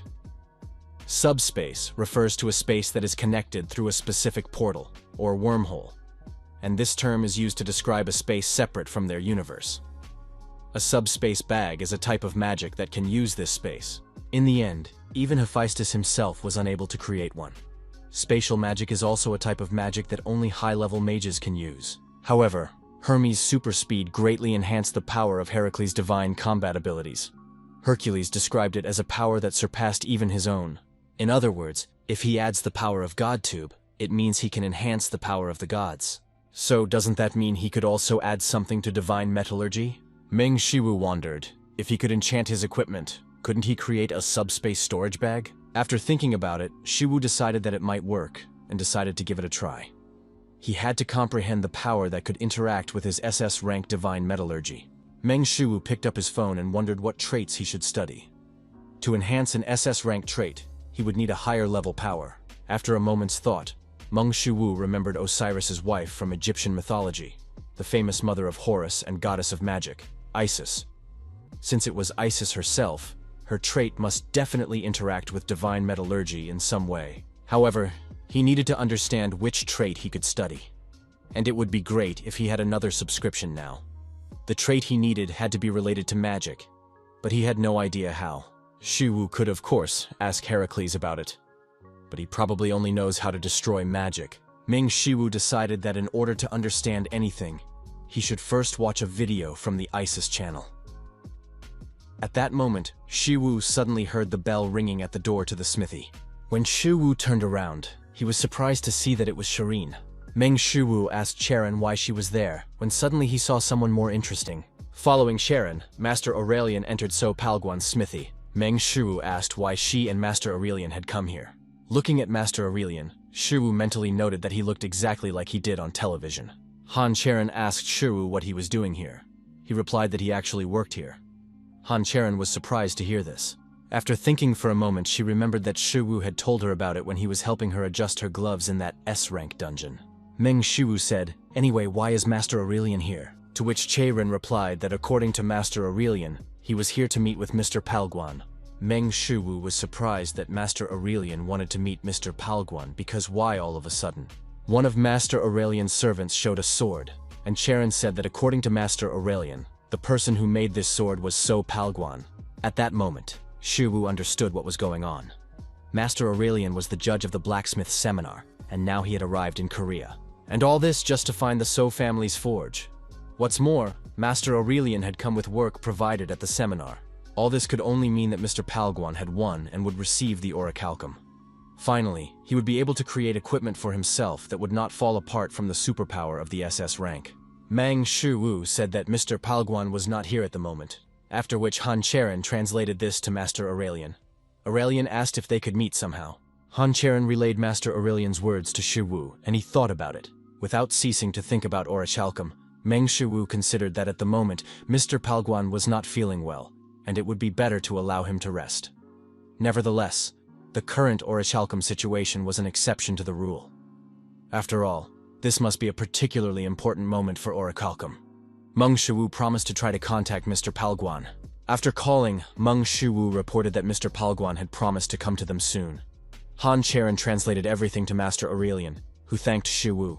Han Cherin told Shu that Master Aurelian was grateful to him. After that, Cherin began talking to the master about something. Since Shu would soon be able to obtain Oricalum, he decided to spend the remaining time creating equipment. The other two would wait for Mr. Palguan. After that, Meng Shu opened GodTube and wondered if he should finish watching the video with Isis now. The video he opened was, "Restore this area? It's not hard at all. Restore this place?" Thinking about the title of the video, Meng Shu thought that even Hua Tuo would say that if things went wrong, there would be no turning back. There was no hope for that anymore. The video began with Isis against the backdrop of the desert. Isis addressed her dear subscribers. Then, the goddess of magic, Isis, turned around and winked at those watching the video. Isis asked the viewers if they had any problems related to sexual function. It was only the beginning of the video, but Shu was already impressed. Meng Shu asked, "Can't mythological stories do without sexual issues?" Isis said that sexual function is sacred, and that it has the power to create life. One should not be ashamed of it or hide it. Losing this function is very sad. It is painful not only for men, but also for women. In fact, her husband was also unable to do it, so she knows how painful it is. The reason for this is that the fish of the Nile ate Osiris's thing. Because of what happened, she couldn't do it with her husband for the rest of her life. Shu simply had nothing to say about it. Greek and Roman mythology is chaos 5 minutes before that, whereas Norse mythology is chaos 5 minutes later. But if you take Egyptian mythology, it's chaotic every 5 minutes. Egyptian mythology is too disorderly. Posing for the camera, Isis said that in the end, she did that thing for her husband. And striking the sand with her staff, she said that was exactly what she did. Looking at what Isis had started doing, Meng Shu couldn't help but wonder what she was doing. Could it be some kind of ancient Egyptian ritual? Dancing, Isis hummed, "Oshikunare, oshikunare." Then she folded her hands into a heart shape and said with a smile, "Moe moe kyun." After seeing this, Meng Shu was completely confused. He wondered where she could have learned such a thing. Then he asked, "What is it that makes it delicious here?" Isis spread her arms to the sides, releasing her magic, and suddenly the cacti trembled and began to grow rapidly. Meng Shu froze, completely unable to comprehend what was happening. A few seconds later, he asked what the hell that was. Could he really be seeing this with his sanity intact? There was only one thing he could be sure of now. Isis had the ability to assign special functions that allowed things to expand, and she would probably even burn to provide subspace functions for equipment. If this was the power that created Osiris's thing, then it should definitely be possible with her. After thinking about it for a while, Shiwu decided to check the membership fee for the subscription. As soon as Shiwu went to the right page, the door to the forge opened. Sweaty from running, So Palguan told Master Aurelian that he was here. So Palguan admitted that he would never have thought that Master Aurelian was really here. But as it turned out, it was indeed so. Master Aurelian told Palguan that he had been eager to meet him and congratulate him on his victory at the blacksmithing seminar. Upon hearing this, So Palguan froze. Then he admitted that he didn't understand anything and asked what he was talking about. And what language was that anyway? Han Cherin translated that Aurelian said he really wanted to meet him and congratulated So Palguan on his victory at the blacksmithing seminar. Upon hearing this, So Palguan exclaimed, He won the blacksmithing seminar. So Palguan was almost bursting with joy. Meng Shu mentally told the gentleman that he had indeed won, after which he decided to return to his business. Meng Shu took out his phone to find out the cost of subscribing to the GodTube channel ISIS and began counting the zeros. 1, 10, 100, 1,000, 10,000. 4 billion? Meng Shu was shocked to see such a price. A subscription to Zhang Sanfeng's channel cost him 2 billion, and now he had to pay twice as much. Looking at his balance, Shiwu wondered if everything was correct. At the moment, he had 8.4 billion won in his account, and with his current expenses, first, his income includes 10 billion from Han Cherin's tutoring, about 300 million from equipment manufacturing, and about 10 million won from NewTube. That comes to approximately 10 billion and 308 million won. Next, Meng Shu tried to calculate his expenses and came up with 317,000 won. Thus, his monthly expenses amount to 3.3 billion and 170 million won, while his net profit is 6.9 billion and 910 million won. This means that he has enough money to sign up. Han Cherin's pension, or rather, her tutoring fee, is more than excellent. After calculating his profits, Meng Shu wondered if he should sign up, and at the same time, he accidentally touched the screen of his smartphone. Meng Shu mentally screamed. It was not a waste of 400 million, but a whopping 4 billion. So did it even make sense? Meng Shu calculated that if the living expenses for a family of 4 amounted to 3 million won, then this sum should be enough to live for a whole 111 years. He had to spend this amount every month, and all this money disappeared with just one touch. In addition, if he added subscriptions to other channels, it would amount to a staggering 7.1 billion won per month. Meng Shu closed his eyes, after which the system notified Shu that he had subscribed to the GodTube channel ISIS. Upon hearing the notification from GodTube, Shu realized that from now on, 4 billion would evaporate from his account every month. But as soon as he saw the next notification, he froze in surprise, because what he saw was practically impossible. By subscribing to the ISIS channel, Meng Shu received an SSS rank reality manipulation trait. Meng Shu tried to understand what it was. After all, the trait he received clearly did not give him any specific special ability. Reality manipulation is an ability that can change the environment on a small scale. It can also change the very laws of the universe on a large scale, distorting reality at the will of the caster using magic, and that's even SSS rank. But considering ISIS's reputation, it shouldn't be that surprising. Little is known about this, but Isis was the most influential goddess in the ancient world. Be that as it may, he now needs to improve his skills.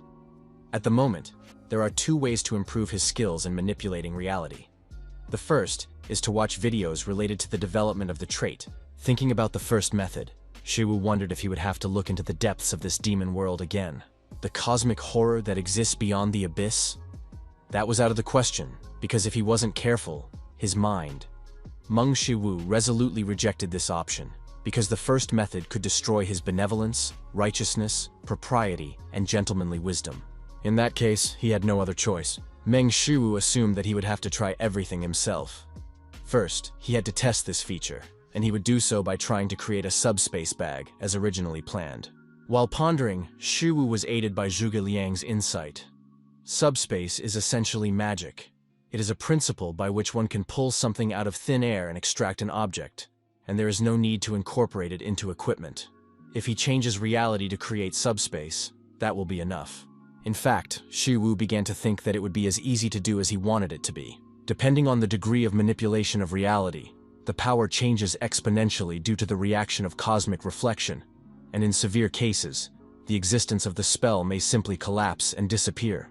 All these thoughts were already giving Shu a headache. In any case, he had to create a storage form that would help him with the concept of storing something. This would be Shu's first time sewing, so he wondered if he should turn to other channels for help. After a brief reflection, Shu decided to just do it, because he couldn't subscribe to someone just for the sake of it.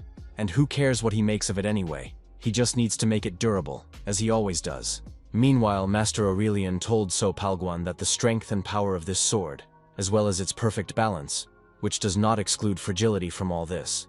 The most impressive thing is, looking at the blade, Aurelian said that it was the hilt, because every time he saw it, he felt a thrill. It even seemed to him that the shape of the hilt changed depending on the user. But how was that even possible? Master Aurelian believed that the quality of the sword made by Mr. Palguan was truly the best. However, he could create a sword of a similar level himself. But at the same time, he could say with confidence that he could not make it any better. And that was because of one thing: the hilt. A hilt that changed shape depending on the user.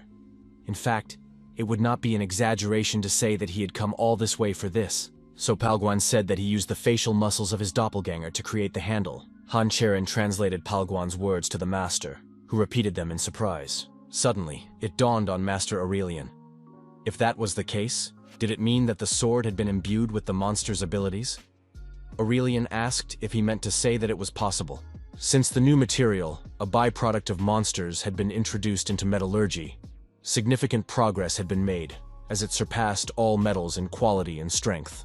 However, the use of monster abilities is limited to physical properties that remain unchanged even in death, such as hardness. But at the same time, the monster's abilities cannot be incorporated into equipment, because the monster's abilities disappear after death and cannot be extracted from the corpse. However, if he is not standing before the god of metallurgy, Master Aurelian asked how Palguan managed to incorporate the monster's abilities into equipment. Palguan pointed behind Master Aurelian and said that he had learned this technique from a craftsman named Mong Shu. Master Aurelian was very surprised to hear that such a skilled blacksmith had learned this from this youngster. Not only was he not a blacksmith worthy of teaching the craftsman Palguan, but this guy didn't even look like a blacksmith.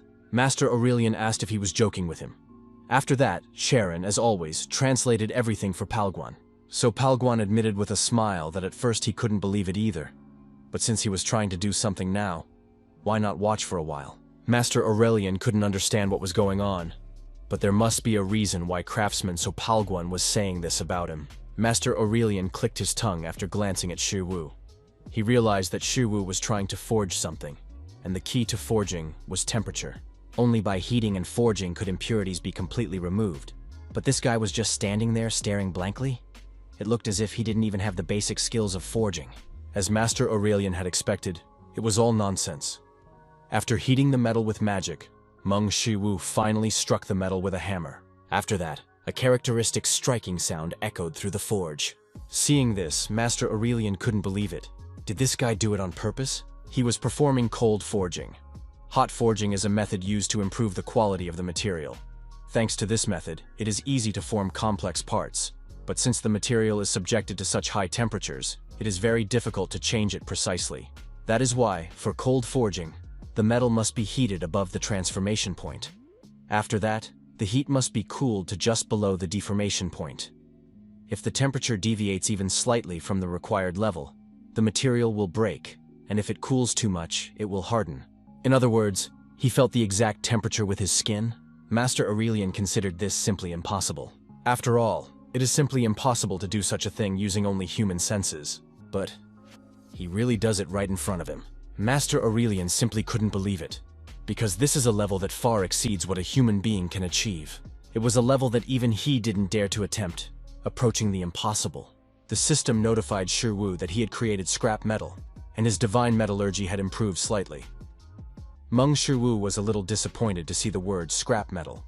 But as he expected, spinning metal threads is not an easy task. Still, at least it was durable, which was the most important thing for him. In addition, it was even soft and pleasant to the touch. Shu wondered if he should include a subspace function in it. But how should he do that? Did he really need to dance like Isis did? Suddenly, Master Aurelian put his hand on his shoulder and exclaimed that it was absurd. Incheon Airport. The director asked again what he had just said. He was told that Master Aurelian had already headed for the place called the So family's forge. Gam Chonggu asked why he was even here. In any case, they should go to him immediately. Since they did not know where he would go next, they should ask the staff at the nearest office to track his location. At that moment, a woman passed by Jem Chong. Moon Taebom was very pleased with what she heard, because it meant that Oh Ju-won's role as branch manager would finally come to an end. She would get her job back. Shiwu asked Master Aurelian to let him go.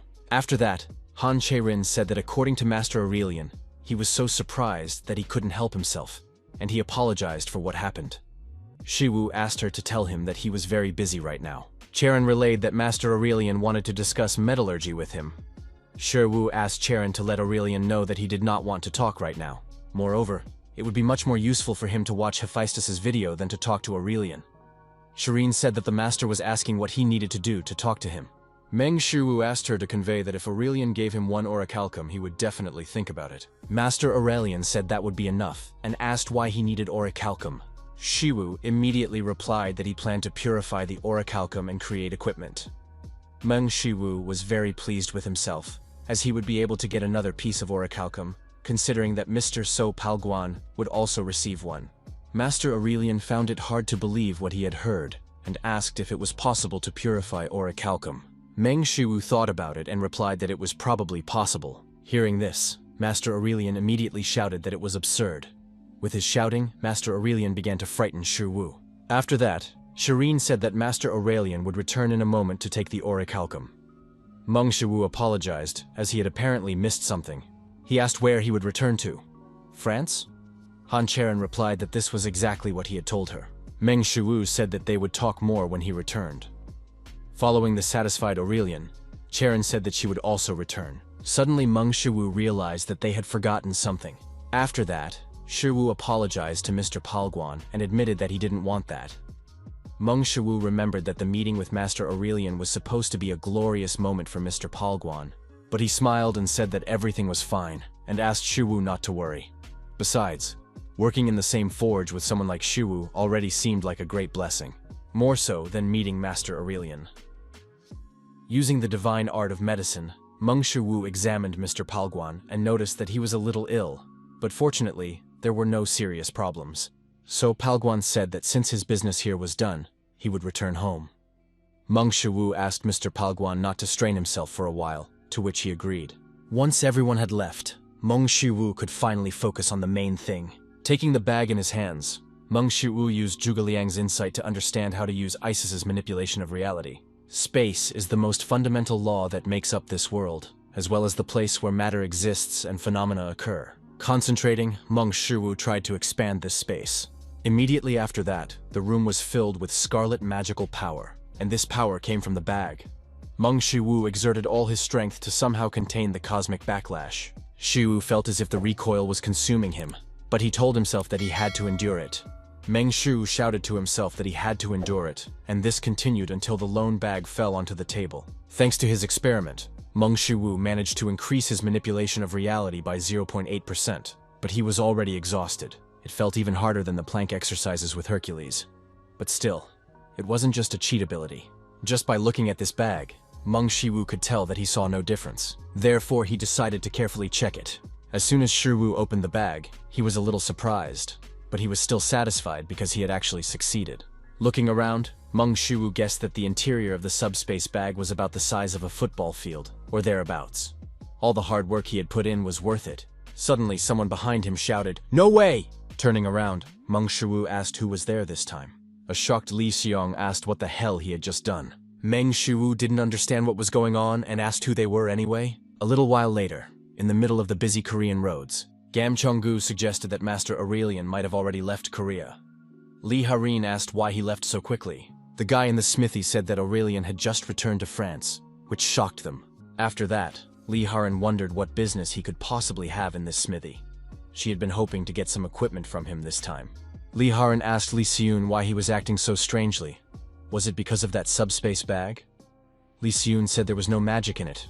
Li Harin asked if he could use it too, but Li Xiun, still in shock, asked how, and who was capable of that. Gam Chonggu asked Xiong if it was really that surprising. Yu Hana replied that it wasn't surprising. After all, it was practically an impossible phenomenon. Li Xiun said that it is almost impossible to distinguish between sufficiently developed science and magic.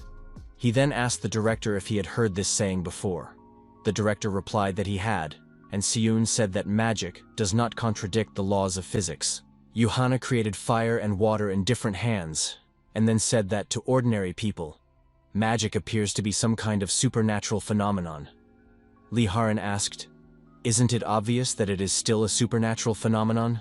Yu Han brought the water to the fire and asked Harin what she thought was causing the water to boil. Li Harin replied that Yu Hana was heating the water with the flame. But what happened next greatly surprised Harin, and she asked how. Yuhana explained that she had simply hidden the fireball with a transparency spell, allowing her to boil the water without a visible flame. Magic is just like that. Fire has heat, and water boils when heated to 100 degrees Celsius. Using these immutable laws, they changed the law of pressure to make water boil even at temperatures below 100 degrees Celsius. In other words, they are simply using the laws of the world. Fire that contains cold instead of heat, and water that will never boil under any circumstances.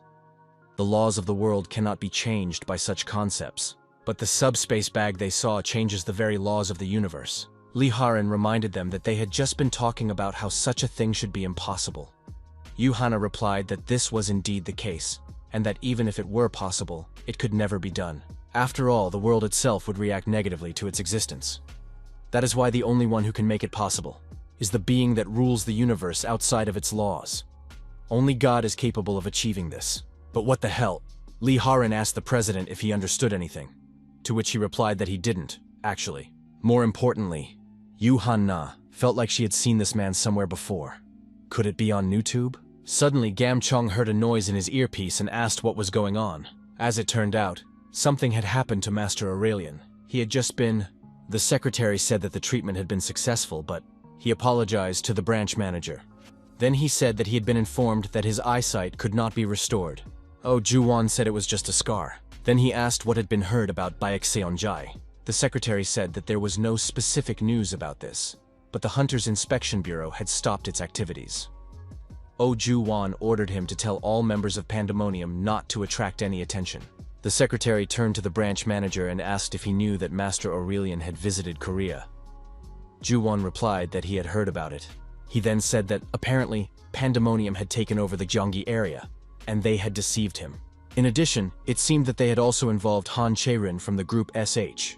Oh Juwon asked him to repeat that again. Oh Juwon could barely control his anger. He wanted to know what kind of stupid sons of bitches dared to do this. Considering how much damage they had suffered, these idiots dared to mess with SH. Oh Juwon asked what exactly he meant by deceived. The secretary said that he had probably been kidnapped. Master Aurelian is indeed very valuable, but he is a world-renowned figure. If they contact him, the attention of the whole world will be drawn to Korea. That is why they decided to leave him alone, considering how risky it was. But now... Oh Juwon asked how this was possible. It would obviously not be easy to get past Aurelian's security, especially with Han Cherin in mind. The secretary said that Aurelian's visit to Korea was his unilateral decision, and that was probably why the French side was unable to send personnel to protect him in time. The head of the crack level, Moon Tae-bom, took direct action. Oh, Juwon was a little surprised to hear about Moon Tae-bom, because she simply couldn't be unaware of the situation in Pandemonium. Nevertheless, even if she took such measures herself, does that mean she plans to oust him from his position as branch manager this time? The secretary turned to the leader and said he wanted to tell him something else. He believed that Master Aurelian and that Mong Shu might be connected in some way. Juwon was clearly hurt by the words about Shu, causing him to grit his teeth in anger. B+ rank dungeon. A huge B+ rank basilisk wrapped its tail around a strange creature. Just as the basilisk was about to eat it, the creature grabbed its fangs with its limbs. Then it spread its arms wide, tearing the upper jaw from the basilisk's head. Watching this, Kim Yi-jun was simply speechless. Yi-jun could hardly believe that someone had actually managed to complete a B+ rank dungeon in just 47 seconds. Meng Shu shouted at Yi-jun, telling him not to just stand there but to collect the loot into a bag. Kim Yi-jun was surprised by what he heard, but then suddenly understood what he was talking about and agreed to do it. With great difficulty, Kim Yi-jun lifted the basilisk's carcass and dragged it away.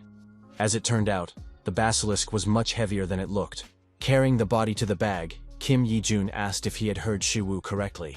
Did he really want him to put the carcass in there? Since Shu had said so, Yi-jun was willing to at least try to stuff the basilisk, whose head was bigger than the bag, inside.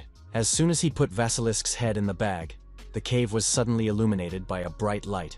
And no matter how much he stuffed the carcass inside, there was still room left in the bag. Stunned by what had happened, Yi-jun asked, "What the hell?" Meng Shu asked if he could move aside a little if he had already put everything in. After that, Shu brought a huge lump woven from the corpses of B+ rank basilisks to the bag.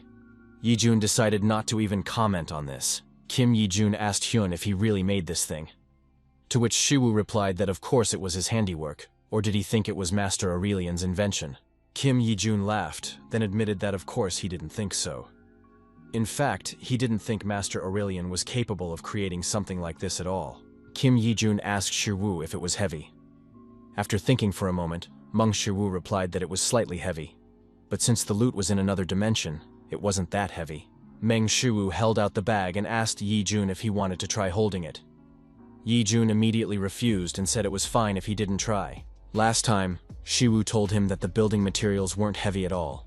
But since this bag was slightly heavy, not wanting to think about it any further, Yi-jun suggested that Shiwu go to the next dungeon. Meng Shu decided to clarify, asking if they had about 4 dungeons left. Yi-jun corrected him, saying there were 3 left. Meng Shu asked Yi-jun not to forget to take care of the camera that Daku had given him. At the entrance to the dungeon, Shiwu met Li Minjun.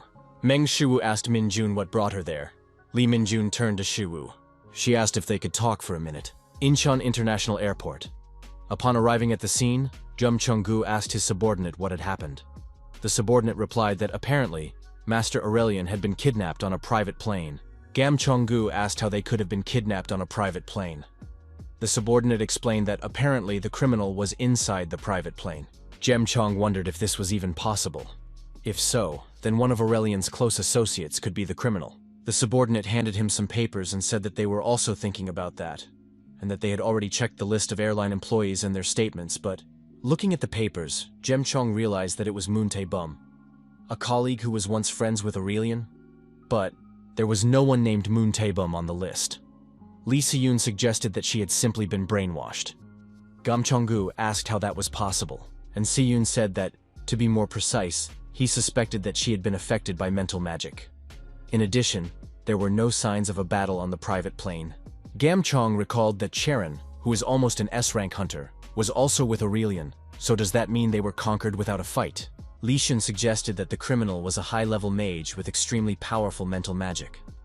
Jem Chong-gu asked if he wanted to say that it was magic that could instantly defeat even an S-rank hunter. Li Xion asked, what other S-rank? After all, Han Charing was still a novice. Gyum Chong asked if it was too early to assume that the criminals had used magic to brainwash them. At that moment, Yu Han-na approached them and reported that there were residual traces of magical teleportation nearby. At the very least, it was safe to say that there was a mage among the criminals. Gam Chong acknowledged that since everyone was saying so, it must be true. He then asked if they could track them down in that case. Lee Si-yun said that from what they had seen, this was not the first time they had pulled this trick. To avoid surveillance, they deliberately distorted the magical wave. Therefore, he was almost certain that it would not be easy. It was likely that there was a very high-caliber mage among them. It was even possible that she was better than him. Oh Ju-won was still thinking about Meng Shu, because this was already the 4th time he had heard that name. If he could, he would deal with him right now, but restoring order must be his first priority. So now is not the right time for that. But the secretary told the branch manager that apparently Meng Shu was connected not only to Aurelian, but also to Han Cherin. Hearing this, Oh Ju-won came to the conclusion that after this, the probability of Meng Shu making a move was quite high. Meng Shu and Moon Tae-bum, both awakened, were a thorn in his side. And now, at the end of this incident, they will undoubtedly clash. Oh Ju-won smiled and said that the situation was not as bad as he had previously thought. Whether Meng Shu defeats Moon Tae-bum, or Moon Tae-bum gets rid of Meng Shu, either way, he would lose nothing from it. Oh Ju-won rose from his chair, and walking over to the window, he said to himself that the bigger the battle, the greater the profit. Kill Jo Buk-chon, whom you have captured. If you do so, I will let you know where Aurelian and Han Cherin are now. Lee Min-jun said that this video was uploaded to YouTube this morning because it mentioned Jo Buk-chon, who was detained by Shi Wu. She concluded that it might be related to Pandemonium, which is why she came directly to him. Shi wondered why the kidnapper had gone so far. Was it really necessary to attract public attention in this way? Lee Min-jung admitted that she wasn't sure, but the Inspection Bureau suspected that it was carried out by Pandemonium, and it was possible that they simply wanted to bring more chaos into their world. Meng Shu agreed with this, because even their demands were not entirely normal. It is customary to ask for the release of a hostage, but demanding that he be killed? If this is really Pandemonium's doing, thanks to Zhuge Liang's insight, Shu came to the conclusion that Jo Buk-chon knows something. Otherwise, they would not have made such unreasonable demands. Meng Shu asked Ming Zhong what the Inspection Bureau's position was on this matter. She replied that initially, they should not negotiate with criminals. But, right now, we're talking about the kidnapping of Master Aurelian and Han Cherin from the SH group. Since the video has already been released, this case has attracted attention not only in Korea, but also around the world. And if anything happens to them, it will put the Inspection Bureau under unimaginable pressure. The most realistic thing for them to do would be to meet their demands. Meng Shu asked Minjung not to accept them.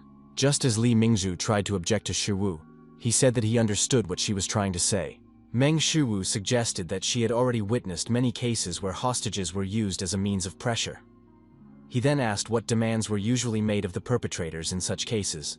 Li Mingjong replied that in 9 out of 10 cases, they demand money. They name the amount and the deadline for the transfer, promising to release the hostage if their conditions are met. Suddenly, Li Mingjong understood what was going on. Meng Shu said that in such cases, they usually say that they will release the hostage, not reveal his location. This means that the current situation is completely out of their control. The only thing they can do is reveal the location. At least the person who uploaded the video is not the kidnapper. Li Mingjong asked if that was really the case. Then what was the purpose of posting the video? Meng Shu suggested that they probably wanted to escalate the situation, or that these were people who could gain something from this incident.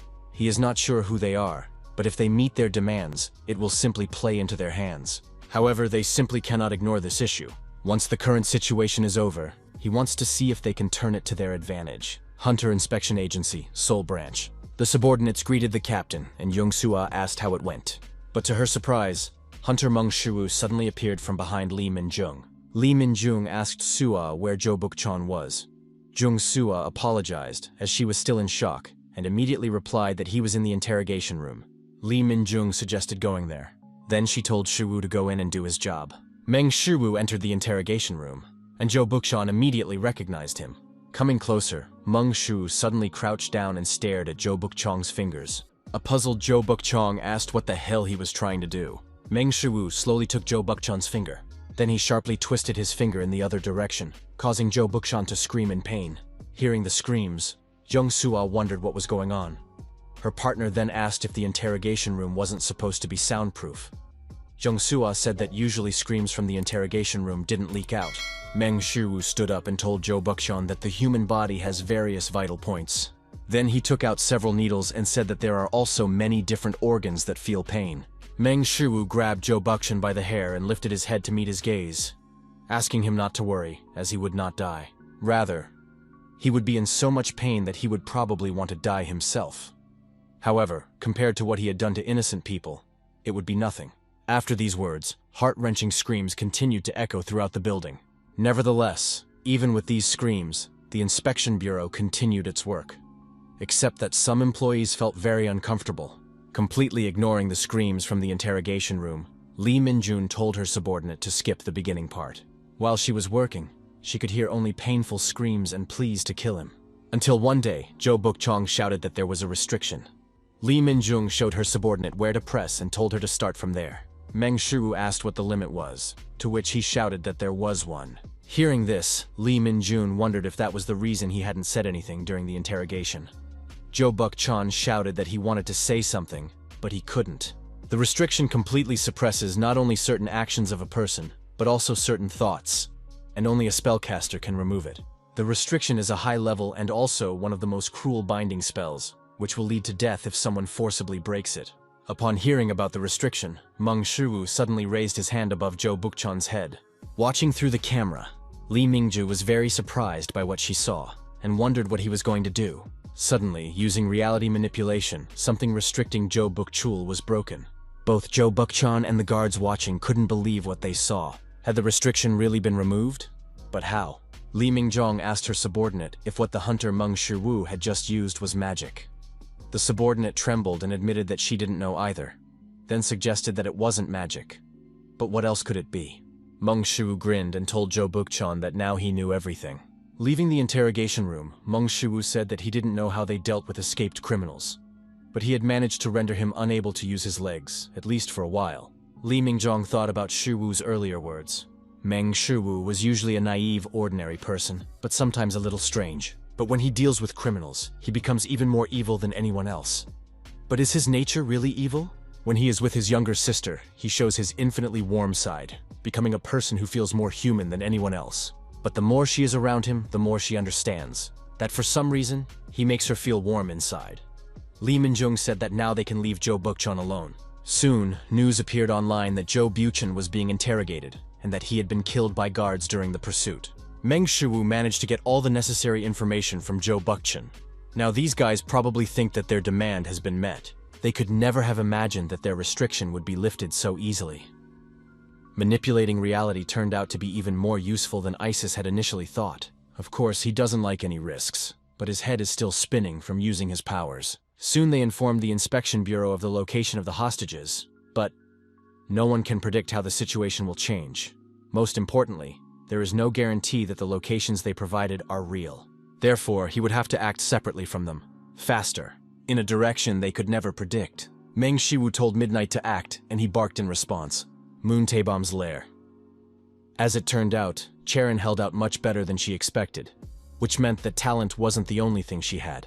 But even if that was the case, she didn't have much left. Moon Taebom, the S-rank mental domination devil. Cherin, from now on you will have to live alone. After all, your mom and dad have gone far away, and it will be a long time before they return. Han Cherin asked, "How far? How far is that?"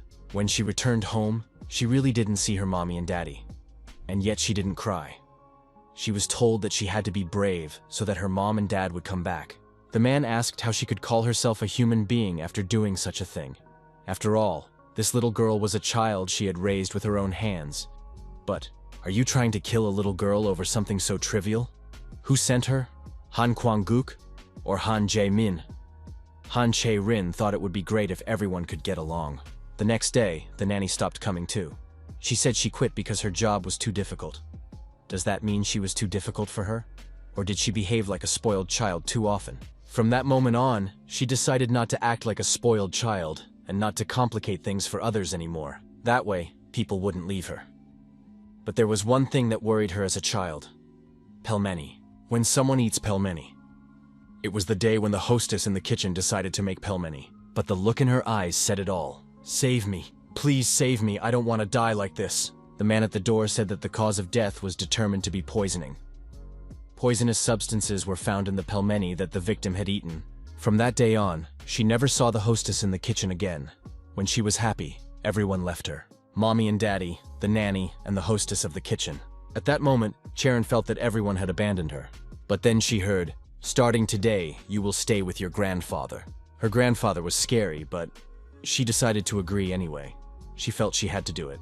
This happened when she was 6 years old. They say that Han Cherin comes from a wealthy family.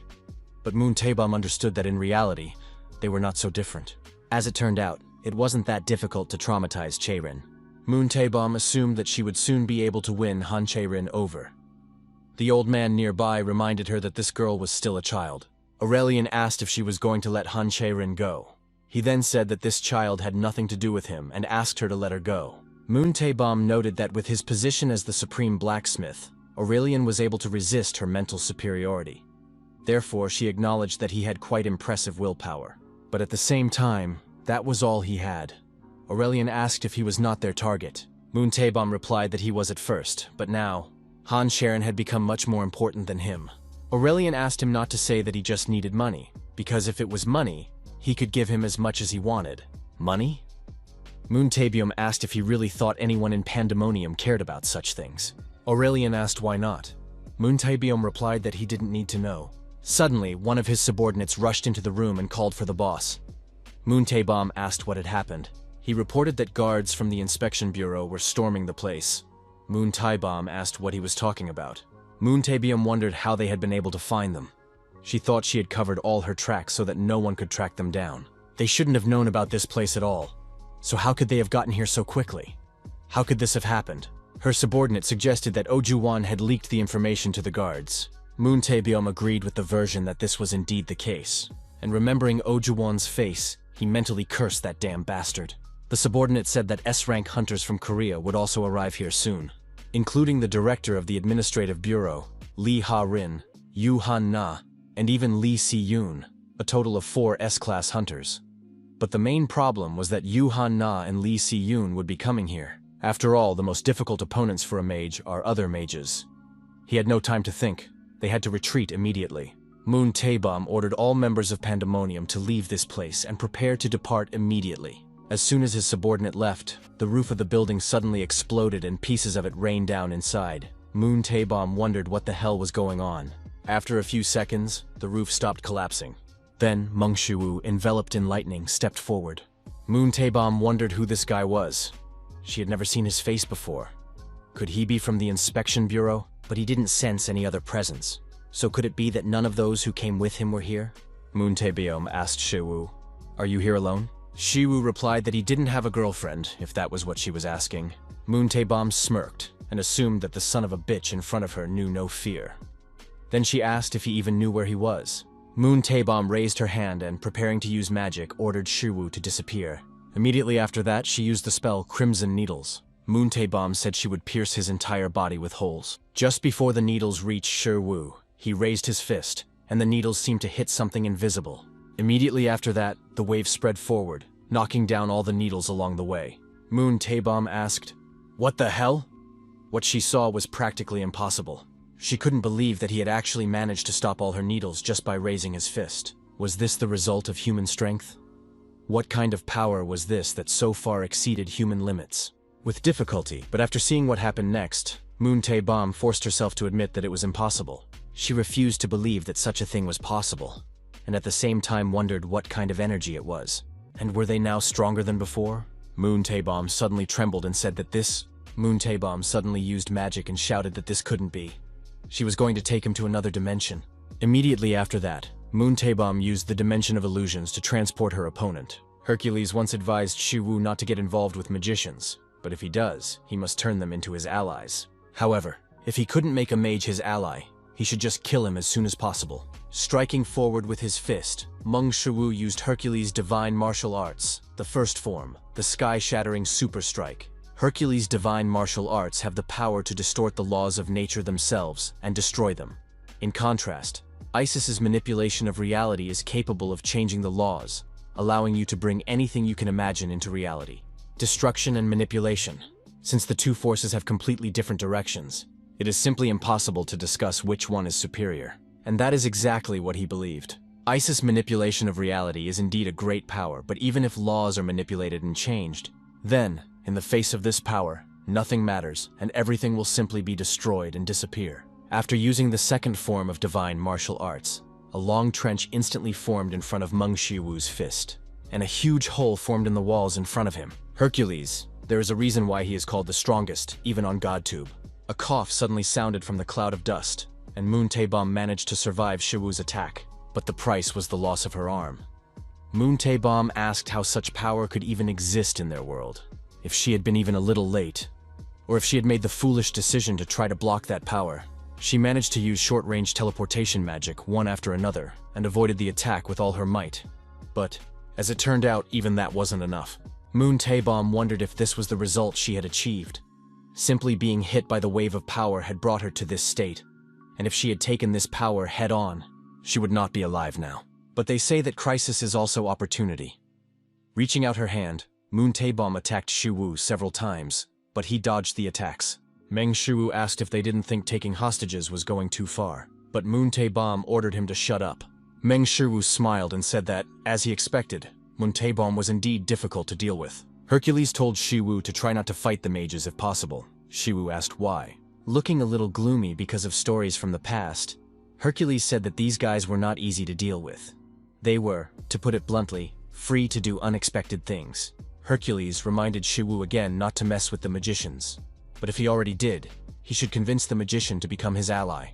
If he couldn't make the mage his ally, he should kill him quickly, if possible. Now Meng Shu understood the meaning of Hercules' words, kill the magician first. Moon Taebom told Shiwu that if he was going to move, he should show the best he was capable of. After all, she was not the only one here who could die. At that moment, Moon Taebom used her magic on the hostages. Meng Shu was determined to end this as quickly as possible, and without hesitation, used the sky-destroying super strike, but with his best abilities. With his current abilities, the best he could do was to use the descending dragon strike and the sky-destroying super strike once each. If he really gave it his all, he might be able to free 2 hostages at once. But considering the possible backlash, he definitely shouldn't use them as he pleased. In that case, Hermes' super speed remains. With the power that walks the world of Tatsana, he will certainly be able to save the hostages. However, this guy is a high-level mage who controls space. Space and time are concepts that cannot be separated.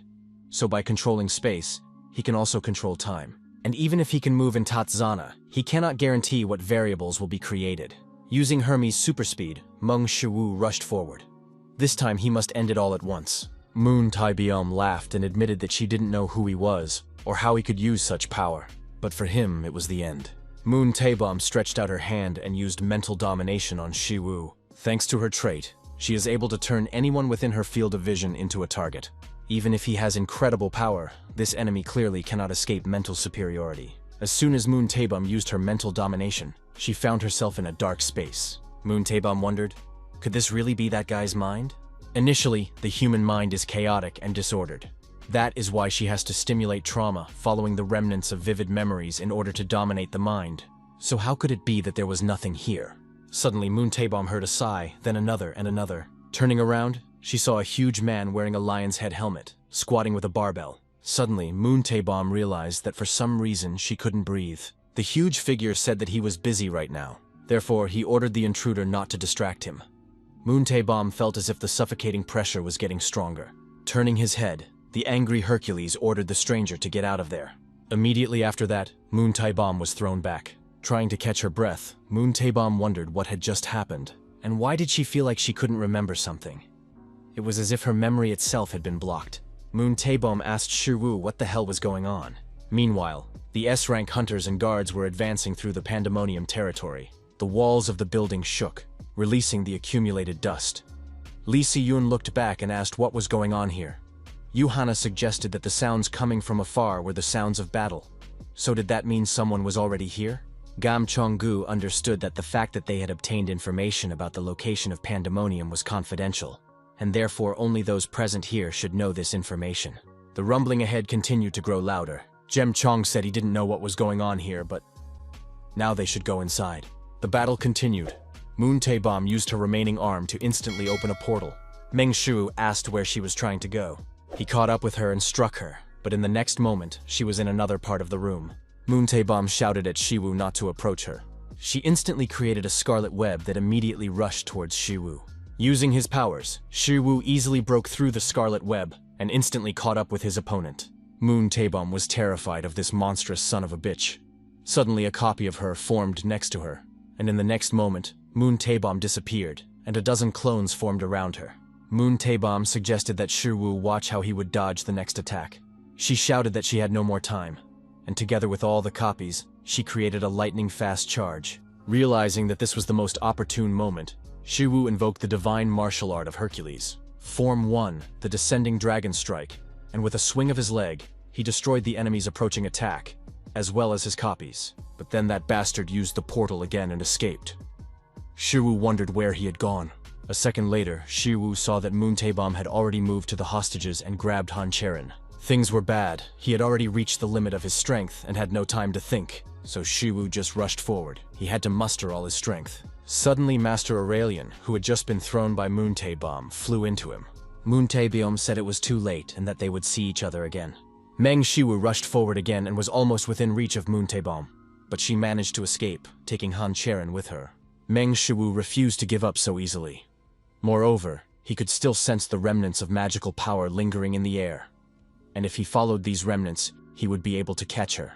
Meng Shiwu used Isis's reality manipulation, when suddenly he began coughing up blood. Meng Shiwu wondered if he had used too much power during the battle. Somehow, even in his current state, he could use reality manipulation to create a gate and pursue Moon Taebeom. But he no longer had the strength to withstand the recoil from this power. If he wasn't careful, his existence could end as the price for using this power. However, Han Cherin has already suffered significant mental damage, and if her mind is completely destroyed, it will be irreversible, even with S+ rank divine medical arts. So, if not now, then later it would be too late. Telling himself that he must follow him, Meng Shu tried to gather the remnants of magical energy in the air, even if he had to risk his life for it. At that moment, the S-rank hunters entered the room, and Li Xiong's first question was, what the hell was going on here? For some reason, the hunter Mong Shu was here. Li Xiong asked if he was the one who had been in the smithy. How did that happen? Meng Shu remembered these guys. He mentally agreed that he didn't have enough power right now, because he needed to change too many rules. But here were Yu Han and Li Xiong, two brilliant magicians who should be able to open up spaces and break through. The three of them would definitely be able to do it. Meng Shu shouted that he didn't have time to explain the details and asked the magicians if they could use teleportation magic. He then added that the kidnapper had escaped, taking Han Cherin with him. Li Xiong apologized and asked what he meant. Yuhanna then said that she could do it, but why all of a sudden? Meng Shu shouted that they must track him down immediately, and that they must gather all traces of the teleportation magic he used and follow him. Li Xiong explained to Shu that once the space was closed, it could not be reopened. Even if they tracked the magical energy, they would not be able to calculate the exact coordinates. Unfortunately, it was impossible for them to follow the kidnapper. Meng Shu said that if the two of them could open the space, then Meng Shu used Isis's reality manipulation, and said that then he would be able to merge the two spaces. Yuhanna was surprised by what she heard and asked what he meant. After all, the concept of connecting spaces, Meng Shu shouted that they didn't have time for that. Since he insisted so much, Yuhanna agreed to at least try, and Li Xiong promised that he would do everything possible.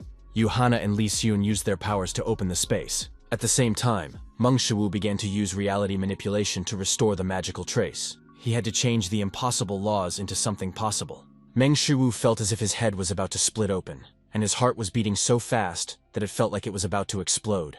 But he was not going to stop there, even if it meant dying here. Gritting his teeth, Meng Shu continued to use reality manipulation, suffering more and more from the recoil. Suddenly the mana in the space flared up. Barely surviving, Shu still managed to connect the two spaces. The system notified Shu that his reality manipulation skill had increased by 1.3%, reaching 2.1%. Stunned by what he saw, Li Xiong asked if he had really connected them. Yuhanna said that it should be impossible. Since Meng Shu was suffering from the recoil of cosmic forces, he asked the S-rank hunters to go ahead, and he would follow right behind them. Yuhanna asked Shu how such a thing was even possible, and what the hell was he? Gyum Yonggu reminded him. In any case, they had to hurry. After all, they still had to save Ms. Han Cherin. After that, he ordered the others to clean up the scene and protect Master Aurelian. Now they had to deal with what lay ahead. The fact that she had returned alive after encountering that outrageous, monstrous bastard. She was already lucky enough. And after all, Han Cherin was here too. Looking at her condition, it was clear that she was on the verge of a mental breakdown. And that meant that soon, she would become a puppet obeying her orders. Suddenly, Moon Chabum felt a sharp pain and began to cough. His missing left arm is only a small part of the problem, but his internal magical circuits are almost completely destroyed. At this rate, it is possible that soon he will lose the ability to use magic for the rest of his life. But the main thing is that he survived, and the space behind him is finally closed. This meant that the guy wouldn't be able to chase her. For some reason, Moon Chabum suddenly had a bad feeling, shouting, "What the hell?" Moon Taebyum turned around sharply. Meanwhile, Gyum Cheonggu and Li Harin had already crossed the gate. Moon Taebyum was stunned because somehow the gates were connected. But that simply couldn't be, and was that guy here too? But after a few seconds, Moon Chabum smiled because he wasn't there. Moon Chabum coughed in pain, and her cough gradually turned into laughter. Li Harin asked if she had gone mad because 4 S-rank hunters had come to find her. What was so funny? Moon Chabum replied that of course it was funny to see some bastards running in here. The room was suddenly flooded with scarlet light, and magical seals appeared in it. Moon Chabum asked if they really thought they could do anything to her. Moon Chabum asked if they had any idea why she had come here. Just think, they had actually come into the lion's den. Yuhanna was amazed because the entire room was covered with magical amplifying circles. Then Li Xiong added that this person's energy covered the entire space. Moon Chabum told the hunters that this entire space was her exclusive stage. The magic circles throughout the room manifested and began to work at full capacity.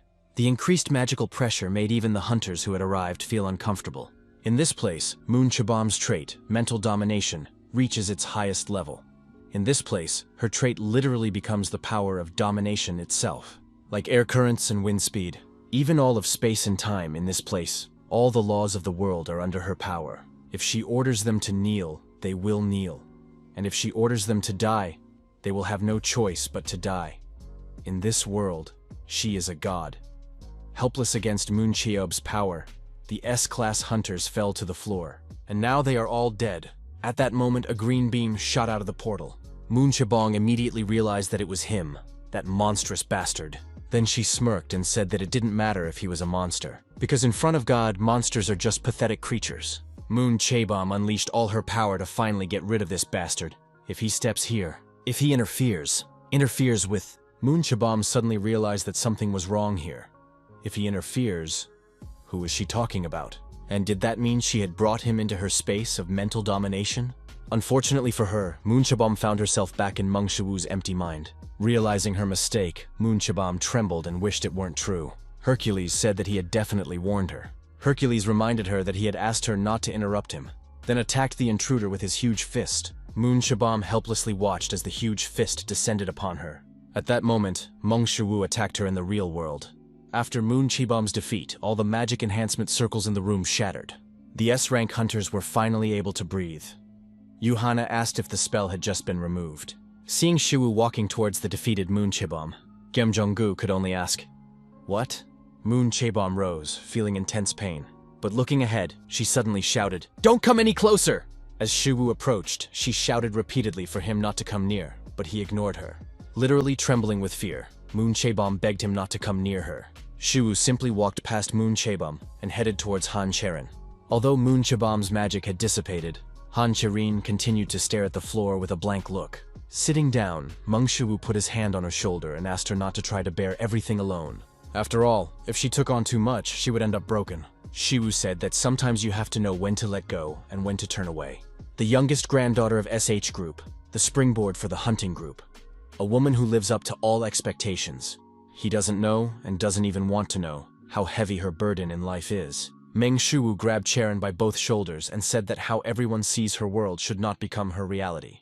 She doesn't need to carefully piece together the fragments of her life into a mosaic. It's a silly life puzzle that she can simply walk away from. And it's okay if it remains unsolved. Meng Shu entered the dark room and said that it was okay if it fell apart. He asked her to forget about sacrifice and think about herself first. Light poured into the room from the window. Shu said that only then would she be able to think about others. Using the desirability, righteousness, propriety, and wisdom of a gentleman, Shu said, "Make yourself your top priority. It takes courage to be selfish and be hated by people. And there is no need for everyone to love her." After these words, Han Cherin came to her senses and asked Shu why he was there. After worrying so much about Cherin, Meng Shu finally breathed a sigh of relief. Then he smiled and said that it was a huge relief. Then he got up and said that now, Han Cherin still looked at him in confusion. Meng Shu said that he had one more thing to do. Then he asked the S-rank hunters if they could help him a little more. News of the rescue quickly spread around the world. People from all over the world were grateful that Master Aurelian and Han Cherin were safe after the rescue, and a representative from France even expressed his gratitude for Korea's quick action. Oh Juwon asked if this meant that Moon Taebom had finally been caught. The secretary suggested that it would be difficult for the leader to believe such a thing, but still said that Moon Taebom had not been caught by other S-class agents. Apparently, Meng Shu was responsible for her capture. He then promised to conduct an additional investigation if necessary. Oh Juwon ordered him to forget about it. After that, Oh Juwon admitted that this bastard Meng Shu was truly unusual. What made him stand out especially was his ability to deal with a crack-level leader. Oh Juwon unconsciously smiled, thinking about how arrogant Moon Taebom was. She knew no bounds in her research, but this time it really helped them. Oh Juwon asked, "What about the rest of Pandemonium in the Gyeonggi area?" The secretary replied that since they had lost their leader, they should have no problem absorbing them and regaining their strength. Pleased with what he heard, Oh Juwon said that was good. He had finally managed to get rid of Jobuk-chan and Moon Taebyom, who had been a thorn in his side, and everything was going according to his plan. Suddenly, the office door burst open with a bang, and a subordinate rushed in and shouted to his boss that they had a problem, because Pandemonium in the Gyeonggi district, Pandemonium in the Gyeonggi area had been completely destroyed. Oh Juwon was shocked by what he heard and asked how. The subordinate said that following Gyeonggi, Suwon, Paju, Pocheon, and Ansan had also been affected. All of Pandemonium's strongholds in the Gyeonggi area had been destroyed by S-rank hunters and the Hunter Inspection Bureau.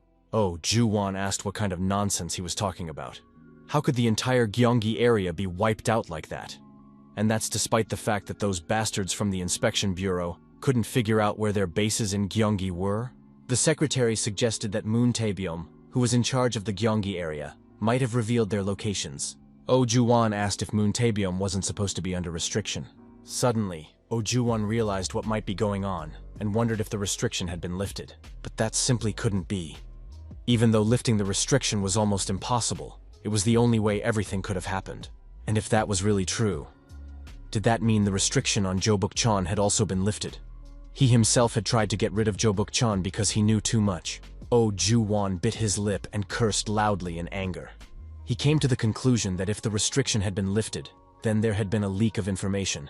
All this time, they hadn't been controlling those bastards. They had just been dancing on their palms. After thinking for a moment, Oh Ju-won asked what the hell was going on. Lifting the restrictions and playing with them, the subordinate turned to his boss and said there was something else he needed to report. Then he slipped his hand under his jacket and asked him to take a look. The subordinate handed the boss a phone with the video playing. Oh Ju-won asked what it was. The subordinate replied that a new video had been posted on YouTube's Mong Shu channel, similar to the one they had posted last time. Oh Ju-won became interested in what Mong Shu had said and took the phone. In the video, Mong Shu pointed at him and said, "You're next." Immediately after that, Oh Ju-won reflexively broke the phone by hitting it with his thumb. Oh Ju-won squeezed the phone in anger and shouted, "Mong Shu! SH Group building, top floor." Han Tae-san told Gyeom-jung that he was truly grateful to him. Thanks to him, Cherin was now safe. Han Tae-san asked what he wanted. Gyeom-jung-gu just had to tell him, and he would give him everything he could. Lee Si-young awkwardly said that if it was about that, after which Yu Han-na asked if they could agree to such a thing. The S-rank hunters, whom director Han Tae-san had praised so highly, did nothing but scream and faint from what was happening there. Gam Chong turned to the director and admitted that he actually had something to say. Gam Chong-gu asked if he had ever heard of a hunter named Meng Shi-woo, the So family's forge. Lee Min-jung thanked the hunter Meng Shi-woo. Thanks to him, Pandemonium in the Gyeonggi area, as well as the underground criminal organization, had been completely eradicated. Even so, their forces were still strong. Lee Min-jung smiled as she said that Pandemonium had undoubtedly suffered a serious blow. Since Pandemonium had settled in Korea, no one had been able to do this. Lee Min-jung admitted that she didn't even know how to express her gratitude. Meng Shi-woo was already feeling awkward, so he asked Min-jung not to thank him. After that, Lee Min-jung said that the director of the inspection bureau, Baek Seong-jae, had also asked her to convey his gratitude. Hearing that name, Meng Shi-woo felt a little uncomfortable, as he still remembered that meeting at the house, and he no longer wanted to have anything to do with that person. Shi-woo said that, in any case, he did it for personal reasons. This was true, because his actions were the price he paid for ignoring his warning, and he did it to protect Soa and the people around him. Lee Mingju turned to the hunter Meng Shi-woo and Master Aurelian entered the smithy and said, "So that's where you were." After that, his subordinate translator told Shi-woo that Master Aurelian was looking for him. Master Aurelian admitted that he didn't even know how to express his gratitude, and he also came to apologize for being rude to him. Shi-woo was puzzled to hear the apology. After a short pause, Aurelian said that he was a genius. After all, his awakened trait was S-rank metallurgy, and he easily achieved what others could not. What others did not even dare to do, he could willingly do. Even before he was convinced of this, he was already called the best blacksmith in the world. But he was not satisfied with that. Higher places, higher spheres. Constantly pushing himself, he continued to race forward like a racehorse. But then, he was suddenly blocked by an insurmountable wall of God. He struggled, trying to overcome this wall in any way possible, but it was simply impossible for him. He believed that there was no competitor who could challenge him, but in reality, he could not surpass himself. When this happened, he looked at himself and realized. He realized that he hated metallurgy. He who loved metallurgy more than anything else in the world. Thus, the sword he created for Han Cherin became his last masterpiece. Because he wasn't sure he could create anything greater. But then he met him. He was surprised. He was delighted. On the other hand, he was jealous and envious of him. That is why he wants to apologize for the rudeness he showed without realizing it. Aurelian asked if he had learned about Shi-woo a little earlier. Could he have changed a little more? If that were possible, he would still love metallurgy. Now he intends to give up his greed. He has become too weak and old to restore his body after it collapsed. If only he had known Shi-woo a little earlier. As he was about to leave, Aurelian told Shi-woo that he would send the promised Oricalum as soon as he returned to France. Earlier, he had wanted to see the smelting process with his own eyes, but now he intended to let it all go. Meng Shu smiled and explained to Aurelian that he did not need divine metallurgy. After that, Shu asked if he knew about a man known as Confucius. Hearing that name, Aurelian asked if he meant one of the three sages. Using his gentlemanly mind, Shu said that Confucius also had similar thoughts. And even now, if it had started yesterday, would it have been impossible? The average human lifespan at that time was about 37 years. Confucius was 50 years old at the time, and compared to the current average age, that is significantly more than 100 years. But, with the body of an old man, he set out on the path to his dream in a world filled with chaos, where wars never ceased. And at the end of this journey, he ascended to the ranks of the three great sages of the world. So why then would Aurelian not be able to achieve his dreams? Master Aurelian said that he then paused and asked if Shu really believed he could do it. To which Shu replied, "Absolutely. It's not too late to start all over again because in this world, there is no such thing as too late." Meng Shu patted Aurelian on the shoulder and asked if he now knew where to apply his strength. After Shu's words, Aurelian froze. Then he smiled and said that Shu had saved his life twice already. First, now he was starting over. Meng Shu asked Aurelian why he didn't revive his feelings and try making equipment as a demonstration. In that sense, what did he think about creating equipment for Miss Mingjong? Li Mingjong was stunned by what she heard, apologized, and asked again, "For me?" Meng Shu explained that the fact that they were able to save him was also thanks to Miss Mingjong. A little embarrassed, Li Mingjong refused the equipment and said that it was all thanks to the hunter Meng Shu.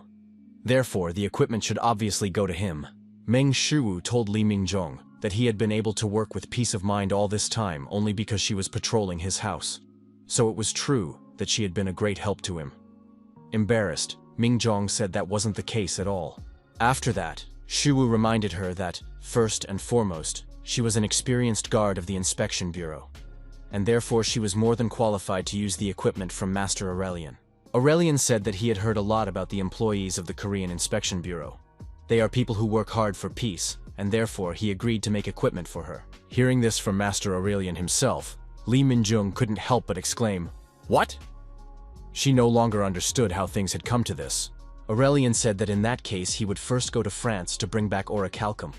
Aurelian suddenly remembered something and said that although it might be a little shameless, Aurelian asked if he could observe and study the process of smelting Oricalum. Shu replied that the fee for his lesson was quite high. Master Aurelian calculated that one was for the seminar, the second was for saving his life, and the third was for observing.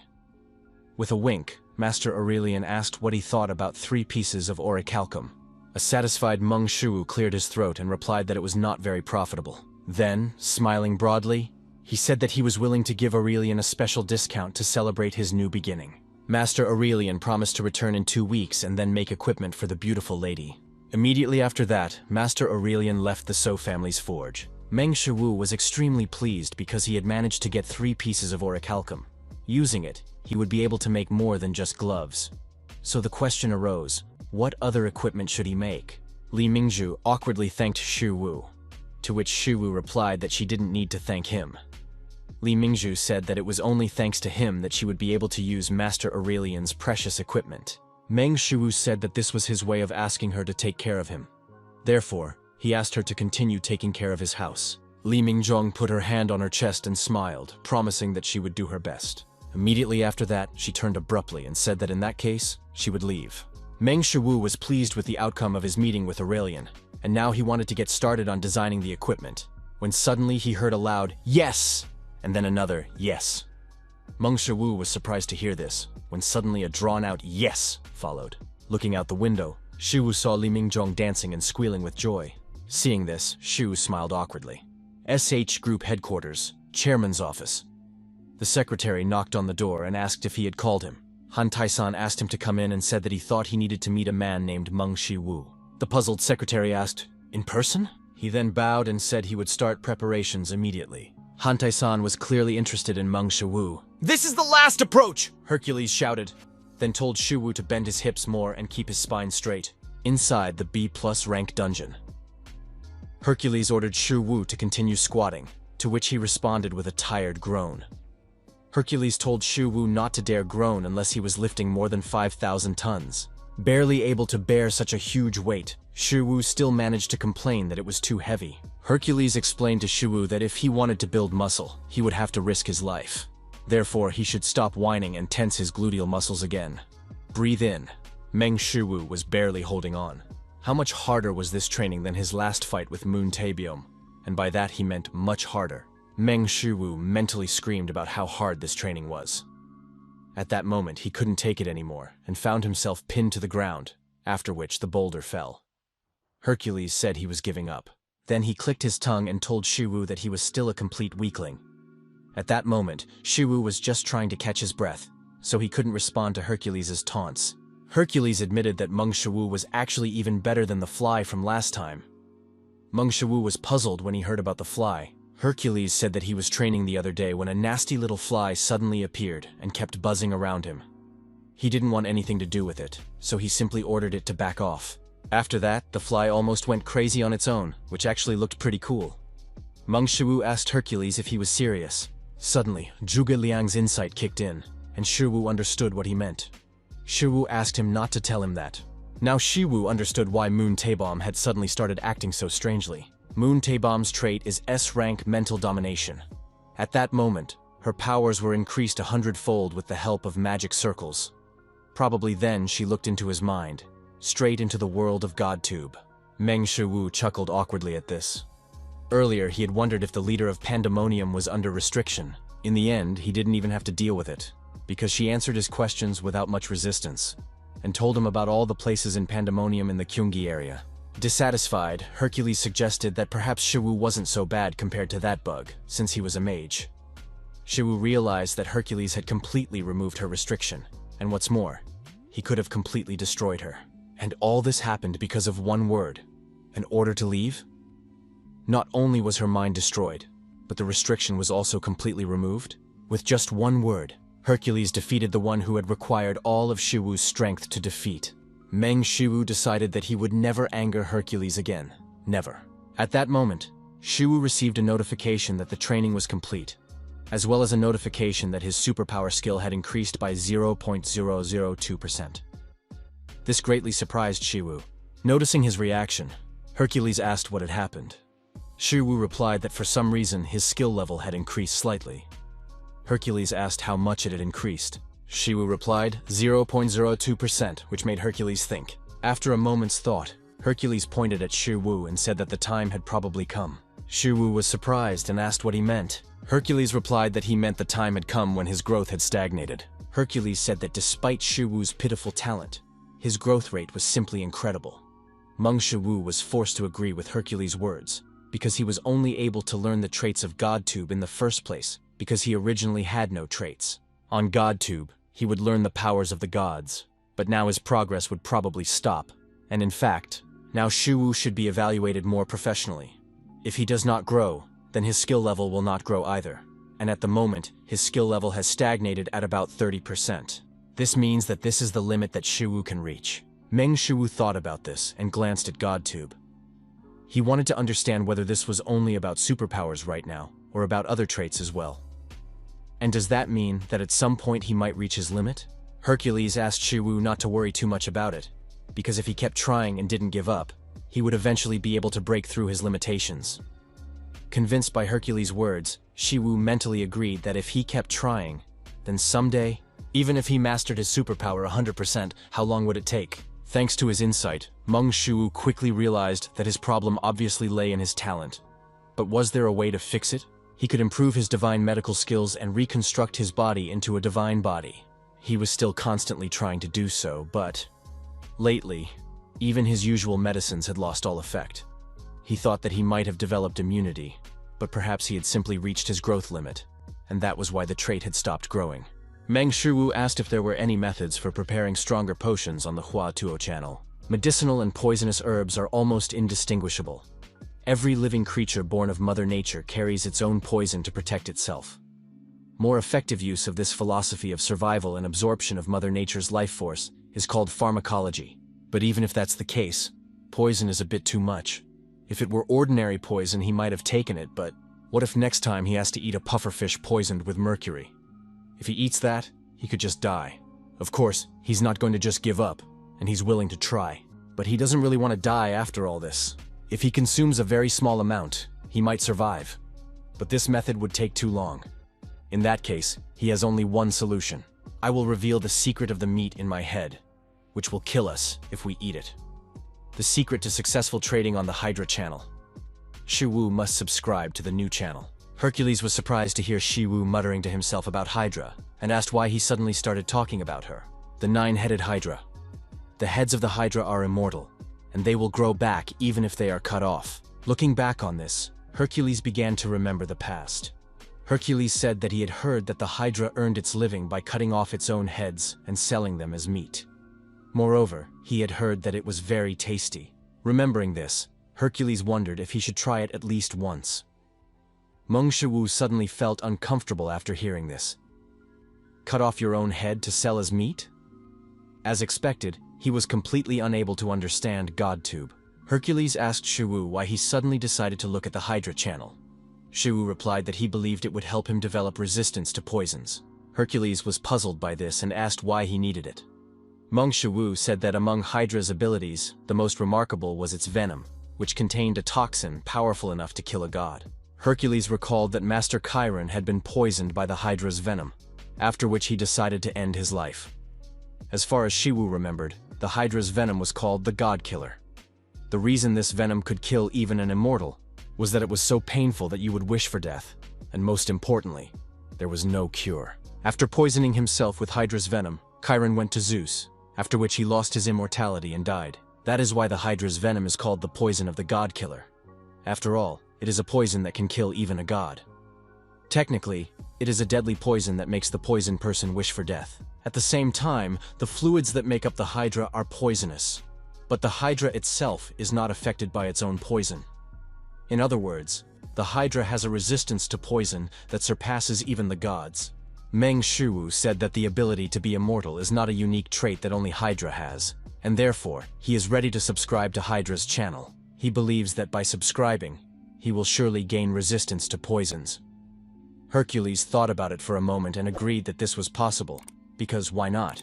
If only he could gain resistance to poisons like Hydra, he would be able to blindly drink any poisonous dishes prepared with the divine art of Huatuo's medicine. And it would not be as much of a problem for him as it is now. However, there was one serious problem standing in his way: a monthly subscription to Hydra's GodTube channel. Looking at the price, Meng Shu refused to believe that it could cost as much as 8 billion won. Sometime later, at the So family's forge, Meng Shu sighed as he continued to think about it. Unable to hold back any longer, Meng Shu grabbed his head and said that even if he sold the 3 Oricalum he would receive in 2 weeks, it would clearly not be enough. Not to mention creating other equipment, he simply could not afford such an insane amount every month. Meng Shu sighed wearily, trying to pull himself together, when suddenly the door behind him opened. Hearing the sound, Meng Shu wondered who it was. Immediately after, the intruder asked if he was Meng Shu. Hearing that voice, Meng Shu was suddenly speechless, because it was the chairman himself. It was the chairman of SH Group, Han Tai-san. What was the head of SH Group doing here? After receiving the chairman, Shu asked what had brought him here. Han Tai-san apologized for the sudden visit. Then he looked at the young man sitting in front of him. Looking at Shu, Han Tai-san found it hard to believe that this was the same young man who, by all appearances, had just taken his first steps in society, and was the one who had saved Aurelian and Cherin. However, you can't always judge a person by their appearance. On his way to his current position, he had witnessed this countless times. Someone you might consider a nobody is ultimately capable of achieving what no one else can. That is why you cannot judge people solely by their appearance. Han Tai-san said that he had heard about that story. People say that it was Shu who saved their Cherin, and as Cherin's grandfather, he is sincerely grateful to Shu. Meng Shu smiled awkwardly and said that it was nothing, and that he wasn't the only one who saved her. Han Tai-san said that even so he would like to repay Shu for his kindness. Hearing this, Shu asked Chairman Han Tai-san to repeat his last words, then asked, "For example?" Han Tai-san replied that he was willing to give him anything. He would give Shu anything he wanted, as far as it was possible for him. He understood that for hunters who had reached a certain level, money was not particularly valuable. At least, that was the case with the hunters he had met. For people as strong as they were, the main value was often self-development, not money. Usually, They needed something that couldn't be solved with money. After thinking for a moment, Shiwu suddenly smiled, then asked if it was possible in that case. Han Tai-san asked Shiwu to just say it. In fact, he was curious to know what this man would ask for. A little embarrassed, Shiwu asked if he would mind if he raised the tuition a little. Han Tai-san was confused when he heard this. Han Tai-san asked what he meant by tuition fees. Did he really mean money? Shiwu replied that he was indeed talking about money and asked what he thought about 5 billion won. Or was 5 billion won a month too much? If not, would he accept 4 billion? Or even 3? Meng Shu suddenly laughed and said that it was just a joke, and that he was actually willing to pay 2 billion. Han Tai-san was stunned. He tried to understand whether Meng Shu was now trying to bargain with him. Meng Shu suggested that 1 billion won would be too little, and asked what he thought about 1.5 billion won. Han Tai-san was simply speechless. He couldn't even understand what kind of person was sitting in front of him now. Underground Training Hall, SH Hunters Guild. Han Cherin had been fencing alone for some time. She was already quite out of breath. Her hand holding the sword had long since begun to tremble, and her secretary was watching all of this. Kang Min-jae quietly addressed the young lady. It had been 20 hours since she had devoted herself to training without a break. Clenching his fist, he told himself that he had to stop her right now, but he had been watching her closely since she was a child, and so he could tell that something in this incident must have provoked her. Regardless of whether she blamed her own shortcomings or felt powerless because she couldn't do anything as the youngest heiress of the SH group, she carried a huge burden on her shoulders. Han Cherin suddenly lunged forward and delivered a vertical blow. This caused her hand, covered in abrasions, to tremble even more. Kang Min-jae wanted to help her, but there was nothing he could do to help her now. Meanwhile, Mong Shu couldn't take his eyes off his smartphone. Right now, he saw 14.4 billion won in his account. After talking to Chairman Han Tai-san, the fee for private lessons with Han Cherin had doubled, and to be more precise, he had just deposited 10 billion won. After a short pause, Chairman Han Tai-san said he understood everything, and then left. Meng Shu wondered if it was even possible to transfer 10 billion won to someone like that right away. As expected of SH Group, he could now forget about GodTube and everything else, because SH Group Chairman Han Tai-san was truly transcendent. Thanks to this, he can finally subscribe to Hydra's channel. Now that he is guaranteed 20 billion won a month, he will be able to pay the monthly subscription fee of 15.1 billion won. Of course. Thinking about this, Shiwu suddenly burst into tears, because if you think about it, he will lose 15.1 billion every month. But it was simply impossible for him not to subscribe at this point. Because if he wanted to overcome the limitations of the line, it was simply an inevitable step. Meng Shu pressed the subscribe button, instantly losing 8 billion won from his account. Along with the subscription, Meng Shu also received a new trait, Deadly Poison SS Plus rank. As it turned out, the trait was surprisingly simple. In fact, he thought it would be called God-Killing Poison, or something like that. After receiving the new trait, Meng Shu had a strange feeling that nothing had changed. No matter how hard he tried, he felt absolutely no change. Meng Shu wondered if, since Hydra's poison consisted of bile and blood, did that mean his blood had also become toxic? As expected, a direct test was probably the fastest way to find out. Inside the B+ class dungeon of the Devil Hounds, seeing what Shiwu was doing, Yi-jun didn't even know what to say. Watching Shiwu torment the Devil Hound, Kim Yi-jun asked what the hell he was doing. Meng Shu asked Yi-jun what he was talking about, but after a second he understood what was going on, and replied that he had to check something. Shiwu cut his finger and brought it to the Devil Wolf's mouth to drip his blood. As soon as a single drop of Shiwu's blood touched the Devil Wolf's tongue, it instantly fell silent. Meng Shu was excited because his blood turned out to be poisonous after all. Kim Yi-jun admitted that he would never be able to understand what was going on in Shiwu's head. Now that he was done with the experiment, Shiwu asked Yi-jun where he had put the herbs they had collected. Pointing to the grass behind him, Yi-jun replied that he had left it there. Shiwu asked why he had put it aside. Yi-jun replied that he had not put it aside, but thrown it away. Yi-jun then explained that the only weakness of his super regeneration was poison. That was why he knew quite a lot about poisonous plants. While Yi-jun was talking, Shiwu walked past him and bent down to look at the grass. Seeing Shiwu examining a poisonous plant, Kim Yi-jun explained that if he ate it, the deadly toxins would melt his insides within an hour. Ignoring Yi-jun's words, Shiwu did something that simply shocked Yi-jun. Meng Shu simply picked up the poisonous plants and began to eat them. Worried, Kim Yi-jun asked if he was okay, and if his stomach had started to melt. Shiwu asked what he meant and said that the grass was only a little bitter. Meng Shiwu was glad he subscribed to Hydra's channel. After all, even eating just one plant increased his skill by 0.02%. Shiwu suggested that Hydra's deadly poison was capable of cleansing other toxins. It was as if the plant's poison tried to destroy him from within. But instead it was neutralized by the deadly poison of the Hydra. In other words, he uses poison to fight poison. If he wants to prepare for a complete reconstruction of his body, he needs to increase his deadly poison skill to gain more resistance to poisons. Meng Shiwu asked Kim Yi-jun if he could ask his sister about more poisonous plants. Afraid to even imagine where this was going, Yi-jun promised to talk to Soyeon. Kim Yi-jun suddenly remembered something and told Shiwu that he had wanted to ask him something for a long time. Was it true that he had saved Master Aurelian and his older sister Han Cherin together with the S-rank hunters? Mong Shu was surprised to hear this and asked how he knew about it. Kim Yi-jun asked how could he not know about it.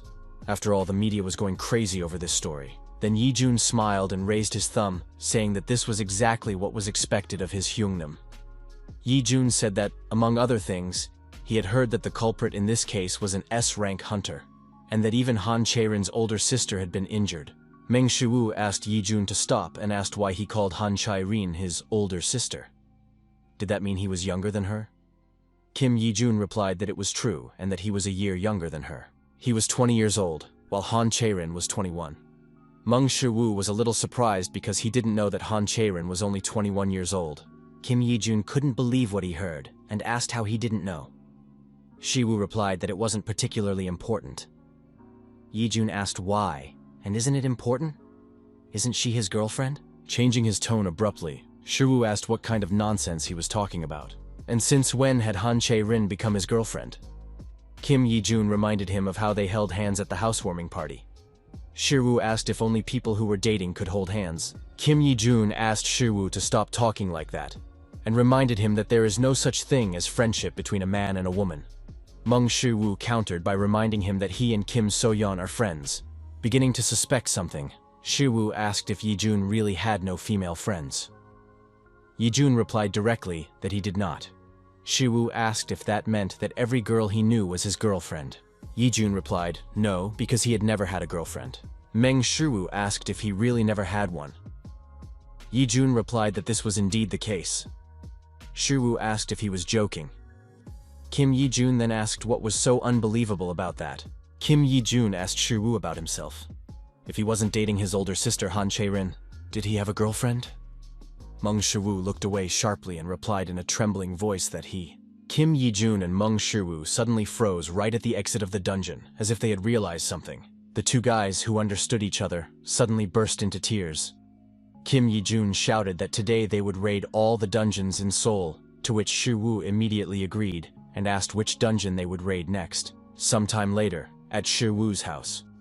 Continuing to chew on poisonous plants, Shiwu wondered what kind of poisonous herbs could cost up to 200 million won. Nevertheless, even the simple consumption of poisonous herbs significantly increased his skill, thanks to which he was already at 1.7%. But even so, the cost of all the poisonous herbs on the market is about 200 million won? This is clearly too much. And if he continues to buy them until he undergoes his body transformation, he will spend 500 million won a month on medicine alone. A few seconds later, the system notified Shiwu that he had created a basic elixir, and also learned the basics of elixir preparation. Meng Shiwu was very surprised to see the word elixir. It is said that thanks to the elixir, even an ordinary person can become an S-rank hunter. As it turned out, it was true that handling poisons was the true divine art of medicine. In addition, his mastery of the divine art of medicine increased by 5.8%, reaching 55.88%. However, something was now troubling Meng Shu. He asked if that meant he should try drinking it. Anyone who looked at this elixir would ask if it was even safe to drink. Be that as it may, it was still an elixir. Saying to himself, all or nothing, Meng Shu gulped down the freshly brewed elixir. Immediately afterwards, the system reported that he had taken the basic elixir, and that his physical abilities had improved. But even so, in the next second, Shiwu vomited all of the elixir. If it was poison on its own, then what he had brewed was definitely a deadly poison. Trying to hold back the vomiting, Shiwu asked why this elixir tasted so disgusting. After all, it was made only from herbal preparations. Shu's deadly poison increased by plus 0.5% to 2.2%. But what caught Shu's eye was that his superpower skill increased by plus 0.12% to 30.14%. This meant that he was beginning to exceed his limits. At the same time, his insight increased by plus 0.05% to 62.95%. Surprised by this, Shiwu wondered why his insight had suddenly increased. Could it be that his mind had gained new enlightenment from such a shocking taste? Meng Shu understood that if he wanted to continue to go beyond his limits, he would have to continue drinking this from now on. But why are things that are good for the body always so unpalatable? It's as if it's some kind of immutable law of the universe. As soon as he mentioned the rule of the universe, Shiwu remembered something. Couldn't he change the taste with Isis's SSS rank reality manipulation? If he used reality manipulation, he could make the elixir taste better, and he would also increase his reality manipulation skills. It was a great idea, so why not give it a try? With these thoughts in mind, Meng Shu reached for his elixir. Using reality manipulation, Shu attempted to make the elixir taste like cola, like sweet cola. As soon as he finished, his reality manipulation skill increased by 0.15%. Meng Shu gasped as he looked at the finished result. Meng Shu wondered, could a simple change in taste really cause such a return? But even if the taste didn't change after that, he had to do it anyway. Meng Shu took a sip of the elixir. Then he opened his mouth, causing the elixir to spill out. The taste was simply awful. All he managed to do was add soda to the original taste of the elixir. This meant that his skill was not yet high enough to completely change the taste. But at least now it tasted a little like soda. Suddenly Shiwu felt nauseous again and, unable to control himself, he started vomiting again. A short time later, the system notified Shiwu that he had created a food additive. Immediately after that, Shiwu, with a mug at the ready, called out to Soa and said it was time to take her medicine. Soa, covered in paint, peeked out from behind the door and, writhing with bad memories, asked, "Medicine?" Meng Shu handed her the mug and told her that it was sufficiently cooled, so she should just drink it all at once. Soa took the mug and knelt down. Shu asked what she was doing. Soa turned to her brother and Midnight. Immediately after that, she thanked them for everything and drank the medicine in one gulp. But soon she felt the terrible taste. Soa complained that the medicine tasted like the socks she wore in gym class. Meng Shu asked if she had actually tried eating socks after gym class. Soa immediately replied that this was not the case and explained, somewhat embarrassed, that she was just saying what it probably tasted like. Meng Shu smiled, because now he could be sure. Soa's condition had improved significantly compared to the past, and his mastery of the divine art of medicine had already exceeded 50%. He still couldn't cure her completely, but he believed that he would be able to cure Soa's illness within a year. Suddenly, Shu heard Midnight bark and start drinking something. Turning around, he saw Midnight wagging its tail after licking up all the remaining broth. Suddenly, Shu's smartphone alerted him to the approach of an unauthorized person. Shu wondered who it could be. The guest at the door apologized for the sudden intrusion. He then said that he was Ms. Han Cherin's secretary, Kim Min-jae. After Shu let him in, Kim Min-jae said that he had heard that Master Aurelian had already returned to France. Meng Shu recalled that Aurelian had said he would return to Korea in about 2 weeks. But it seemed that he would arrive today or tomorrow. Kim Min-jae said he understood. Shu asked what had brought him here. Seeming worried about something, Kim Min-jae said that actually, he had come to ask if Shu could help the young lady. Kim Min-jae said that since childhood, she had tried to take everything upon herself, and that she grew up constantly being attacked by other people. That was why the young lady was so eager to become stronger, because only then would she be able to believe that the people around her, they would not abandon her again. Meng Shu suggested that this was why Han Cherin so rarely expressed her feelings. Kim Min-jae said that it was probably because of the recent kidnapping incident, but now she was training more than 20 hours a day. Even Shiwu, who had gone through training with Hercules, had to admit that this was too much. He understood that this could not even be called training, because she was only overloading her body. If this continued, she would damage her body, which would only slow down her growth. Meng Shu called Soa and said that he was going to visit Mrs. Cherin. Soa peeked out from behind the door and said he could go, and also asked him to tell Cherin that if she came to visit again, she would cook something delicious. Meng Shu asked Kim Min-jae if they could go then. Underground Training Hall, SH Hunters Guild. Without rest, Han Cherin continued her grueling training. Even though her hands were covered in her own blood, she kept telling herself that she just couldn't stop now. She had to become stronger. She had to be strong, and only then will she be able to protect people. Cherin lunged forward and delivered a horizontal blow in front of her. She believed that only then would they no longer abandon her. Cherin repeated that they would not leave her behind, and immediately after that, she collapsed from exhaustion. But at the last moment, Mong Shu managed to catch her. Looking up, Cherin was surprised to see Shiwu. Many years ago, Han Tai-san told Cherin that starting tomorrow, she would be living separately. Kim Min-jai appealed to the chairman, suggesting that he was crossing the line, but the young lady was still at an age where she needed protection. Han Tai-san explained that as long as Cherin carried the blood of their SH group, she would have to face countless threats, and if she couldn't overcome them, how will she be able to cope with it in the future? At that moment, Cherin was only 13 years old. Han Tai-san said that starting tomorrow, she would be leaving the mansion, and Han Cherin agreed. That was back when she didn't know much about their world. Han Cherin was asked if she had regained consciousness. Recognizing Mr. Shiwu's voice, Cherin jumped up abruptly and asked why he was there.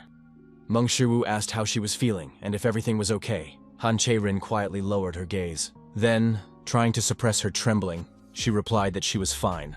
Meng Shu said he was glad to hear that, then asked if that meant they could start training right away. Han Cherin was surprised to hear about training and asked, "Right now?" Meng Shu explained that since she said she was fine, he thought they could start training immediately. Then he asked if she was still feeling unwell. If something was wrong, they could just postpone the training until next time. Han Cherin immediately refused and said again that she was fine. She kept telling herself that she didn't have time to rest. Han Cherin said she was ready so they could begin. Following Shu, Han Cherin was surprised by the place he had chosen. It was the smithy where he worked. Meng Shu said that today's lesson would take place here. Going inside, Han Cherin reminded him that, according to Shiwu, they were supposed to be training now. Shiwu explained that today's lesson would be devoted to metallurgy. Han Cherin was very surprised to hear this, after which Shiwu said that it was part of her training. After thinking for a moment, Cherin said that she understood everything. Meng Shu told Cherin that in order to make the equipment, they first needed to smelt the metal materials. After heating, the metal needed to be hammered to remove impurities. This smelting process is called forging. Shu asked if she would like to try it. Han Cherin put on blacksmith gloves.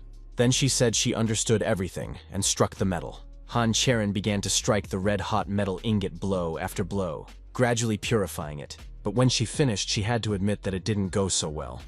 Meng Shu explained that the problem was that the metal wasn't at the right temperature, and that if she started forging the metal before it was hot enough, it would start to warp strangely until it became completely unusable. Now, Meng Shu prepared another ingot and asked if she wanted to try again.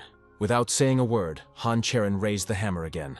Then she began cleaning the red-hot metal again. But when she saw the result of the second cleaning, Han Cherin was surprised. Meng Shu explained that when making equipment, the quality depends on the metal used. If you compare this to a person, it can be considered talent. However, in order to make good equipment, a smelting process is necessary to remove impurities. From a human perspective, smelting metal can also be considered an effort. In this sense, Ms. Cherin is a very good metal. However, no matter how good the metal is, as she can see, if she hits it with a hammer before it is fully heated, it will be ruined and thrown away. Persevering in pursuit of something is certainly admirable. However, cleaning metal that is not hot enough will render her talent useless, just like the metal she cleaned. Meng Shu acknowledged that in his eyes, Lady Cherin was the most exquisite metal in the world. However, for the most excellent metal to become the hardest metal, it must withstand fierce flames. For a very long time, Shu admitted that he couldn't even imagine what was causing her to push herself so hard. Secretary Kim probably wanted Han Cherin to free herself from her obsession, but that obsession is also what keeps her going. It is like the fire that heats the metal called Han Cherin.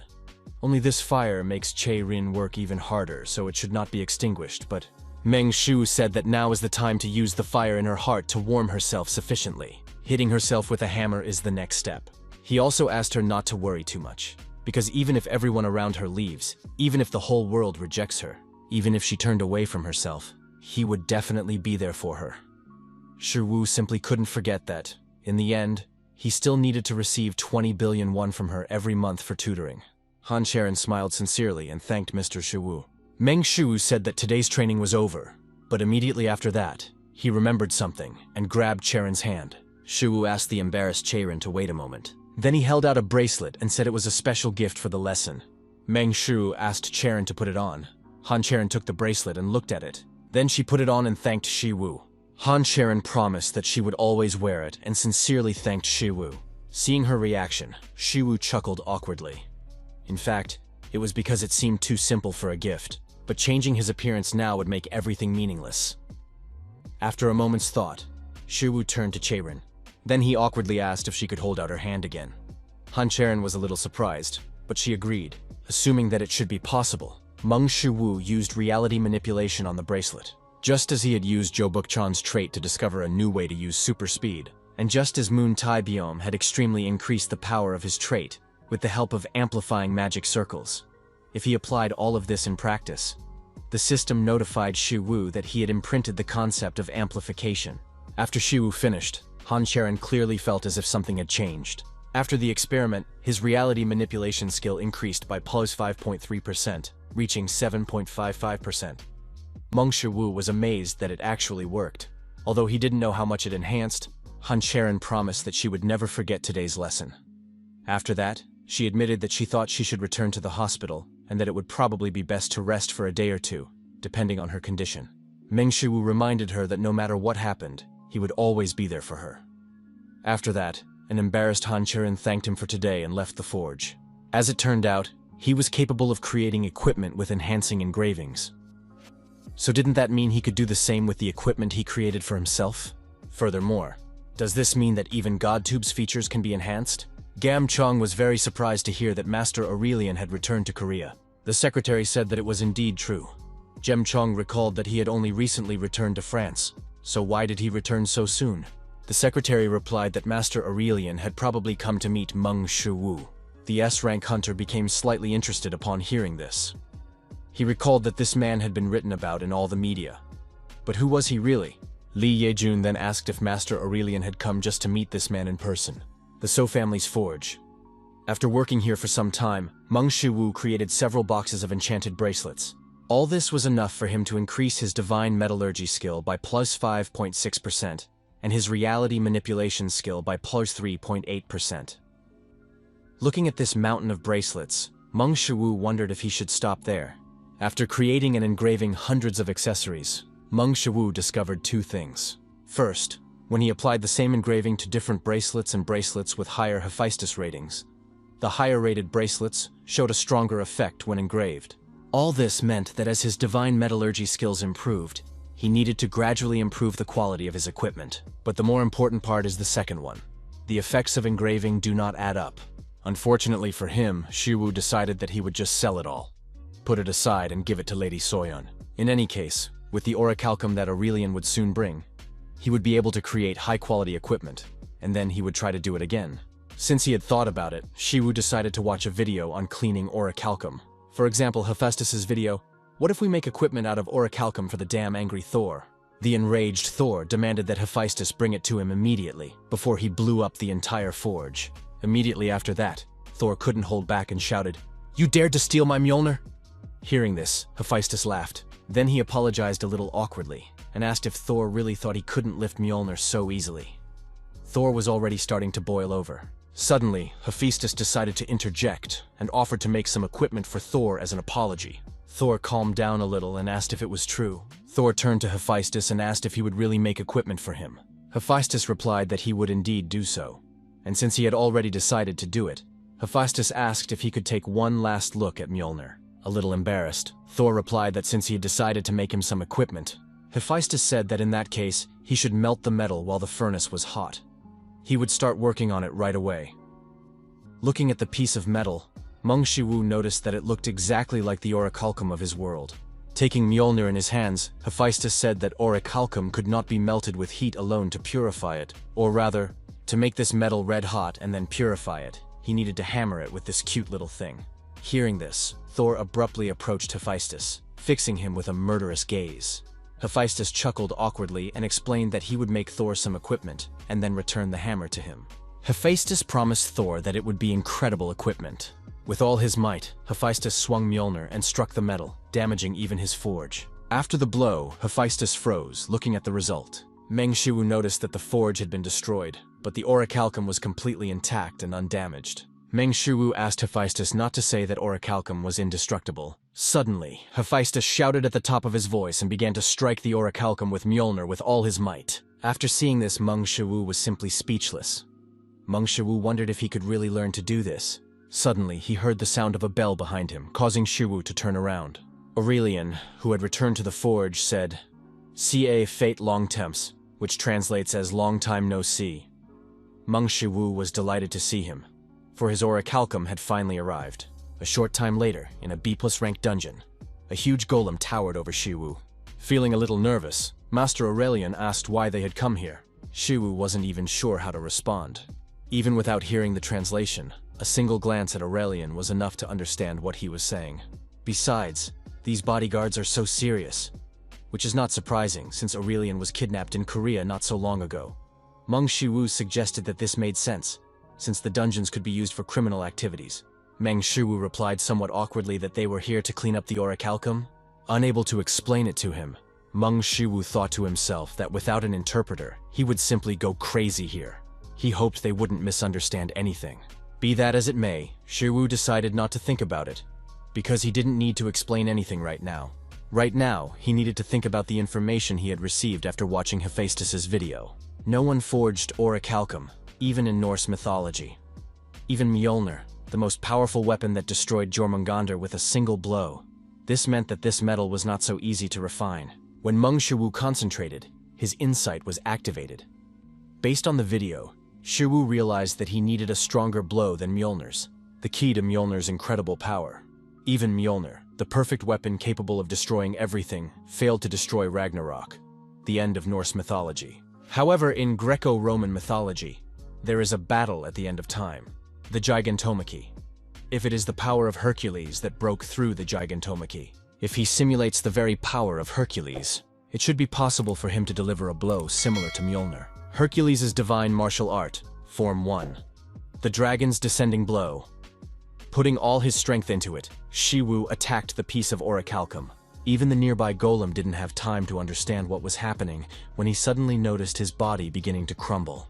A moment later, both the golem and the landscape in front of it were completely destroyed by a single blow from Shu. Master Aurelian's mouth opened in shock, and he couldn't say a word. Meanwhile, his bodyguards tensed up when they saw this. Even a condescending dragon, whose blow should be stronger than Mjolnir. All he could do was deform the ore much more than he thought. It was no longer forging, it was destruction. But, be that as it may, Hercules' divine martial arts were still capable of purifying Oricalum. He just needed to adjust his strength a little.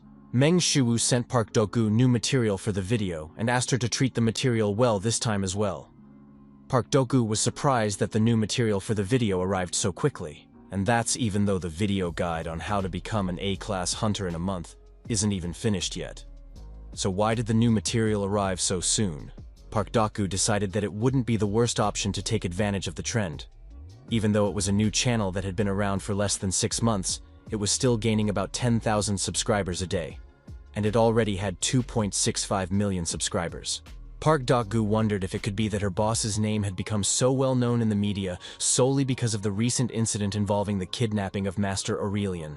She had heard that he was a very dangerous criminal. The incident at her boss's recent housewarming party was one thing, but what if she were also kidnapped? If something like that happened to her, would her boss save her? If she were kidnapped, Shi Wu Appa. Suddenly, Daku caught herself calling him Shi Wu Appa, which made her feel embarrassed. Blushing even more, Park Doku wondered what she was thinking about. Park Doku grabbed the computer mouse with force and said she should start working. Then she looked through the footage her boss had taken. But after watching it, Park Doku couldn't get over her surprise. After that blow, had the world just been torn apart? Looking at the piece of Oricalum, Meng Shu assumed that the forging required before the smelting process was complete. Park Doku asked what kind of video he was filming this time. Master Aurelian was amazed by what he had just seen, but Park Doku was even more amazed after seeing him in the boss's video. Why did Master Aurelian suddenly appear in the boss video besides? Isn't that woman Clement, the YouTuber? French S-rank hunter Clement, who films herself cooking monsters for an audience of 33 million subscribers. Minotaur thigh steak, basilisk-infused liqueur, cyclops eyeballs, and more. Clement is a famous personality who posts bizarre videos of food made from the monsters she hunts.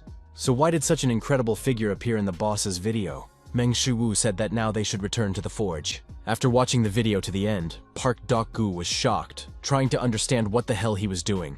Returning to the forge, Meng Shu put a piece of Oricalum into the furnace. And now he looked at the finished result. Looking at it, Meng Shu couldn't help but admit that it looked incredibly exquisite. To reach this point, he had to go through 31 dungeons, but at least he got some videos on YouTube. And most importantly, it was probably because he had become better at using Hercules' divine martial arts.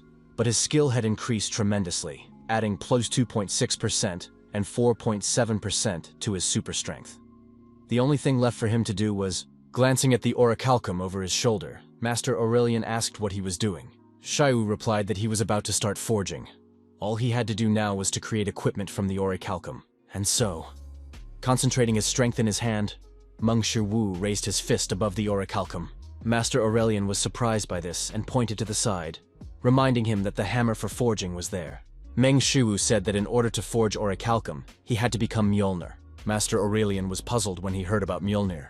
Ignoring Aurelian, Meng Shu concentrated hard and Meng Shu struck the Oricalum, destroying part of the So family's forge. Master Aurelian cried out in shock. Right in front of him, Meng Shu was striking the Oricalum at breakneck speed and with tremendous force, as if he were working with a hammer. The result of imitating Mjolnir's forging was rather strange, which made Shu wonder if he was imagining things. But the forging, it wasn't working at all, which simply shouldn't have happened. Or should he have used more force? And should his superhuman strength be enough during hot forging? Meng Shu decided to put unnecessary thoughts aside and asked if it could mean that the temperature was too low? What if he hadn't managed to heat the Oricalum enough? Thinking about this, Meng Shu applied his insight along with divine metallurgy. Then he wondered, did the heat from the furnace even transfer to the Oricalum?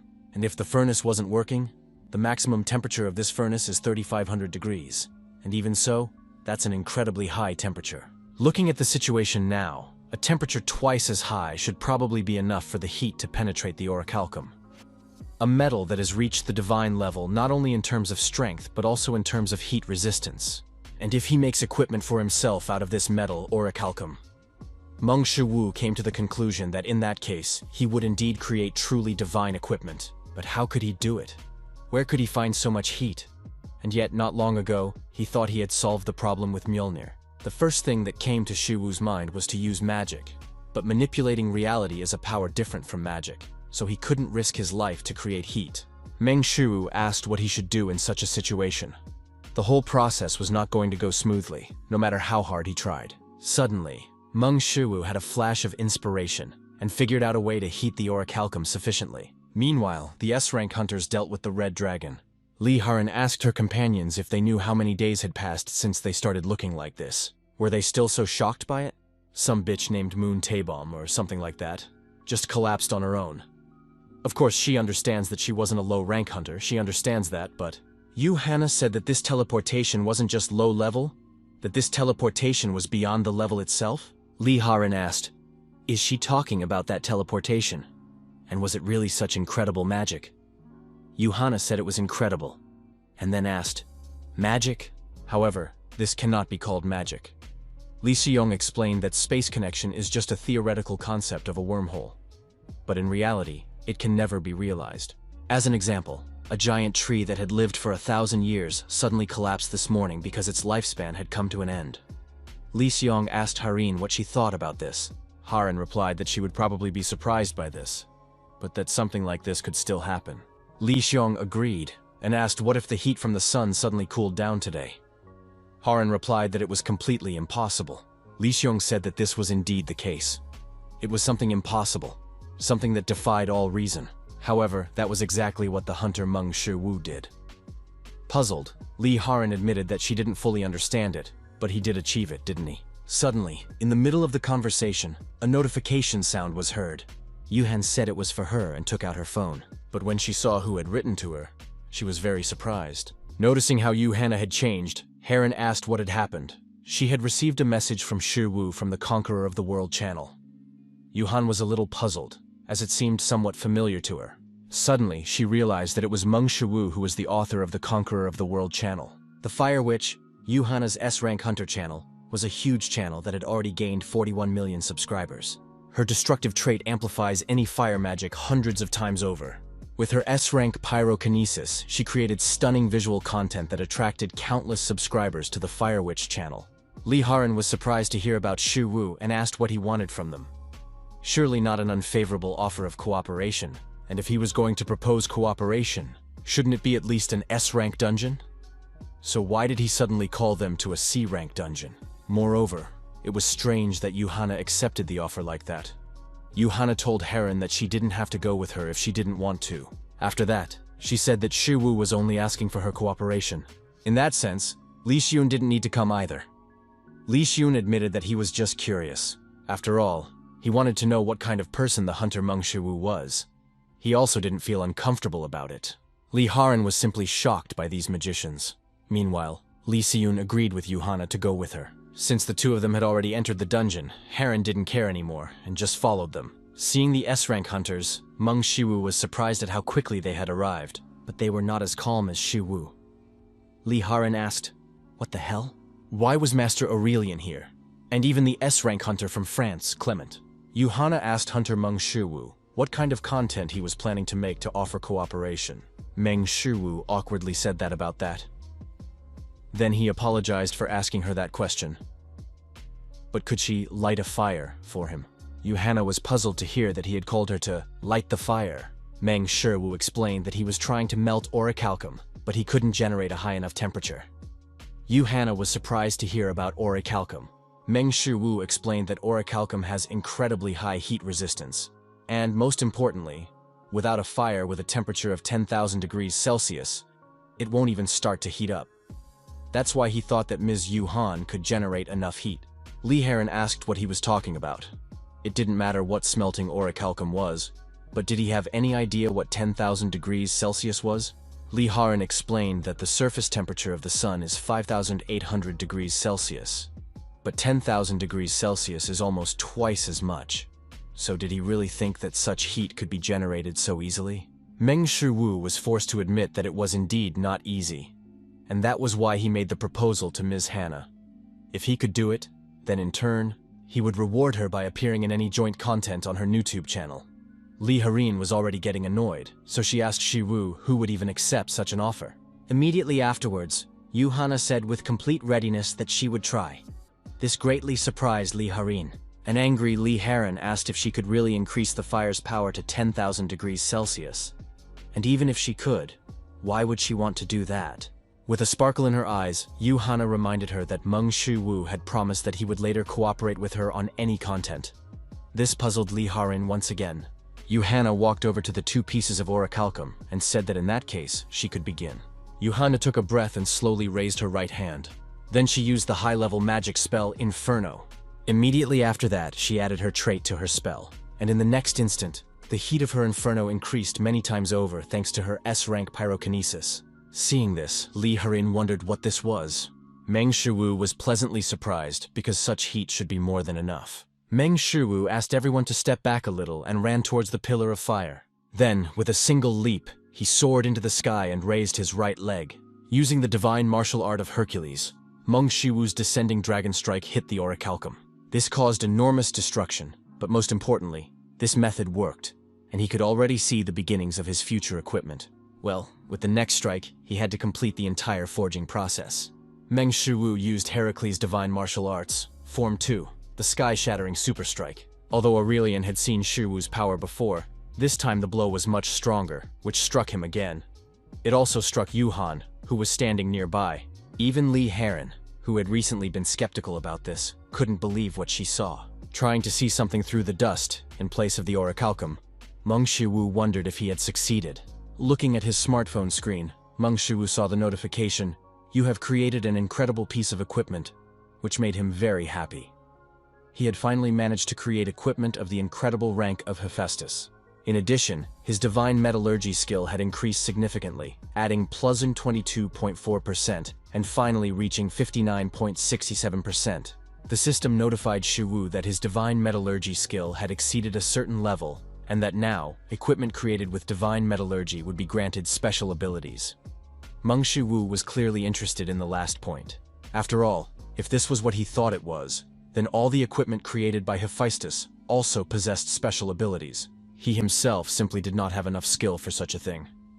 Thinking about this, Mong Shu put on one of the gloves. Then he suddenly remembered what had happened to his previous glove, made from ogre tendons. Be that as it may, the main thing for him now was to find out whether the Oricalum gauntlet could withstand his strength or not. Wanting to find out, Mong Shu clenched his fist using his super strength, and to his great relief, the gauntlet withstood his strength. At that moment, his insight kicked in, and Mong Shu came to the conclusion that this glove was not just resistant to destruction, it was literally indestructible. This was a special ability granted to the gloves, an ability that ensured the gloves would not be destroyed under any circumstances. Indestructibility. Meng Shu suddenly wondered if these gloves were truly indestructible. Did that mean they could withstand Hercules' divine martial arts, which destroyed even the laws? A little afraid of how it might end, Meng Shu still decided to try. And he would start with the basic movements. After preparing himself, Meng Shu delivered a light punch. But as it turned out, this blow was enough to destroy the dungeon. The effect of his newly acquired Oricalum gloves completely exceeded Shu's expectations. As it turned out, not only were they indestructible, but their basic abilities were also amazing. Meng Shu thanked Ms. Yuhana for helping him with this matter. After that, he suggested getting out of the collapsing dungeon as soon as possible. Park Daku finally got some sleep after long hours of editing the latest video. Suddenly, Doku noticed that it had become too quiet and turned around sharply. To her relief, the younger children were fine and just sleeping quietly. Park Daku told herself it was time to get back to work and went to her computer. Unfortunately for her, Meng Shu had already sent her a new video to edit. Daku had barely managed to finish editing the last video when a new one arrived. Park Daku picked up her smartphone and squealed in surprise when she saw that a deposit of 20 million won had been made to her account. It was probably the monthly bonus of 20 million won. After sending the bonus, Shi-Wu wrote to Doku about it, and explained that he had sent her more because their number of subscribers had increased significantly recently, which meant she had a lot more work to do due to the new content. Meng Shu asked her to continue working in the same spirit. After receiving the bonus and reading the message from her boss, Park Doku was thrilled. Raising her hands in the air, she shouted, "I'll do my best," and got to work. The So family's forge. The system notified Shi-Wu that he had created an incredible piece of equipment, and that piece of equipment was a bracelet. Meng Shu assumed that its rating was so good because it was made of Oricalum, and moreover, it also helped to improve his skill. Shi-Wu's divine metallurgy increased by +5.1% to 64.77%. Shi-Wu said that now that he was using Oricalum equipment, he no longer needed to go through unnecessary difficulties. Putting on the bracelet, he couldn't wait to find out what special abilities the Oricalum bracelet gave him. Even with his insight, Shi-Wu was not entirely sure of the effect. But apparently this bracelet had the ability to allow his magical power to circulate more smoothly. In fact, although he uses a certain magical power thanks to Tai Chi Zheng San Feng, he still does not know how to control magic. Therefore, he could not understand how good this effect was. The use of magical power is classified into 5 stages. It all starts with the accumulation of magical power in the body. Next comes the circulation of the accumulated magical power, taking control of this magical power in order to use it more effectively. After that comes the strengthening of magical power, so that it can have a greater effect later on. And finally, the expression of this power in the real world. Among them, Tai Chi is the accumulation stage, which accumulates the energy of Mother Nature. Meng Shu does not know how to use magic, but thanks to this bracelet, he will probably be able to replace the second stage, the circulation of magic. So doesn't that mean this bracelet is just incredible? For reasons unknown to himself, Shi-Wu felt energy overflowing his body, and if he measured it, it would be about 50% stronger. The capabilities provided by the equipment are close to gambling, but he himself can engrave the features he needs on the equipment, as if he were cheating. So, Shi-Wu decided to engrave the Oricalum bracelet, just like the one he gave to Cherin. The system notified Shi-Wu that he had engraved a powerful enhancement and also increased his reality manipulation skill by +1.2% to 12.55%. Although Meng Shu had engraved many times, he was unlikely to get used to the feedback from using reality manipulation. Since this bracelet was made of Oricalum, Shi-Wu assumed that the effect would increase his strength by at least 5%. But to his surprise, the effect of the bracelet exceeded all his calculations, because immediately after the bracelet was enchanted, the skill of all his traits was increased by 10%. After recovering from the shock, Mong Shu noticed something even more surprising. It wasn't just 10%, but something impossible. Thanks to the engraving effect of his bracelet, the maximum skill of all his traits also increased by 10%. His current maximum is 110%. This meant that by exceeding his mastery of the trait, he could become even stronger than Hercules. Realizing this, Mong Shu almost cried with happiness. Truly, even despite all the difficulties, forging Oricalum equipment was definitely worth it. Suddenly, Mong Shu heard, "Forming by cold forging. If the rolling and extrusion process is carried out by pure force, rather than by machines, the forging effect will be more." The source of the conversation was So Palguan and Aurelian, who had been constantly talking to each other in recent days. After Aurelian saw the process of cleaning Oricalum, he began to ask questions from time to time when he didn't know something. Mong Shu smiled and wondered if he now considered Mr. Palguan his friendly rival. Be that as it may, he didn't care about that now. More important was deciding what engraving he should put on this gauntlet. The initial attribute of indestructibility had already been engraved on this gauntlet. Perhaps the enhancement effect would be the best option, but since the engraving effect could not be copied, the enhancement would be ineffective. Besides, it seemed to him that it was still incomplete. And this was even though it possessed an absolute law that remained unchanged regardless of strength. The power of transcendence, which destroys even immutable laws, the power of Hercules' SSS rank divine martial arts, makes the indestructible attribute stable. However, if his mastery of divine martial arts continues to grow, then one day even Oricalum gauntlets with the attribute of indestructibility may not be able to withstand it. Considering the advanced techniques he will learn in the future, he should strengthen the gauntlets even more. As expected, the best engraving for the gauntlet would probably be growth. Using the engraving of growth, he will be able to create a state in which a kind of enhancement of the item is possible. Enhancing equipment means exceeding the original limits of its capabilities. Although this is impossible, but now that his skill in manipulating reality has increased, with his increased power, such impossibilities should become possible.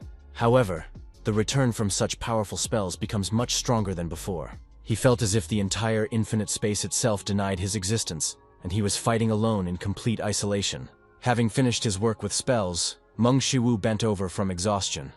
The system notified him that he had completed the engraving of growth, and his manipulation of reality had increased by another plus 3.3%, reaching 25.85%. In addition, his gentlemanly mind skill increased by 11.6%. Feeling the full impact on himself, a trembling Meng Shiwu tried to catch his breath. Initially, he thought that everything would be a little easier, since his level of reality manipulation had increased. But, as it turned out, the impact this time was just crazy. Using his insight, Meng Shiwu checked the gauntlet, and found that the attribute of indestructibility had been slightly enhanced. To strengthen it further, he would probably need to use Oricalum as a material for additional reinforcement. But where could he find more Oricalum? Meng Shu turned to the old men behind him, who were so eagerly discussing blacksmithing. Meng Shu had already used all the Oricalum he had received from Aurelian.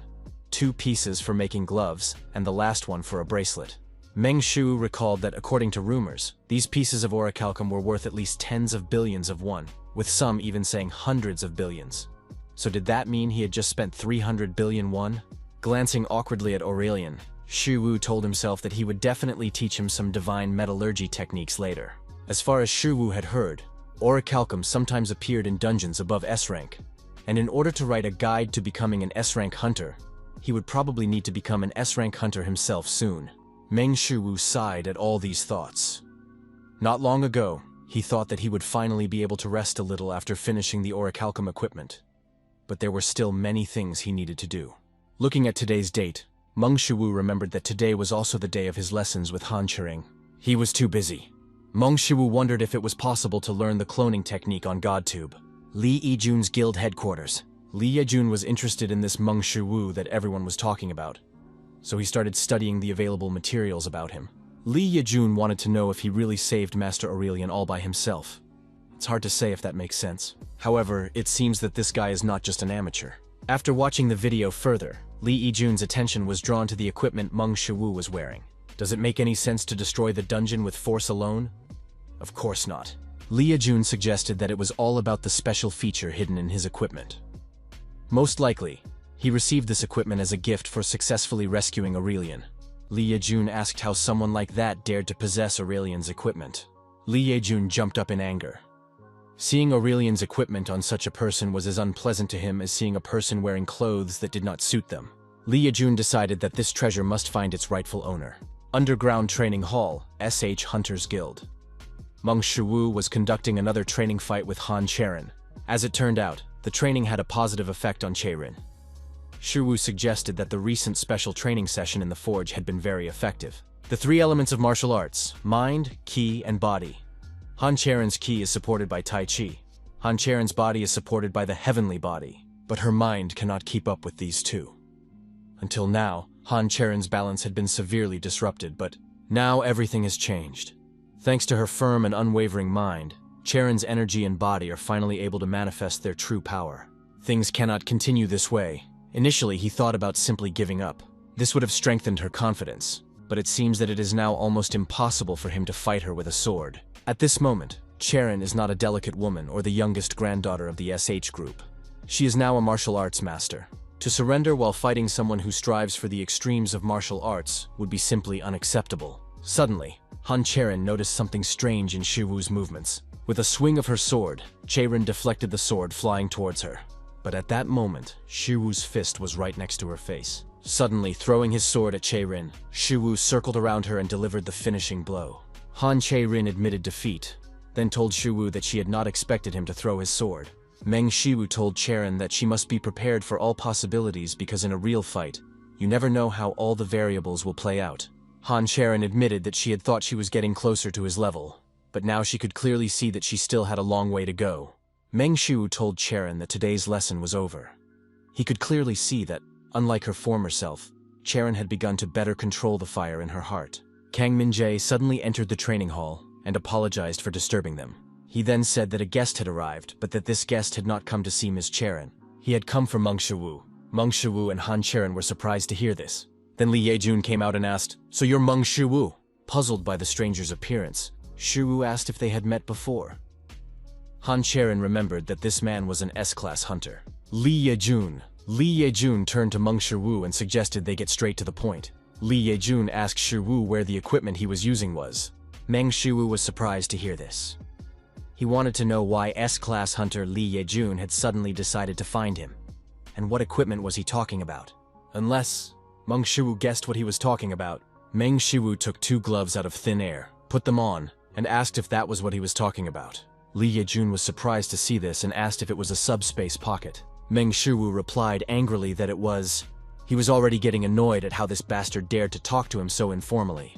Li Yejun said that he was interested in both the gloves and the subspace storage bag, so he was willing to buy both. Li Yejun asked how much he wanted for both items. Meng Shu asked if he had really come to buy them.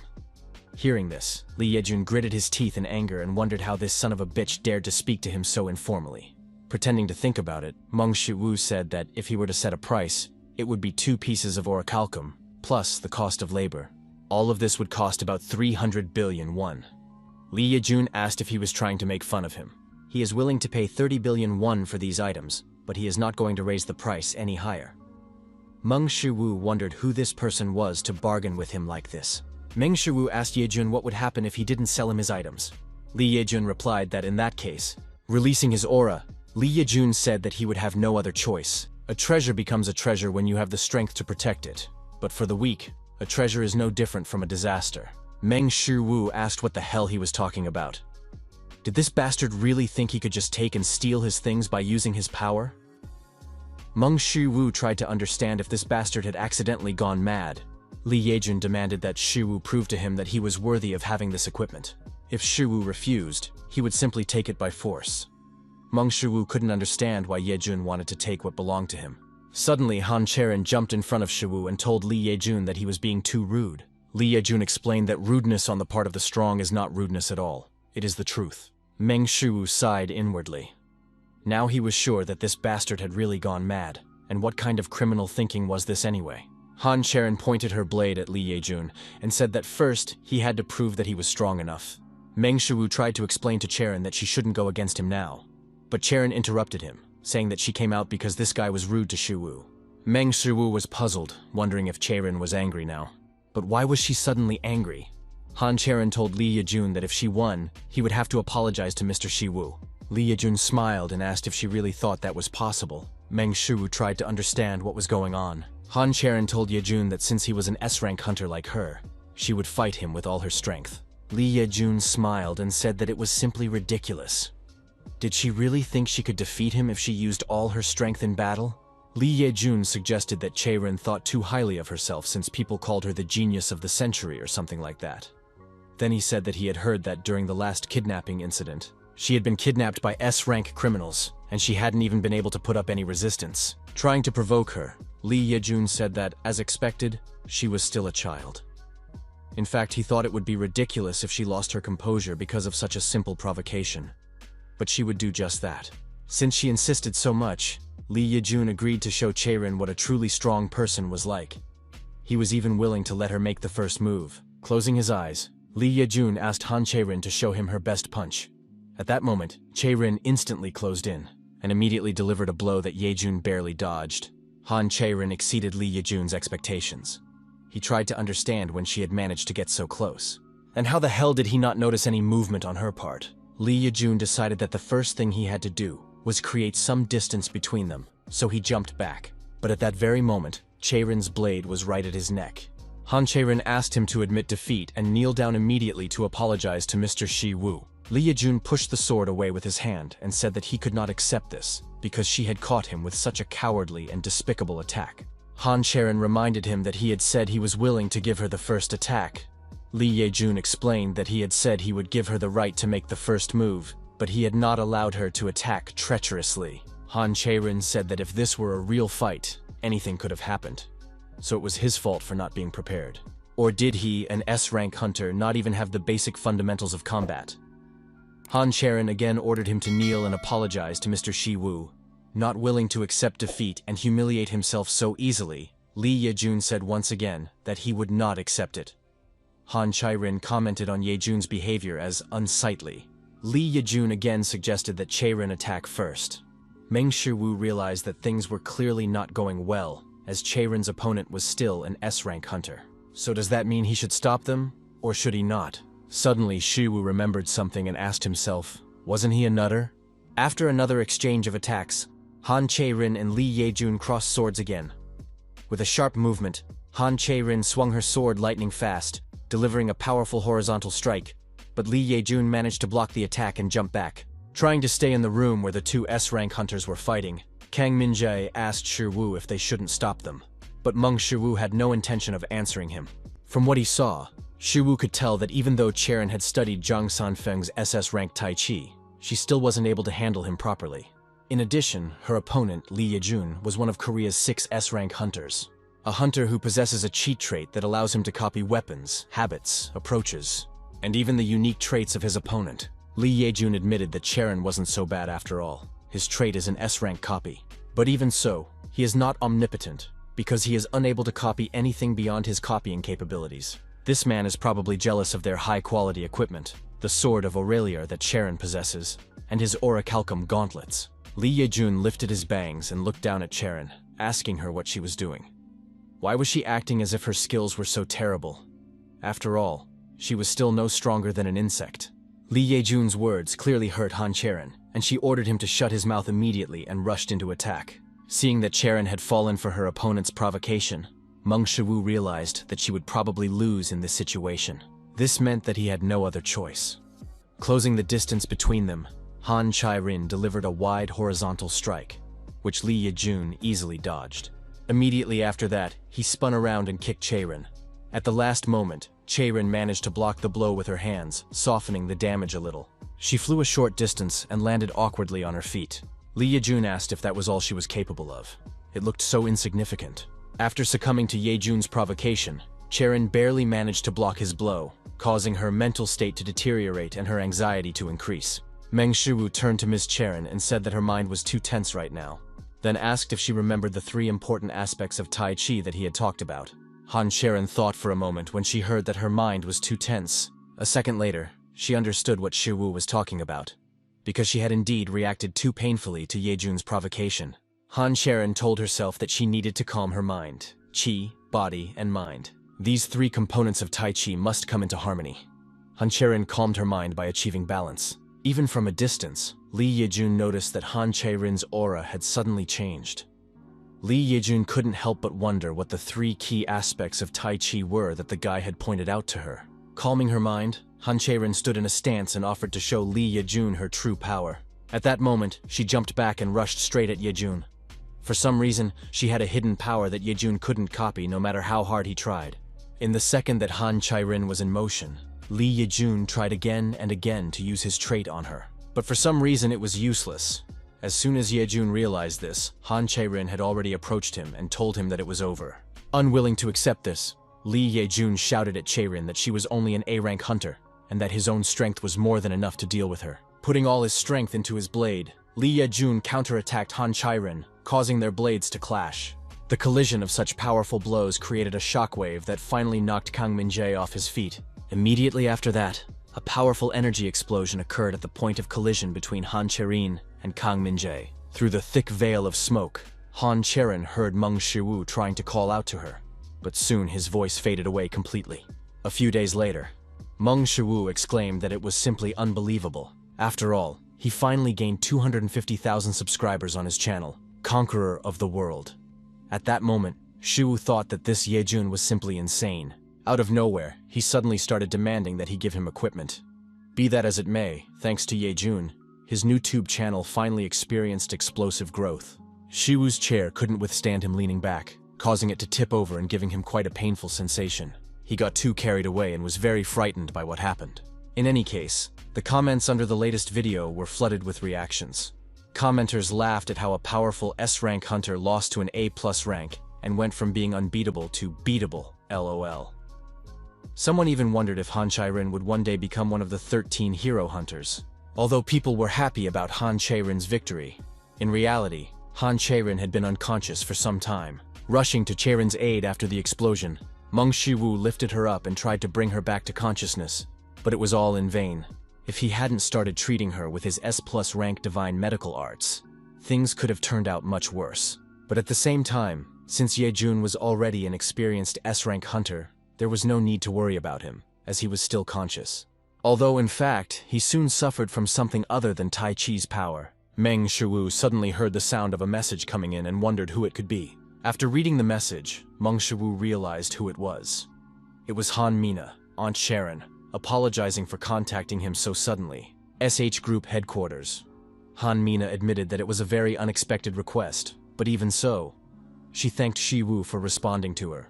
Meng Shu awkwardly said that since she was his aunt, he would be happy to make time for her. Han Mina had to admit that Shiwu was a smooth talker. Han Mina told Shiwu that she had seen the video he uploaded to YouTube and that she had contacted him because they wanted to use the video as promotional material for SH Group, so at that moment, Shiwu realized that both Han Cherin and her aunt Han Mina didn't care about trivial matters at all. So he wondered if this was a special trait of the Han family. Meng Shu decided to clarify whether he understood correctly that they wanted to use the video of Han Mina and Li Yejun's fight to promote SH Group. Han Mina replied that he was correct and that he probably didn't know yet, but Cherin was about to sign a major contract with Mao Tao Corporation. Meng Shu was surprised to hear about Mao Tao and asked if she was talking about the Chinese hunting company. Han Mina immediately confirmed this. She then explained that if they could use this video, they could really help Cherin. She would be able to successfully close the deal. Also, they weren't asking for this for free. He would be given a guarantee in return. Meng Shu asked what kind of guarantee she was talking about. Han Mina said that they would still need to conduct a thorough business analysis, but in the worst case, he could get about 20 billion won.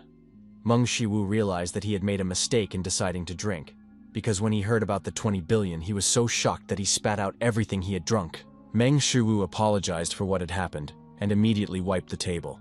Han Mina asked Shu to wait for her for a moment, as she had an urgent phone call to make. Meng Shu still couldn't believe what he had heard, because how could someone so carelessly give away 20 billion won?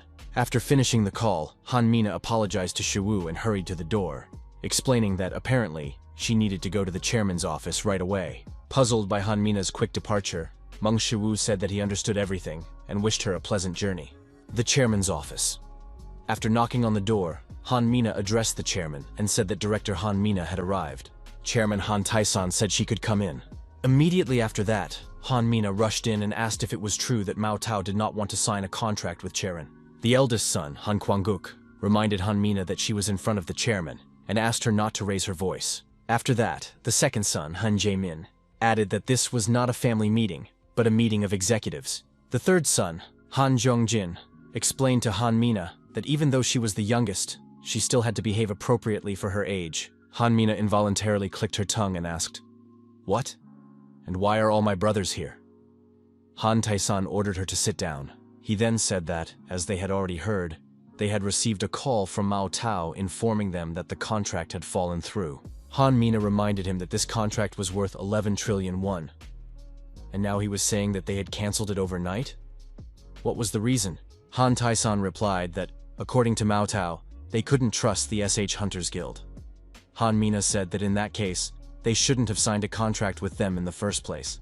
Han Kuang-guk reminded his younger sister that they might have their own reasons for doing so. Han Mina asked what other circumstances there could be.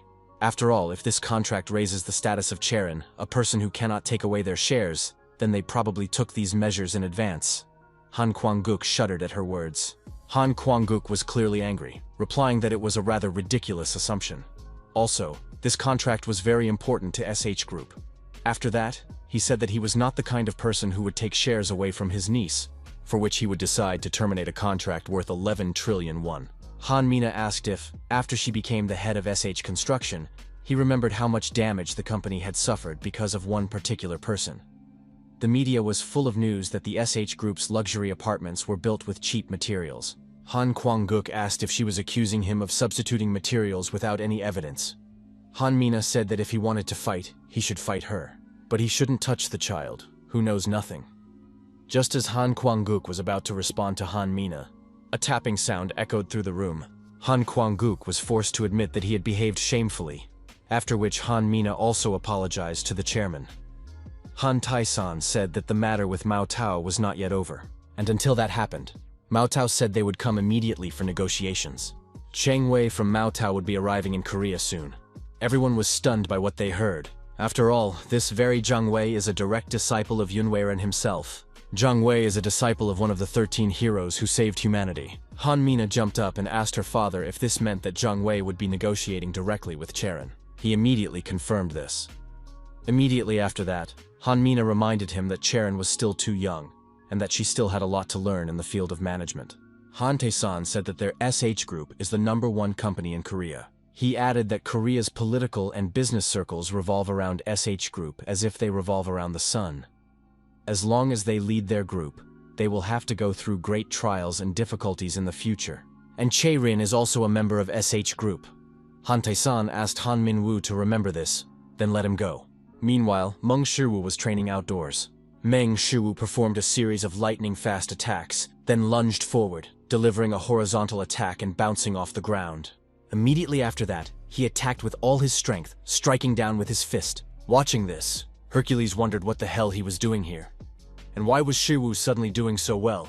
Meng Shu spun around sharply, delivering a wide kick. Sometime later, after Shiwu sat down to rest, a shocked Hercules asked if he really couldn't feel the difference. Surprised by what he heard, Shiwu asked if anything had really changed. After that, he admitted that he himself was not sure what had changed. Hercules said that even just watching him train, he could see how much he had improved. Meng Shu looked at the bracelet and asked, "Is it really because of the bracelet?" The enhancing engraving on the bracelet increased all of his skills by 10%. Meanwhile, Hercules' divine martial arts skills had reached 28.54%. Hercules acknowledged that in terms of growth rate, Shiwu was undoubtedly a genius. But if you looked deeper, there was no one more dull-witted than him. Meng Shu was forced to admit that even though his skills had improved, he was still unable to master the next technique. After that, he asked if it was even possible for him to learn it. Hercules agreed that it would be really difficult, because in the end it was not a technique, but a form. Meng Shu asked what other forms there were. Hercules replied that his divine martial arts consisted of techniques and forms. A technique is a series of continuous movements that combine basic techniques. Form, on the other hand, is a series of continuous movements that combine such techniques. And what Shiwu is currently studying is precisely form, not technique. That is precisely why it is so difficult for him to learn it. The system informed Shiwu that after such explanations, Even Zhuge Liang hesitated and began to shake his head, despite his S+ insight. Seeing that he clearly did not understand anything, Hercules said that he would simply demonstrate it, and asked Shiwu to watch more carefully. Raising his knee, Hercules explained that the first technique, the descending dragon strike, was a technique that embodied the essence of kicking. Then Hercules raised his hand and explained that the sky-shattering super strike contained the essence of striking. These were all techniques, whereas form is a synthesis of the essence embodied in these two techniques. And thanks to all this, Hercules crouched down. Immediately after that, he delivered a series of quick punches in front of him, then finished with a few kicks. Thanks to all this, Shiwu was able to perform continuous movements. Meng Shu giggled nervously, then asked if he would ever be able to learn to do the same. To which Hercules replied that of course he would, and it would probably take about 12 years. In any case, by that time he would already be able to see at least some progress. Meng Shu apologized for asking such a question and asked, 12 years? But he was constantly working on reconstructing his body. Hercules asked if that was true. But in that case, if he completely reconstructed his body, it would take about 4 years. Even 4 years instead of 12 disappointed Shiwu. Suddenly, Hercules added one but. Hercules said that if Shiwu took his special lessons, everything might still change. Meng Shu apologized for not understanding something and asked Hercules, Incheon International Airport. One of the reporters said that he was here, and immediately everyone waited to turn on their cameras. After all, Jiang Wei himself had just arrived in Korea. Shengmi demanded a report. Immediately after that, the woman reported to him that a meeting with the SH Hunters Guild was scheduled in 2 days. Jiang Wei asked if there was a reason for this, and if he really had to wait 2 days. The secretary apologized. The cameras around him continued to snap photos of Jiang Wei, which was starting to get annoying. As soon as Jiang Wei glanced at them, all the cameras suddenly malfunctioned. While the puzzled cameraman tried to figure out what was wrong with the cameras, Jiang Wei and the secretary calmly left the airport. Looking out the bus window, Shiwu continued to think about his special training with Hercules. He understood that even if the reconstruction of his body had made some progress, and even so, it would take a whole 4 years. Considering the reconstruction of the body, learning the form would take too long. If he received special training from Hercules, perhaps he could learn faster. Meng Shu decided to try checking out some other channels on GodTube first. But as soon as Meng Shu saw the cost of the next monthly subscription, he froze. Suddenly he shouted, 16 million won, which scared the people on the bus. The current subscription fee was already 15.1 billion won. As he walked toward the bus exit, Meng Shu began to ponder the monthly sum of 31.1 billion won. One of the passers-by even thought that this man had mental problems. 31.1 billion won was already a considerable sum, and it was on par with what one could win on a popular TV show. Thinking about this huge amount of money, Meng Shu froze with horror on his face. The man from the bus thought that this man was clearly insane and hurried away from him. After shouting himself hoarse, Meng Shu sighed and said that he had to continue making money, as he simply had no other choice. But then he thought, maybe he could just go somewhere and earn money? Han Mina awkwardly said that for this very reason, the filming of the commercial she had mentioned would have to be suspended. Meng Shu was stunned, because his 20 billion. Could it be that the contract with Maotao Corporation? Meng Shu asked if that meant their contract was off. Han Mina replied that it was indeed the case. After all, her contract was with Maotao Corporation. With this contract, Cherin's position in SH Group would be significantly strengthened. But at the same time, there were several people who clearly did not want this. Meng Shu suggested that it was all about the power struggle over the conglomerate's management. Han Mina said that they still had a chance because Jiang Wei had come to Korea to meet with Cherin. Meng Shu cheered up when he heard that he still had a chance to get 20 billion for a new subscription, and asked if that meant there was hope. Han Mina said the chances were slim. She then explained that there is something called guanxi, a unique Chinese cultural concept. Shiwu can think of it as a kind of network.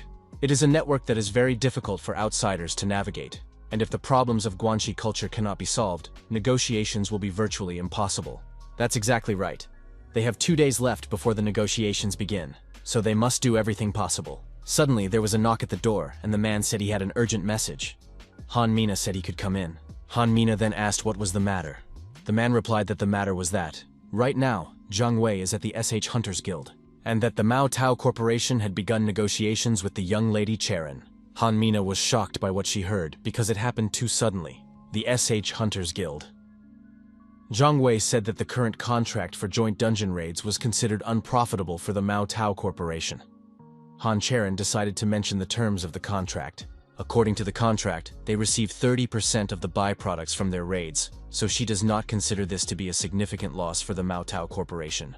Zhang Wei said that even so, this contract is not so easy to accept, because it will not be easy for them to let foreign hunters into the dungeons of China. In addition, the process of persuading the Public Security Bureau will also be difficult. Cherin said that she had heard that there are many dungeons in China that no one can conquer. For this reason, breakthroughs occur from time to time, resulting in countless human casualties. If they continue working on the contract, the damage can be significantly reduced. That is why she believes that convincing the Public Security Bureau will not be so difficult. Zhang Wei asked Cherin if she really believed that the SH Hunters Guild had such capabilities.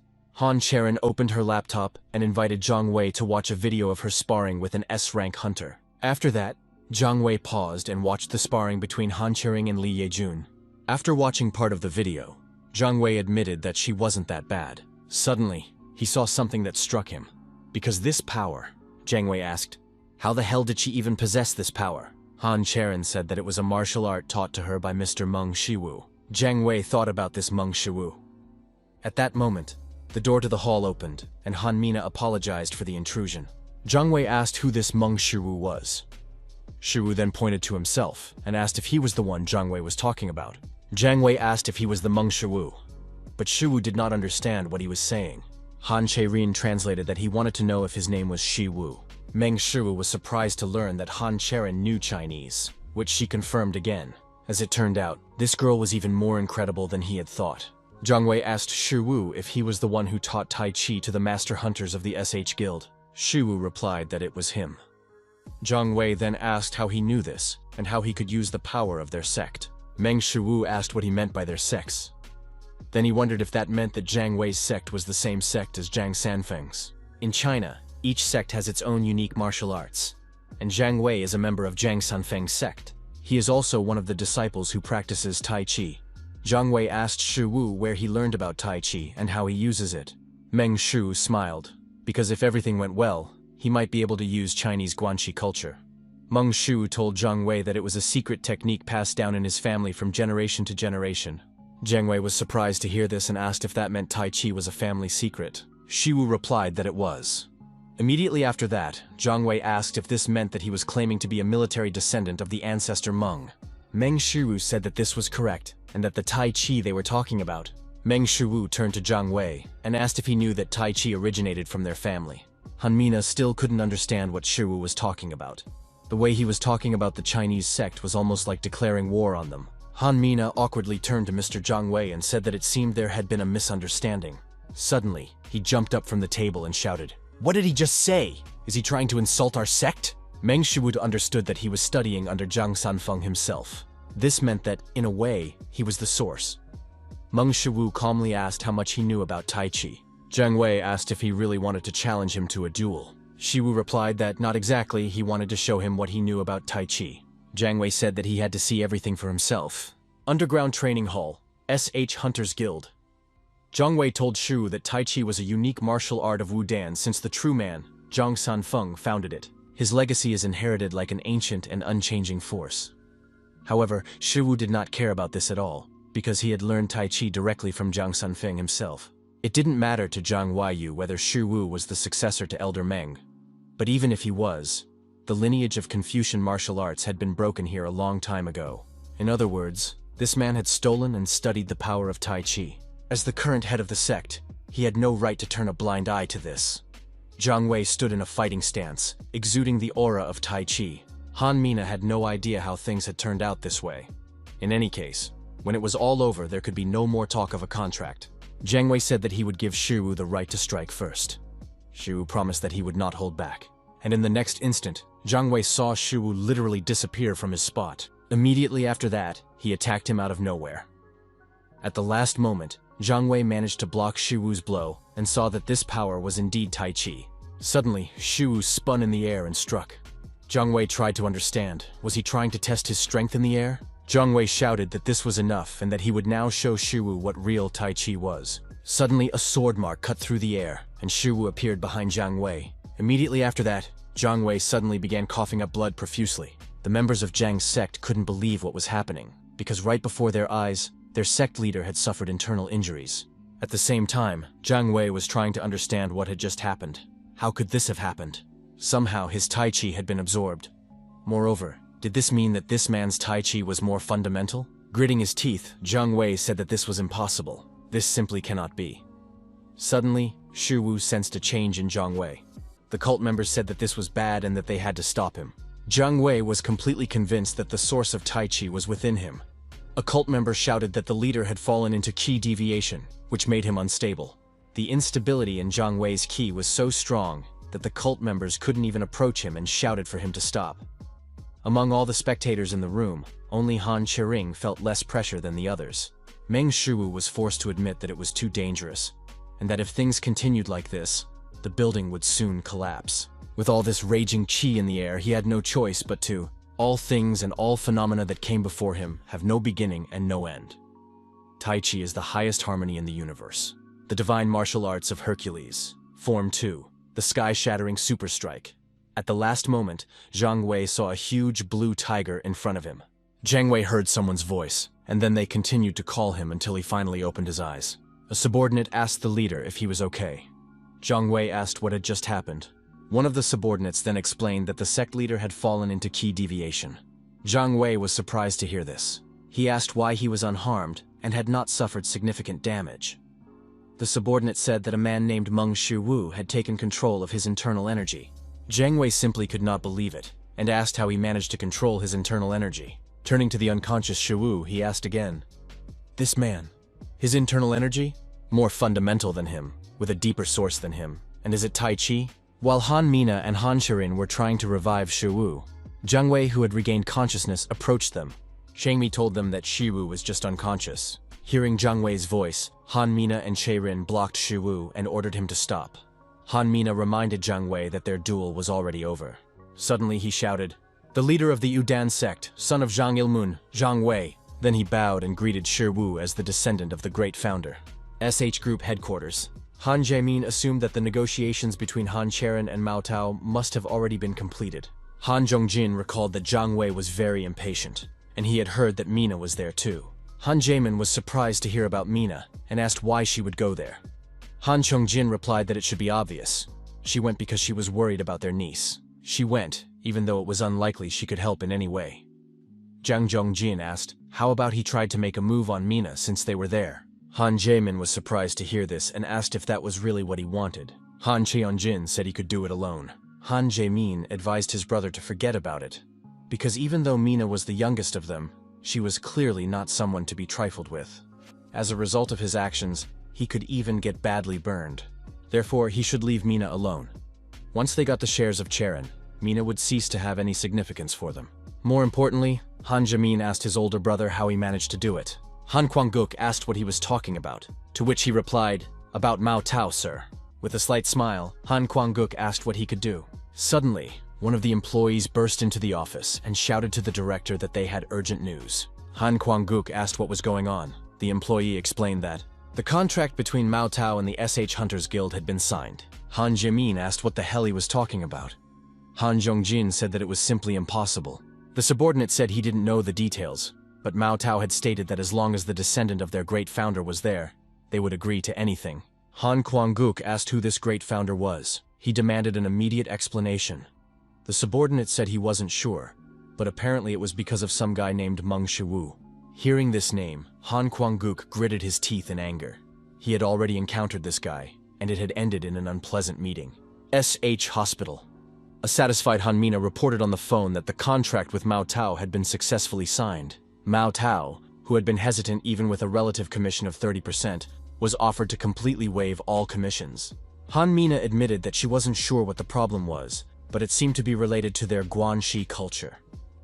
At that moment, Shi Wu finally came to his senses. Han Mina said that according to Mao Tao, they couldn't charge the descendant of the great founder.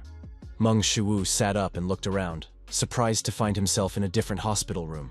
Hearing Shi Wu, Han Mina asked the person on the other end of the phone to wait and promised to call back in a while. Hanging up the phone, Han Mina asked Shi Wu, "Are you finally awake? How is your body, and are you feeling well?" Feeling a little awkward about so many questions, Shiwu replied that he was fine. Then he looked around and asked, "Where's Cherin?" Hanmina found it amusing that the first thing Shiwu did after waking up was look for Cherin.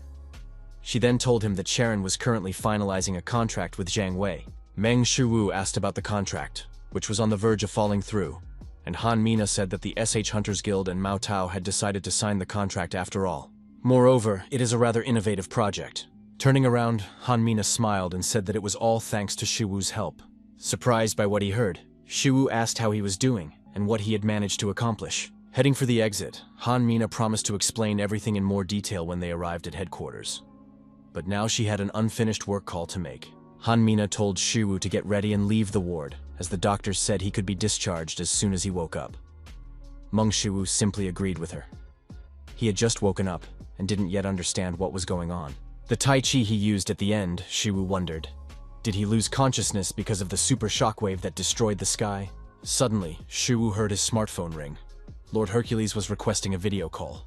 Meng Shiwu wondered why this guy was suddenly calling him. Was it because of the special training?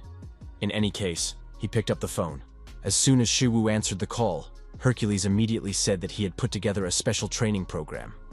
Then he was surprised to see where Shiwu was, and asked him not to tell him that he was back in the hospital. What if he used his superpowers and divine martial arts? At the very least, Shiwu shouldn't be getting hit. Shiwu said that no one had hit him, and that it happened because he couldn't control his strength. Hercules was surprised to hear this and asked how he couldn't control his strength. Shiwu explained that it happened when he added Tai Chi to his sky-shattering super punch. Hercules was even more puzzled, because Shiwu had just admitted that he had added the Tai Chi master Zhang Sanfeng's technique to his punch. Hercules asked how this was even possible. Mong Shu reminded him that according to Hercules, his divine martial arts contained the essence of Tai Chi. After that, Shiwu asked if, when he created the divine martial arts, hadn't he said that he did so by referring to the essence of Tai Chi? Hercules explained that he was talking about it as a reference, not as a combination. Individuality is the same as the uniqueness of existence. Uniqueness cannot be denied or rewritten. This means that only Master Zhang Sanfeng himself can use Tai Chi. Furthermore, only he can use his divine martial arts. But at the same time, by referring to and interpreting other characteristics, and based on what Shiwu learned, he is able to create his own Tai Chi based on the real thing. But at the same time, he is without traits. Meng Shu was amazed after listening to Heracles' words. Hercules said that Shiwu could directly use unique traits, but in that battle he didn't just absorb them, he combined two unique traits together. Normally, this would lead to a clash of traits, because combining Tai Chi and a sky-shattering super strike should be impossible. Hercules asked Shiwu if he had done the impossible, and after that, wasn't he a monster? Pointing to himself, Meng Shu asked, "Was it really me?" Hercules said that apparently, he would have to reread Shiwu's special training program.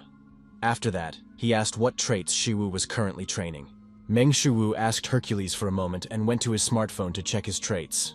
But after looking at the entire list, Shiwu noticed that his traits had indeed improved slightly. Looking at the list, Hercules admitted that he didn't see anything that could be merged together, and that it would be good if Meng Shu subscribed to the new GodTube channel. Meng Shu reminded him that he needed money for that. Hercules said that for starters, he would redo Shiwu's special training program, but first, video content for GodTube. Could Shiwu share some ideas with him?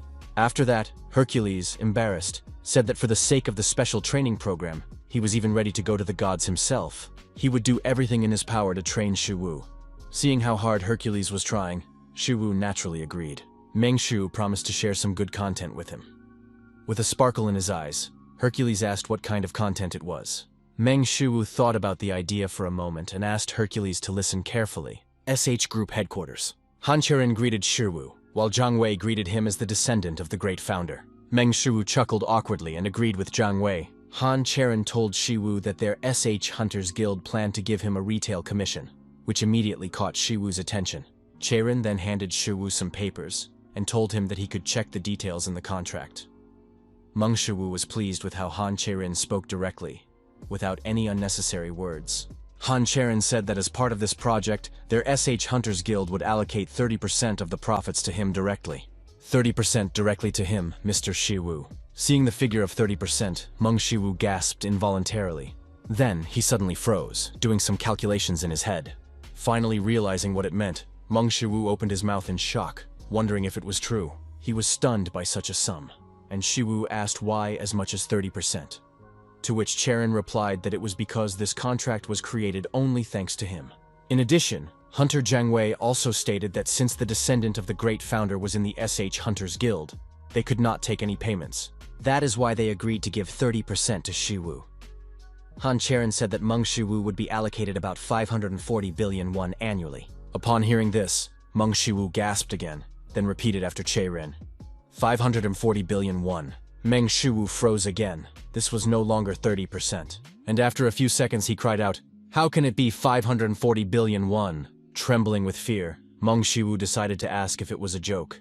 Cherin replied that it was not, and that it was all described in the contract. This was what the SH Guild was giving him. Turning to the box on the table, Cherin said that Mao Tao had also said that they had prepared something else for him. Jiang Wei removed the lid, and to his surprise, Meng Shu saw 2 pieces of Oricalum inside. Jiang Wei bowed and said that it belonged to his master, and that he had brought them to entrust them to Master Aurelian here in Korea. But since he had met the descendant of the great founder, who had even saved his life, perhaps it might seem modest, but he would be grateful if Shiwu would accept it. Meng Shu smiled, 540 billion won annually, plus the Oricalum on top of that. With all that, he could do anything. After accepting the call, Hercules immediately bowed to his master and said that he, Hercules, was renewing his vow of determination today. Hercules stood up and said with sparkling eyes that he was a loyal servant and slave to his master. Meng Shu awkwardly accepted his words. After that, a satisfied Hercules said that the content for GodTube that his master had shown him, the scandal of the 2 goddesses, or the love triangle of the gods. 2 goddesses are fighting for Adonis. Hercules said that he had managed to cause a scandal between Aphrodite and Persephone. Immediately after that, his views and subscriptions literally exploded. His channel already had over 10,000 subscribers. It was a really serious blow. And thanks to him, their husbands finally found out about their wives' antics. Meng Shu simply agreed with Hercules. He understood that there was no content more sensational than romances and love triangles.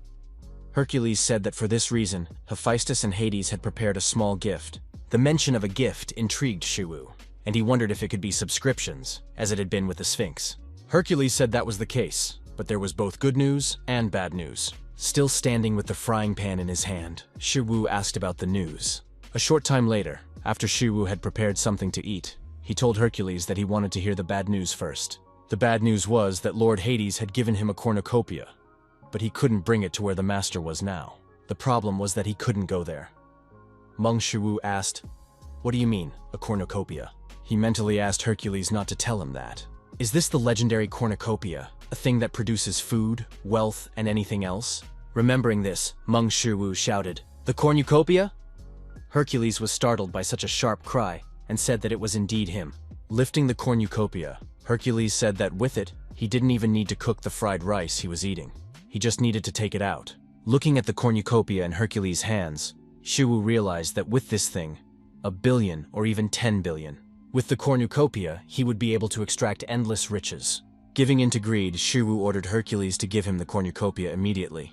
Hercules reminded him that he could not go where the master was now. Meng Shu asked why. Why couldn't he just come here? Other gods had no particular problems with this. Take for example the blonde man he met for the first time. Shiwu asked who he was, besides Midnight, who now lives in his house. Hercules said that apparently there was a way, but he didn't know how to use it. But he was trying to figure it out somehow. Clenching his fist, Shiwu asked what the good news was. Hercules said that Hephaestus had promised to share the secret method of creating a cornucopia. Meng Shu was surprised by this, and reminded him that he was already studying Hephaestus's divine metallurgy. A bug that duplicates money? No, he couldn't make anything like a cornucopia. Hercules explained that it was Hephaestus's technique, not the secret itself. Shiwu asked what he meant. Hercules flexed his muscles and said that, to put it simply, he was teaching Shiwu the SS rank superpower. He was also directly teaching Shiwu the SSS rank divine martial art. Meng Shu said that now he understood that it was the secret of direct teaching. Hercules replied that it was exactly that. Shiwu admitted that it sounded great, and suggested doing it right away. Hercules said that in that case, he would go and tell Hephaestus about it right away. A hotel located somewhere on the outskirts of Seoul. Tapping his fingers on the table, Juwan reflected on what had happened to Pandemonium in the Gyeonggi region. All of their groups had been completely destroyed, and this Mong Shu, it was all because of that bastard. Juwan asked his secretary for news about Baek Seon-jae. The secretary replied that they had not yet detected his movements. Juwan found it a little suspicious that he was still in the same place, the cult leader they had been dealing with, after the death of Jo Buk-cheon, and of course the lifting of restrictions for reasons unknown to them. Pak Song-jae knows all this, and judging by everything, he is busy making the necessary preparations. This means that they have little time left, so they must act immediately. Juwan asked if he was sure there was a connection between Jiang Wei and Shi Wu. The secretary replied that he was sure. Juwan banged on the table and complained that Meng Shu continues to stand in their way. They cannot leave him in that position. Suddenly, there was a knock at the door. Juwan asked who it was. The subordinate replied that he had urgent news to report. The secretary said he would go out and check, but he suddenly burst into the office and addressed the branch manager, after which he said that he was Director Han Kwang-guk from SH Group. He wanted to talk to him.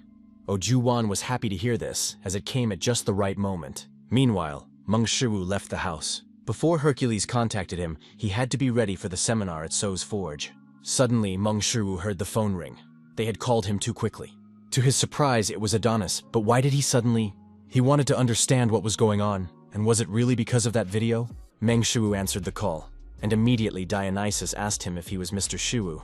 Meng Shu couldn't believe what he was seeing. Why did Dionysus look like that? Dionysus agreed that Shiwu was indeed a human being, but they could communicate. Meng Shu was struck by how beautiful Dionysus was. He slapped himself in the face to pull himself together.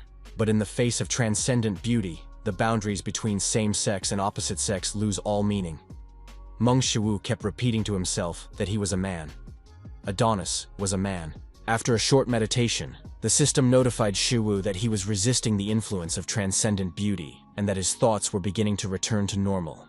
Gentleman Shuwu's heart rate increased by plus 110.6%, reaching 38.31%. However, as soon as he looked at that face, it happened again. Now Meng Shu began to understand why the gods fought so hard for him. Meng Shu asked what Dionysus wanted with him, since he had decided to contact him. Dionysus replied that in fact, first, Dionysus bowed and thanked Meng Shu. Then he said that he had heard everything from Lord Hercules. Dionysus was grateful to Shiwu for saving him from Lady Persephone and Lady Aphrodite. Shiwu had literally saved him. Meng Shu explained that he had just stood by and said a few words, and that Heracles had done everything. Passers-by nearby noticed Shiwu talking to the air and assumed he was some kind of lunatic. Dionysus said he knew the truth. He wanted to run away, but he couldn't. And if he did, those two goddesses might take revenge on him. Remembering this, tears welled up in Dionysus's eyes. Seeing this, Meng Shu admitted aloud that it was simply unbelievable. Dionysus admitted that, in fact, he didn't even know how to thank Shu, so he decided to ask how he could repay his debt. After all, he had no idea how to do it. A boy passing by told his mother that this man had a strange face. His mother asked him not to talk about it so loudly. Dionysus said that he couldn't do anything, and that he had nothing that could be useful to Shiwu. Meng Shu asked what he meant. After all, he had his looks, and if Dionysus created a GodTube channel, it would instantly go viral. Dionysus asked what he meant by a GodTube channel. Dionysus admitted that he really didn't know how to do anything. Shiwu asked what he thought about beauty-related content. Even if it wasn't beauty-related content, acting skills would also work. Dionysus's extraordinary beauty was already his greatest talent. Dionysus said he wasn't very good at acting. Shiwu suggested that he learn it right now. Dionysus asked if he really thought he could do it. Shiwu replied to Lord Adonis that he was more than capable. After that, Shiwu asked out of curiosity if he knew how to cross over into his dimension. Dionysus replied that he did not know and had never even heard of it. As it turned out, this god did not know about it either. Meng Shu said to himself that there must be some way. After a moment's thought, Dionysus placed his hand on his chest and said that if this path truly existed, he would find it. Dionysus promised to find a way to get to Mr. Shiwu's dimension. Looking at the sincere Dionysus, Meng Shu felt as if Cupid had shot his heart. Meng Shu put his phone away and shouted to Dionysus that he was too beautiful. Everyone on the bus realized at the same time that a madman had boarded. At that moment, Shiwu remembered that he was the only one here who could see GodTube. Listening to the passengers whispering, Meng Shu realized that he was doomed. Meng Shu couldn't get over what had just happened because it was too embarrassing. Since he was the only one who could see GodTube, he just shouted, "You're too beautiful," in the middle of the bus. It was a legendary cringe moment. But if Dionysus, with his good looks, enters GodTube, countless goddesses will gather around him. And from the gossip they share, unexpected information can always emerge. Cleopatra clearly knew something, and perhaps that was the reason. Will Adonis be able to find it? Suddenly, Mong Shu's phone rang again. This time it was Lord Hifestas, who had been called by Hercules. Shu had not yet arrived at the So family's smithy, and if he answered the call in the middle of the road, he would once again look like some kind of weirdo. Meng Shu decided to take a short break at a nearby cafe. Meng Shu greeted Lord Hifestas, while Hifestas saw Shu, whom Hercules had mentioned, for the first time. Hifestas told Shu that Hercules couldn't stop talking about a certain person. Shu confirmed that it was indeed him. Looking at Hephaestus's face, Shu wondered if he was ugly, or if his sense of beauty had changed after talking to Dionysus. Picking up on Hercules' words, Hephaestus said that he had heard everything from Hercules and, thanks to Shu, he had learned about his wife's affairs. Hephaestus said he was truly grateful. Meng Shu remembered that these two were the sons of Zeus, and looking at them, Shu could tell that they were very close. Heracles said that thanks to this, his wife would no longer be able to deceive him, after which he laughed loudly. As a token of his gratitude, he gave Shu his secret technique. Hephaestus asked if it was true that Shu had learned his craft. Shu replied that in a sense, it was true. Hephaestus admitted that it was hard to believe, and asked if he could show him the equipment he had created. Shu replied that of course he would, and reached for a small bag. To everyone's surprise, it was not just a bag, but a subspace bag, from which Shu took out a pair of gloves. Hephaestus asked, "What the hell? Does subspace equipment really exist? But that should be simply impossible." Meng Shu was even a little surprised at how amazed Hephaestus was by this thing. Hephaestus said that such a thing must exceed the limits of SS rank divine metallurgy. Then he looked at the gauntlets in Shu's hands and asked what they meant. After all, they were Oricalum gauntlets. Meng Shu was surprised at how Hephaestus understood this with just a glance. Hephaestus couldn't believe that a human had actually made equipment out of Oricalum. But what struck him even more was that these gloves were ego equipment. Hercules asked how Shu had done it and what his secret was. He asked Shu to teach him how to do it. Meng Shu explained to Lord Hephaestus that he had not only used his metallurgy to create it, he had also used the power of Lady Isis, so it was the power of Isis. Hephaestus asked if Shu really believed that this could further advance his craftsmanship. Power added to power creates even greater power.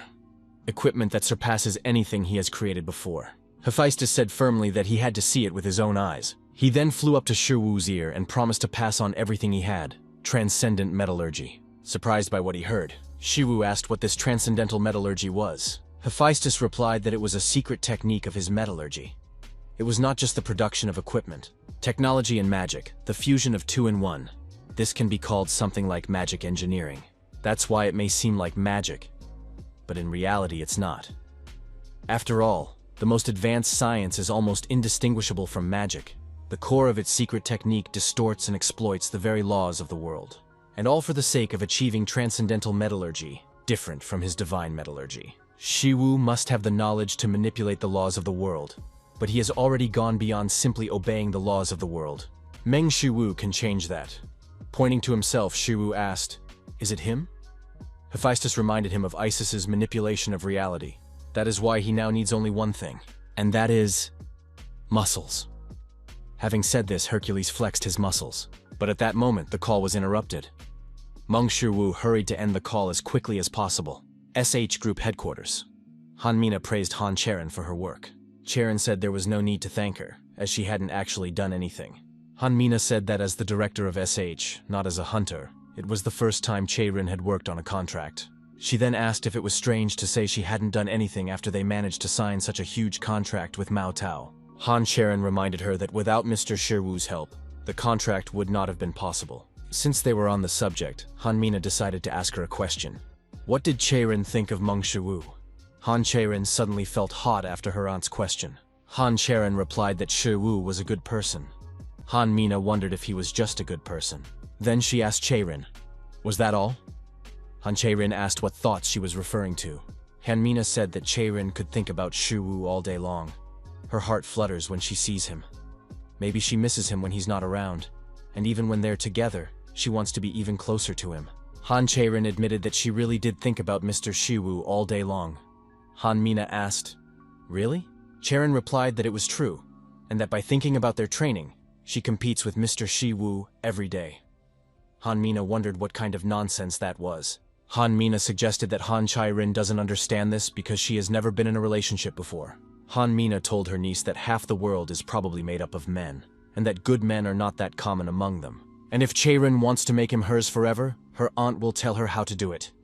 Cherin asked how. Han Mina immediately replied that Cherin should make him take responsibility. Cherin asked, "Responsibility?" Han Mina replied that it was exactly that. She must make him take responsibility. Han Cherin repeated after her aunt, "Make him take responsibility." Suddenly, Cherin's phone beeped with a message. Wondering who it was, Cherin took out her phone and saw that it was Shiwu. Mong Shu asked if they could meet at the Blacksmith shop. Han Cherin jumped up and told her aunt that it was time for her to go. As she left, Cherin said they would see each other again. Han Mina asked if it was because of Shiwu. But if it was him, Cherin should remember her words. She should make him take responsibility. The So family's smithy. Upon entering the smithy, Han Cherin apologized for the intrusion. Shiwu said she was just in time. Seeing the state Shiwu was in, Cherin asked if he was feeling unwell. Shiwu replied that it wasn't that, and that he was just sitting in front of a pile of equipment. Shiwu said that he felt a little exhausted. Meng Shiwu apologized for asking her to come so suddenly when she might have been busy. Han Cherin smiled and said that it was fine, and that she had just finished some contract-related work, so she was free. But why had he called her? A little nervous, Meng Shiwu said that the thing was that the commission from Mao Tao's contract. Shiwu asked if it was possible for him to receive an advance payment. Han Cherin was surprised to hear about the advance payment. Shiwu said that it was about him, and that he was not asking for the entire amount, but only a portion of it. Han Cherin asked how much exactly he needed. Shiwu awkwardly asked, "How about 120 billion won?" Han Cherin was shocked to hear such a large amount, and said that it wasn't that she couldn't, but why? After all, there is a monthly tuition fee of 20 billion won. And there was also the income from creating equipment. Han Cherin said that he already lives a luxurious life that many would envy. Avoiding the question, Shiwu said that the thing was... Cherin turned to Shiwu again and asked, "Why is he trying so hard to become even stronger?" Meng Shiwu admitted that this was a very difficult question. He just couldn't say that it was for GodTube subscriptions. Meng Shiwu said he didn't know how to explain it to her. Shiwu thought he needed to buy some time. Then he suggested that Han Cherin take a walk with him. Sometime later, at Shiwu's house, Meng Shiwu invited Cherin to come in. Upon returning home, Shiwu told Soa that he was home, and Cherin apologized for the intrusion. Soa was happy to see her brother, and her sister Cherin was there too. Meng Shiwu said that he needed to discuss something with Cherin, which was why they had gathered together. Shiwu asked Cherin not to stand at the entrance and to come inside. Meng Shiwu asked Soa if she had eaten dinner. Soa replied that she hadn't, and asked if he had brought anything with him. Meng Shiwu reached for the bag and took out some sundae, looking at the sundubu with a sparkle in her eyes. Soa asked him not to tell her that it was sundubu from the restaurant that Ayun's mother had opened. But Shiwu said that it was indeed from there. Midnight barked nearby, and Shiwu said he hadn't forgotten about him. Then he filled the demon wolf's bowl with a generous amount. Soa asked her brother to try it too. Watching this, Cherin thought about how harmonious everything looked. A harmonious family scene, just like back then, when her father always came home late before dawn. On those rare days when he came home early, he would return with armfuls of dumplings. Her father would look at her and often say, "Cherin, would you like to eat your favorite dumplings?" Much more than a trillion-won business, it is these 20,000-won dumplings that make him smile more often. At the time, she didn't understand her father's words. But why do all these memories come to mind for some reason? He came home at dawn and woke up again at dawn. Always with sunken eyes her father left every day. So why did these memories start to come back? Smiling over something as simple as sunda, being happy about little things. To protect such a modest everyday life, was that what he wanted? Does that mean taking responsibility for the family? Han Cherin suddenly turned to Mr. Shiwu. Then she said she would give him an advance. Shiwu asked, "Really?" Cherin said she had one condition. Placing her hand on her chest, Cherin asked him to take responsibility for her as well. After this statement, everyone, including Polunach, was stunned, and only Cherin did not fully understand what was going on. Meng Shiwu asked why she was suddenly talking about this. Soa covered her face and asked Appa not to tell her about him and his sister Cherin. Shiwu said he didn't know what they were thinking, but absolutely nothing to their questions. SH Group headquarters. And again, in the headlines, he saw the contract signed thanks to Mong Shu. The secretary reported that he had arrived. Han Kuang-guk asked to let the guest in. After entering the office, Zhang Wei asked why he'd been invited. Han Kuang-guk assumed that Zhang Wei was tired from such a long journey and offered him a seat. Kuang-guk then said that he had already heard that Mao Tao had signed a contract with the SH Hunters Guild. Han Kuang-guk asked what about the promise he had made to him. Zhang Wei said he regretted it, but he couldn't burden the descendant of the great founder. Moreover, it was simply wrong. Han Kuang-guk asked, so what? Zhang Wei had given him his word. Zhang Wei said that as an apology, Mao Tao's company had suffered losses on this contract. As a result, it only benefited SH Group. Han Kuang-guk slammed the newspaper and suggested that he should remember well that he was not talking about SH Group's profits. Han Kuang-guk asked Zhang Wei to terminate the contract immediately. Zhang Wei asked if he should terminate the contract at this point.